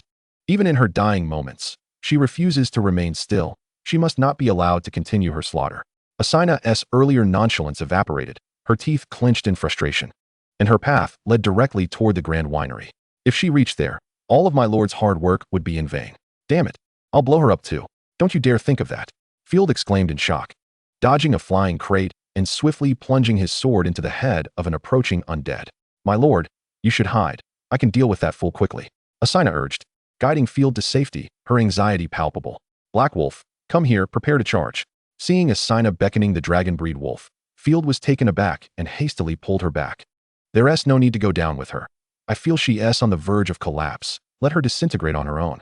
As long as you're here, we can rebuild 1,000 territories. I know, but I promised you I would protect the Nightfall territory and its people. Please trust me. I said, I am your sword. Asina declared before turning, charging alongside the bloody dragon breed wolf toward the corrupted dragon. Black Wolf, charge. The dragon breed wolf, drenched in filth and blood, lowered its body as if hunting, its form wreathed in ethereal blue flames that evaporated the blood flowing from its wounds. Coupled with its twisted, fearsome visage, it resembled a beast from the depths of hell. Boom! Like a cannonball, the dragon breed wolf launched itself into the air, akin to a blue comet, trailing a cerulean tail as it collided with the corrupted dragon, which had already been on the verge of collapse. Failing to mount any defense as the wolf crashed straight into its abdomen. Dragon breed Black Wolf, dissolve. A muffled sound echoed as countless black scales, traversing through space, erupted from the body of the corrupted dragon. Waves of nearly tangible ethereal blue flames radiated from the dragon's belly, expanding outward. Even in death, the corrupted dragon let out a wail, as the artifact exploded with a force that scorched the very essence of its soul. Field, positioned at a distance, could still perceive her agony. Boom! The corrupted dragon's pupils constricted sharply, followed by a tremendous explosion. Countless pieces of flesh and strands of blood rained down, while its massive skeleton was reduced to dust. Field raised his shield above his head, feeling the vibrations of the impact, his mind preoccupied with concerns for Asina's situation. The scattered corpses began to converge. Damn, those relentless pests. Field unsheathed his long sword and swiftly dispatched one, yet before he could slay another, he witnessed a corpse being trampled by a charging warhorse. The newcomers were a cavalry squad comprising 8 men. "My lord, we have arrived late," Silverclaw said, scratching his head through his iron helmet. They appeared equally disheveled, being of slave origin, and thus lacked any formalities, speaking bluntly. "Not too late," Field replied, noticing 2 streaks of light crashing into the main building. "Mount up and follow me to the main hall." "Leave it to us," Silverclaw urged with concern. "But please take care." "Let us go," Field retorted tersely, spurring his horse forward. "Protect the lord." The cavalryman immediately followed suit. Meanwhile, ouch, that hurts. Rosalia was plummeting through the air, struggling to open her eyes. As she managed to squint slightly, a pair of crimson eyes glared back at her, filled with a chilling malice. Behind Ashina loomed a spectral wolf, and though her complexion was wan, the fury in her gaze was unmistakable. "Greetings, noble lady," Ashina taunted. It was her first experience with self-detonation. Although it involved a dragonborn wolf, she had also suffered considerable backlash. "So, how does it feel to have a divine artifact explode within you? Does it fill your belly?" With that, Ashina delivered a simple yet powerful punch that sent Rosalia crashing into the building. Rosalia smashed through a wall, her body tumbling until she finally came to a halt against another wall. Her once pristine legs were now filthy, and her beautiful black gown lay in tatters. "You insufferable subhuman. Do not think you can make a human noble yield." Rosalia gritted her teeth, attempting to rise. Yet, in the blink of an eye, Ashina was upon her, the crimson gleam in her eyes shining like gemstones in the dark. Gripping a cavalry saber, she drew sparks as the blade scraped against the ground. To an onlooker unaware of the situation, it might have appeared as though a deranged butcher was pursuing a hapless little girl, reminiscent of an otherworldly rendition of the Texas Chainsaw Massacre. With a swift thrust, Ashina pinned Rosalia against the wall. Her beastly gaze scrutinized Rosalia as she playfully licked her long, sharp nails. "I'm quite curious. Do you possess an infant form?" Due to the detachment of the dragonborn wolf, Ashina was now in a berserk state, enhanced by the artifact's power. "You cannot kill me. Corruption will ultimately engulf the world, and I shall be reborn amidst the deathly miasma." Ashina cast a disdainful glance at her and waved her hand nonchalantly. "Suit yourself. Why would I lose?" Rosalia, in her childlike form, found her resolve wavering, tears streaming down her face as she coughed up blood. Possessing divine abilities herself, and having also suffered detachment from her artifact, she faced utter defeat. In the Chosen One's battles, every ounce of power is of paramount importance. From the moment my lord discovered your presence among the corpses, your chances of victory dwindled to nothing. She could not control the corpses, could she? Ashina probed her soul, while she had assistance, just like this. At that moment, hurried footsteps were heard. Chapter 65. "Oh no, it seems I've brought the boss home," Part 2. "Ashina, are you alright?" The soldiers cleared the debris, and Field crawled through a hole in the wall, followed closely by other shield-bearing soldiers, all wearing wary expressions. Field's gaze fell upon Rosalia, pinned against the wall, and Ashina smiling beside her, allowing him to finally relax. "You all stand guard outside," he commanded, and the soldiers complied, exiting promptly. "Thanks to your care, I am unharmed." Unlike her earlier ferocity, Ashina now exhibited a gentler demeanor. Concerned, Field noted Ashina's poor condition, her spectral wolf flickering ominously, as if it might dissipate at any moment. Detaching the artifact, while granting greater power, was merely a temporary measure, a last resort. "Your wolf." Field gestured towards the specter, worry etched on his face. "I never imagined the artifact could self-destruct. Can it recover? Will it affect you greatly?" "It won't affect me much. A good rest will suffice. And the wolf will also recover." Realizing her lord was concerned for her, Ashina retracted the wolf spirit and leaned closer to Field, whispering, "The black wolf needs 7 days to regain its peak state, but it can still fight in 3. "That's a relief," Field exhaled slowly, feeling a weight lift from his shoulders. After retracting the wolf spirit, Ashina visibly weakened, her form swaying slightly. Field rushed to support her. "Actually, I don't need assistance. It's just that my lord suddenly came so close, which surprised me," Ashina said, her eyes darting shyly around, finally stealing a cautious glance at Field. "Oh, is that so? Haha." Field froze mid-motion, suddenly feeling awkward, realizing that swaying a bit didn't mean one would faint. It was always depicted in television shows that characters who swayed would collapse, unconscious, and then engage in whatever they desired. Swaying did not equate to fainting. The Tang Nyo inequality was disproven. "Humph, but I shall indulge you." With that, Ashina beamed and leaned into Field's embrace, suddenly enveloped in a fragrant warmth. A uniquely feminine sweetness washed over him, leaving Field unsure of where to touch, as every area felt delightful. Hey, hey, Don't touch me inappropriately, Ashina exclaimed, covering her face, then turning to make a silly face at the still-pinned Rosalia. Puffed. Rosalia spat out a mouthful of blood, nearly collapsing from anger. Is this how you treat me? If I am to be defeated, shouldn't I be the one showcasing a defeat animation? Why are you two preparing to perform one for me? Have some respect for the little girl. Can't you see her childish gaze? You. Don't listen to that loathsome subhuman. You have no idea how terrifying she was when she attacked me. Rosalia protested hoarsely. After Rosalia's outburst, the two resumed a serious demeanor, for anything more outlandish would not be well received. My lord, how do you intend to deal with this monster? Ashina transformed into a medieval peasant, preparing for a witch hunt, her eyes glinting with terror. Perhaps we should extract useful information or simply burn her. Or sell her directly to the Church of Holy Light. You will not extract any information from my lips. Nobles do not yield. Rosalia cried, her eyes glistening with tears, and her delicate features rendering her irresistibly cute. Field glanced at Rosalia's status bar, which had changed from defeated, unable to contract to able to contract. Why not just contract her? Field suggested, killing her would be a waste. The damage to our territory is considerable. We must capture her for labor reform. Both women gasped in shock. My lord, did Ashina do something wrong? Why abandon me? Ashina wilted, her ears drooping in distress, looking utterly forlorn. Roar. Truly, as an ancient noble, your vision is impeccable. Submitting at my feet is a wise choice. However, a corrupted being cannot be contracted by humans. I could infect you, provide you with a precedent, and make you my personal male pet. Rosalia declared triumphantly, even while hanging against the wall. Upon hearing their responses, Field was momentarily at a loss, hastily patting Ashina on the head. How could I ever abandon you? Why not contract both? Field proposed. Rosalia erupted into laughter, but the force of it caused her to cough up more blood. Of course that's impossible. Your teacher is far too irresponsible. Chosen ones can only contract one individual, even among those of the same divine lineage, let alone when I and that subhuman belong to different, even opposing, divine systems. Furthermore, only beings of similar nature can forge contracts with one another. For instance, humans with humans and demi-humans with others.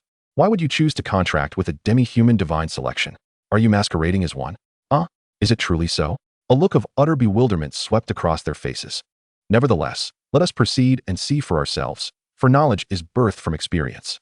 Field would not abandon his objective based on a mere utterance. And after all, you wouldn't wish for death, would you? These words struck a chord deep within Rosalia's heart. Even as a frenzied, corrupted being, she retained her wisdom and harbored no desire for death or suffering. She still recalled Ashina's earlier threat of subjecting her to animal breeding, a statement that lingered ominously in her mind. Who knew if the demi-human before her would take such a threat seriously? You possess quite the audacity. The Empire has conducted countless experiments. Why else would the nobility bestow precious divine selections upon their offspring or vassals? Never mind. Should divine power backlash, do not blame me. Ashina's concern was palpable. Should we proceed? I shall exert double the effort. Let us attempt this. Field clenched his teeth. Very well, I shall acquiesce. Rosalia tore away the tattered remnants of her gown, revealing her alabaster thighs adorned with a divine selection mark that emanated an eerie glow. An abundance of grayish-black death energy surged forth, coalescing into a nebulous, indescribable goddess-like apparition. Subsequently, a divine power linked into Field's being. Rosalia let out a mischievous chuckle, her tone playfully sweet. You are playing with fire. The power of the corrupted goddess could easily lead to your demise and shatter your soul. Before her words could fully dissipate, the divine contract was unexpectedly successful. Rosalia's radiant starry eyes widened in disbelief. Was it truly accomplished? Surely this is a jest. Field felt remarkably unfazed. He waved his hand dismissively. A trifle, dear corrupted goddess. We are quite familiar with one another. What goddess? Apologies. But I am a materialist and an atheist. Do come to serve me, not as a deity, but as a laborer to diligently develop my territory. It seems I no longer harbor thoughts of harming you. Rosalia shook her head, her gaze clearing as the once menacing intent and deathly aura dissipated. This is utterly exhausting. Field casually settled onto a dilapidated piece of furniture, pondering. Wait, does this mean I've brought the villainous boss home? Chapter 66, Ashina's Prank. Field's Lord panel now prominently displayed Rosalia's name. Name, Rosalia Starry Night. Level, First Tier, Corrupted Divine Selection. Occupation, Corrupted Mixed Breed of the Imperial Guard Infantry. Divine Skill, Endless Slash, consumes vitality or divine power to unleash a massive sword energy strike. Artifact, Gluttony Greatsword, absorbs vitality, condenses blood threads, and can effortlessly mend the host's body. though it induces a sensation of hunger. Special ability, corrupted immortality, a body composed of special divine power, exceedingly difficult to kill. Even if reduced to fragments, the soul returns to the miasma of death, awaiting its next emergence. Legion skill, none. Territory bonus, none. Field scrutinized the panel, reflecting, corrupted beings are indeed extraordinary, existing in a state of true immortality. Their inability to provide legion and territory bonuses is quite reasonable, as corruption only leads to destruction. Nevertheless, this is of little concern. With Rosalia, the combat capability of the territory has at least doubled. Previously, whenever Ashina ventured outside, Field was perpetually anxious, fearing theft of their home. But now, with Rosalia, the Nightfall territory finally possessed both offensive and defensive capabilities. Who could have anticipated that corruption would yield a divine selection? Let alone that a contract could be forged? This northern province is not a cursed land, but rather a treasure trove of fortune. Field was elated and resolved to subjugate every wondrous creature and contract all corrupted divine selections. The existence of one corrupted divine selection implies the presence of many more. Simultaneously, Field became aware that uncontracted corrupted divine selections were marked by red dots on the map. Field turned his gaze to the two individuals. Ashina and Rosalia shared identical expressions. Huh, you truly contracted her? Ashina's pupils widened in astonishment. No wonder I was perplexed when you contracted me. There has never been a precedent for contracts between demi-humans and humans. You not only bridge the racial divide, but can also contract multiple divine selections. How utterly astonishing. Field waved his hand dismissively. Let us keep this understated. It is merely a trivial matter. The extent of one's eccentricities dictates the number of races one can contract. A small shock for beings from another world.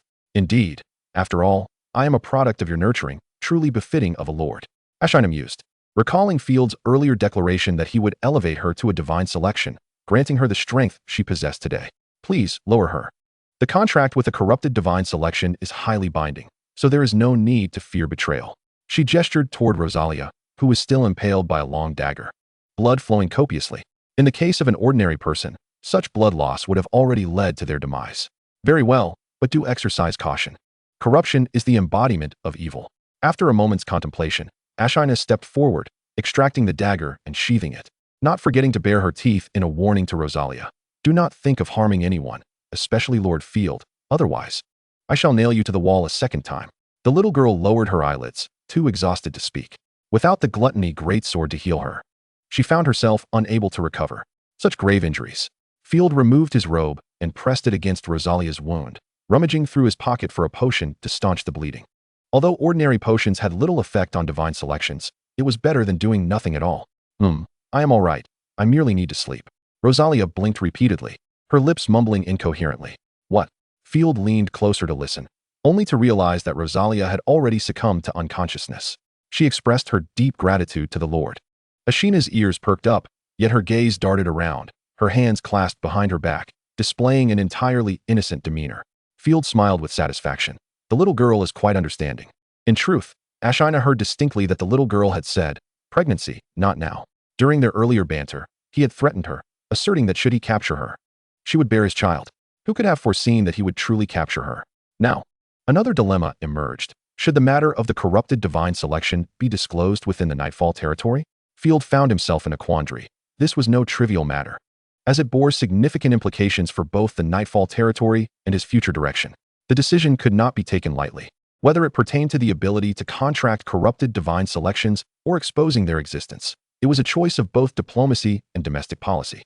Across the entire continent, no whispers of corrupted divine selections existed. Corrupted beings had always been regarded as demons, and indeed, they bore similarities to demons. If word spread that Field could contract demons, the consequences would be dire, as countless righteous individuals would undoubtedly seek to raise the Nightfall territory to the ground. Furthermore, even gentle Ashina had instilled unease among the territory's humans. Rosalia's appearance would likely trigger a complete psychological upheaval. Ashina refrained from offering any opinions on domestic and foreign policy. Smiling as she said, I shall defer to you. I will unconditionally support your decisions. Then we shall keep this a secret. Field's lips curled upward. Splendid. We shall also require clandestine powers. At your command, dear lord. Ashina stretched languidly, revealing her exquisite curves. Having sweated from battle, her skin glistened, pale and radiant, resembling a fine porcelain artifact. In the dimly lit room, she emanated an alluring glow, playfully saying, Lord Field, I want to eat meat when I return. 3 servings. Humph. When have I ever skimped on your meat? Field scooped up Rosalia and declared, let us return to the grand estate. On the third morning, Rosalia lay serenely upon the grand bed, the covers rising and falling with her steady breaths. Delicate and slender lips, paired with porcelain-like skin, resemble a sublime strawberry adorning a creamy cake. The window is ajar, allowing a gentle breeze to waft in. Field gazes outside, the sky still shrouded in mist. Yet it has cleared significantly. Perhaps the sun will soon make its appearance. Sitting at the edge of the bed, Field sips his red tea. He has never yearned for the sun as much as he does now. Although the plants continue to thrive, the absence of sunlight feels undeniably peculiar. Well, I have nothing much to miss, he muses. However, she has been asleep for 3 days and has yet to awaken. Ashina pinches Rosalia's cheek. These days, she has been tending to the little girl, ensuring that the maid does not come into contact with corrupted beings. With a mischievous grin, Ashina leans towards the little girl and whispers, if you keep sleeping, you might just end up pregnant. Rosalia furrows her delicate brows, revealing a discomfort expression, though she shows no resistance. It's the child of a dragon breed black wolf. Ashina exclaims with a mocking demeanor, her eyes twinkling with mischief. Rosalia displays a struggle, her tiny hands clutching the blanket tightly, as if in a desperate fight. Uffed, just teasing you, noble lady. Ashina ceases her playful antics. Rosalia regains her calmness. The memorial ceremony is about to begin. Let us go together. Chapter 67. Post-war compensation. The memorial ceremony takes place in the southeastern corner of the territory, in a clearing that has been purged of corruption, a considerable distance from the grand winery where crops have yet to be sown. Field demarcates a section as a cemetery. In this military operation against the main building, 26 lives were lost, including 15 slaves, 7 guards, 1 freeman, and 3 demi-human cavalry. Most perished at the hands of Rosalia, as the Chosen One unleashed her artifact's terrifying power. Yet, such is the nature of war, there are no battles without casualties. A tale where only enemies die is but a fairy tale. As the Lord, Field's duty lies in caring for the living. Thank you, Goddess of Holy Light, for receiving the souls of your servants. Thank you, Goddess of Holy Light, for granting rest to the souls of your children. The eulogy is recited by the elderly freeman. Old Dove, his advanced age and vast experience allow him to manage a shaky recitation, his trembling hands revealing the emotion he invests, though it is likely just as much due to anxiety. Slaves are cremated, while freemen enjoy the privilege of burial, an honor reserved for those above the status of slaves. The faithful believe in the Holy Light's judgment, that the deceased must rest in the river of light, awaiting the goddess's final decree of their fate, heaven or hell. This belief is nearly universal across the continent, as the official faith venerates the goddess of Holy Light. In truth, the atmosphere lacks sorrow. Most attendees are numb, merely responding to Field's summons to mourn. Additionally, they are offered a black loaf of bread and exemption from labor. Death is not an unusual occurrence, especially for slaves. Iron Hammer touches the spot over his heart where a gold coin is concealed. There really is a gold coin. Haha, it feels like a dream. Before arriving here, Iron Hammer had never touched a gold coin. Neither his father nor grandfather had. If they were alive, they would undoubtedly be consumed by envy. The delightful weight of the coin is intoxicating. He earned this coin after slaying a sufficient number of corrupted corpses by handing it to Field. He could escape slavery and lead a life that could be deemed human. Iron Hammer has little interest in Old Dove's ramblings. To him, slaves are simply sent by noble lords to toil in dark mines, where they might eat a crust of bread every few days, perishing from hunger, cold, illness, or the jaws of monsters. This is the norm. Instead of lamenting for others, he prefers to think about how to acquire more bread. For the guards, the only utility of the goddess of Holy Light is in fog lamps and purification potions. The Lord is about to speak. A comrade nudges Iron Hammer. Don't flaunt your gold coin. Iron Hammer immediately stretches his neck. Oh, we must listen to the Lord. Field does not deliver a lengthy speech. His words are brief but impactful, especially the part about the fallen becoming heroic spirits, eternally guarding the Twilight Domain. This sentiment resonates deeply within Iron Hammer, stirring an indescribable feeling. However, lacking education, he cannot articulate it and can only express his excitement in a fit of enthusiasm. What astonishes everyone most is that Field has allocated a sum known as compensation for the deceased. The guards had no prior knowledge of this fund. It is a new regulation introduced by Field, announced today. Field clears his throat. The compensation for freemen is 1 gold coin and 20 silver. For slaves, it is 20 silver. The compensation will be given to the next of kin. If there are none, it will be confiscated and used to improve the army's rations. When the coin is handed to the deceased freeman's wife, nearly all eyes widen in astonishment. Such a boon exists? Many women whisper among themselves, what a substantial sum. Iron Hammer feels the heat of numerous gazes directed at him. The guards, once overlooked, instantly become the objects of admiration for women. Even some attractive freemen regard the slave guards with curious eyes. Damn, I better have a son soon. I can't let my money go to someone else. Almost all the guards share this sentiment. Everyone is dismissed. With these words, the conclusion of the war is deemed resolved. As he walks along the path, Field sighs, feeling a tinge of sadness for the many who fell in battle, recalling numerous names. You have done exceptionally well, Ashina says, linking her arm with Field's, her smile gentle. Field nods, invigorated. It can be even better. In truth, commoners, or rather slaves, do not require funerals. Fighting for you is an obligation. Ashina reflects for a moment. Speaking with a tone of admiration, you are too compassionate. Slaves are like wild grass on the prairie, ubiquitous. I too have been a slave and understand my lack of worth. I cannot write or manage. Do not think so. These skills can all be learned.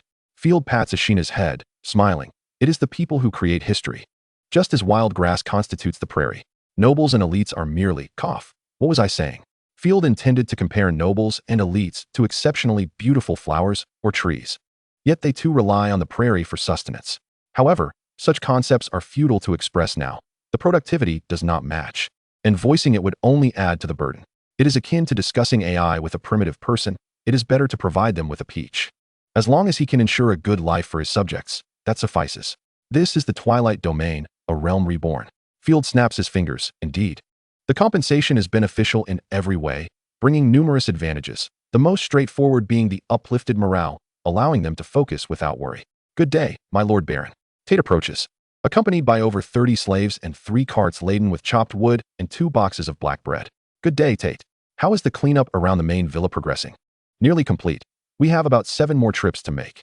We have recovered a substantial amount of supplies, and we will not return to the Grand Winery for lunch today. Tate responds efficiently. Moreover, on our way, we shall transport the timber for constructing walls and wooden fortifications. Excellent. Do not build too close to the structures. There are still scattered monsters within.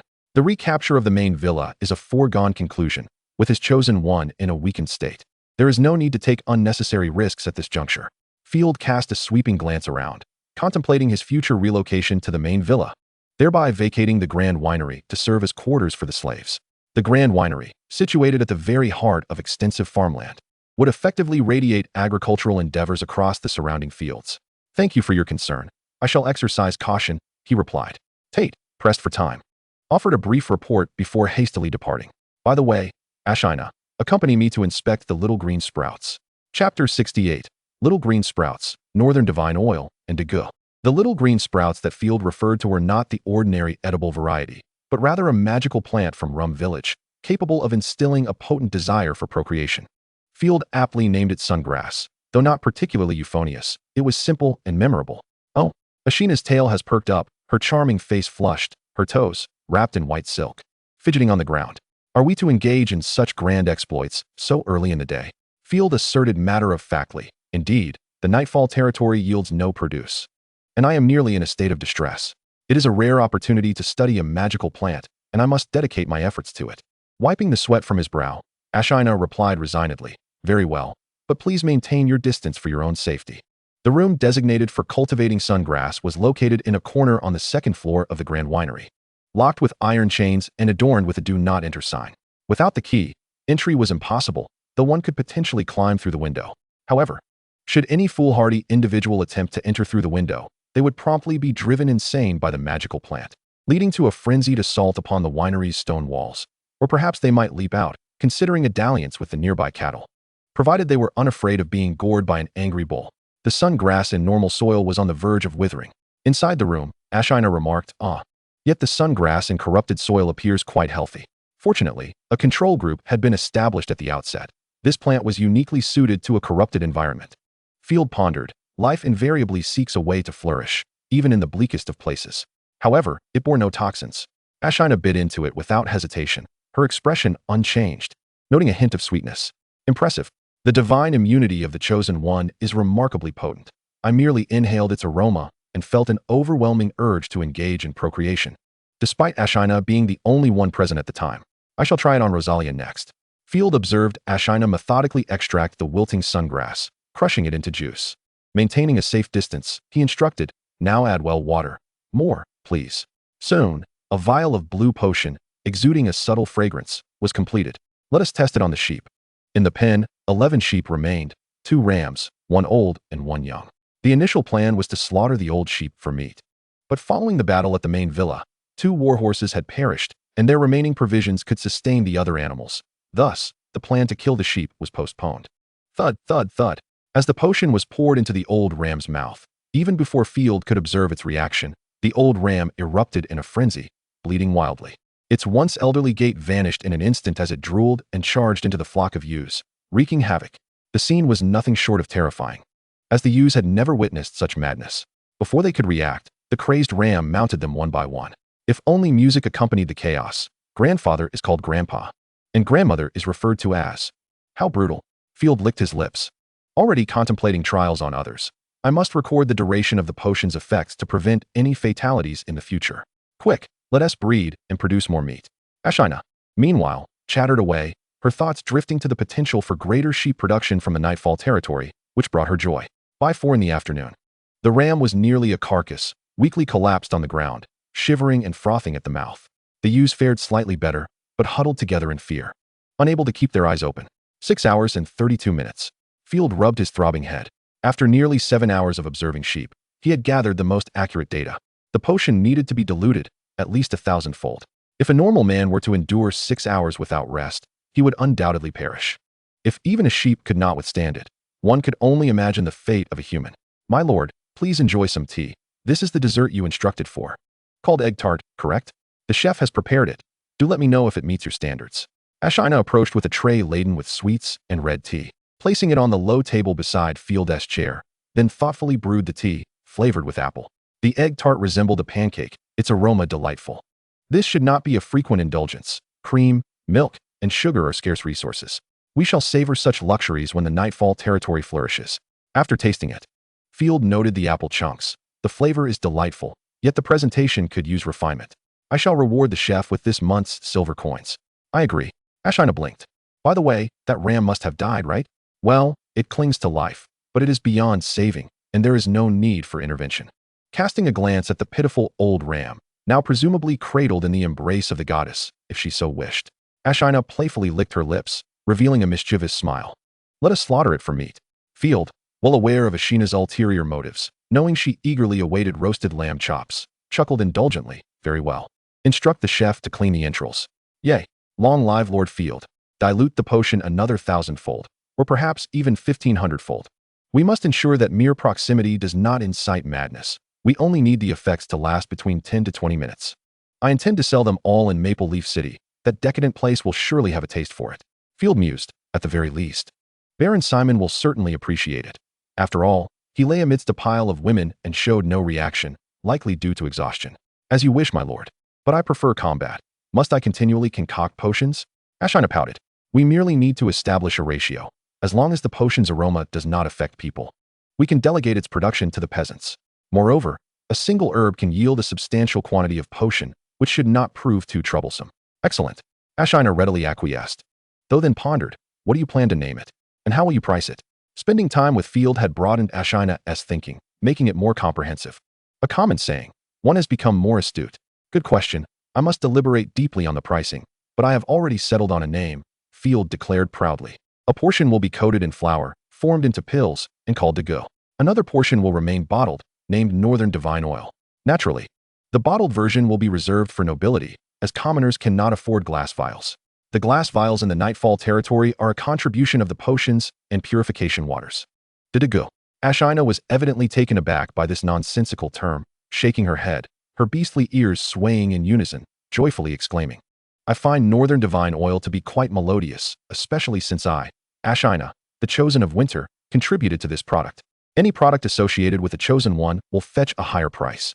Then let us call it Joy Beans, Field mused after a moment, finding it amusing. Doesn't it sound delightful? Chapter 69, Awakening. Field decisively proclaimed, let it be named Joy Beans. After finalizing the matter of Joy Beans, Ashina delightedly feasted upon lamb chops. Oh, what a satisfying dinner. I should prepare a portion for the little girl, though I wonder if she can stomach human food. She filled a bowl with porridge and sliced 2 pieces of white bread, carrying the tray with care, in order to conceal Rosalia's existence. Ashina had been tending to her these past few days. Rosalia was recovering well, It seemed she could eat and digest adequately. Field stifled a yawn, filled with concern as he pondered when she might awaken. It had been a trying few days for her. Had he known, he would not have struck her so fiercely.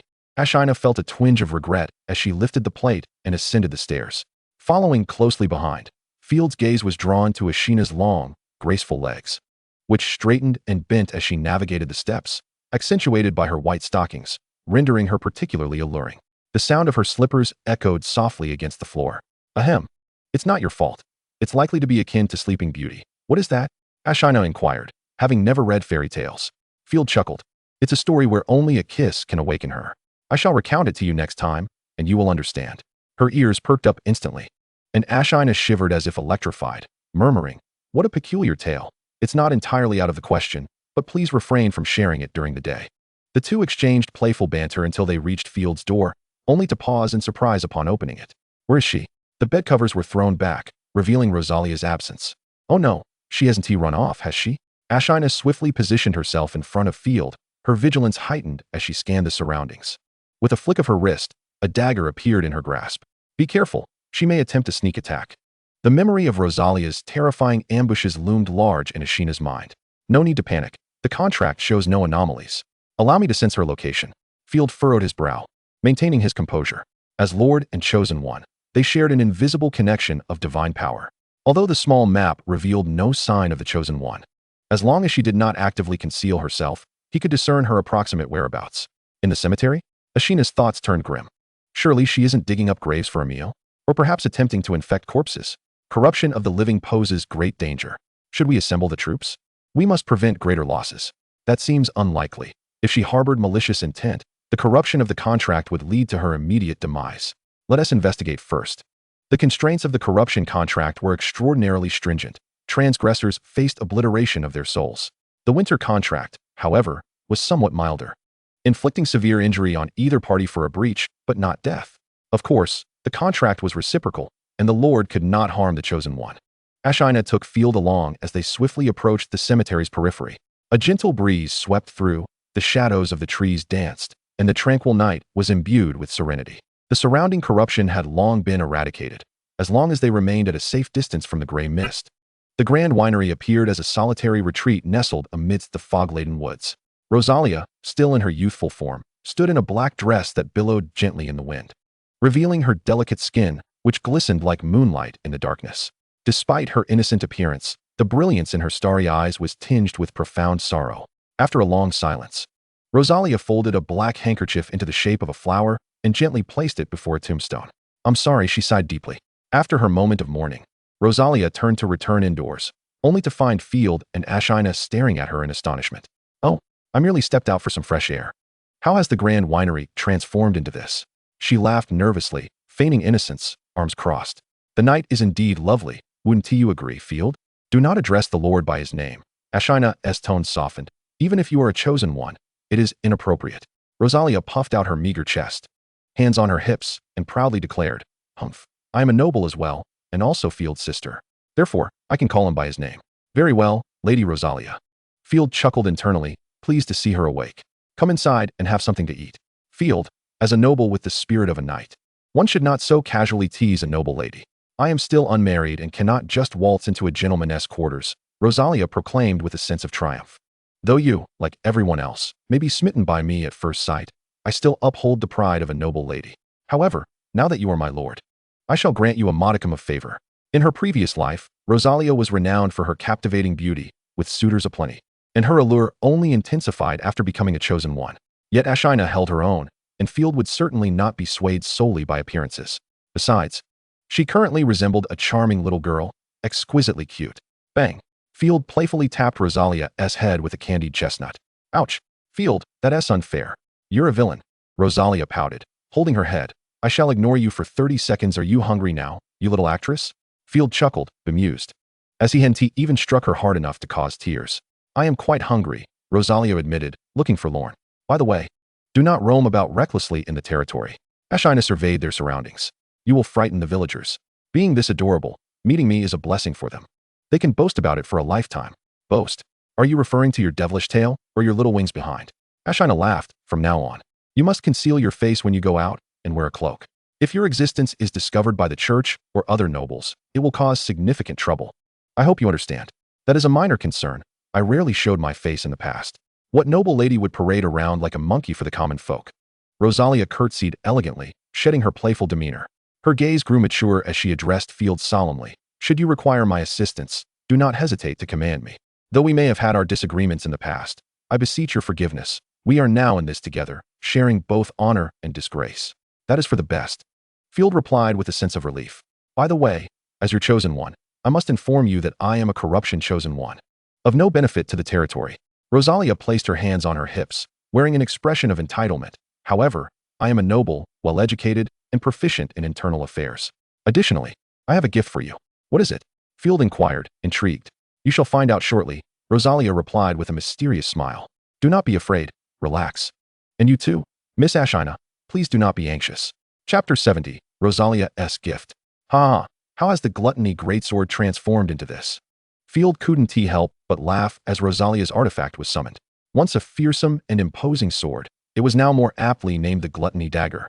No larger than a palm, with the formerly ominous magical eye at the hilt now radiating wisdom, resembling a goofy dog's eyes, blinking adorably. Enough with the distractions. Rosalia wished to laugh as well, but bit her lip to maintain a serious facade. She stomped her foot in frustration. The artifact requires time to recover after separation. Just look at Ashina's. I doubt her dog retains its ferocity. It's a wolf, Ashina corrected. Field could only suppress his amusement at the antics of the two lively characters, trying to keep his smile in check. Very well, no more interruptions. Humph. You must use it wisely from now on. Do not waste my first and only time, Rosalia proclaimed, and before Field could retort, she transformed into a crimson thread that surged into the gluttony greatsword. Subsequently, a pure line of blood elegantly coursed into the nape of Field's neck. What the? Field jumped in surprise, suddenly feeling a tingling sensation at the back of his neck. However, he quickly composed himself, reassuring Ashina beside him, do not be alarmed. Rosalia means no harm. He sensed a warm flow surging within him, an unprecedented energy flooding through his veins, pouring into every cell of his body. In an instant, Field felt his pores open wide, his mind akin to a roller coaster, suddenly tightening before plunging into an abyss of blankness. As though his thoughts soared into a higher dimension, merging his soul with his corporeal form. Subsequently, pure fighting energy began to manifest, coursing through every nook and cranny of his being. This was it. Field felt an overwhelming surge of power, as if he could crush a bull with ease. Indeed, it was fighting energy. Am I not remarkable? Haha. A soft, endearing voice chimed in his ear. The eternal fighting energy, albeit at the first tier, would elevate me further should I advance, pulling you along with me. Field was momentarily bewildered, at a loss for words. He had missed the age of cultivating fighting energy. Yet here he was, regaining it in such an extraordinary manner, stepping into the realm of the extraordinary. Fighting energy was not a commonplace commodity. Countless ordinary nobles toiled their entire lives for it. Yet Field acquired it effortlessly. Should others learn of this, it would surely drive them to the brink of apoplexy. Especially his younger brother, who, despite consuming fighting energy potions and exhibiting strange behavior, ultimately failed to ascend to the first-tier knight. Quite impressive indeed. No wonder countless individuals sought the Chosen One. Field mused. Each Chosen One possessed bizarre abilities. It was truly terrifying. Rosalia proved of little assistance to the domain, yet unexpectedly, she greatly enhanced his personal growth. This was a singular opportunity for the rebirth of fighting energy, and henceforth, it must not be squandered. Of course, as the Lord, do not rely on fighting energy to seek glory. Leave the matters of combat to us, and please, protect yourself. As the voice faded, Rosalia's bloodline departed, reforming into the visage of a little girl. Once more, I emphasize, protect yourself. Do not seek to show off. Rosalia placed one hand on her hip, extending her other dainty finger in a teacherly manner. No problem. Now that I have advanced to the first-tier fighting knight, I possess the means to protect myself. Should I encounter a Chosen One, I would still be swiftly vanquished. Field understood this truth clearly. Do not act arrogantly, for such hubris invites calamity. Field added, I am grateful for your generosity. Had you chosen not to speak, I would have remained in ignorance. The panel is flawed. There are numerous pieces of information I lack, such as the potential detachment of artifacts. Perhaps my lordly abilities have not upgraded. Just do not bully me in the future.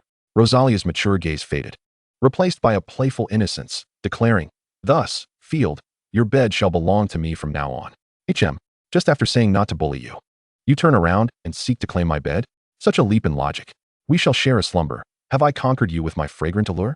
Yet I am still unmarried. This seems a tad hasty, for alliances are no trifling matter. Rosalia fidgeted. Perhaps you ought to acquire another bed. I permit you to remain 1 meter away from me. At some point, Ashina had appeared behind the little girl, lifting her as one would a doll.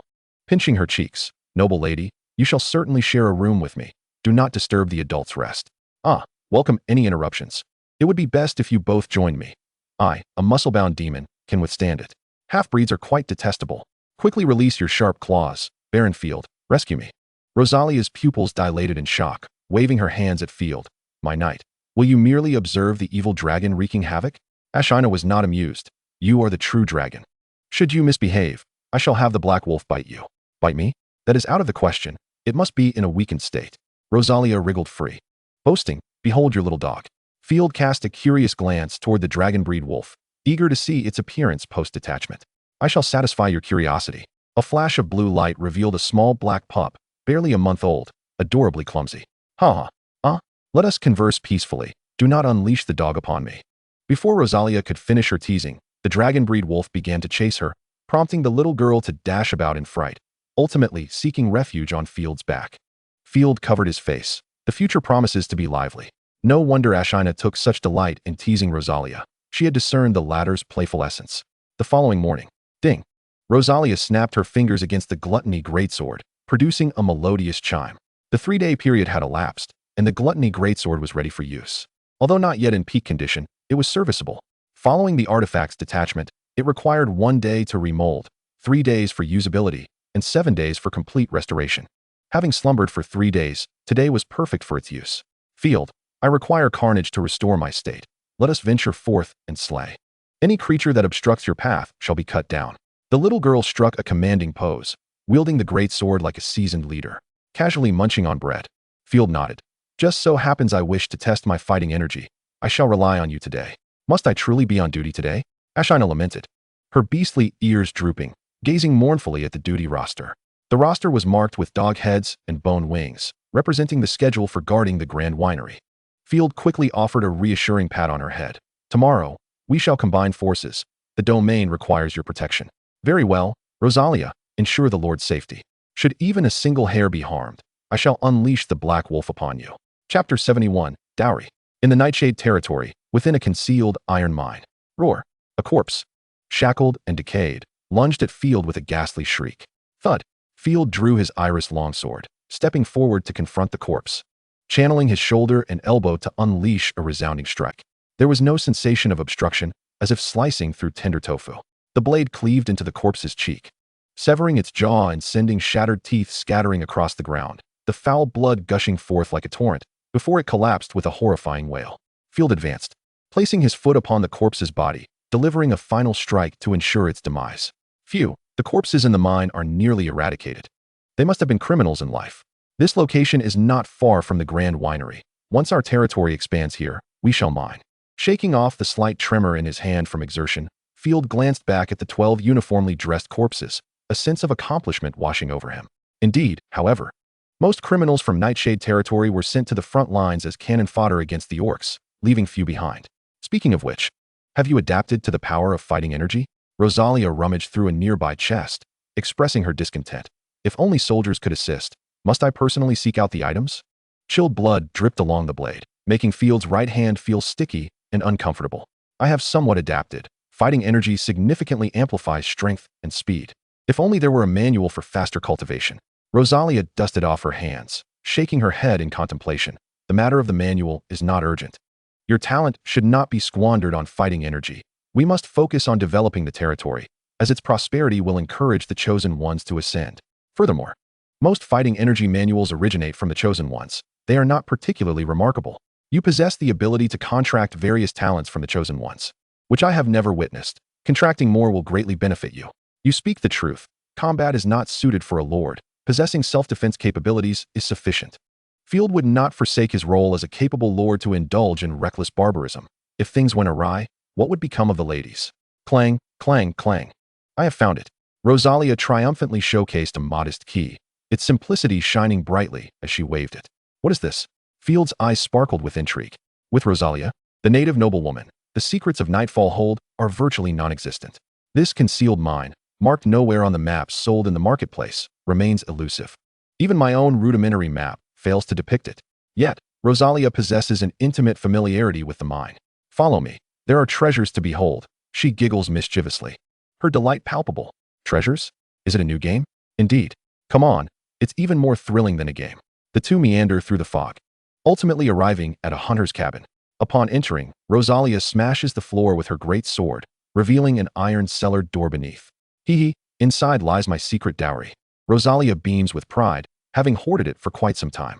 My mother, that miser, forbade me from interacting with men and marrying, even planning to send me to a convent to safeguard her treasures. Field, astonished, stares at the small girl before him. Is this something I should know? In this world, akin to the East, women must possess a dowry to marry, which can include vast sums of money or servants. Some generous nobles even bestow entire cities and territories as part of the marriage agreement. However, encountering a parsimonious family can lead to dire straits, such as the king of Franvia, who, despite his vast lands and abundant gold, sent several daughters to a convent to save on dowry expenses. Of course you can know. Rosalia chirps like a jubilant magpie, quickly descending. My dowry is an artifact of the first tier, you know. The basement is damp, with unpleasant dirty water dripping onto the slightly decayed golden chest. In the center of the cellar, a display stand holds a finely crafted crystal cup, yet it lacks the luster of a divine artifact, instead bearing cracks. It's ruined. After a moment's hesitation, Rosalia trembles as she lifts the cup, tears streaming down her cheeks. Only 11 years, and its power has completely dissipated. Divine power, as a form of energy, is not exempt from decay. Without a chosen one to nurture it, artifacts gradually degrade, ultimately turning to dust. Flawless craftsmanship. No wonder you are of the Starry Night family. Your taste is impeccable. Field gently pats the little girl's head to console her. Noticing Rosalia's continued silence, Field's heart aches. But you still have a whole chest of treasures, right? If you desire an artifact, I can buy you one in the future. You can start saving again. Silly, silly. Who am I saving this dowry for? It's all your property anyway. Rosalia playfully punches him, then wipes her tears. Don't touch that chest. It's a mimic that captures people and forces them to bear offspring. Who knows if it's still alive after 11 years? That damn mimic. Field bursts out, unable to contain himself. Why would you keep such a twisted thing in here? For security against thieves, Rosalia retorts, putting away the damaged crystal cup. She then digs a small hole in the corner, retrieving a key, though her excitement has waned. There's a bit of personal savings left, not much. But let us take a look. Field, intrigued, inquires, how much? Perhaps over 1,000 gold coins, along with some jewelry and gems, if no one has found them. Impressive. Field is taken aback. The young girl has amassed such wealth over 10 years, while he arrived with nothing. Unfortunately, the riches of the Starry Night family, built over generations, have been seized. What happened? In truth, I'm perplexed by this matter. Why didn't your family leave the northern province when the Empire released news of the deathly mists? As nobles, how could you remain unaware? This is absurd, Field muses. Indeed, the situation is quite bizarre. Before the fog outbreak, my mother, Lady Sophia, secretly transported all the wealth, artifacts, and potion formulas from the family treasury. And I didn't even know where they went. The war raged fiercely, with orcs breaching 17 fortresses in 3 days. Even the central city of the north, Lionheart City, suffered a bloodbath, with 20 chosen ones falling. Yet, none of the noble families reacted at all. I couldn't reach my mother, and without fortifications at Nightfall Hold, I had no choice but to retract our defenses and dispatch scouts to attempt to evacuate the populace to Starry Night City. Chapter 72. Pregnant, but not increasing the population. However, the scouts never returned, and the guards reported the emergence of corpses in the lumberyard, catching Nightfall Hold off guard.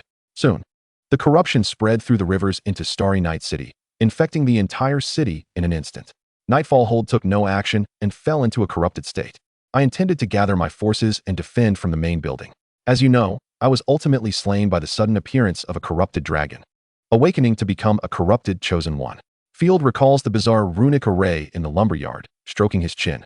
It is rumored that the former empress communicated with the powers of demons, sacrificing all the people of Nightfall Hold to slay the orcs and their minions. I wouldn't know. Rosalia shakes her head. What has happened before is of little importance to me now. Look, we've arrived. That cave is where my secret savings lie. From now on, that wealth will be ours together. With Rosalia leading the way, they find a concealed cave, surrounded by numerous broken corpses, still fresh. Something's amiss. Field, take care of yourself.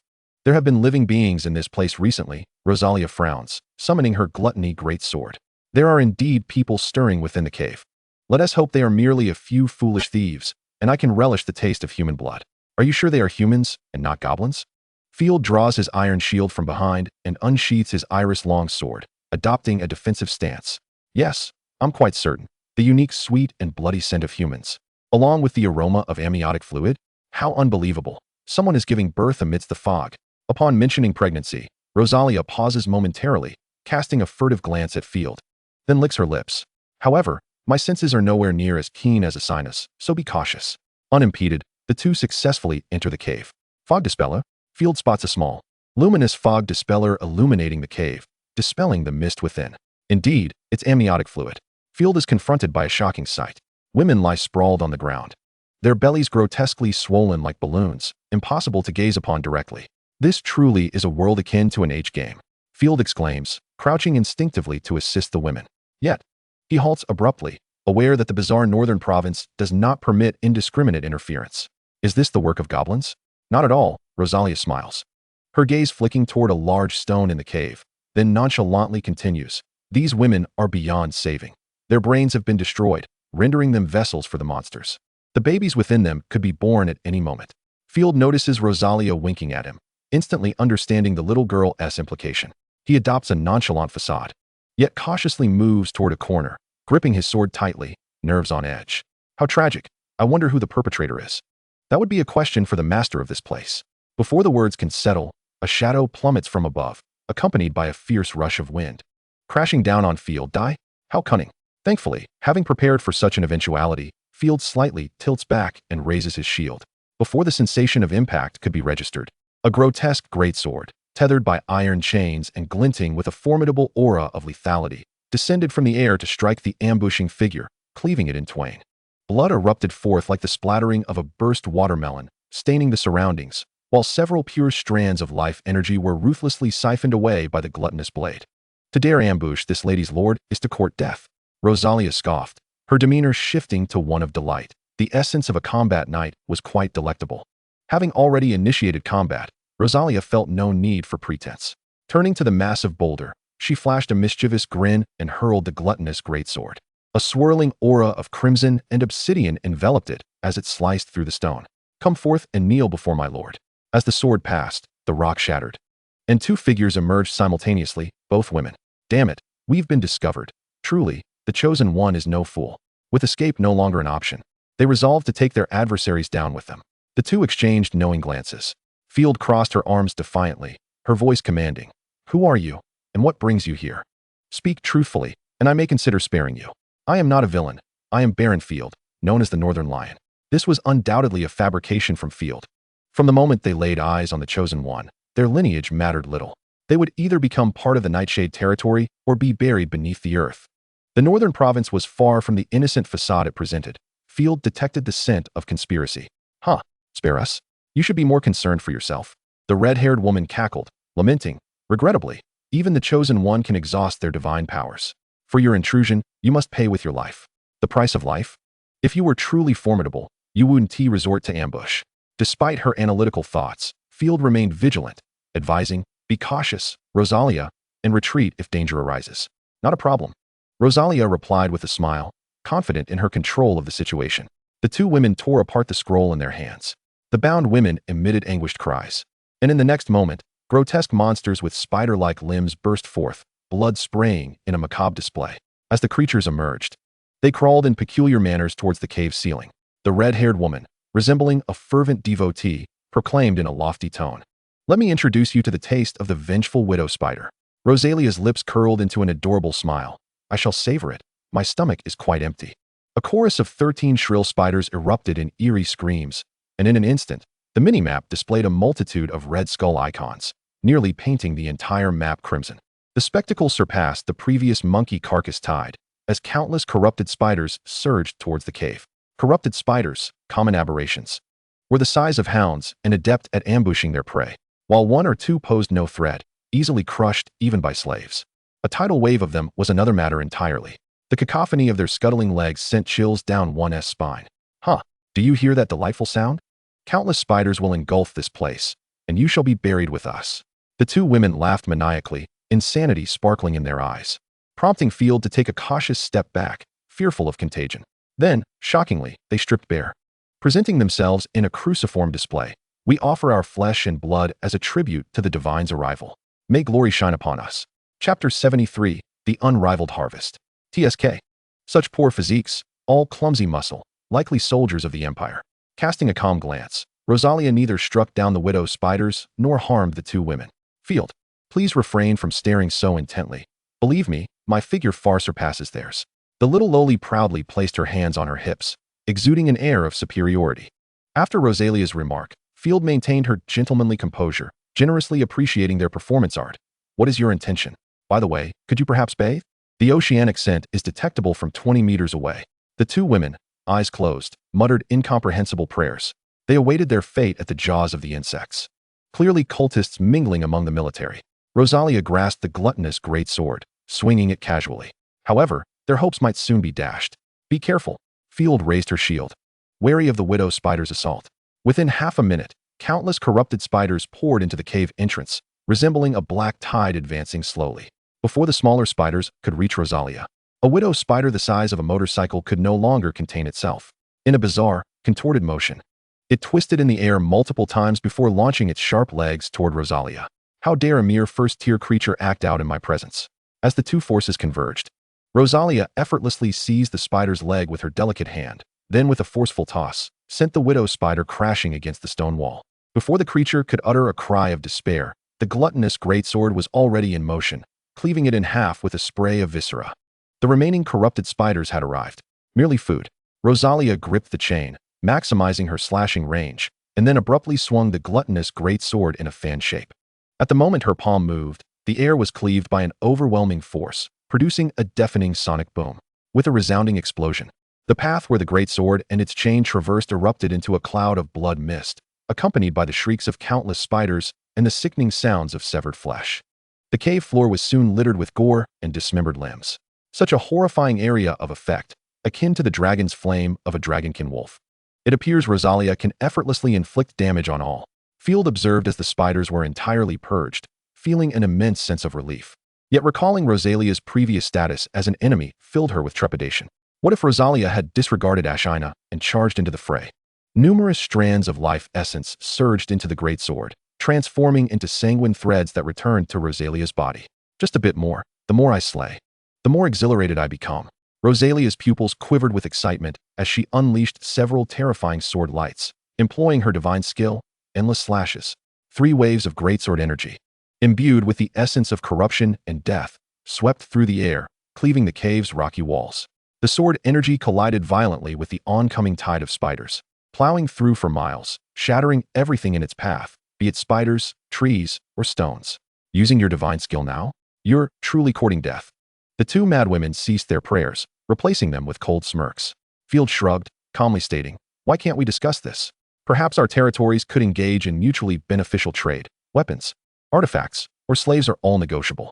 Recently, I've acquired something delightful called joy beans, said to alleviate anger and restore femininity. With you? You dare?" The red-haired woman laughed heartily. Yet despite her physical exertion, her form remained as rigid as her muscular frame. Even as she laughed, no allure could be found in her quaking figure. You short-sighted nobles will never comprehend the grand world we seek to establish. Field's eyes widened in disbelief. Yet the thought of these individuals harming women and resembling deranged fanatics extinguished any notion of cooperation. She donned a look of disdain, retorting, "Do not speak in half-truths and riddles. Begone with your nonsense." "Huh. In any case, nobles like you must perish," the red-haired woman declared coldly. "Do not assume the Chosen One can safeguard you. Divine skills are not to be unleashed at will. Divine skill, endless slashes." As soon as the red-haired woman finished speaking, Rosalia delivered a swift and resounding slap to the face of her adversary, having amassed sufficient life energy to unleash her divine skill for the second time. This time, the radiance of her sword extended with even greater ferocity, manifesting as 7 undulating waves of sword aura that slowly cleaved through the air. All while the red-haired woman gazed on in bewilderment.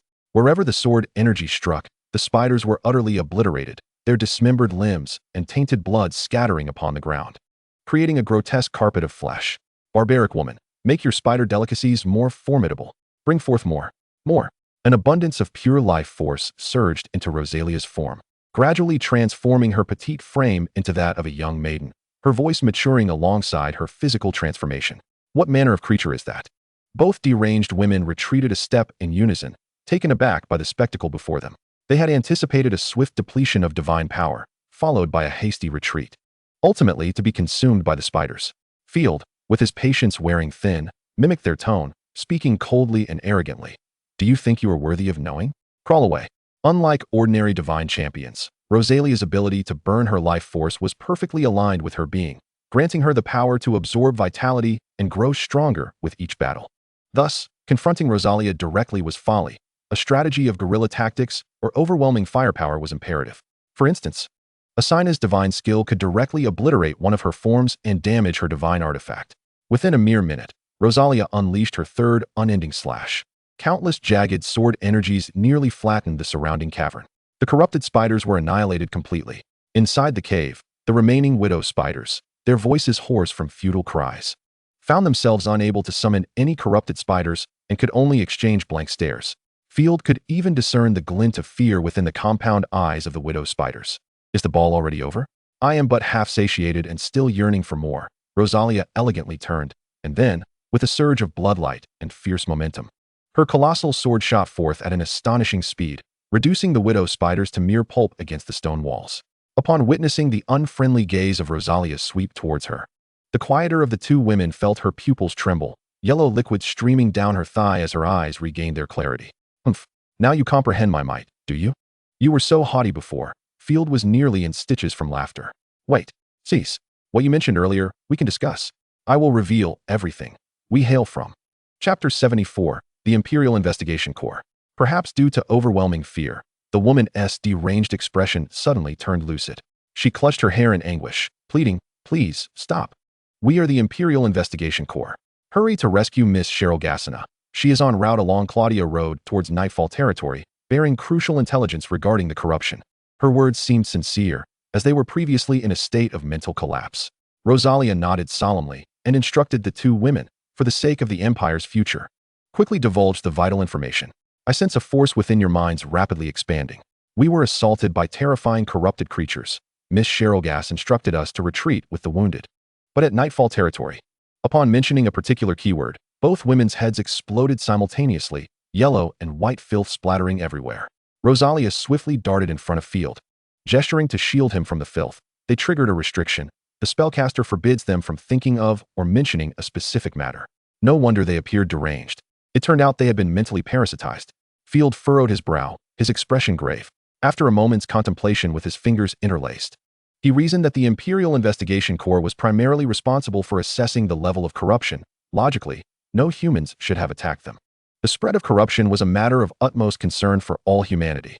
Field paced back and forth. It could be a personal vendetta against the Investigation Corps or a conspiracy by an organization.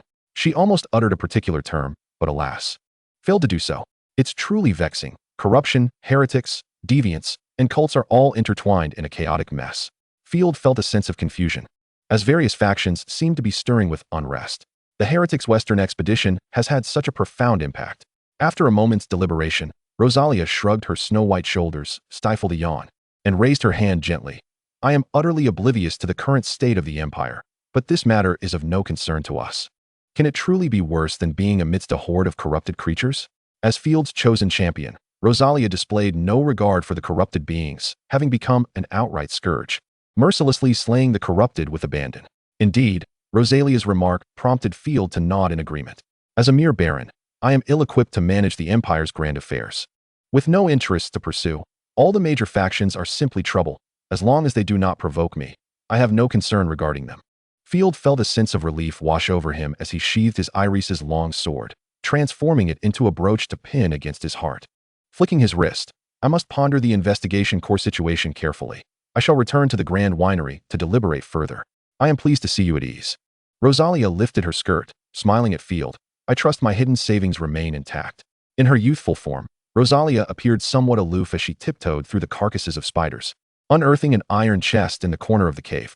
This is it. Wow, a legendary treasure. Upon opening the chest, Field was momentarily blinded by a dazzling array of gems and coins. An assortment of exquisite jewelry, crafted from gold and silver, adorned with various gemstones, sparkled brilliantly in the dim light. Additionally, the chest was brimming with gold, silver, and copper coins, revealing that she had even concealed copper coins in her day-to-day life. "This is for you." Rosalia lowered her head slightly, her voice softening considerably. Her alabaster feet seemed restless, her knees brushing against one another to the point of reddening, betraying her growing unease. "Are you truly giving this to me?" Field found himself at a loss. In his entire life, it was the first time he had received a gift from a girl, especially one as beautiful as Rosalia. Moreover, she had mentioned that this was her private savings, intended for a dowry. Could it be that Rosalia's gown would transform with her form, as the upper portion of her current attire, fastened by a ring at her neck, seemed to overflow with the scent of cream, with snow-white skin and ample curves boldly exposed before Field? She had not been mistaken. Rosalia's figure was indeed striking. The mature version of her would undoubtedly be even more alluring. "Of course, Sir Field, all of this wealth now belongs to you. You may wield it as you please." Rosalia lifted her gaze, a smile gracing her lips. "From now on, you shall be my foot servant." Panic surged within Field. What was he to do about the noble lady's proclamation? This plot was progressing far too swiftly. It felt as though they had only just met days ago. And now marriage was on the table? His face flushed crimson, his mind spinning as he instinctively considered embracing her. "I truly cannot handle this. You mentioned being my wife." "What did you just say?" "To be my foot servant, of course. Although this is my first experience with such a role, I believe you will perform splendidly." Rosalia elegantly covered her mouth, stifling a giggle. "What is a foot servant?" Field slapped his forehead, cold sweat cascading down his brow. "Humph, naturally. It entails attending to my daily needs, ensuring my happiness, massaging my delicate feet to alleviate fatigue. Of course, when you greet me in the morning and evening, you may kiss the tops of my feet. For other areas, your willingness to kiss will depend on your performance." A question mark slowly materialized in Field's mind. "Return my adorable little lowly version." This twisted young lady is far too terrifying. Initially thinking Rosalia to be submissive, he now wondered if she was, in fact, dominant. "Please, do not be so absurd." Field resolutely declined, then rapped his knuckles upon her head, offering Rosalia a sweet chestnut, and exclaimed in anger, "Young lady, do not push your luck. If I do not give you a proper thrashing today, it seems you fail to recognize your place. There is no issue with foot massages. Yet it should not become a formality. I may enjoy doing it, but that does not imply I am obligated to. An affinity for beautiful feet does not equate to servitude. It is a simple inequality, wiped out in an instant." Rosalia chuckled softly, playfully saying, "Oh dear Field, I could never bear to see you reduced to a slave." "I see you're not jesting." Field sighed deeply, then smiled. "Thank you for your generosity. You may keep the jewelry, and I shall use the coins to fortify our territory, compensating you 100-fold in the future. Just be kind to me. I appreciate your tenderness and sense of responsibility." Rosalia beamed with joy, assuring him not to take her earlier jest to heart, as she secretly wished to be his foot servant. "Please, do refrain from saying such things." Field nearly choked on his words, at least not at this moment. "You truly are an M," he remarked, realizing he had not misjudged her. "At this rate, the laws of fate will strike you down. By the way, let us search the area. Since they are from the Survey Corps, they must have equipment nearby." Field's thoughts turned serious. He was on the brink of desperation. Having lost a significant amount of armaments in the recent battle at the main building, he was now craving weaponry. Chapter 75. Who was spreading the rumors? The two searched near the cave and indeed found 5 carts belonging to the Survey Corps. The horses pulling the carts had perished, their bodies infested with tentacles and tumors. It would not be long before they transformed into corrupted steeds, prompting Field to put them down mercifully. Inside the first 2 carts lay numerous male corpses, and upon lifting the white cloth, one could see their bodies riddled with bite marks and lacerations. Perhaps they were injured members of the Survey Corps, all lifeless now, their eyes wide open in a final expression of defiance. "There are no survivors." Rosalia shook her head, then swung her sword to sever the heads of the corpses to prevent reanimation. Field remarked, "Those capable of orchestrating such a malevolent force as the widow spider would not commit such elementary errors." The remaining 3 carts were filled with valuable goods. Field discovered armor superior to that of the border fortress, 10 sets of heavy chainmail. In the absence of gunpowder weaponry, the defensive capabilities of chainmail were formidable. Most weapons could scarcely penetrate it, and blunt forces would be absorbed significantly. The worth of these 10 sets of chainmail could easily purchase an entire farm. In addition, there were 17 pieces of heavy horse armor, several fine weapons, 2 crates of battle potions, and a box containing personal items drenched in blood, such as jewelry, coins, letters, and family banners. Undoubtedly, they had exhausted their supplies. Aside from the hardened weapons and armor, they possessed neither potions nor food.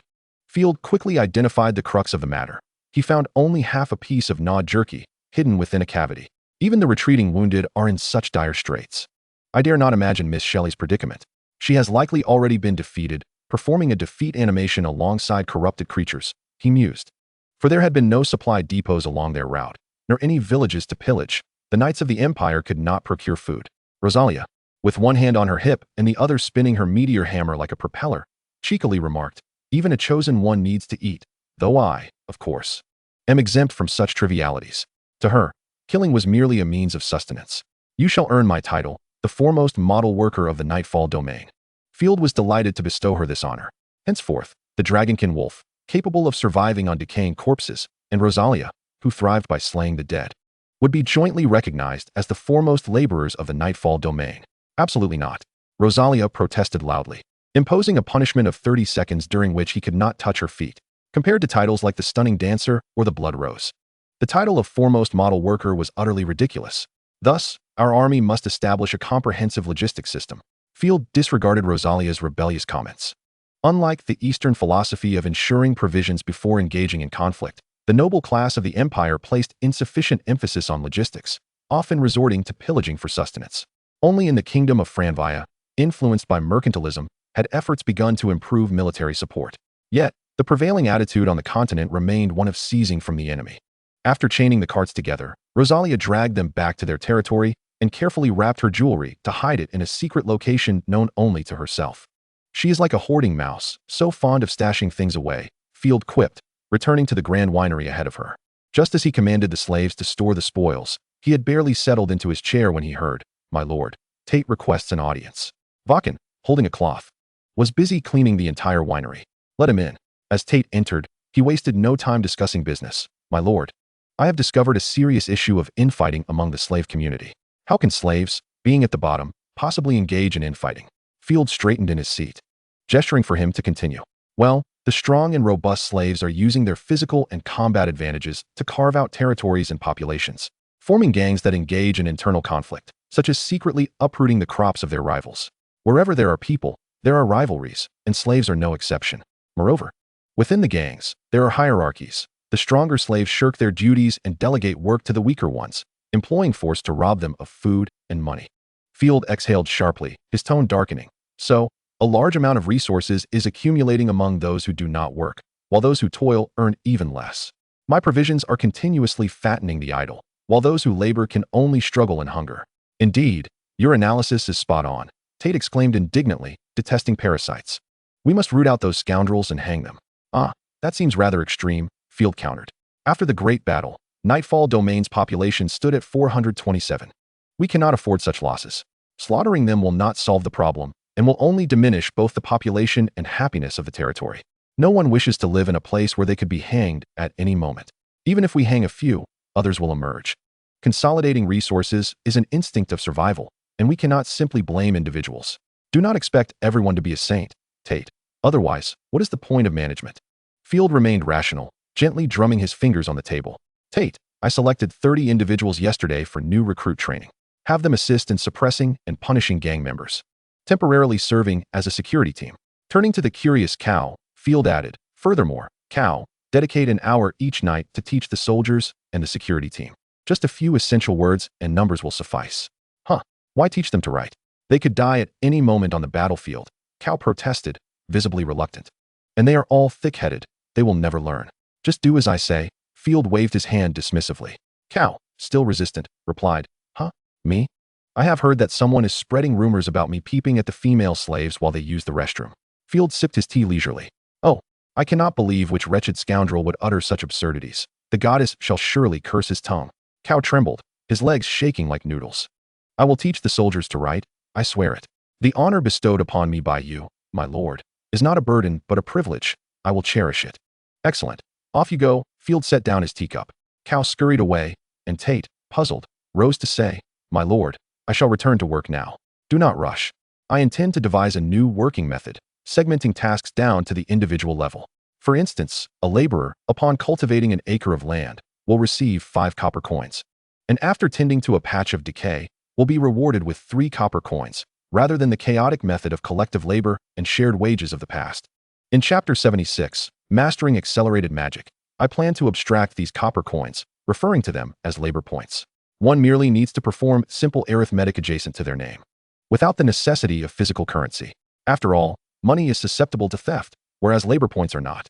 Field gestured dismissively, stating that once a laborer's contributions equate to the value of a gold coin, their status as a slave will be pardoned, granting them freedom.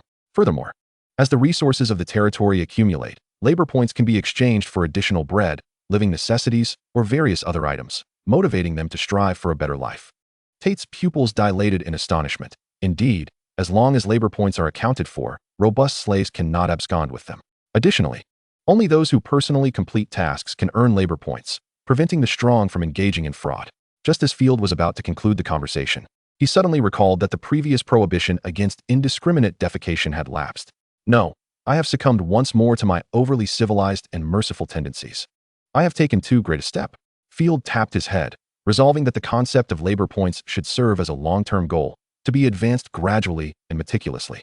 First, the security team must rigorously address gang issues, encouraging reports and seizing the assets of wrongdoers, administering public lashings, and then assigning them to the most arduous tasks for rigorous labor. Field slammed his fist on the table. Those who harm the populace shall face severe punishment and hard labor. Your sense of justice is astonishing. Tate trembled with shock, inwardly reflecting that arriving at the Nightfall territory might be the wisest decision he ever made. Go execute it. I shall monitor the process in real time. After bidding farewell to Tate, Field sought out Ashina, intending to discuss matters regarding the investigation core with the two chosen ones. Rosalia has yet to return. You come first, as I have matters to discuss with you. Field ushered Ashina into the room. In broad daylight. Ashina's voice dwindled as she covered her face. Indeed, idly waiting is a waste of time. It is a perfect opportunity to study magic. Field retrieved a tome on accelerated magic from the bookshelf and extended it to Ashina, inquiring whether she could master it or replicate it. After perusing the pages, Ashina responded, I cannot replicate or utilize it. This is a creation of the chosen ones, akin to a divine artifact. Rather, you or others may learn it. Would you like to try? Much like the church's fog-clearing lanterns and purification potions, which are also products of the chosen ones, it is no wonder they are so costly. Field felt disappointment wash over him. It appeared that no one in the territory possessed magical abilities, and thus, it would likely remain untouched and gather dust. A charming smile played on Ashina's lips as she spoke in a teasing tone. However, precisely because it is a creation of the chosen ones, there exists the potential for divine power to be harnessed. Should you wish to experiment, I could lend you a measure of divine power, allowing you to perform the magic yourself without issue. The prospect of borrowing divine power astonished Field. Could he truly become a grand sorcerer? Not quite, Ashina cautioned.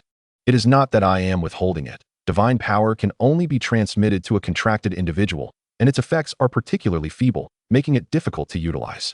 It is not akin to Rosalia sharing her fighting spirit. You will understand upon attempting it. It's less than 1% of a first-tier mage's capability. Ashina perched herself on the edge of Field's desk, crossing her legs, her delicate feet peeking from her slippers, their perfect arches accentuating their graceful shape. Do not hold me responsible for your disappointment, my lord. It is best to seek a magic tome with minimal mana consumption. Field found himself entranced by the sight before him. This audacious girl had grown increasingly bold when he had first acquired her. She would only dare to sit on the ground to eat, and now she brazenly lounged on his desk. Soon, she might even sit upon his face. Though, that would not be entirely unwelcome. Clearing his throat, Field declared, I shall not blame you. Very well then. Ashina's wolf ears perked up mischievously, and a playful glint sparkled in her eyes. With a sigh, she spoke in a tone laced with both resignation and allure. To acquire divine power, a kiss is required for the transfer. As soon as the words left her lips, Ashina's face flushed crimson, and she quickly stuck out her tongue, waving her hands to cool off. Heavens, what did I just say? Ashina regretted her audacity. Not a problem. I have been eagerly awaiting that statement, Field exclaimed, rising abruptly and striding toward Ashina. Hey, I'm just joking. Ashina's fur bristled in alarm. She was inherently conservative and dared to tease Field solely because he had spoiled her. Field paid little mind to her protests, seizing her hand, while his other hand began to roam. Then came the soft contact of lips, sweet and tender. This was no exaggeration from nightly tales. It indeed bore a sugary taste. The warm breath enveloping her face was exceedingly pleasant. Ashina found herself either bewildered or concerned about inadvertently harming Field, tightly shutting her eyes and trembling slightly. Knock, knock, knock. My lord, I have come to repair the flooring, as you instructed this morning. The voice of Grey Dog resounded from outside the door. Ever since Field had brought him to the Nightfall territory, he had been responsible for all the carpentry in the camp. Not now. Come back tomorrow, Field replied curtly. He had completely forgotten about this matter. Grey Dog flinched at Field's ominous tone, and a flurry of scurrying sounds erupted from outside. Ashina too was startled, seizing the opportunity to break free from Field's embrace, rubbing her head and saying, "Let's discuss this another time. We should return to the matter of divine power." "No," Field retorted, clearly irked. "Please let me go. I was merely jesting. Transferring divine power does not require a kiss at all." Ashina pouted, recalling how nearly breathless she had felt just moments ago, despite the inexplicable high it had given her. Field was taken aback. "Then where must one kiss?" "Anywhere," Ashina replied, her face hiding behind her hands in shyness. "Very well, I shall let you off this time. The contract of the Chosen One is far more binding than a marriage certificate. There is no need to rush." Ashina lightly tapped Field's forehead, a surge of pure power, laden with formidable pressure, coursing through him. Field felt as though he were confronted by a towering snow-capped mountain, struggling to breathe under its weight. Fortunately, the pressure was fleeting, and as Field's rationality returned to reality, he found himself drenched in sweat. "That is all I can provide." Ashina observed Field's fatigued expression, her concern growing. Her knowledge stemmed from inheritance, and practice always bore some discrepancies. She hesitated to overstep. "Are you all right?" There was but a sliver of divine power, yet it sufficed to activate the accelerated magic. Naturally, this fragment of divine power held no utility beyond that. It was akin to borrowing 2 batteries from an AI to power a flashlight, without acquiring the AI's computational prowess. Extracting the tome, Symbiosis with Feathered Beasts, Field dripped blood upon its pages, causing the book to spring to life, its strange runes radiating a dazzling luminescence. Instantly, Field grasped the magical techniques of Symbiosis with Feathered Beasts as if it were second nature, although he did not comprehend the specific meanings of the runes. He could invoke them. I shall test it now. Chapter 77. Divine Perspective, Current State of the Territory. Field retrieved a white pigeon from the dovecot and cast the Symbiosis with Feathered Beasts spell upon it. A silver energy shot from his fingertips, penetrating the bird's mind. In an instant, Field felt his field of vision expand exponentially, akin to watching a split-screen video, leaving him unsure of where to focus. Fascinating. Fortunately, Field conceived a clever idea. He reclined back onto his bed and closed his eyes. Instantly, one side of the screen blacked out, revealing only the pigeon's perspective. Ashina, release the pigeon. Understood. As the aged wooden windows of the grand winery swung open, homing pigeons soared into the vast sky. Field was instantly bestowed with a divine perspective, revealing the entirety of the Nightfall territory. The overarching hue was a dark, earthy brown, accentuated by a hint of pale gray. The soil bore the scars of death's pervasive fog. Although it had been somewhat purified, remnants of its former color lingered. From his elevated vantage point, it resembled the flickering image on an antiquated black and white television screen. The enslaved inhabitants resided in makeshift tents crafted from dilapidated wood, tattered cloth, and dry grass. The wood was scavenged and deemed a scarce resource. The decaying vegetation hardly posed a threat to life, let alone provide adequate shelter. The conditions were so dire that some lacked even a proper roof, resorting instead to wrapping themselves in ragged burlap and huddling together for warmth. The lives of the free folk were marginally improved, as they were not subjected to forced labor. They had begun excavating the earth to construct homes. Field observed the quintessential fire pit, an essential fixture at the heart of their dwellings, serving the dual purpose of cooking and warming. Akin to a stove combined with the traditional heated platform found in the Northeast. Women wove cloth beside the fire, occasionally glancing at the pot simmering with porridge. Cooing. The pigeons caught the enticing aroma wafting through the air and fluttered down to perch upon the earthen walls erected by the free folk. Oh, how he longed for the days spent in the bull territory. Though food was scarce, at least he had a roof over his head. Silence. Do you not recall the last time you were lashed 5 times? The woman weaving cloth shot a fierce glare at her husband, adding, "Do not expect me to tend to your battered backside. I would rather marry a slave of the guard than endure another day with you. Curse it, you short-sighted harpy. You would choose a slave." The man fumed, indignant. "Slaves are doomed to remain subjugated for life. Our son will inherit this fate, as will his son." The woman spat contemptuously. "Bah! The Lord has decreed that any slave who earns a gold coin shall be freed. Do you have any idea how much the guard can make? Rumor has it that Hammer has already amassed 1 gold coin in savings. A sum I have never laid eyes upon." She continued, "If this wealth were to return to the bull territory, it could elevate our village to prosperity." The humiliated man nearly fainted from rage. "But can you even leave? The Nightfall territory lacks merchants, taverns, or markets. Having wealth is meaningless without a place to spend it." "That will change in due time," the woman retorted defiantly. "Do not use that as an excuse to shirk your responsibilities. I am already weaving. I can trade cloth for oats at the winery. Nobles rarely keep their promises." The bull baron takes so many young girls each year, claiming they will serve as maids or choir members, yet none ever return, not even our little Fanny. The room fell into a heavy silence. Field absorbed their conversation quietly. It was time to establish a market or a barter system to facilitate the flow of goods. Otherwise, the productivity of the free folk would undoubtedly suffer. As for the young girl, she likely faced dire circumstances at the hands of the bull baron, but that was beyond his control, at least for now. The homing pigeons, drawn by the scent of the porridge, could no longer resist and descended. The porridge in the pot was not yet boiling, but had begun to bubble, with bran floating atop the surface. In this era, such fare was barely more than rice washing water, yet in the nightfall territory, it stood as a delicacy. Heavens, where did that bird come from? Shoo, that is meant for the children. The couple, united in their views regarding food, immediately waved their hands to drive the pigeon away. It was not Field's malicious intent to torment the subjects. He simply lacked control over the bird, as his minor magic granted him only auditory and visual abilities. The pigeon fled in fright, circling the grand winery, and Field worried that the foolish creature might collide with the death fog, transforming into a monstrous avian.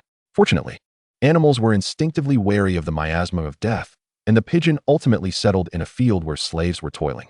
Field observed the crooked furrows of the field, where slaves were sowing fava beans. One male slave, distracted, scraped at a shallow pit with his hands before carelessly tossing in seeds and trampling them underfoot, hardly glancing back as he moved on to the next.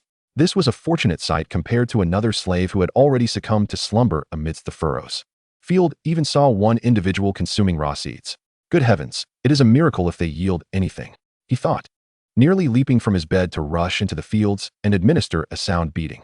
No wonder slavery was destined for extinction. Such inefficiency would make even a dog shake its head.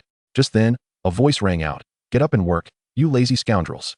Tate, accompanied by two members of the security team, new recruits enlisted by Field, approached wielding clubs and whips.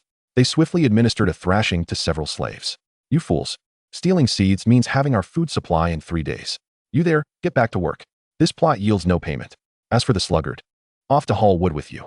If you run around, you won't feel like sleeping." Tate swiftly issued a series of judgments, and the new recruits grinned gleefully as they eagerly executed his orders. Excellent, just and measured punishment, neither cruel nor overly lenient. Field nodded in satisfaction as he observed the proceedings. The implementation of the edict was thorough, and Tate's prompt execution of Field's commands pleased him greatly. A person capable of aptly executing decrees was a treasure for the Nightfall territory. "Sister, look at the pigeons over there." "Shoo." Field was still lost in thought when he heard the voice of a girl. The pigeons turned their gaze in response, revealing two dirty little mud monkeys, their large eyes blinking innocently at him. A rare sight indeed, twins. Field scrutinized them closely, confirming their identical appearance, yet their dispositions were markedly different.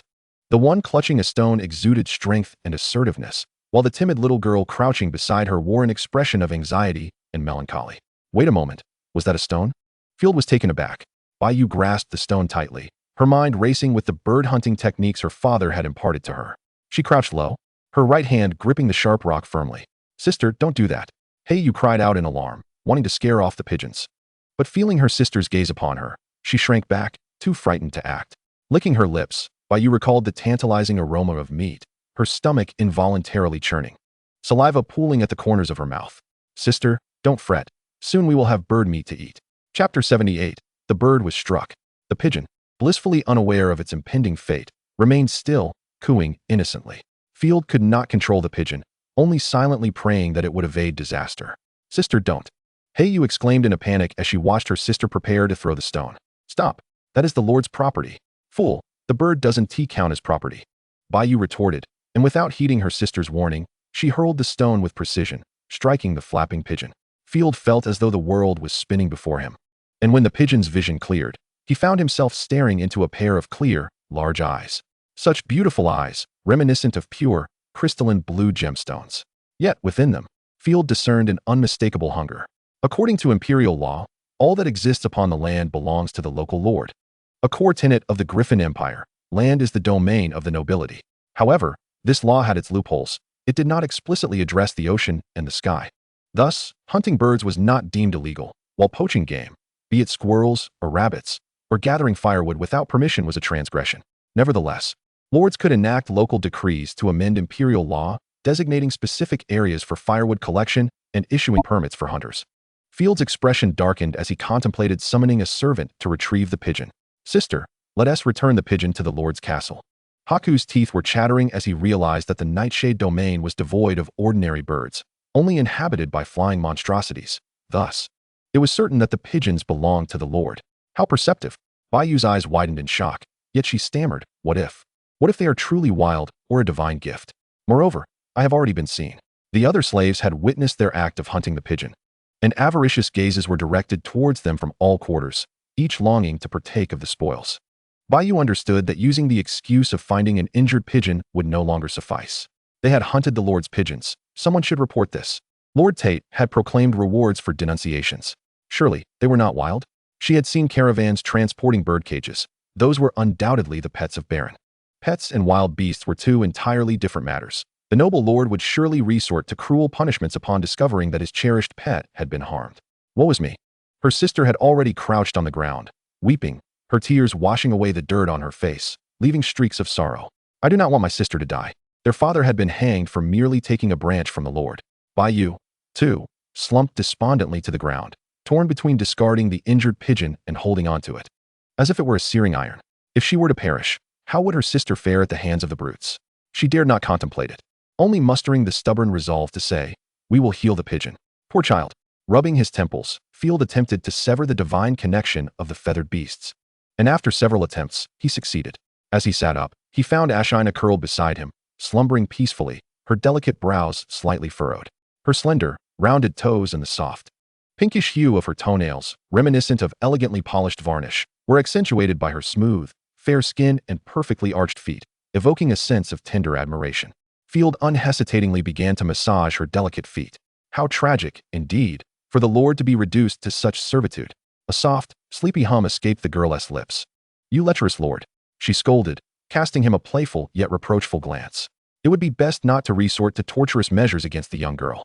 Although the pigeons were not inexpensive, Field, with a soul rooted in modernity, would not truly hang a wayward girl for her transgressions. A mere lash of the whip would suffice to send her back to her mother's womb.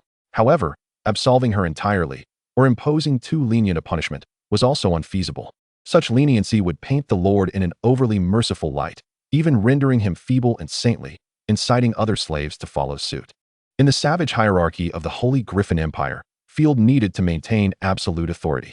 My lord, a slave has come to report. An indiscreet fool has injured your pigeon. The male servant, Vagan, rushed in, knocking on Field's chamber door. Stretching lazily, Field replied, I understand. Bring 3 black loaves as a reward for the informant. A matter is a matter. Those loyal to him must be duly rewarded. Your generosity is truly commendable, Vagan praised, hurrying off to fetch the bread. This lad has been overly flattering of late, and he even reported on Cow's gossip. Field stroked his chin. Acknowledging Vagan's loyalty while contemplating the need to groom him for management roles, the castle would soon recruit more servants, necessitating a reliable coordinator. Field rose to open the door, descending the stairs accompanied by Ashina. The two sisters huddled together in fear below. Bayu had often envisioned how she would greet the Lord, how she would bow and kneel. But this time was different. Having committed a transgression, her mind was consumed by terror. Perhaps Baron Field was a hulking demon, intent on devouring children. And now he had found the perfect opportunity to consume them. The sisters recalled their father, who had knelt before the castle awaiting the Lord's judgment. They had prayed for miracles, yet their father had ultimately met his end, hanged in despair for all to see. Creak. The grand winery doors swung open. Bayu beheld a young man approaching, garbed in a fitted black robe adorned with a splendid silver brooch at his chest and a finely crafted steel sword at his waist. Striding briskly, in stark contrast to the cowering servants. He must be one of the Baron's knights, Bayu surmised, recalling the minstrel's praises of knight's handsomeness and valor. Now confirmed before her eyes. The only discrepancy with her imagination was her own predicament. If only she were a princess or a noble maiden, rather than a slave awaiting death. Kneel, do not look directly into the Lord's eyes. Vagan, witnessing the girl's foolish demeanor, was immediately filled with ire. For they had violated the Lord's property. There were only 3 pigeons in the Nightshade domain. The 2 girls trembled as they knelt, prompting Field to massage his temples. As a youth who had undergone compulsory education under the Red Banner, he could not bear to see the common folk suffer. In truth, it was not a grave matter. A simple apology would suffice, perhaps compensating with 100 coins at most. How did you bring down the pigeon? Field inquired, feigning ignorance. Noticing the girls tremble, he softened his tone, saying, do not be afraid, speak plainly. We threw stones, they replied, huddled together like frightened kittens. Why you stammered, I swear. I truly did not know the pigeon belonged to the Lord. Chapter 79, The Council of the Chosen. Field chuckled, uncertain whether it was luck or skill that had allowed them to strike true on their first attempt. The pigeon appeared to be in fair condition, with its right wing injured, now resembling a clumsy ground bird, gazing about vacantly. I will heal it. Black Feather mustered courage, her fists clenched, eyes brimming with tears as she pleaded, please do not kill my sister. I will do anything. Ah, poor girl. I have no intention of taking a life. After all, there has been no decree against hunting birds in Nightshade, Field reassured himself. The imperial edict merely stated that lands belonged to the nobility. Only the territorial laws promulgated by the nobility would govern the riches of rivers and skies. However, the pigeon did indeed belong to his private property. Thus, he declared, you too shall be subjected to labor reform, cleaning the chicken coop of its droppings each evening for a month, without pay. Do you have any objections? Huh. The sisters were taken aback. Field inquired, do you have any objections? And no. Thank you for your grace, my lord, they exclaimed, overwhelmed with joy and tears. They had never anticipated such a light punishment. Cleaning chicken droppings? For two sisters accustomed to farm work since childhood, it was merely a part of their daily routine. Go to the yard behind the Grand Winery and find the steward, Cow. He will instruct you on what to do, starting today. After Field concluded his directives, he watched the two girls dash away, utterly bewildered by their elation despite their punishment. Ashina playfully winked. Perhaps they feel honored to serve you? Upon returning to their room, the sisters discovered Rosalia had returned ahead of them, seated at the desk with her long legs crossed, sipping Field's red tea, while perplexedly examining his development plan. Why can't I understand a single word you've written? She mused, flipping the paper back and forth in confusion. It would be a miracle if you could. This is written in modern Chinese. I want this effect, to prevent any spies from sneaking in and uncovering my little secrets, Field shrugged. Since Rosalia has returned, let us discuss the matter of the investigation corps. Field recounted the detailed events of this outing to Ashina. To rescue Sherry Gesina, or not? Of course, we might end up expending our efforts in vain, but let's set that possibility aside for now. Pointing at the paper map of the northern province, the outermost three territories, Yunmu, Yemu, and Shinmu, lead to the High Castle Province and the Rick Province. Notably, the Yunmu territory can also connect to the realms of elves and dwarves. Historically, Yunmu has been a battleground for elves, dwarves, humans, and orcs, where the corrupted monsters are undoubtedly far more formidable than those in Yemu. In contrast, the Yemu and Shinmu territories, protected by the Imperial Defense Line and the purging forces of the royal family and the church, harbor significantly fewer powerful corrupted beings. The deeper one ventures into the northern province, the more terrifying the enemies become. The Claudia Road is the essential route from the Griffin Viscount territory leading into Yemu.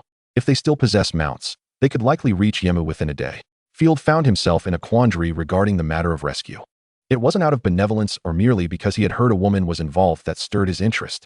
Gesina, if memory serves. It is also a family with a 600-year history, worshipping the goddess of war, relying on bravery and loyalty, and enjoying the trust of the royal family. It is one of the few duke families with real power. The empire is home to 7 electors, who can even be counts or viscounts, as rank and strength are somewhat correlated but not absolute, with the throne theoretically obtained through voting. Yet in reality, the throne has always belonged to the Griffin family.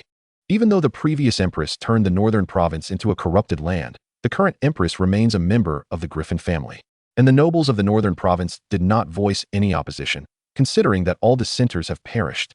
Additionally, the empire boasts 13 dukes and 67 marquises, of whom less than 1/3 hold actual power. Most dukes merely possess nominal territories, with their lands managed by imperial officials. The Gesina family's influence has dwindled to a fraction of what it was less than a decade ago. Field shrugged with a wry smile. Indeed, the Empress's loyal hound is not incorrect, but the Gesina family serves as the vanguard against the orcs, shrouded in mist. Bearing the brunt of the expeditionary forces and the mainstay of the investigation corps, their numbers dwindling rapidly.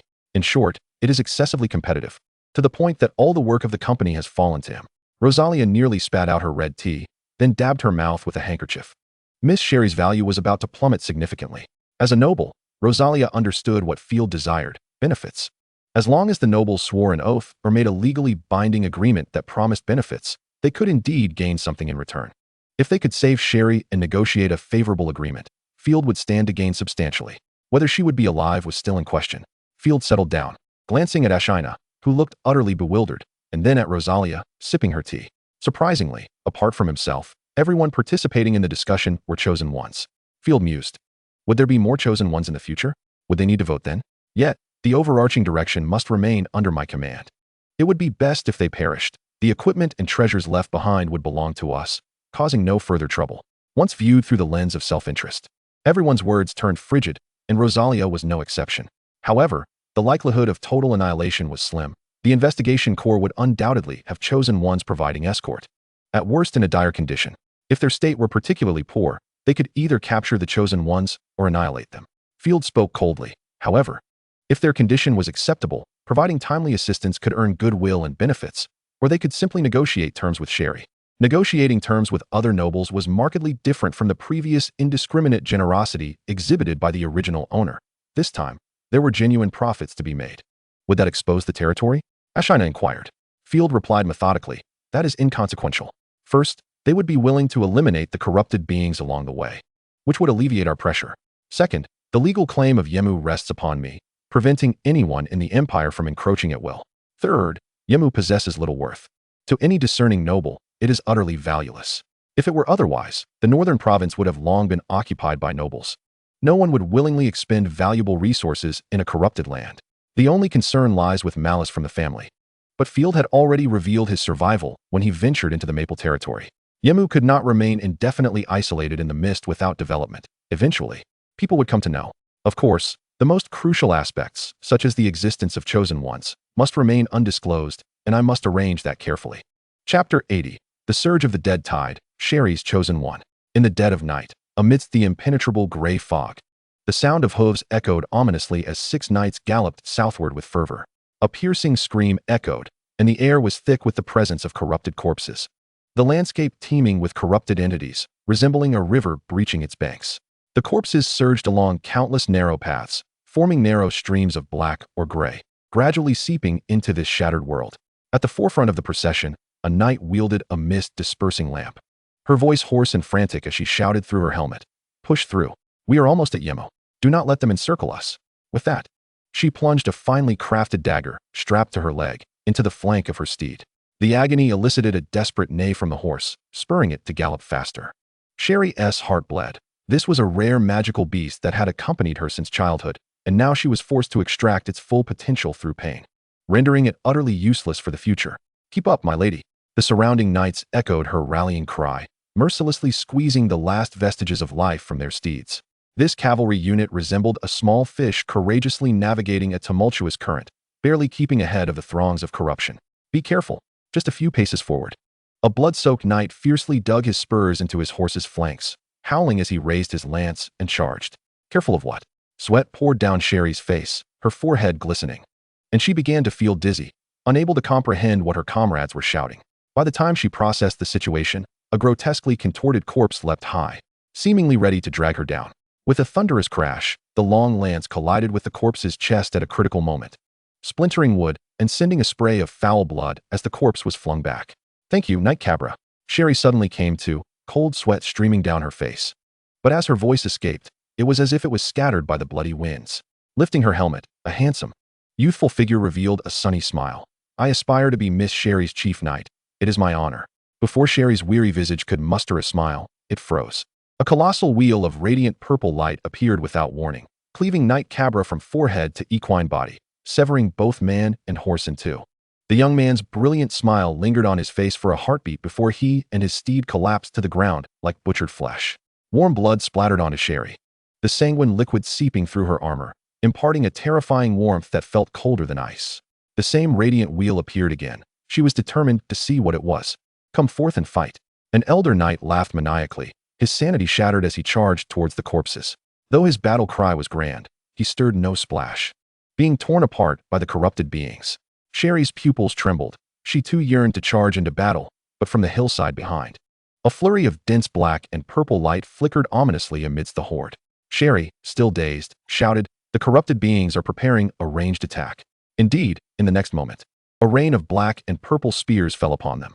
Dual technique, vital strike. Surely, the true chief knight acted decisively, unleashing a powerful surge of battle aura that caused the rain of javelins to ricochet as if they had struck an impenetrable wall. Well done.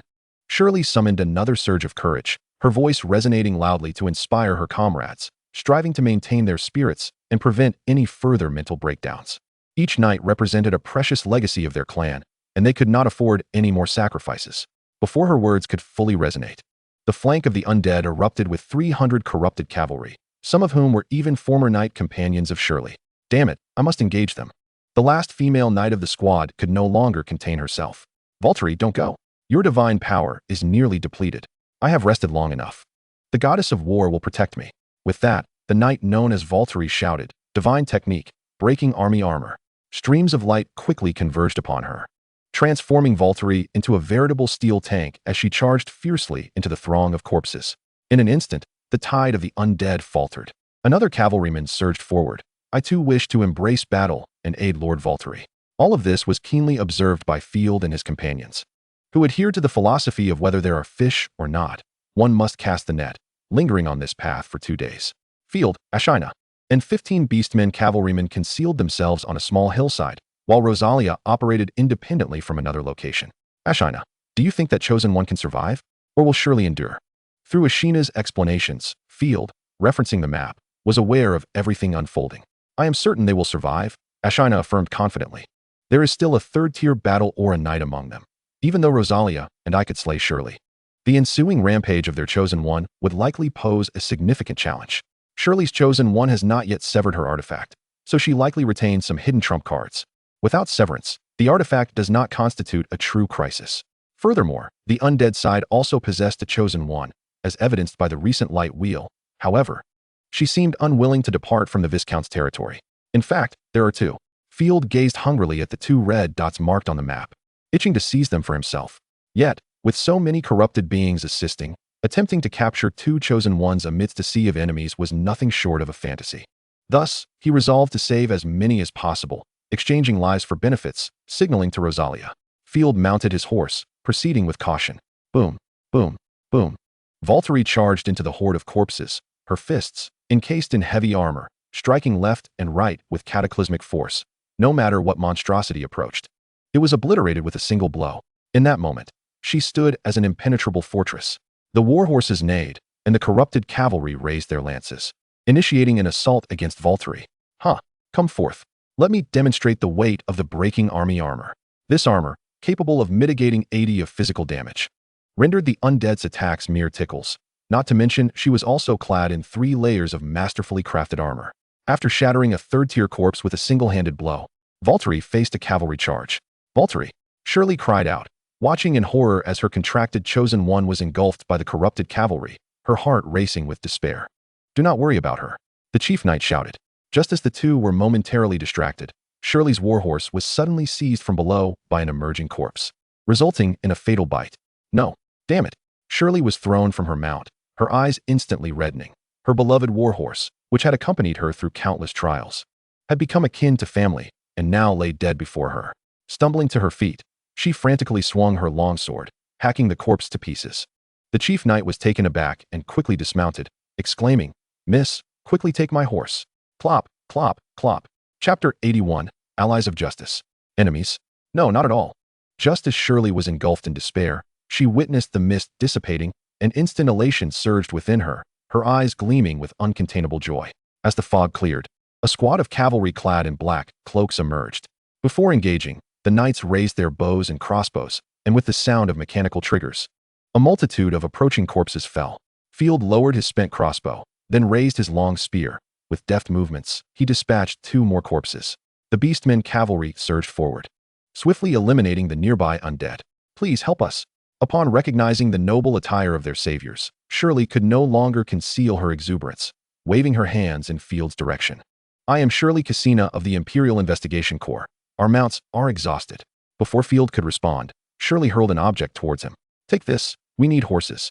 I will offer greater rewards. Field extended his palm, nearly blinded by the dazzling light.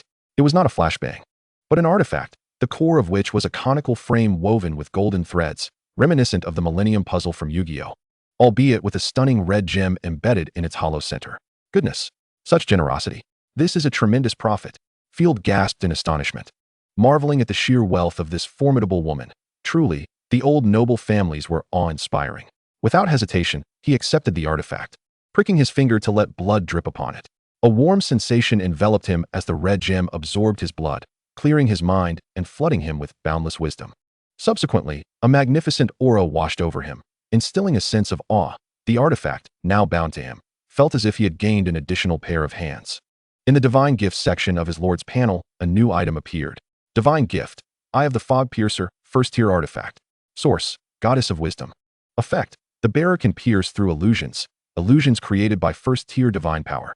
Active, activate the artifact to gain a wider and clearer field of vision.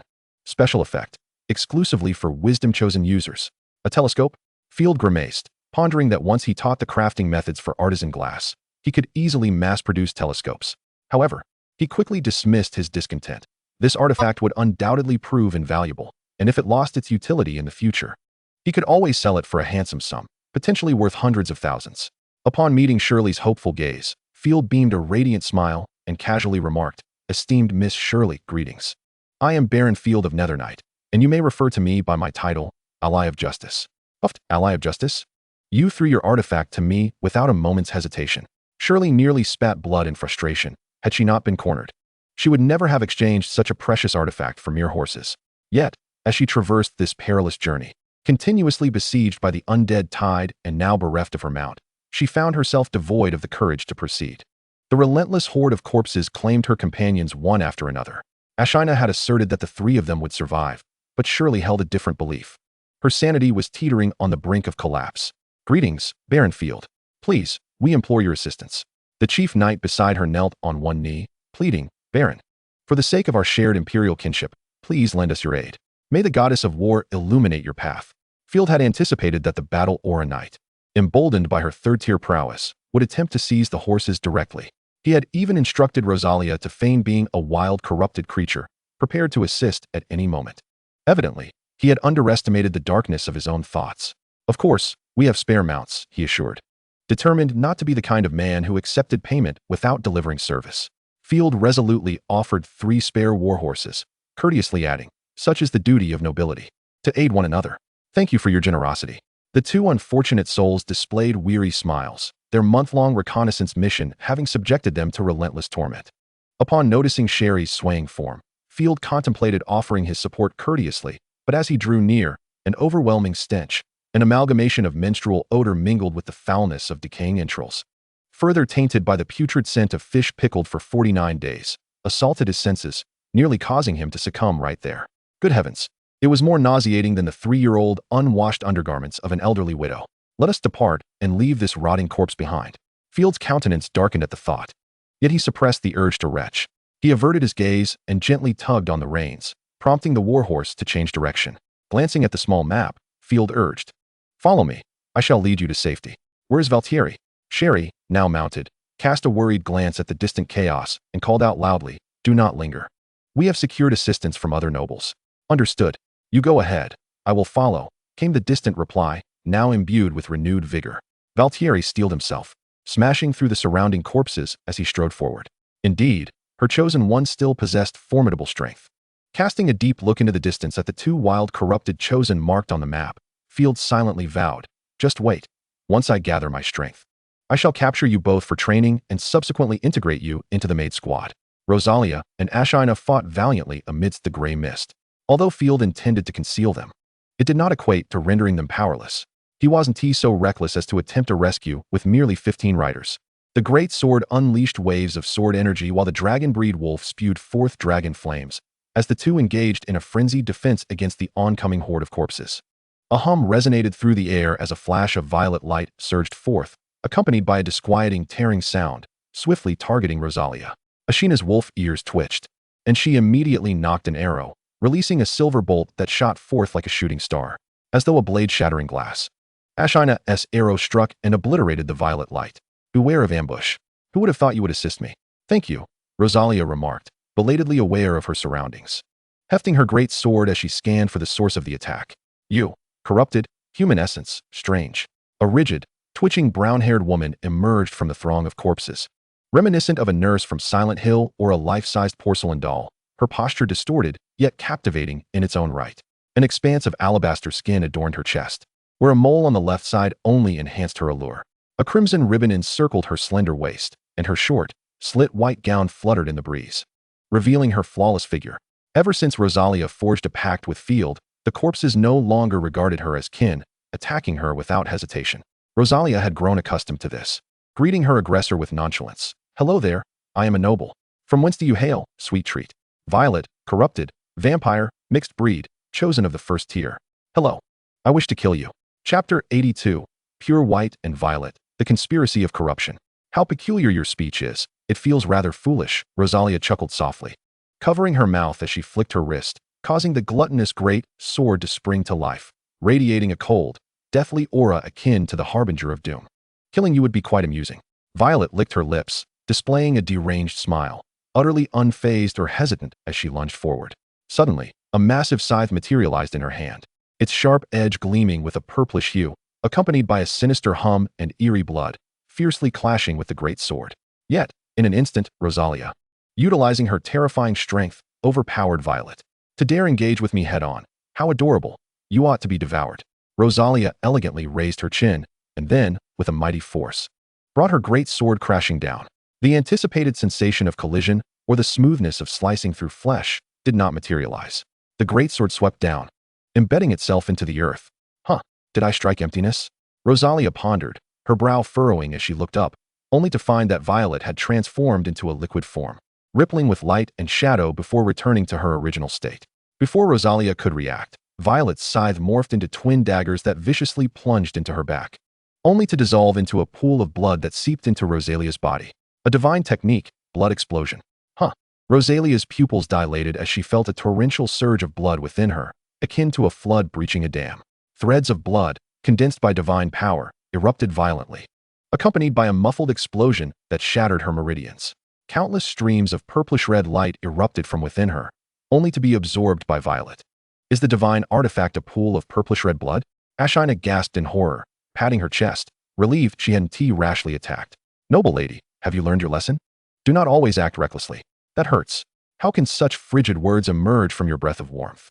Rosalia supported herself on the great sword, rising despite her battered body, performing acrobatics as she stood. "Fortunately, I have been dead for 10 years. I scarcely care for such wounds." The life force stored within the gluttonous great sword rapidly transformed into strands of blood, healing its master. Had this been used against a typical chosen, it might have truly worked. However, I am not concerned. Within moments, Rosalia appeared unscathed, her form darting forward with remarkable speed. The gluttonous great sword transformed into a black streak, skimming the ground as it flashed with a chilling light, aiming a crushing blow at the slack-jawed Violet, targeting her neck. The air crackled with the violent sound of impact, clearly indicating that Rosalia held nothing back. Futile, the same result. Violet remained unfazed, the violet blood swiftly entering her body once more, her form rippling like water as the great sword passed through, failing to inflict any harm. "Damn it, not this again." Rosalia swung her sword wide, nearly tripping herself as she saw Violet preparing to strike again. Not a chance. At that crucial moment, Ashina commanded her great wolf to unleash a blast of fire, forcing Violet to retreat. "Leave the rest to me. Neither of you can kill the other. Violet will not flee. The subhuman must die." Though she sensed a threat from the dragon flames, Violet's expression remained blank, her eyes fixed on Ashina. A wave of rancid air swept through, the brown strands of hair brushing against the vampire's pointed ears, causing her earrings to sway gently. Such a dull demeanor. She is nothing like Rosalia. Ashina observed the despair and sorrow reflected in Violet's purplish-red eyes, feeling inexplicably that she must have been quite the cheerful soul before her corruption. PFF. Ashina, do not waste time analyzing a deranged vampire. Our task is to eliminate corrupted beings or defeat her, then bring her to field, and subsequently make her bear children, thus providing you with numerous sons or daughters. As Rosalia spoke, she began to utter her audacious proclamations once more. Ashina's lips twitched. Corrupted beings seemed to lack proper mental faculties. Yet Ashina had forgotten that the notion of capturing her for breeding was initially Rosalia's suggestion. "Very well, let us take her back. The Lord will be most pleased."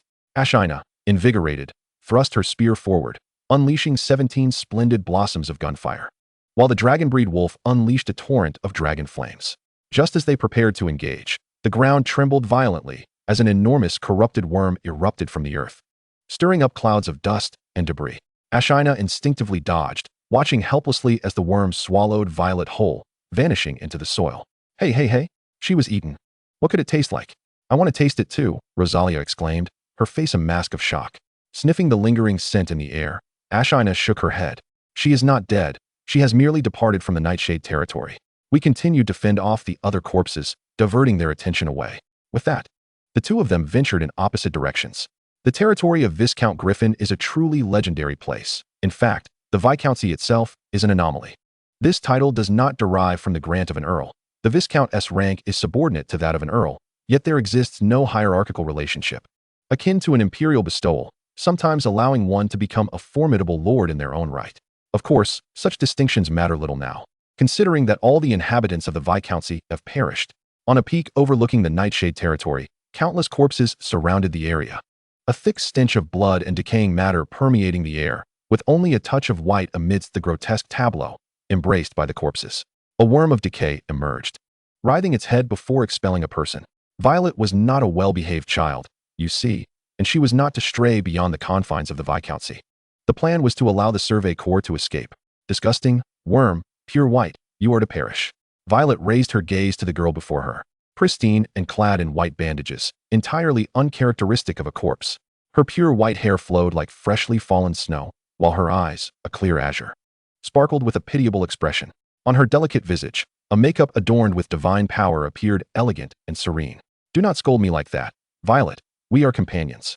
The girl, known as the pure white corruption maiden, smiled gently. Companion, you smell delightful. Perhaps we could become one.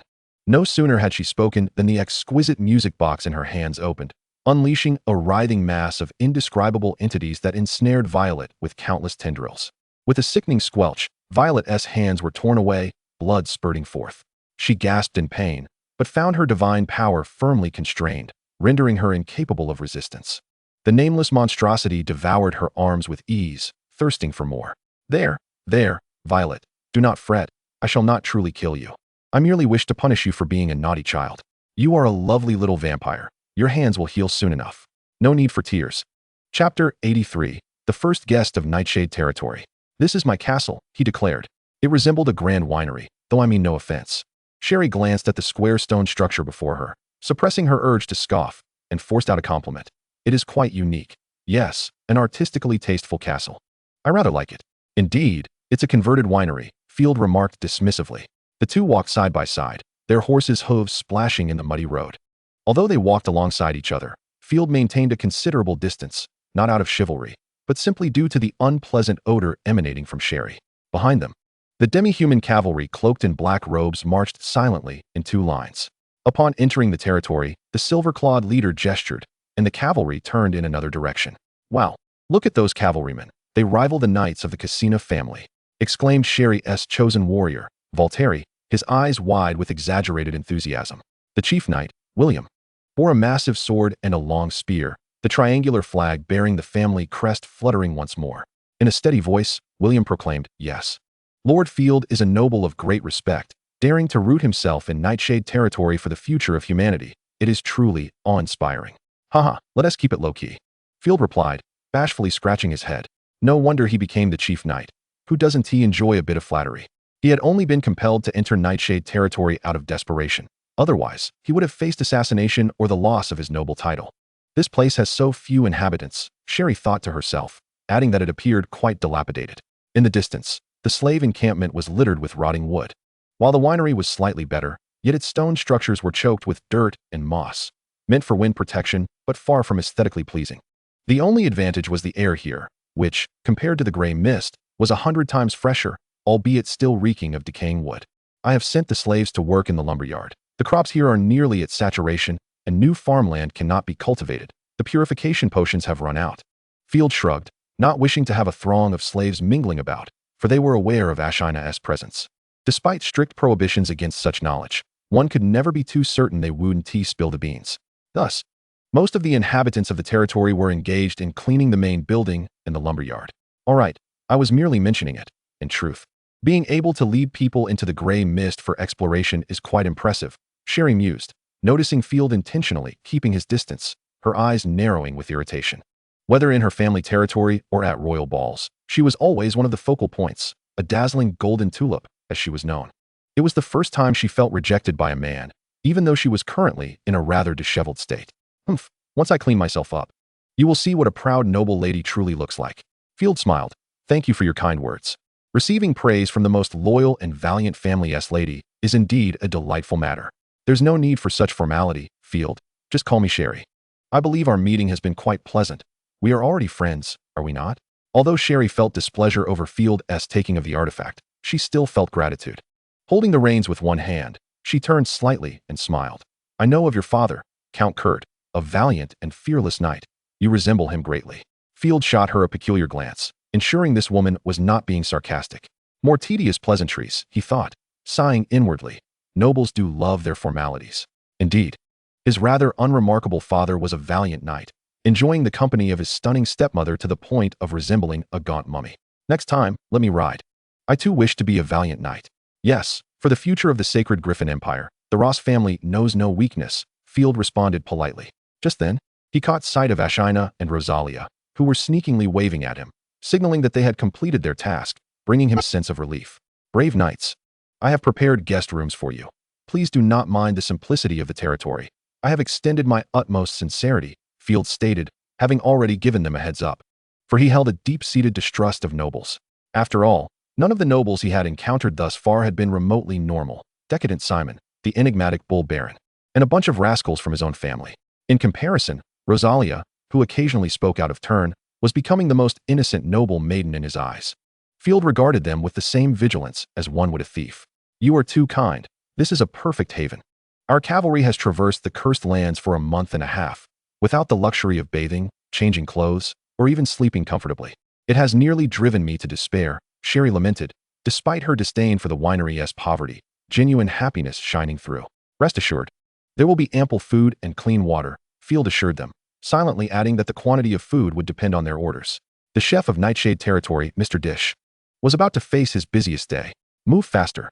Do you intend to embarrass the Lord before the guests? Cow incessantly urged, casting an unfriendly glance at the pot that was chopping meat. Sparrow, Scissors, are you just going to stand by watching me toil alone? Hurry and bring me some flour. The platter spoke in a deep, resonant voice as it wiped away sweat while rotating the large roast on the grill. My goodness, what sort of guest requires such an abundance of meat? I assure you, I have not been idle, but the flour is yours to fetch. I've nearly dislocated my shoulder just boiling water. The sparrow replied while washing vegetables. What brings all of you here? Who will attend to the master and the guests today? Scissors appeared somewhat bewildered, struggling to fathom a scenario in which nobles lacked servants. I shall attend to Lord Field, she declared. As for the guests, well, they can manage themselves. Ashna, who had inexplicably appeared, donned a maid's outfit and lifted a platter from the table. You require a bag of flour, correct? I shall fetch it for you shortly. Once Ashna stepped outside, the others exchanged glances. The guests are to fend for themselves? This is utterly absurd. The master is concerned that we might inadvertently expose the chosen one's identity. Cow, being the knowledgeable one, understood the underlying implications. It is our duty as servants to keep the master's secrets. We are most loyal. The maid Scissors pouted. Indeed, but we must exercise caution. It is inevitable that some chosen ones possess the ability to read memories. Thus, prudence is paramount. Suddenly, Cow recalled something, shivering as he glanced around and whispered. You cannot comprehend how peculiar some chosen ones can be. They can even turn individuals into puppets. Chapter 84. The Trends of Corruption. Cow, unable to contain his excitement, spoke in a trembling voice. Do you know who the greatest nemesis of the illustrious Rose family is? It is the elves. After the family's most formidable chosen, the Blood Rose, perished, the subsequent chosen also fell in the Elven Wars. Presently, the family's chosen are dwindling, with the strongest now under the care of the second young lady. However, I have heard whispers of a chosen one capable of crafting puppets, who has been residing in the Rose family's ancient castle. You must be jesting, Cow, Scissors interjected, rolling her eyes and questioning him. One of the few unafraid of the steward. I overheard this when the eldest count's son was fooling around with his wife's sister. Right on the balcony of the castle's top floor, on a particularly windy day. Cow beamed with mischief, his gaunt face alight with glee. A heavy silence fell upon the room. Realizing that the other servants had grown quiet, Cow gradually became aware that he was treading on dangerous ground. He glanced at everyone, especially at the seemingly innocuous expression of the jug, and suddenly broke into a cold sweat. You won't speak of this, will you? Now I understand why the master forbade us from attending to the guests, the sparrow remarked, appearing exasperated. Scissors nodded. I fear even the color of the master's undergarments might be divulged by an insider. Meanwhile, finally, I have managed to rid myself of that detestable slime and bloodstains. After freshening up, Sherry, dressed in a loose shirt and coat, with damp hair elegantly resting on her shoulders, revealed a confident smile. She glanced at Field, only to find him rather unresponsive. If only I had an appropriate long dress instead of this unattractive attire provided by Field, then I could surely captivate him. You look much improved, radiant and beautiful, my lady, Field remarked with indifference. Sherry huffed, then smiled. I appreciate your honesty. The chief knight William and Valtteri entered, looking as though they had stepped out of a drama after cleansing themselves of blood and grime.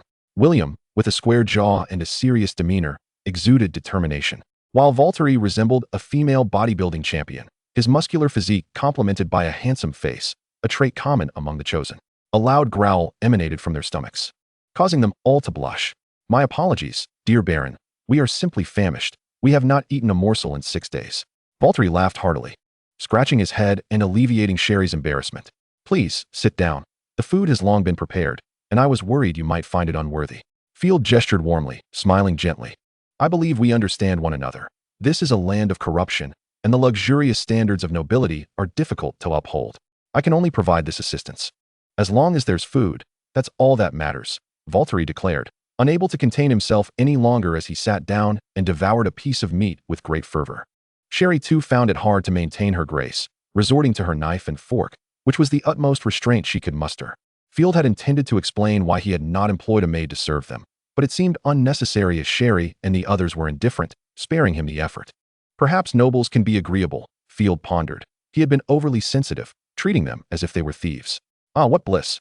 The three of them rubbed their full bellies, having consumed enough food for 15. Field had briefly worried they might overindulge.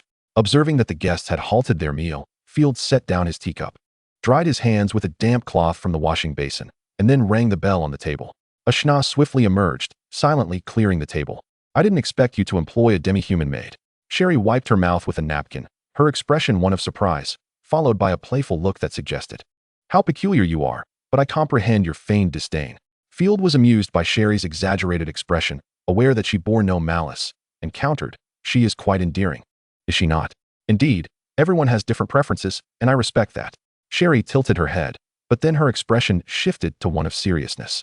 Esteemed Baron Field, I bear grim news that may displease you, yet it is imperative I issue a warning. Oh, Field straightened his posture, leaning slightly forward. Please, do continue. It is corruption. A vast accumulation of it is manifesting. Sherry's earlier smile vanished, replaced by a tone of profound sorrow, even fear. It is everywhere, spreading from the Lionheart capital all the way to the Viscount's domain, constantly gathering strength. It is a terrifying calamity, unprecedented in our history. Valtteri nodded gravely, my lord. I am Valtteri, a second-tier chosen one. I can swear this on my faith. Of the 200 knights in the investigation squad, only the 3 of us survived. At this revelation, a heavy silence enveloped them, tears streaming from Sherry's eyes. Field sighed, joining in the quiet mourning. After about a minute, Sherry wiped her tears away. Corrupted beings are inherently aimless and illogical. To put it accurately, their objective is to kill and corrupt others. In the past, when our investigation squad ventured into the northern province, we encountered relentless tides of corpses, but never did it feel like this. Field furrowed his brow. What sort of feeling? Please elaborate. The corrupted beings have begun to cooperate with one another, arranging themselves in formations and employing strategy, establishing hierarchies. I sense that a being capable of controlling all corrupted entities has emerged, a sort of king. Sherry's countenance darkened, and the unending gray fog outside the window added a chilling aura to the atmosphere. This is dreadful, Field exclaimed, slapping his forehead. So, after 10 years of corruption, it has finally gained sentience just as I arrived? You must leave the northern province at once, returning to the Imperial defense line. The Nightshade territory offers no protection. Should an attack occur, it would fall in an instant. Do you know when they might strike? Field suppressed his growing anxiety, taking a few deep breaths. In a year at best, or 3 at worst, an offensive will undoubtedly be launched against the defenses. Sherry asserted with resolute conviction, since I was 8. I have accompanied my father on campaigns across the land, and I am well acquainted with the nature of various monsters. Time is truly of the essence. After a moment of silence, Field candidly remarked, abandoning my fief without due cause is a violation of imperial law, and besides, apart from the Nightfall territory, I have nowhere else to turn. Chapter 85. A refusal of invitation. Nobles do not merely idle away their days. They bear responsibilities, such as paying taxes to the royal family, waging wars, and defending territories. Although the existence of the Nightfall territory holds little significance for the monarchy, should Field escape unilaterally, he would bid farewell to his noble life. You possess extraordinary courage, and if I am not mistaken, You are a first-tier knight of Aura, correct? Sherry spoke with an enticing tone. Why not become my knight? I can grant you a knightly fief, and you will have the opportunity to earn military merit. The esteemed emperor holds the Cassina family in high regard. Field immediately recalled the numerous relics of the Survey Corps and the young women who had been sacrificed to become spider monstrosities, involuntarily shivering. Was the empress truly as invested in the Cassina family as Sherry suggested? Thank you, but I have my own plans. Field sincerely expressed his gratitude, then declined Sherry's generous offer. Knights of the Cassina family were mere expendables, often meeting their ends on distant battlefields with little hope of promotion. Serving a master whose forces face annihilation at every turn was far less appealing than fighting for oneself in the Nightfall territory. Sherry shook her head in frustration and confusion. Rising to her feet, your stubbornness will lead to ruin for both you and your subjects. Remaining here is tantamount to awaiting death. You must broaden your perspective. That may not be the case. After all, we still have a year, don't we? Field leaned back in his chair, speaking with unwavering certainty. Avoidance is not my style. Let corruption come. I shall vanquish it. And while I'm at it, I'll obliterate the corrupted Chosen as well. Very well. Countless individuals have attempted to expand into the northern territories, only to perish here. Now that corruption is gathering strength, the northern province will only become more perilous. A year's time, huh? Even holding on to this small patch of land will be exceedingly challenging. Observing Field's indifference, Sherry scoffed, secretly lamenting, to vanquish corruption? More likely, you will be consumed by it. A rather handsome young man, yet his intellect seems lacking. Aligning with the Cassina family would surely illuminate his future. We shall rest for the night and depart at dawn. Should you change your mind, you are welcome to join us tomorrow. We can offer mutual support along the way. With that, Sherry and her companions retired to their rooms. Field remained behind, propping his chin on his hand, lost in contemplation for a long while. Before Field could rise, delicate hands rested on his shoulders. Ashina spoke calmly. My lord, pursue your ambitions without restraint. I shall protect you to the very end of my life. Field was taken aback, turning to embrace Ashina at the waist. You said it, so I shall not hold back. Hey, perverted lord. That is not what I meant. Ashina exclaimed, darting away like a startled rabbit, exasperated yet amused. And here I was, worried about you. Do not fret. Matters are far from simple. Besides, we in the Nightfall territory are not lambs awaiting slaughter. We have only just begun. Field snapped his fingers, summoning the servants to clear the dining table. By the way, where has Rosalia gone? She has gone to the main villa to eliminate the remaining corrupted creatures, Ashina replied. As a corrupted being, Rosalia was particularly enthusiastic about dispatching her kind. All right, Ashina, how are the joy beans and northern essence progressing? Ashina perked up, her ears twitching with excitement. They are ready for the subjects to produce. As for the effects, we have yet to test them. Excellent. I must make another trip to the Maple territory. These new products will become the backbone of our economy. Field cheerfully ruffled Ashina's hair. The following morning, Sherry and her companions bid a brief farewell, embarking with provisions of food and water towards the Maple territory. Their departure was so decisive that it rendered Field's preparations seemingly pointless. They displayed no interest in the Nightfall territory, engaging with no one and scarcely glancing at their surroundings. Ashina reported, Miss Sherry left a certificate for 1,000 gold coins, stating it could be redeemed in the Maple territory. Additionally, she mentioned that should you encounter a corrupted invasion, you could seek refuge with her. What a spirited benefactor, offering both relics and gold. I cannot fathom what she sees in me. Perhaps she has heard of my prowess as the Iron Bastion, Field mused with a chuckle. He resolved to send the relics of the Survey Corps to her next time, claiming they were all he had found. In the battle against the spider, Field had consumed a vast quantity of Survey Corps artifacts. While armor and weapons could not be returned, family crests and letters of testament should rightfully be restored. Yawning, Field gazed at the surrounding fields. The current territory was hardly more than a mere village in the normal world. It was no wonder she found it unappealing. Wait a moment. Why do I feel as though someone is weeping? Please, come back. Cow stood on the second floor of the Grand Winery. Sorrow etched on his face as he shed tears for the distance. Mr. Cow, do you know Miss Sherry? Why are you so distraught? Questioned Sparrow, the maid. As she diligently swept the floor, her movements efficient yet puzzled. I do not know her personally, but I have heard of the Cassina family. Butler Cow lamented deeply. What pains me further is that the Baron declined Miss Sherry's invitation. Then why not simply refuse? I do not understand, Sparrow replied, her loyalty to her master unwavering. Foolishness. Aligning with Miss Sherry would mean leaving the northern province. Sparrow could not abide this notion, her anger flaring as she struck the ground with her broom. Do not always shy away. We owe our loyalty to Lord Field. This is not about avoidance. Sigh, you would not comprehend. With the introduction of a great noble, one could preserve their reputation while escaping dangerous territory. I am only considering what is best for my lord. Fleeing due to a poor battle is cowardice. But leaving at the invitation of a great noble is a mark of honor. Do you understand? I care not. My lord is undoubtedly correct, Sparrow asserted, resolutely ignoring the dispute. Unbeknownst to Field, he had received good news. The remaining corpses of the corrupted have been completely dispatched by me, ensuring no traces remain, Rosalia reported. Emerging from the grand winery, her form cloaked in a dark robe, wielding the great sword of gluttony, her face smeared with the taint of corruption. Splendid work. We shall have a grand villa to inhabit from now on. You may choose any room you desire, Field exclaimed with delight.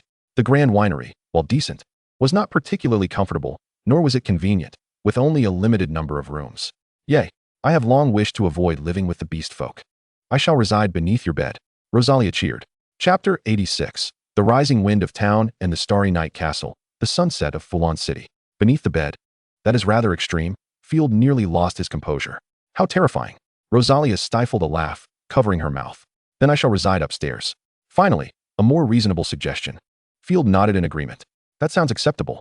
I shall carve a small opening beneath the bed. If you cannot sleep at night, you may come up. I do not mind the fright. Rosalia began her characteristic indirect yet audacious remarks. This will also facilitate your nightly greetings to me. Are you suggesting something nefarious? Field felt a flush of embarrassment. Regardless, I do not wish to share a room with the beast folk. Rosalia wore a mischievous smile as she spoke in a teasing tone. Field, you may not know this, but Asina always giggles foolishly and licks people while she sleeps, making it impossible for me to rest. Not at all, Asina retorted, her expression one of bewilderment. Clenching her fists in anger, she added, You're the one who's bothersome. Every day when I wake up, you're there, clutching my head like a mother with her child. It's suffocating. All right. You two are planning to have fun without me, aren't you? Upon arriving at the main villa, Field followed Rosalia as she guided him through all the rooms and secret passages of the magnificent estate for 3 hours. The main manor was truly splendid. Even though it had suffered from corruption, its structural integrity remained intact, with some repairs to the collapsed areas and the removal of the signs of decay.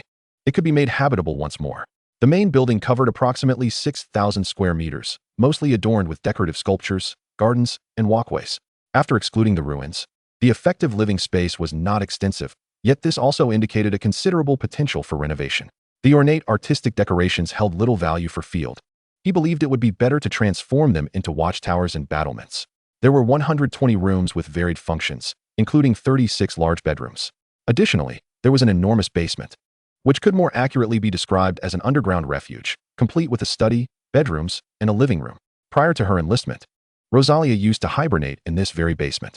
With a crackling sound as flames rose, Rosalia ignited a candelabrum exuding an air of nobility, illuminating the basement with a gentle glow. Field sat before a long table, unfurling a massive map. This was a detailed representation of the Nightshade territory, marking all properties, fortifications, defensive strongholds, and, most importantly, Starry Night City. Rosalia explained that this map was a treasured heirloom passed down through generations of their family, hidden away in the study of the basement. Excellent. With this map, our operations within the Nightshade territory will be significantly more manageable, especially for our forthcoming assault on Starry Night City. Field nodded in satisfaction, snapping his fingers.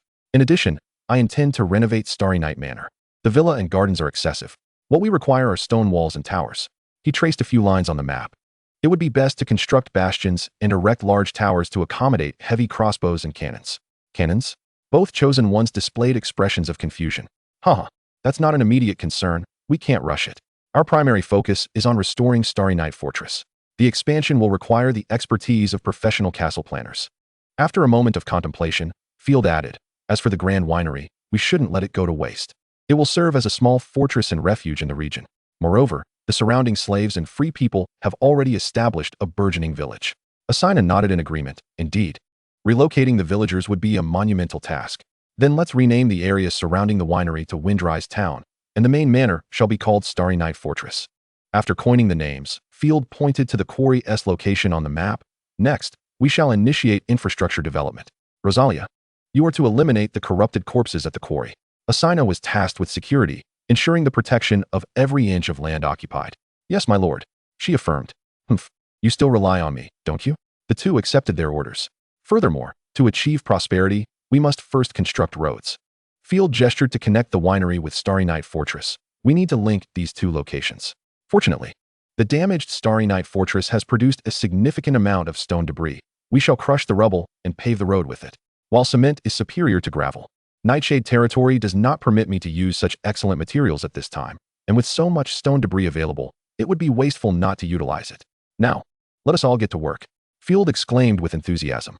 The sunset's afterglow streamed through the stained glass, casting a myriad of colors through the narrow, high windows, transforming the once brilliant light into a patchwork of peculiar hues. Fulren City, a border town in the Rick province, boasted fertile plains as well as rugged mountains. Positioned at the juncture of these contrasting landscapes, this locale was renowned for its beer, goats, and horses. The master of the city, Adrian Ross, sat at a long table bathed in the dappled light of sunset, picking up a charming stuffed doll with a furrowed brow. The stained glass was green. Thus, the incoming light held a green tint, casting a disjointed glow that rendered the otherwise gallant young nobleman somewhat terrifying. My dear brother, why do you persist in sending me these tedious dolls? I am no longer a child. Damn it, he is insulting me. Growing increasingly agitated, Adrian abruptly stood and hurled the doll to the ground. His jaw clenched, his expression twisted with fury. I want to kill him. And my sister, as well as that cowardly third brother. Oh, and that damned little sister too.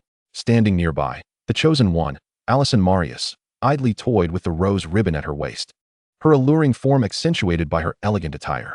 Adorning her head was a delightful hairpiece that lent her an air of playfulness, yet her demeanor was melancholic, devoid of any vivacity. She had grown accustomed to the Lord's outbursts. Although her Lord's temper was fierce and prone to curses, it never escalated to the point of harming her.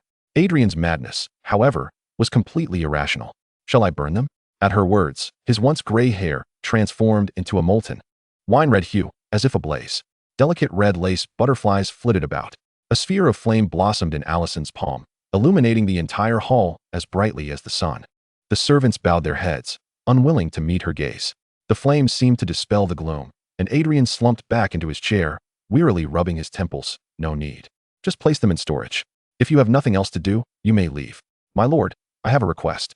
A hint of sadness crossed Allison's typically indifferent face. I hope you will accept the refugees from the Purple Gold Empire and provide them with food and water. They are my compatriots, and I cannot stand by and watch them suffer. Chapter 87. The Situation. With her silver hair and the surname Marius, Allison was indeed a remnant of the Purple Gold Empire, though she had relocated with her family to the Holy Griffin Empire before the empire's fall.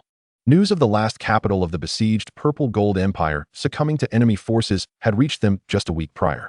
The city of Yearning, the capital of the Purple Gold Kingdom, had completely fallen into the hands of the heretics, with the emperor and chosen ones all killed or humiliated. Following this was a massacre of the residents. Fortunately, the heretical emperor was of decent character and spared half of the populace. Thus, the refugees from the Purple Gold Empire were able to flood into the Griffin Empire. Adrian remained silent for a moment. I will accept affluent merchants. If there are chosen ones, mages, or martial knights, I can offer assistance as well. But those who truly need help are. Allison attempted to continue speaking, but was halted by Adrian raising his hand. Surely you do not think my current situation is favorable? Fulren City is not solely under my control. Most of the power is held by my father, who has arranged for officials to oversee everything. It's infuriating. Of course, even if I had resources, I would not grant them to the refugees. They are utterly useless except for defecating. I see. Allison lowered her head in disappointment, reluctantly accepting his response. Adrian did not wish to elaborate further, turning his gaze elsewhere. Have we found the culprit behind Kuchi's death? Is it that bastard Gareth? He seems to have vanished without a trace. There are no leads. We have not located any survivors or witnesses. Baron Simon has also written to express his condolences. Adrian's advisor stepped forward to respond, hesitating a moment before continuing. Additionally, Baron Simon mentioned your brother, Baron Field. He not only survived, but also amassed a considerable fortune from Simon. Do you think I am unaware? Adrian found himself losing control once more, his body trembling slightly. How could he possibly have survived? He must not have ventured to the northern province. Indeed, he certainly did not. That cowardly wretch has already violated the laws of the empire, bringing disgrace upon the family. Yet, he returned from the mists of death bearing the head of a monster and fine wine. Moreover, the garrison at Maple Leaf Fortress confirmed his entry into the northern province. Adrian was so incensed he nearly overturned the table. Impossible, absolutely impossible. Now, Allison, go to Maple Leaf territory and eliminate Field. I shall not allow our estate to be squandered by a worthless fool. Adrian slammed his hand on the table in fury. Furthermore, see to it that Simon is also killed. All my goods are gone, on his land. It must have been him. Surely it cannot be my incompetent brother. Dispatch the chosen ones to the lands of other nobles to murder them. It would be tantamount to declaring war, and we are no match for Maple Leaf territory. The advisor spoke calmly, adding that sending an army would also constitute an act of war. Moreover, you would not wish to bear the title of fratricide, would you? The reputation of nobles is paramount. They can oppress the common folk at will, be trampled by war horses, or drown in cesspools. But inflicting harm upon kin would lead to being nailed to the pillar of shame, forever losing friends. So be it. Before Adrian could respond, hurried footsteps echoed from outside. My lord, the rabble in Aton province, incited by cultists, has revolted. The messenger stumbled in, breathless, handing over a letter, causing all present to gasp in shock. The Shadow World sect has instigated a rebellion in the prosperous city of Nogesk within Aton province, resulting in the murder and sacrifice of the border Viscount Lucius and his family by the cultists. Several surrounding barons were caught off guard. 3 were slain, while 1 escaped with the aid of the chosen ones. A household retainer's eyes widened in disbelief. This is not merely a rabble uprising. The rabble could not possibly contend with fully armed soldiers, nor could they stand against the chosen ones. A weaker baron could muster 5 knights and 100 fully armed soldiers, along with 500 or 600 conscripted serfs, easily subduing multiple peasants or slaves, let alone a viscount with chosen ones and a fortress at his disposal. Indeed, the royal family has taken notice. This is a conspiracy. The fall of the Purple Gold Empire has emboldened dark forces. The governor of Aton province was furious, demanding the nobles within immediately quell the rebellion, while the imperial royal family called upon neighboring provinces for assistance. As the neighbor to Aton province, Falon City will undoubtedly be affected. The assembly fell into deep contemplation. Meanwhile, in the northern province, Field was exceedingly busy. Clink, clink.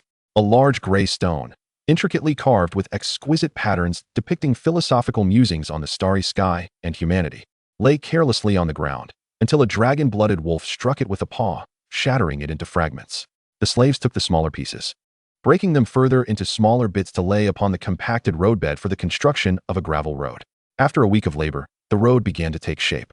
Without the aid of a theodolite for precise measurements, the road would inevitably be uneven, and the uneven material distribution would affect its lifespan.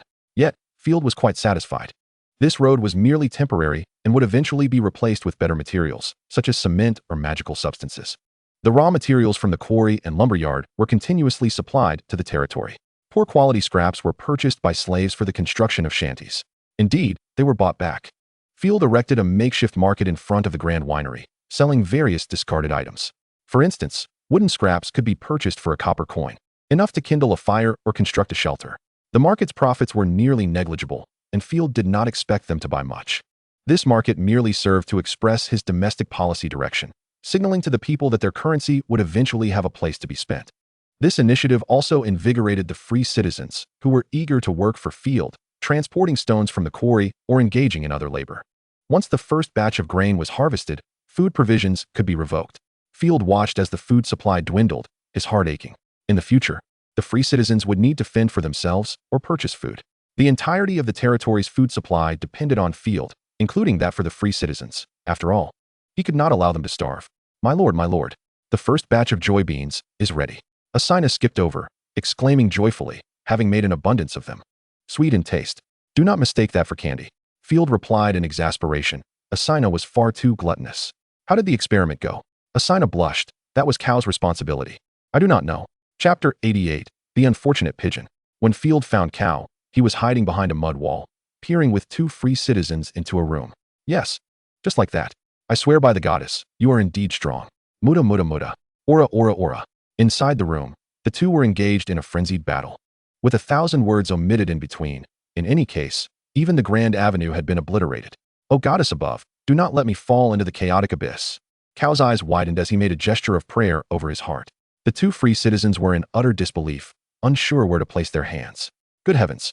Is that truly something Tom the Bean Sprout could achieve? The free citizens exchanged incredulous glances. Tom was notoriously inept. How could he possibly torment a widow to such an extent?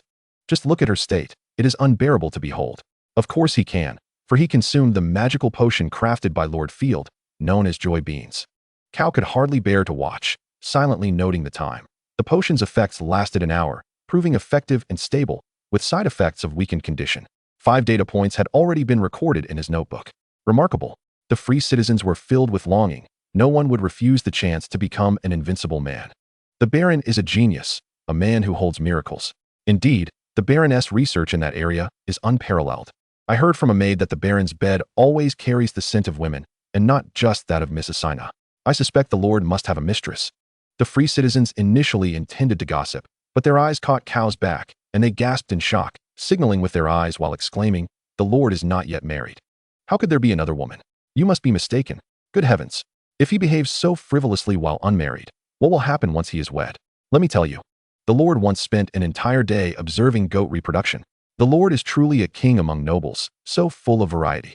Cao grew increasingly animated, completely oblivious to the beads of sweat forming on the foreheads of the two free citizens. "I know. Joy beans are a gift from the goddess of love to the Baron. The Baron is, in fact, a devotee of the goddess of love." Cao. Field smiled as he placed a hand on Cao's shoulder. Hiss. Cao gasped sharply, his eyes rolling back as he fainted. In the afternoon, Cao, having been publicly whipped, submitted the documents to Field with a look of utmost sincerity. One sun herb can produce approximately 1,600 joy beans. As for the northern divine oil, its production is determined by the quantity of glass bottles, hence it is not included in the statistics. These are the experimental data, as per your instructions. We selected 5 men for the experiment, and after continuous observation, no side effects have emerged. Splendid. Preparations for the journey to Maple Leaf territory must be expedited. Gather supplies for 30 individuals, for I shall lead the expedition myself. After thoroughly reviewing the data, Field took a sip of red tea and inquired, "What are your thoughts on the pricing?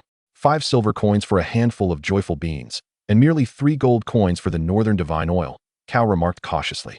"Do you understand why I refrained from ending your life?" Field's face twisted into a sinister grin. "Today, you have ignited my imagination for storytelling.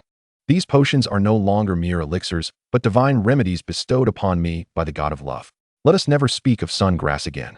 This is a gift from the heavens. Could it be? Indeed, 25 silver coins for the joyful beans, and 50 gold coins for the northern divine oil." A glint of avarice flickered in Field's eyes as he licked his lips. "Those who partake shall receive divine grace, cleansing their very essence and transforming them entirely." Hee. Cao was drenched in cold sweat. He had witnessed the creation of such potions firsthand. It involved crushing a seemingly unremarkable magical plant, adding water, more water, and finally mixing in some flour to form pills. Not even sugar was required, for the sun grass possessed a natural sweetness. Ashurna would effortlessly return with a bounty of these magical plants, cultivating them all within the second-floor room of the Grand Winery. What if they did not achieve the anticipated results? For instance, the promised transformation. Field, mimicking the tone of a disappointed priest from the Holy Light Church, remarked, "It is merely a matter of their lack of piety. They ought to purchase more. I shall take whatever pills are produced." He waved his hand dismissively. "Do not spread my rumors, especially the peculiar ones. Affairs within the castle must remain undisclosed to the outside world." "Yes, my lord," Cao replied, limping out. "Wait." Field called after him. "Go to the storeroom and retrieve a vial of potion. Furthermore, should the pills sell well, I shall grant you a raise." "Thank you for your grace, my lord." Cao was beaming with joy. This old fellow was remarkably well informed. Perhaps appointing him as steward was an underutilization of his talents. Field stroked his chin, pondering the challenge of finding the right niche for individuals. A competent lord should maximize the utility of his subjects. Perhaps I should establish an intelligence department. He had indeed guessed that someone was hiding, though not a lover, but Rosalia, who always retreated to her chamber, claiming, "Field's bed is the softest in the entire Nightshade domain." It was a conundrum he could not resolve. Once the clutter and debris in Starry Night Castle were cleared and the rooms became sufficient, he would address this issue. "Oh no, the Lord's dove." Ashurna's exclamation echoed from upstairs. Field's brow furrowed in confusion as he set down his teacup and hurried upstairs, only to find the room housing the magical plants wide open. An ominous thought struck him. While humans could not enter this room, it posed no barrier to doves. Alas, the doves he had purchased at a great expense were proving to be rather short-lived. Resignedly, Field pinched his nose and stepped inside, only to see Ashurna emerging with a pitch-black bird cradled in her hands. "Your dove has inadvertently consumed the magical plant and has become like this. It is my fault. I forgot that the dove, which had been cast down by a slave, could already fly," Ashurna lamented, her expression full of regret. "This is not your fault. I did not foresee this. However, I am curious about one thing. Is this creature truly a dove?" In Ashurna's hands was a raven, its feathers as dark as night and glimmering like steel, with a singular crimson eye upon its brow, exuding an aura of malevolence. "By the gods, the species has even changed. This is clearly a raven. How did it become a dove?" Field mused. Could the sun grass have side effects that transform beings? Field's brow furrowed. If there were indeed side effects, it would be problematic. It is not the sungrass. I have tested it and found it harmless. Ashurna shook her head. Do you remember the corrupted crocodile we vanquished? During the lumberyard battle, I obtained a purple potion from its head. The dove consumed that potion, which is why it has become this way. It is lifeless now. Chapter 89. The Black Raven and the Gathering. Lifeless. Field prodded the bird with his hand, perplexed. Why do I feel that the feathered beast link magic has not dissipated? Previously, in a whimsical moment, he had cast the feathered beast link spell upon the dove, establishing a mental connection. I shall test this magic once more. Field closed his eyes, and his consciousness seemed to plunge into the depths of the ocean before suddenly surfacing. Unimpeded. In the next instant, the three-eyed dove slowly lifted its head, its red eyes opening, and it spoke in a raspy, profound voice. Is this not a visible perspective? The dove was not dead. My lord, how are you communicating through the dove? Ashurna held the bird before her, and Field was equally bewildered, exchanging wide-eyed glances with her. Do not panic. I believe I can control this dove. Field commanded the dove to turn its head, and indeed, he saw his own closed-eyed visage, prompting him to exclaim in delight. It seems we have inadvertently enhanced this spell. The original feathered beast link was utterly ineffectual. It could not control the bird's movements, relying solely on the dove's instincts, which might even lead it to be cast down by stones. Now, it was a different story altogether. Spread your wings. The dove unfurled its wings, the black feathers slicing through the air like blades. Its previously feeble feet transformed into talon-like claws. Field marveled. It appears that peculiar magical plant has altered the dove's body, but it has also extinguished its consciousness. Fortunately, my magic has preserved the imprint of that consciousness. As the consciousness returned to its form, the dove dropped like a puppet with its strings severed, only to be caught by Field. Hee, I now possess a drone. Field exclaimed with glee. Since the species had changed, it ought not to be called a dove anymore. Henceforth, it shall be known as the Black Raven. Field casually named it, stroking the raven's steel-like feathers. It resembles a Prussian eagle.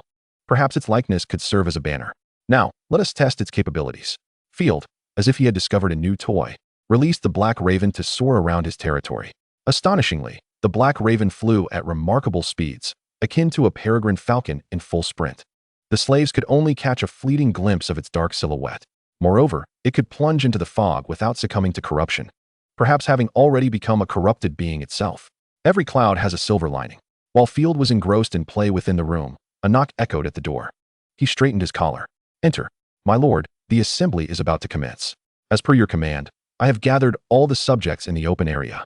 Tate, ever efficient and concise, never indulging in superfluous words, had been tirelessly overseeing the construction efforts day and night, even personally transporting rubble, seemingly having forgotten about his wife and children. His wife remained at the Grand Winery, assisting in the production of joyful beans, a task devoid of complexity. The laborers employed by Field were all free women, meticulous in their work, and thus far, there had been no incidents of poisoning. Even if such incidents occurred, the female workers would not cause significant calamities. Tate's daughter, Alexia, spent her days playing with the free-spirited girl named Wormwood, the only one among the Nightshade domain to be fully dedicated to her role. As for Wormwood, a rather foolish name for a standard free citizen, she had been originally offered to the Bull Baron by the villagers, but was intercepted by Field. She was cared for by the free women and maids, living without worry, their primary task being to prepare porridge for the slaves. Field multitasked, perching the Black Raven atop the Grand Winery, while he rose to hang his long sword at his waist. Excellent. Has the bread been distributed? Yes, it has all been distributed, Tate replied with a smile and a nod. You are truly generous. Ha. It is not a matter of generosity. I simply wish for them to realize that listening to my words equates to having bread to eat. Field did not shy away from expressing his thoughts. Ever since the emergence of two chosen ones, he felt significantly bolstered in his endeavors. Even in the face of the direst calamity, should everyone in the territory betray him, he could rely on the two chosen ones to turn the tide. For he himself remained a first-tier knight of energy. The top three combatants of the territory were firmly within his grasp. Power, strength, and wealth are the bedrock of a man's confidence. Field murmured to himself, it has been a long time since I last checked the happiness index of the territory. Name, Field. Occupation, Lord. Territory, Starlight Fortress, Windrise Village, and surrounding lands. Contracted chosen ones, Ashina, Winter, Rosalia, Corruption. Population, 427. Development level, 2, barely existent.